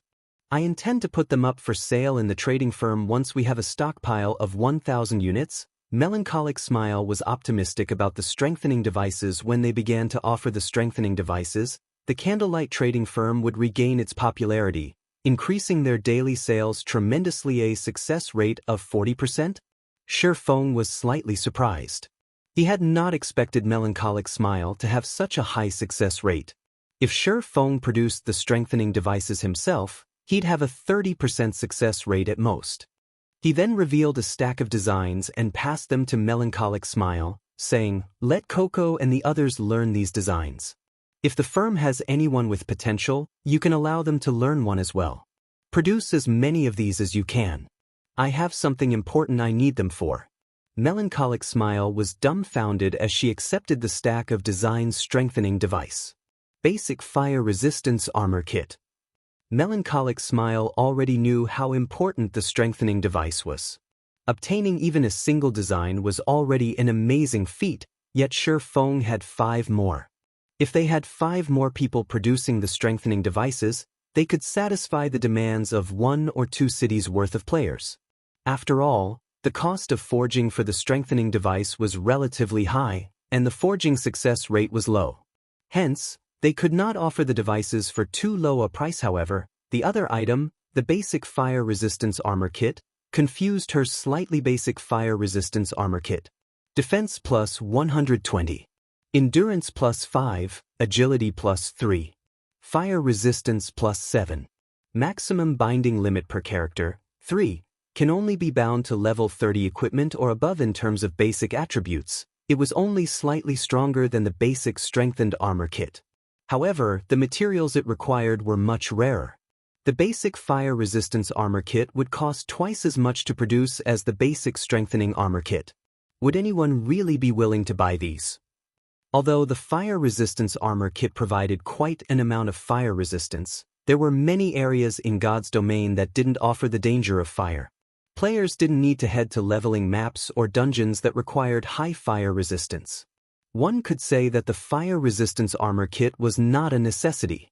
Even if they produced this item, not many players would be willing to purchase it. However, the fact that Shifeng viewed the Basic Fire Resistance Armor Kit and the Strengthening Device as equally important showed that the former was just as precious. From now on, focus on forging strengthening devices and basic fire resistance armor kits. Set everything else aside. Shifeng was aware of Melancholic Smile's concerns. However, the basic fire resistance armor kit was no less valuable than the strengthening device. Although the armor kits were not useful right now, once the Eclipse Gate opened, items that provided fire and ice resistance would skyrocket in price. Only then would the fire resistance armor kits shine. With these 3 armor kits, one could gain 21 points of fire resistance. This way, players could equip fewer pieces of fire resistance equipment. Although fire resistance equipment could increase one's fire resistance, they would have to sacrifice basic attributes. Having too much of that equipment would wound a player's combat power, making it more difficult to kill monsters in the Eclipse Gate. Hence, after the various large guilds discovered the basic fire resistance armor kit, they would rush towards Campbell Volcano to farm for the design. Unfortunately, the design's drop rate was incredibly low. Moreover, they only dropped from the volcano's field bosses throughout these past 3 days. Shifeng had killed plenty of field bosses at Campbell Volcano with Zero Wing's main force. After 3 days of hard work, with the help of Divine Providence, they had obtained a total of 9 copies. Anyone else would thank their stars to obtain just 1 right. How many materials have we collected for the stable so far? Shifeng made it clear that the guild stable was also a priority. The various large guilds were closing in on level 40. It would be a huge waste if he had the stable design but could not construct it. Chapter 771, 1000 Transformation Evolves. Hearing Shifeng's question, Melancholic Smile's expression sank, a hint of embarrassment appearing on her face. I've only managed to gather a little more than half of the required materials. We're still short 20 logs of primal emerald wood and 12 soul cultivating stones. Melancholic Smile reported honestly Sure Feng had instructed her to handle the material collection for the stable, regardless of the price, a while ago yet, until now, aside from the materials Zero Wings members had gathered, she had only managed to source a small fraction of the required materials. Alright. I doubt we'll be able to obtain the remaining materials easily. I'll try to think of a way to collect the rest. Focus on forging the strengthening devices. Sure Feng nodded. Sure Feng understood just how difficult it was to find the materials they needed to construct a stable even in 100-man hard mode team dungeons. The drop rates for these materials were abysmally low. Only Hell mode had a slightly higher drop rate. If they had not obtained the first clear of the Frost Prison, they wouldn't have as much stock as they did right now. It was already impressive that they had over half of the materials. Moreover, the situation in God's domain had changed. The various large guilds were only a short time from the level 40 era. As long as the various large guilds did a little research, they would discover a hint to what they needed for their own stables. Primal emerald wood and soul cultivating stones were among the more obvious necessities.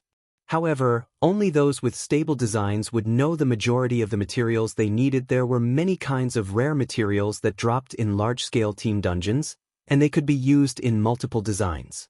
Even if they came across some building material that the stable design would require, the various guilds might assume it had a different purpose. However, as information on the primal emerald wood and soul cultivating stones was available in cities' libraries, it would be nearly impossible to purchase these materials from other guilds. They were usually hard to obtain. However, Sure Feng was also feeling celebratory. If he had not been able to participate in the Dark Arena, searching for a way to obtain the remaining stable materials would have really given him a headache. On the surface, the Dark Arena appeared to be a secret competition between the various international corporations. In truth, however, it was a place for the various corporations to exchange precious material and items. The Dark Arena provided a method to obtain the rarer materials and items. Of course, if one wanted these items, they needed to gamble on the team battles in the Dark Arena. Credits were not the most valued resource. Rather, it was the precious materials and items of God's domain. Normally, God's domain's major powers refused to sell these rarer items. At most, they might be willing to trade for items of equal value. Meanwhile, in the Dark Arena, if one offered a fair price, they could negotiate. Once both sides agreed, they would then bet on a match of their choosing. The winner would take everything. However, the winning battle team would also earn a small portion of this bet. If the battle team did not want the offered rewards, the party that won the bet could purchase the items from the winning team with credits. This was why so many powers throughout God's domain had hungered to join the Dark Arena in the past. They hadn't just wanted the fame. They had also wanted the chance to earn endless wealth and resources in God's domain. Unfortunately, not everybody could take part in the Dark Arena. The Dark Arena had its own inner circle. Ordinary guilds were not worthy of an invitation. Take Sure Feng for example. Despite being the guild leader of a second-rate guild, he needed to get the assistance of the upper echelon of a first-rate guild to gain entry into the Dark Arena. In the past, Sure Feng had visited the Dark Arena over a dozen times, and he had to admit that second-rate guilds could not afford to mingle there. Even legendary items and player-constructed cities were sometimes used as bargaining chips, much less legendary ranked materials. Although each team in the Dark Arena consisted only of 10 members, the profits one could earn from a single match could inspire hundreds, even millions, of people to fight. The primal emerald wood and soul cultivating stones were precious materials. In the Dark Arena, however, these materials were considered subpar wagers. Hence, it would not be difficult for Sure Feng to gather the materials he needed to build his stable. After Sure Feng stored the rare materials and level 50 weapons and equipment in the trading firm's warehouse, he hurriedly led Fire Dance towards Ciliora's smithy. In Ciliora's smithy, Sure Feng handed Ciliora the 10 Inferno gold ingots. Immediately, the sound of a system notification reached his ear. System, Epic Hidden Quest, Recast 1000 Transformations, Completed Quest Rewards, 200 million EXP and Fortitude plus 5. Suddenly, Sure Feng's experience bar rose to 42% of level 39. 200 million EXP might be a lot to ordinary players, but to Sure Feng, it was a drop in the bucket. Aside from the fact that he required double the EXP normal players required to level up, An ordinary level 39 player needed an astonishing amount of EXP to level. Even several hundred millions of EXP was not enough to climb from level 39 to level 40. However, the 5 fortitude points were quite valuable. If Shifeng challenged advanced quests, he would have to waste a lot of time and complete 3 or 4 to gain 5 fortitude points. After stowing away the Inferno gold with satisfaction, Siliora looked at Shifeng and asked seriously, "Now that I have everything I need, who is the weapon intended for?" "My companion here will use it." Shifeng tugged Fire Dance forward as he introduced her to Siliora. Since 1000 transformations was going to be recast, a Grandmaster forger like Siliora could not recast the weapon blindly. She needed to make sure that the weapon would fit its user perfectly. Taking a look at Fire Dance, Siliora turned back to Shifeng and said, "You must think this through. The weapon I recast will not be some garbage epic weapon that you can find anywhere on the streets. It will have the possibility of becoming a legendary weapon. Are you truly willing to give that up?" Even Tier 6 gods would go crazy over a legendary weapon. Siliora refused to believe that Shifeng would actually go through all that effort for the sake of a companion. "Why wouldn't I be willing?" Shifeng laughed. 1000 transformations was a short sword. Although swordsmen could use short swords as well, they did not suit his style. On the other hand, Fire Dance was Zero Wing's #1 assassin. She could wield the 1000 transformations to its greatest potential. Hearing Shifeng's confidence, Fire Dance's face burned with both excitement and bashfulness. With the light from the smithy's furnace, Fire Dance's normally white cheeks seemed to have been stained red. "You blockhead. It's your decision." Siliora then shifted her gaze towards Fire Dance. "You, follow me." Fire Dance nodded silently. She then followed Siliora and arrived before a silver magic array. "All you need to do is stand in the center of the magic array," Siliora instructed. Her hands then began tracing divine runes in the air. By the time Fire Dance took her place at the array's center, Siliora had already written dozens of lines of golden divine runes. Her casting speed was tremendous. Shortly after, Siliora flicked her delicate finger, and the divine runes wrapped around Fire Dance's body rapidly, enveloping her. After finishing her preparations, Siliora took out the mana stones Shifeng had readied for her and tossed them into the furnace. Suddenly, 100 mana stones hovered above the magic array, looking like stars as they circled the 1000 transformations, which the Grandmaster forger had placed inside the furnace. "In you go." Siliora took out the 10 Inferno gold ingots and tossed them into the furnace as well. Immediately, the crimson flames transformed into golden tongues of fire. In the next moment, the broken sword, which even killing ray could not damage, melted. As they watched when 1000 transformations had melted completely, it transformed into multicolored globs of molten metal, condensate. Siliora shouted. A multicolored magic array then enveloped the furnace and everything around it. The 100 mana stones instantly transformed into liquid and melded with the liquefied 1000 transformations. Afterward, Siliora returned to rapidly writing divine runes and curses. The golden runes and purple curses also began to flow into the liquid metal inside the furnace. The Grandmaster forger wrote runes for over half an hour. By the time Siliora finished, her face had paled to an unhealthy white. Meanwhile, the divine runes and curses had molded the liquefied 1000 transformations. Siliora waved her finger. 1000 transformations then flew out of the furnace and hovered in midair. Currently, 1000 transformations glowed red and radiated a scorching heat. "It's finally complete." Siliora could not help but reveal an excited smile as she gazed at the newly recast 1000 transformations. Chapter 772, Extraordinary Ability. Due to 1000 transformations, the temperature in the smithy had increased rapidly.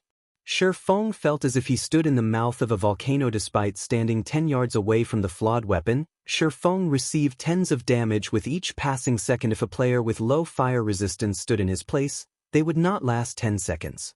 Fortunately, Fire Dance was cocooned deep inside the magic array. She did not receive a single point of damage from the heat. Naturally, Siliora didn't need to worry about the heat stand further away. Siliora reminded Shifeng with a low command. A bottle of dark blue liquid then appeared in her hands. The instant Siliora took out this bottle, the smithy's temperature decreased significantly. Sherfeng was still basking in the aftertaste of Ciliora's forging process. However, upon hearing Ciliora's reminder, he ran out of the smithy. Sherfeng was no stranger to forgers. He was even a famous forger himself. Although Sherfeng had watched master forgers work many times in the past, he had never once witnessed the forging process of a Grandmaster forger. He had never imagined there was actually such a huge difference between a master forger and a Grandmaster forger. The experience of watching Ciliora work had been quite valuable. Even after 10 years, Grandmaster forgers had still been extremely rare in God's domain. Even the guild leader of a super guild had to treat such an existence with great respect. One could imagine just how high a Grandmaster forger's status was initially. Sherfeng had thought that the largest difference between a master forger and a Grandmaster forger was their research and understanding of materials. However, after watching Ciliora work, he realized the difference wasn't just the understanding of materials. A master forger could never hope to compare to a Grandmaster's understanding of divine runes, curses, and magic arrays as well. It was no wonder why the master forgers of Shadow had never reached Grandmaster status, regardless of how hard they had tried. The strength of Grandmaster forgers was ridiculous. Fortunately, I recorded Ciliora's entire recasting process. Afterward, if I show the recording to Melancholic Smile and the others, they might have a better chance of becoming Grandmaster forgers. Sherfeng, who waited outside Ciliora's house, could not help smiling. After Sherfeng had left the house, Ciliora opened the deep blue bottle and poured a single drop of the deep blue liquid onto the glowing 1,000 transformations. The instant the deep blue liquid connected with 1,000 transformations, the flawed weapon cooled at a visible rate. The smithy also chilled to become a frozen hell. Although the smithy looked simple, extremely powerful magic arrays strengthened the area. Nothing from the outside world could disturb the house's interior. Likewise, nothing inside the house could disturb the outside world. Hence, Sherfeng, who stood outside the house, was safe. He could not even sense the drastic changes inside the house. Only after another half an hour had passed did Ciliora call Sherfeng back. 1,000 transformations had already cooled completely. It was finished. The flawed weapon was white as snow. The sword's blade also emitted a faint glow, looking like a star in the night sky. Despite doing nothing beyond hovering in the air, Sherfeng could feel a frightening power radiating from the short sword. Was it a success? Sherfeng asked curiously. If it were a success, then the moment Fire Dance equipped the weapon, her attributes would most likely surpass his by a wide margin. After all, he only had a single fragmented legendary item on his person. A complete legendary item had the power to decimate the heaven and earth. Several epic items and a fragmented legendary item could not compare. Unfortunately, Ciliora shook her head in disappointment and said, "Although I've completed the runes on the sword, there are some defects in the original materials. It can only reach fragmented legendary rank. If I had the complete 1,000 transformations, it might have become a legendary weapon." Sherfeng expressed his sympathy when he saw Ciliora's disappointment. Every Grandmaster forger dreamed of creating a legendary weapon of their own. Although Ciliora had not been forging an entirely new weapon, only recasting one, if she succeeded, it would be of immense help towards making a legendary weapon in the future. However, he had expected Thesa legendary weapon was not easily obtainable. It was not something he would stumble across after completing a single hidden epic quest. A fragmented legendary item was the limit. If he wanted to obtain a legendary weapon, he would have to complete a legendary quest at the very minimum. If Galaxy Past knew that his death had given Zero Wing an additional fragmented legendary item, he would probably die from a heart attack. Sherfeng could imagine just how much effort Galaxy Past had put into obtaining 1,000 transformations. However, it had fallen into Zero Wing's hands. As for Feather, the future god-ranked assassin, Sherfeng could only apologize to him. "Come, test it out," Ciliora said as she turned to Fire Dance, who had been frozen in place throughout this process. Players could wield and test any weapon in God's domain. However, if they did not meet the necessary requirements, they could not use the weapon in battle. When Fire Dance grasped the hovering 1,000 transformations, she was instantly stunned. Only after a long moment did she dazedly make a few casual swings. Suddenly, a silver flash appeared in the smithy. Despite only swinging the weapon a few times, It felt as if the silver sword were present throughout the building. Moreover, only the sacred sword-killing ray in Shifeng's hands could match this sword's speed so strong. Shifeng watched the myriad of sword images that filled the space, feeling threatened. Despite being a Void Realm expert, he could not predict the 1,000 transformations' attack trajectory. He also couldn't tell which image was real and which image was just an afterimage. They all seemed real and fake at the same time. Is this the true power of 1,000 transformations? Shifeng had watched Feather's battle videos in the past. However, 1,000 transformations had not been this powerful. Although Feather's attacks with 1,000 transformations had also created numerous sword images, a refinement realm expert could, more or less, differentiate the fakes from the real deal. Meanwhile, Shifeng had already reached the Void Realm, yet, he couldn't differentiate between the sword images Fire Dance had created. Even though he could feel many of the sword images were fake and were out of sync with Fire Dance's movements, the pressure these sword images gave off felt very real to him. There is a reason why this sword was named the 1,000 Transformations. When swung, it can transform its user's attack into a myriad of forms and confuse the enemy. However, when the opponent attempts to retaliate, they will quickly discover that most of the sword images are fake. Yet, when struck by these fakes, they will receive damage. 1,000 transformations can interchange illusions with reality. It's a pity that it did not become a legendary weapon. It would have been truly magnificent, Siliora explained, smiling. As she had personally upgraded this weapon to fragmented legendary rank, she understood 1,000 transformations like the palm of her hand. How about it? Do you feel any discomfort while using it? Fire Dance was still deeply immersed in the sensation of using 1,000 transformations. Even after Siliora asked her a question, she remained unresponsive. However, judging from Fire Dance's current reaction, it was obvious that the weapon fit her like a glove. Guild leader, it feels like this weapon is a part of my body. I can even feel the blade cut across air. Fire Dance said excitedly as she wielded 1,000 transformations like a favorite toy. Of course. This is a fragmented legendary weapon Lady Siliora has personally adjusted for you. It should fit you far better than any other fragmented legendary weapon. You should feel that way, Shifeng laughed. Alright, stop playing with it for now. 1,000 transformations already belongs to you. You have all the time in the world to analyze it. Let me see its attributes. Chapter 773, Strongest Attributes. Shifeng was incredibly curious to see how powerful a fragmented legendary weapon was. There were quite a number of fragmented legendary items in God's domain. However, those who had obtained fragmented legendary items were not fools. They would not intentionally reveal their items' attributes, allowing their opponents an opportunity to guess their strength and discover weaknesses. Moreover, fragmented legendary items that belonged to large guilds were kept as guild secrets. They wouldn't even advertise owning one, much less revealing the item's attributes. Although Shifeng had been Shadow's guild leader in the past, the guild had not owned a single fragmented legendary item. On the other hand, the guild had owned quite a few epic items. However, at the end of the day, an epic weapon was only an epic weapon. It could never compare to a fragmented legendary weapon. Hearing Shifeng's request, Fire Dance lost her composure.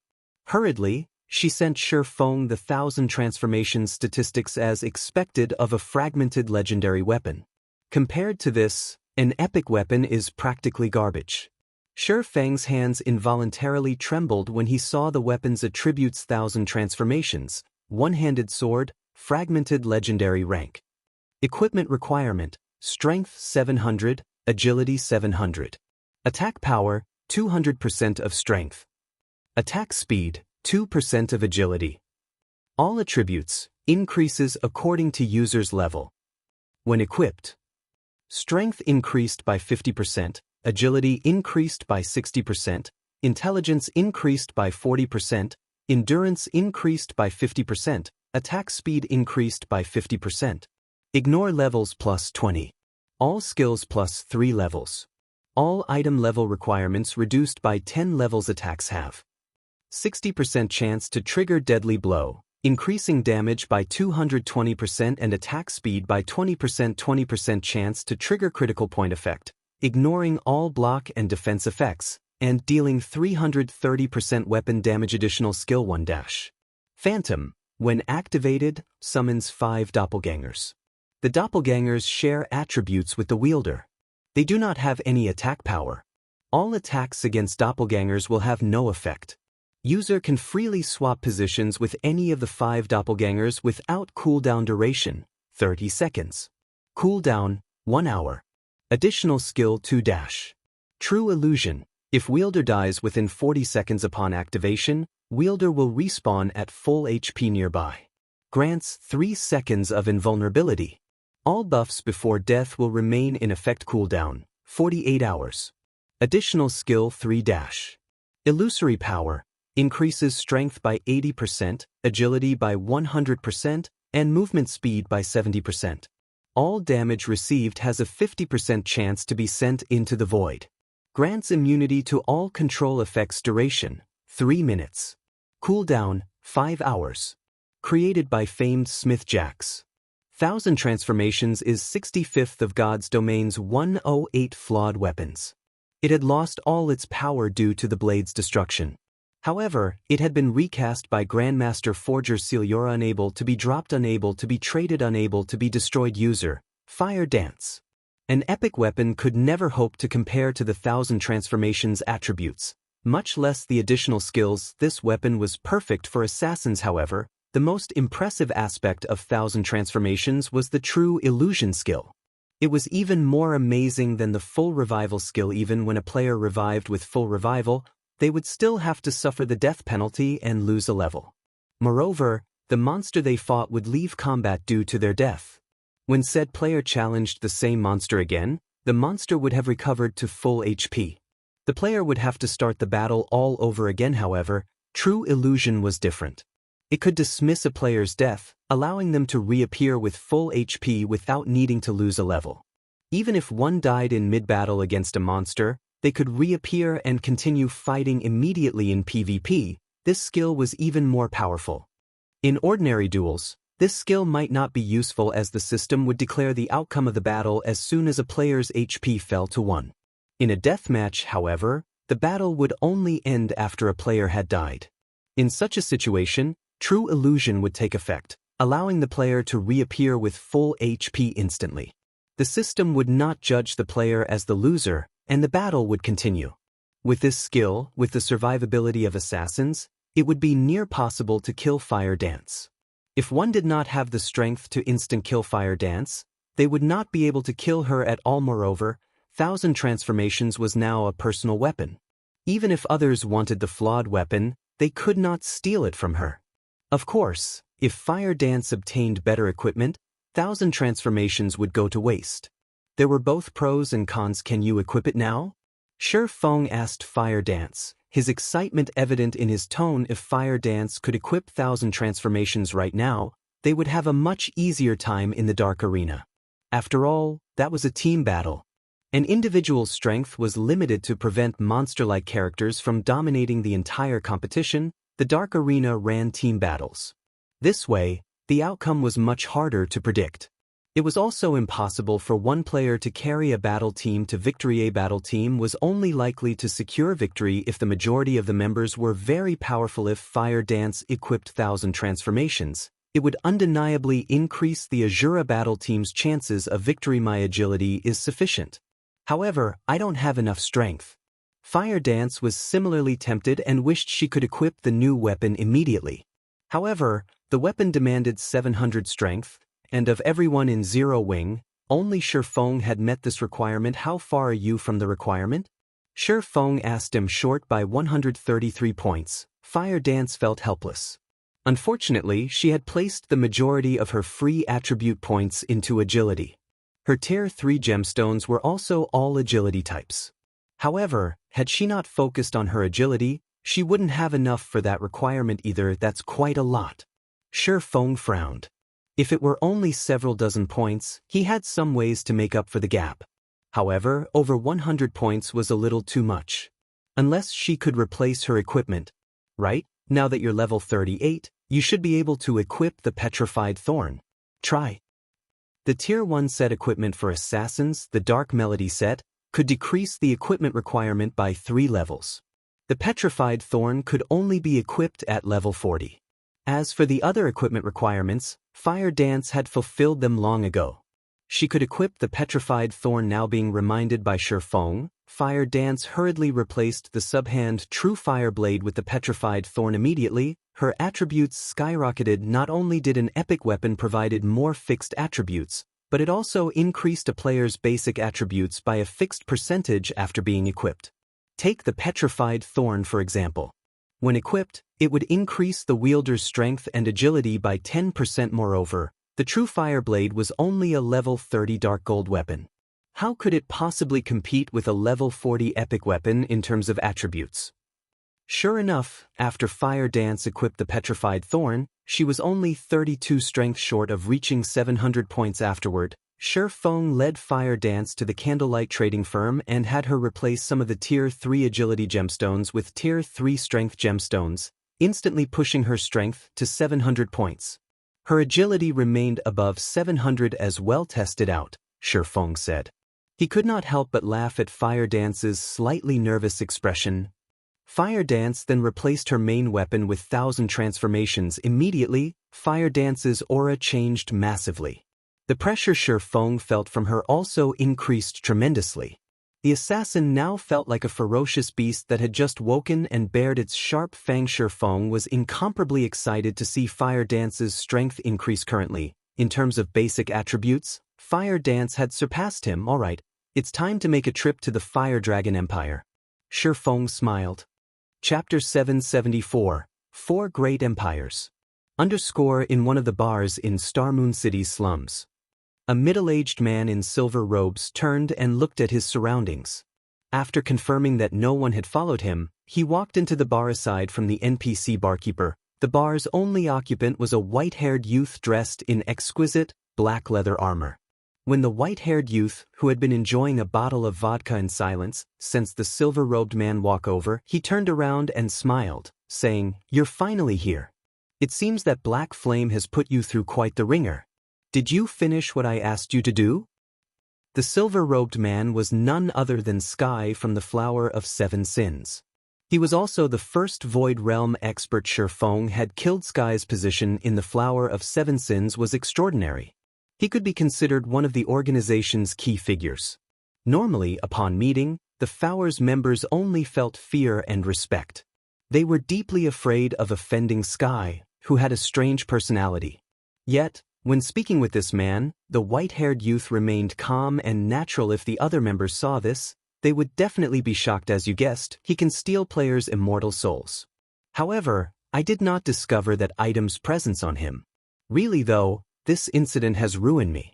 I wasn't able to log into the game for 3 days. I've fallen behind in levels. I even lost an excellent pair of shoes. Say, how do you intend to compensate me for the losses? Sky said, annoyance clear in his tone as he glared at the gloating youth. Fine. They were just a pair of shoes. What do you think of this? The white-haired youth asked, laughing. He then revealed a pair of level 35 Dark Gold ranked combat boots. Currently, God's Domain's mainstream players were around level 30, while its experts were level 33. Even expert players were barely reaching level 35. Yet, the white-haired youth could so easily hand Sky a pair of level 35 Dark Gold ranked combat boots. Even level 30 Dark Gold equipment was very difficult to obtain, not to mention level 35 Dark Gold equipment that is more like it.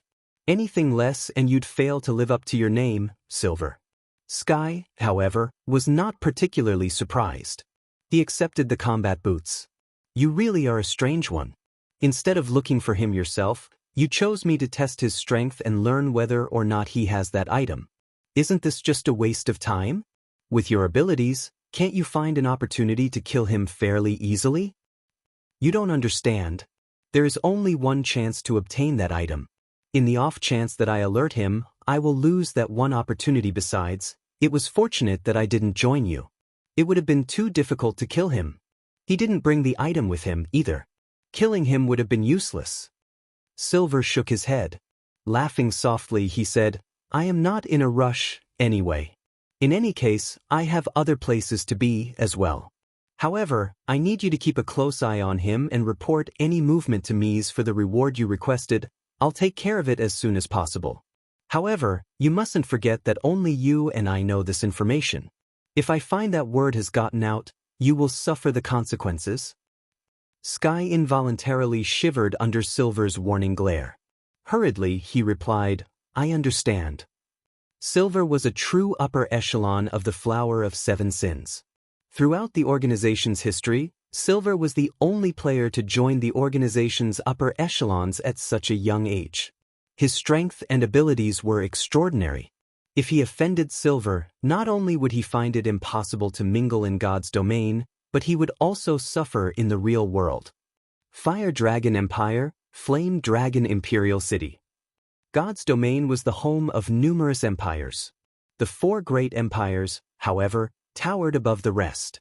The Fire Dragon Empire was one of these four. The Beast Empire's imperial capital only had a player population of around 10 million. Flame Dragon City, however, had a population of over 30 million. Beast City could not compete with Flame Dragon City. At the same time, Flame Dragon City was also one of the four venues that often hosted the Dark Arena. Flame Dragon City's territory was also massive. Compared to Flame Dragon City, Starmoon City and White River City were merely small children. Currently, a large number of players had gathered in Flame Dragon City's underground arena. Every one of these players either held prominent positions in the virtual gaming world or was one of God's domain's many overlords. No one could afford to offend a single one of these players. Currently, ordinary players could not enter the underground arena as a super guild had cordoned off the area. If a player dared to cause a scene here, they would find themselves very quickly removed from God's domain. Hence, no one dared to approach without an invitation. Big Sis Rain, it's almost time, yet, those people haven't arrived yet. Should we have the others prepare for now? A charming beauty wearing luxurious, purple mage robes asked Phoenix Rain softly. We still have some time. It won't hurt to wait a little longer. If they aren't going to show up, we'll have the others take their place, Phoenix Rain said as she glanced at the charming beauty beside her.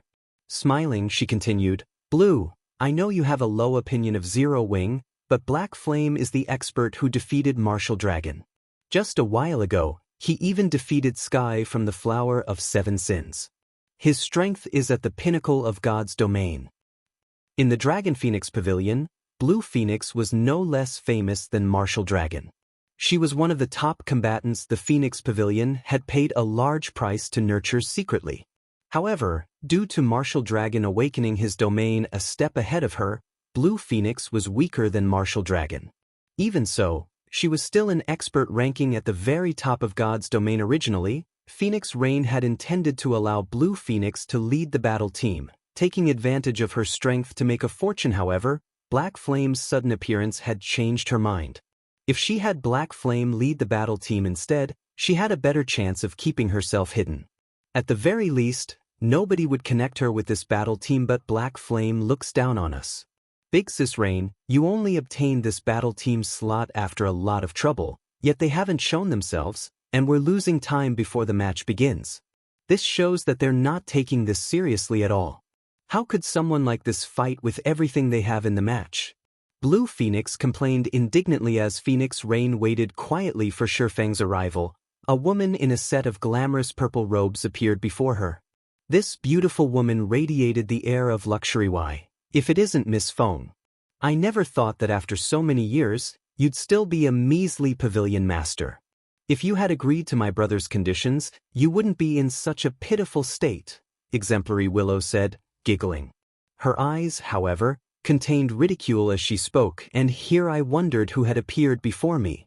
So it's Miss Lu too, who recently suffered a miserable defeat at the hands of an upstart guild like Zero Wing. Phoenix Rain chuckled while covering her mouth with her hand. Hearing Phoenix Rain come back, Exemplary Willow flared with anger like a cat whose tail got stepped on. Feng Qinyu, don't think that you've won just yet. Sooner or later, I'll teach you that all your efforts are for nothing. Your fate has already been determined and cannot be changed. Even the Dragon Phoenix Pavilion cannot help you. Not to mention, you're still just a measly, little pavilion master. Exemplary Willow snorted as she stomped away. After Exemplary Willow left, however, Phoenix Rain's complexion darkened slightly. Big Sis Rain, time's up. The organizer is ushering us to get ready. What should we do? Blue Phoenix asked. Chapter 775, Sure Kill Spell. Could he have forgotten? Phoenix Rain frowned slightly. In truth, she had more confidence in her subordinates than in Black Flame. After all, she had gone to great lengths to nurture these subordinates, molding them into experts. Moreover, they wore the best equipment the Phoenix Pavilion had to offer. She had invested a lot of time and effort into this match. Even Zero Wing, a guild famed for its equipment, was unlikely to have better equipment immediately. Phoenix Rain called up the system interface, intending to contact Black Flame. If the man truly wasn't going to show up, then she could only send her subordinates into the match. Although there was the risk of exposing her identity, winning the match was equally important. Just as Phoenix Rain was about to click Contact Friend, Shi Feng appeared in her line of sight. However, rather than his appearance of Black Flame, Shi Feng wore the features of Yi Feng. Hello, Phoenix Pavilion Master. I am Yi Feng, the leader of the battle team guild leader Black Flame has sent. Shi Feng explained slowly. Hello. May I know where your guild leader is right now? Phoenix Rain asked as she looked at Shi Feng. Not taking him seriously, she knew of Yi Feng. In her opinion, however, this was only a trap Black Flame had set to confuse the enemy battle team. Black Flame should be the battle team's true leader rather than this young man. Before her guild leader has something important to take care of, so he delegated all responsibilities regarding the battle team to me. If Phoenix Pavilion Master has any questions, please feel free to ask. Shi Feng could tell what was going through Phoenix Rain's mind. Laughing, he said, Moreover, Phoenix Pavilion Master, do you really think that it is appropriate for Zero Wing's guild leader to take part in such a competition? Then, are you saying that guild leader Black Flame won't be participating in the Dark Arena at all? Phoenix Raid asked with a chilling tone, wrathful flames flaring up in her eyes. This development was unexpected, of course. However, Phoenix Pavilion Master, please rest assured. We won't disappoint you, Shi Feng said, not particularly minding Phoenix Rain's anger. Calmly, he continued, if Phoenix Pavilion Master is still unsure, you can test my strength personally. Shi Feng was very curious about Phoenix Rain's current strength. In the past, countless guilds had fallen into Phoenix Rain's hands. There was even an instance where multiple Apex experts banded together to deal with Phoenix Rain, yet without exception, she defeated every one of them. Back then, the assassination attempt had boosted Phoenix Rain's prestige in God's domain. She had been given the Demon Queen title as a result. After all, not only was she a country-toppling beauty, but she also possessed an absolute strength that allowed her to step on Apex experts. Those Apex experts, who had tried to deal with Phoenix Rain, had admitted that, when they had fought Phoenix Rain, she had killed them without taking any damage at all. Those Apex experts had been to gods to Shi Feng. He had only been able to look up to them, yet such experts hadn't been able to land a finger on Phoenix Rain, even after banding together. Phoenix Rain's strength was inconceivable. However, after that battle, Phoenix Rain had practically avoided combat. She had left all matters to Blue Phoenix to handle. As a result, Phoenix Rain's true strength remained a mystery in God's domain. At this moment, Blue Phoenix stepped forward and said, as expected of the team leader favored by guild leader Black Flame, since you're so confident, let me have a bout with you. Blue Phoenix was furious with Zero Wing. Black Flame had actually decided to neglect such an important match, passing all responsibility to a subordinate instead. At this point, she intended to teach Zero Wing's members a lesson and humiliating Black Flame. Of course, I have no issues with that. However, it doesn't seem like we have much time, Shi Feng said after glancing the time. They only had 15 minutes before the competition officially began. If they did not enter the arena before the competition started, they would automatically forfeit the match, and their opponents would win without even fighting.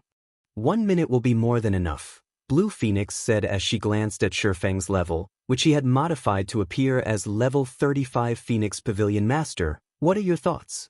Shi Feng turned to look at Phoenix Rain, also curious about guild leader Black Flame's judgment.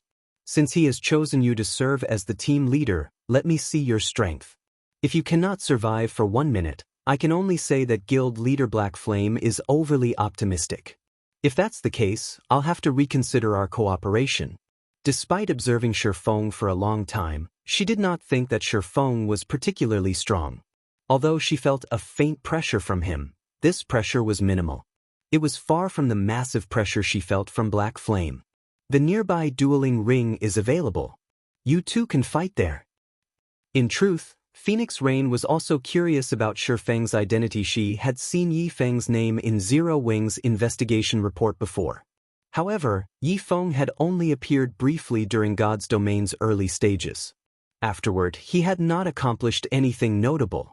Yet, Black Flame had given Yifeng full authority over the battle team for such an important event like the Dark Arena. Even Aqua Rose, Zero Wing's vice leader, was only the battle team's second in command. How could this situation not pique her interest? Based on Phoenix Rain's impression, Black Flame was a man of absolute calm. He knew his priorities and had glimpsed upon the world of the great. It was impossible that Black Flame did not understand the importance of the Dark Arena. Yet, he still delegated all responsibility to Yifeng. It would be unwise to cast aside Yifeng without testing the young man. Hence, she decided to take the time to test Yifeng's strength. If he could last 1 minute against Blue Phoenix, then he was relatively strong. It would not be impossible for him to secure victory in the upcoming match. After all, the other Zero Wing members of the battle team were relatively strong as well. Since Phoenix Pavilion Master doesn't have any problems with it, I have no issues with it, either. Shifeng laughed as he walked towards the dueling ring. There were many dueling rings inside the underground arena that players could rent for practice matches. However, the higher rank the dueling ring was, the higher its rental fees were. In the dueling ring, as soon as Blue Phoenix and Shifeng turned towards each other, the duel's countdown began 5 seconds. 4 seconds. Just as the duel was about to begin, Phoenix Rain suddenly noticed that Zero Wing's other members weren't particularly interested in watching. On the contrary, they chatted, carefree, with each other. Underestimating my subordinate? Phoenix Rain could not help but laugh. Her laughter, however, contained a hint of frost. Blue Phoenix noticed the behavior of Zero Wing's members. Good. Very good. I intended to go easy and let your team leader last a few more seconds. Now, I'll take him down in 5 seconds. Blue Phoenix inwardly swore. Blue Phoenix was a level 36 Tier 1 Elementalist.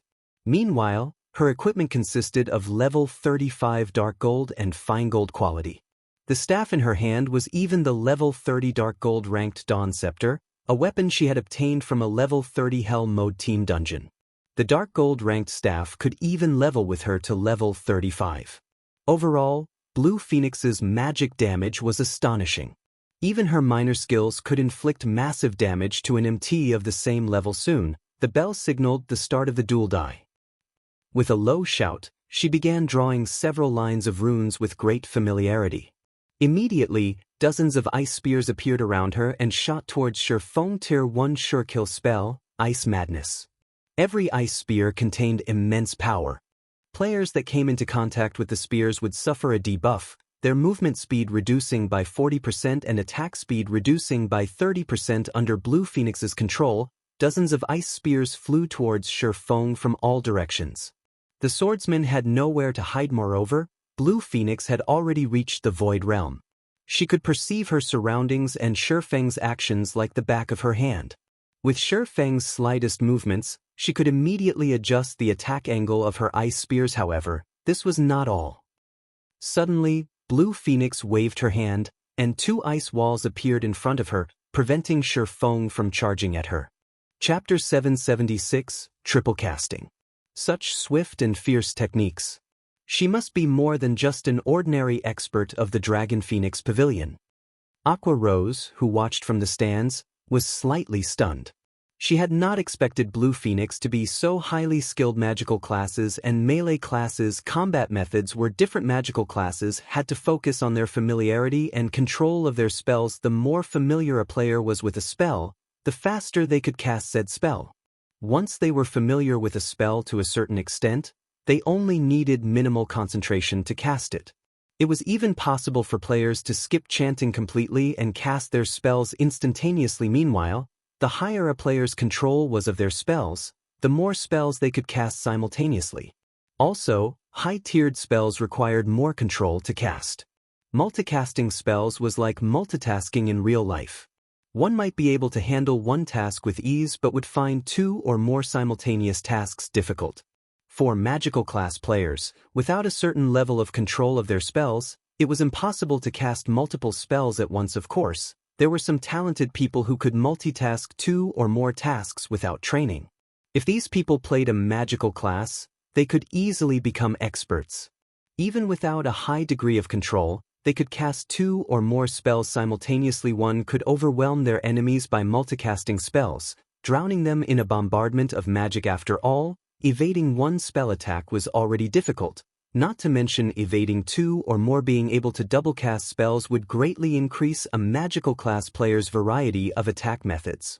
They would not have to rely on monotone attacks that could be easily avoided. Naturally, this would increase their combat power by leaps and bounds. Currently, Aqua Rose could only handle double casting. Moreover, she could only cast two Tier 0 spells simultaneously. Even casting one Tier 0 and one Tier 1 spell simultaneously was beyond her. Yet, Blue Phoenix was capable of multicasting a Tier 1 Surekill spell and a Tier 0 spell. One could just imagine how superior Blue Phoenix was to her facing the dozens of incoming ice spears. Feng ran, leaving behind multiple afterimages as he moved. It was far more difficult to hit a moving player with a spell. Not to mention, Blue Phoenix had to focus on controlling so many ice spears. It's useless. Blue Phoenix had long since seen Feng's intentions and had taken countermeasures. However, Feng was also an expert in the Void Realm. He could sense the dozens of ice spears' exact locations.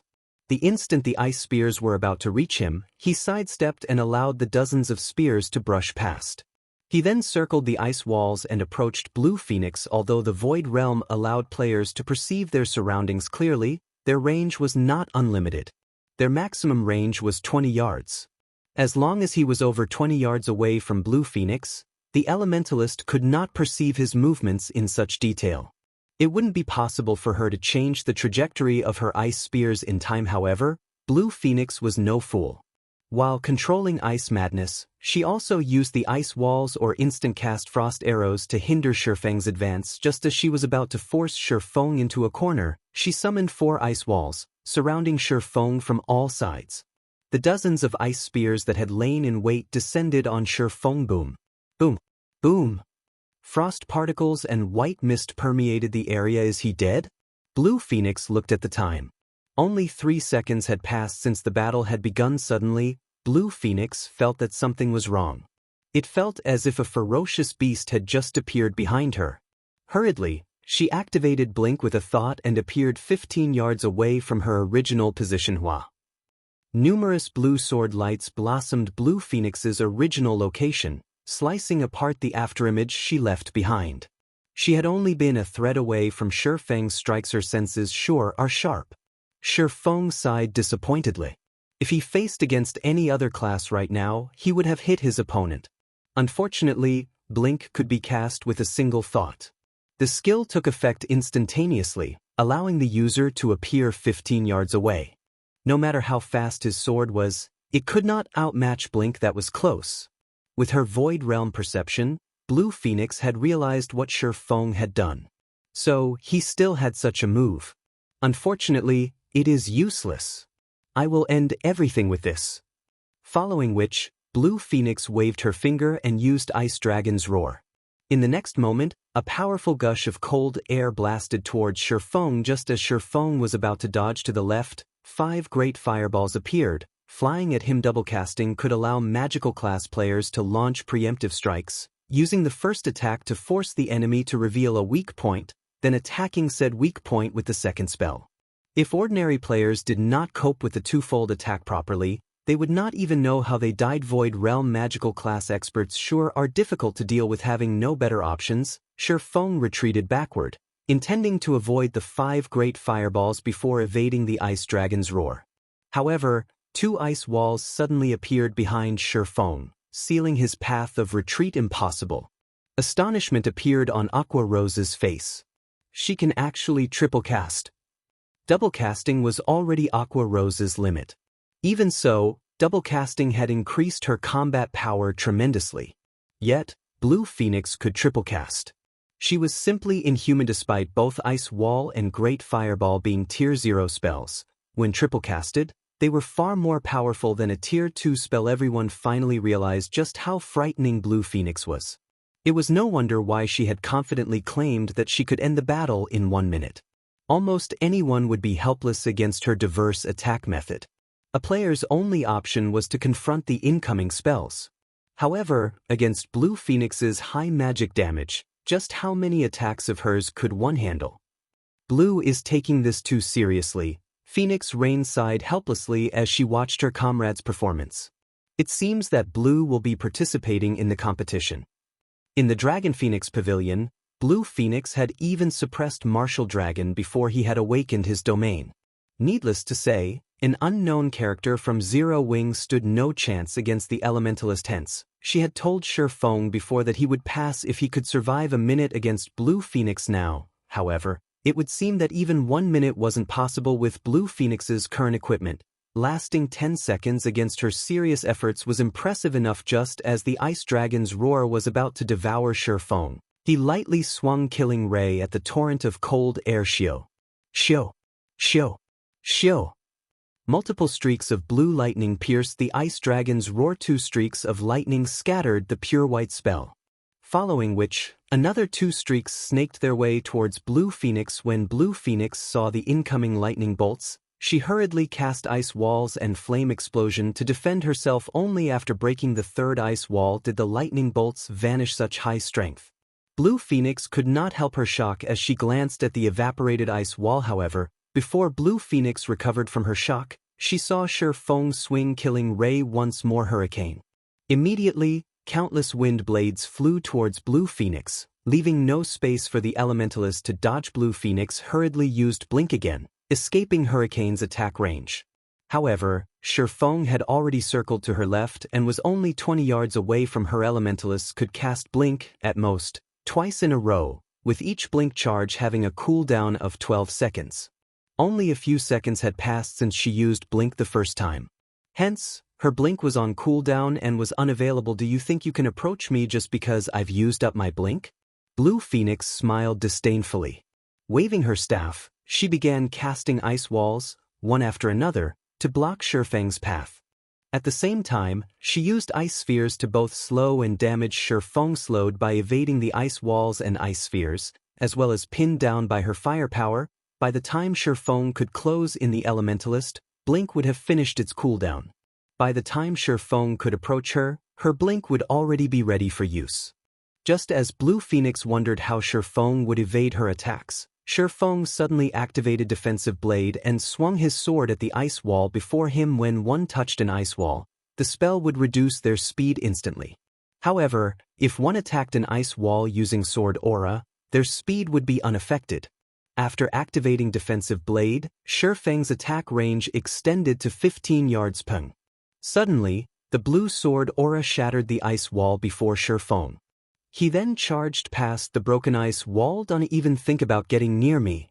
Blue Phoenix cast more ice walls while bombarding Feng with ice spears. However, the instant her ice walls appeared, Feng's blue sword aura shattered them. The numerous ice spears Blue Phoenix fired shared a similar fate. When Feng was within 15 yards of Blue Phoenix, he suddenly brandished Killing Ray at the Elementalist and triggered the lightning effect. A streak of blue light shot across the dueling ring. Not only did the sword light pierce the blocking ice wall, but it also pierced Blue Phoenix's frost body. Numerous streaks of blue light then wrapped around Blue Phoenix, devouring her HP, dropping it to 0.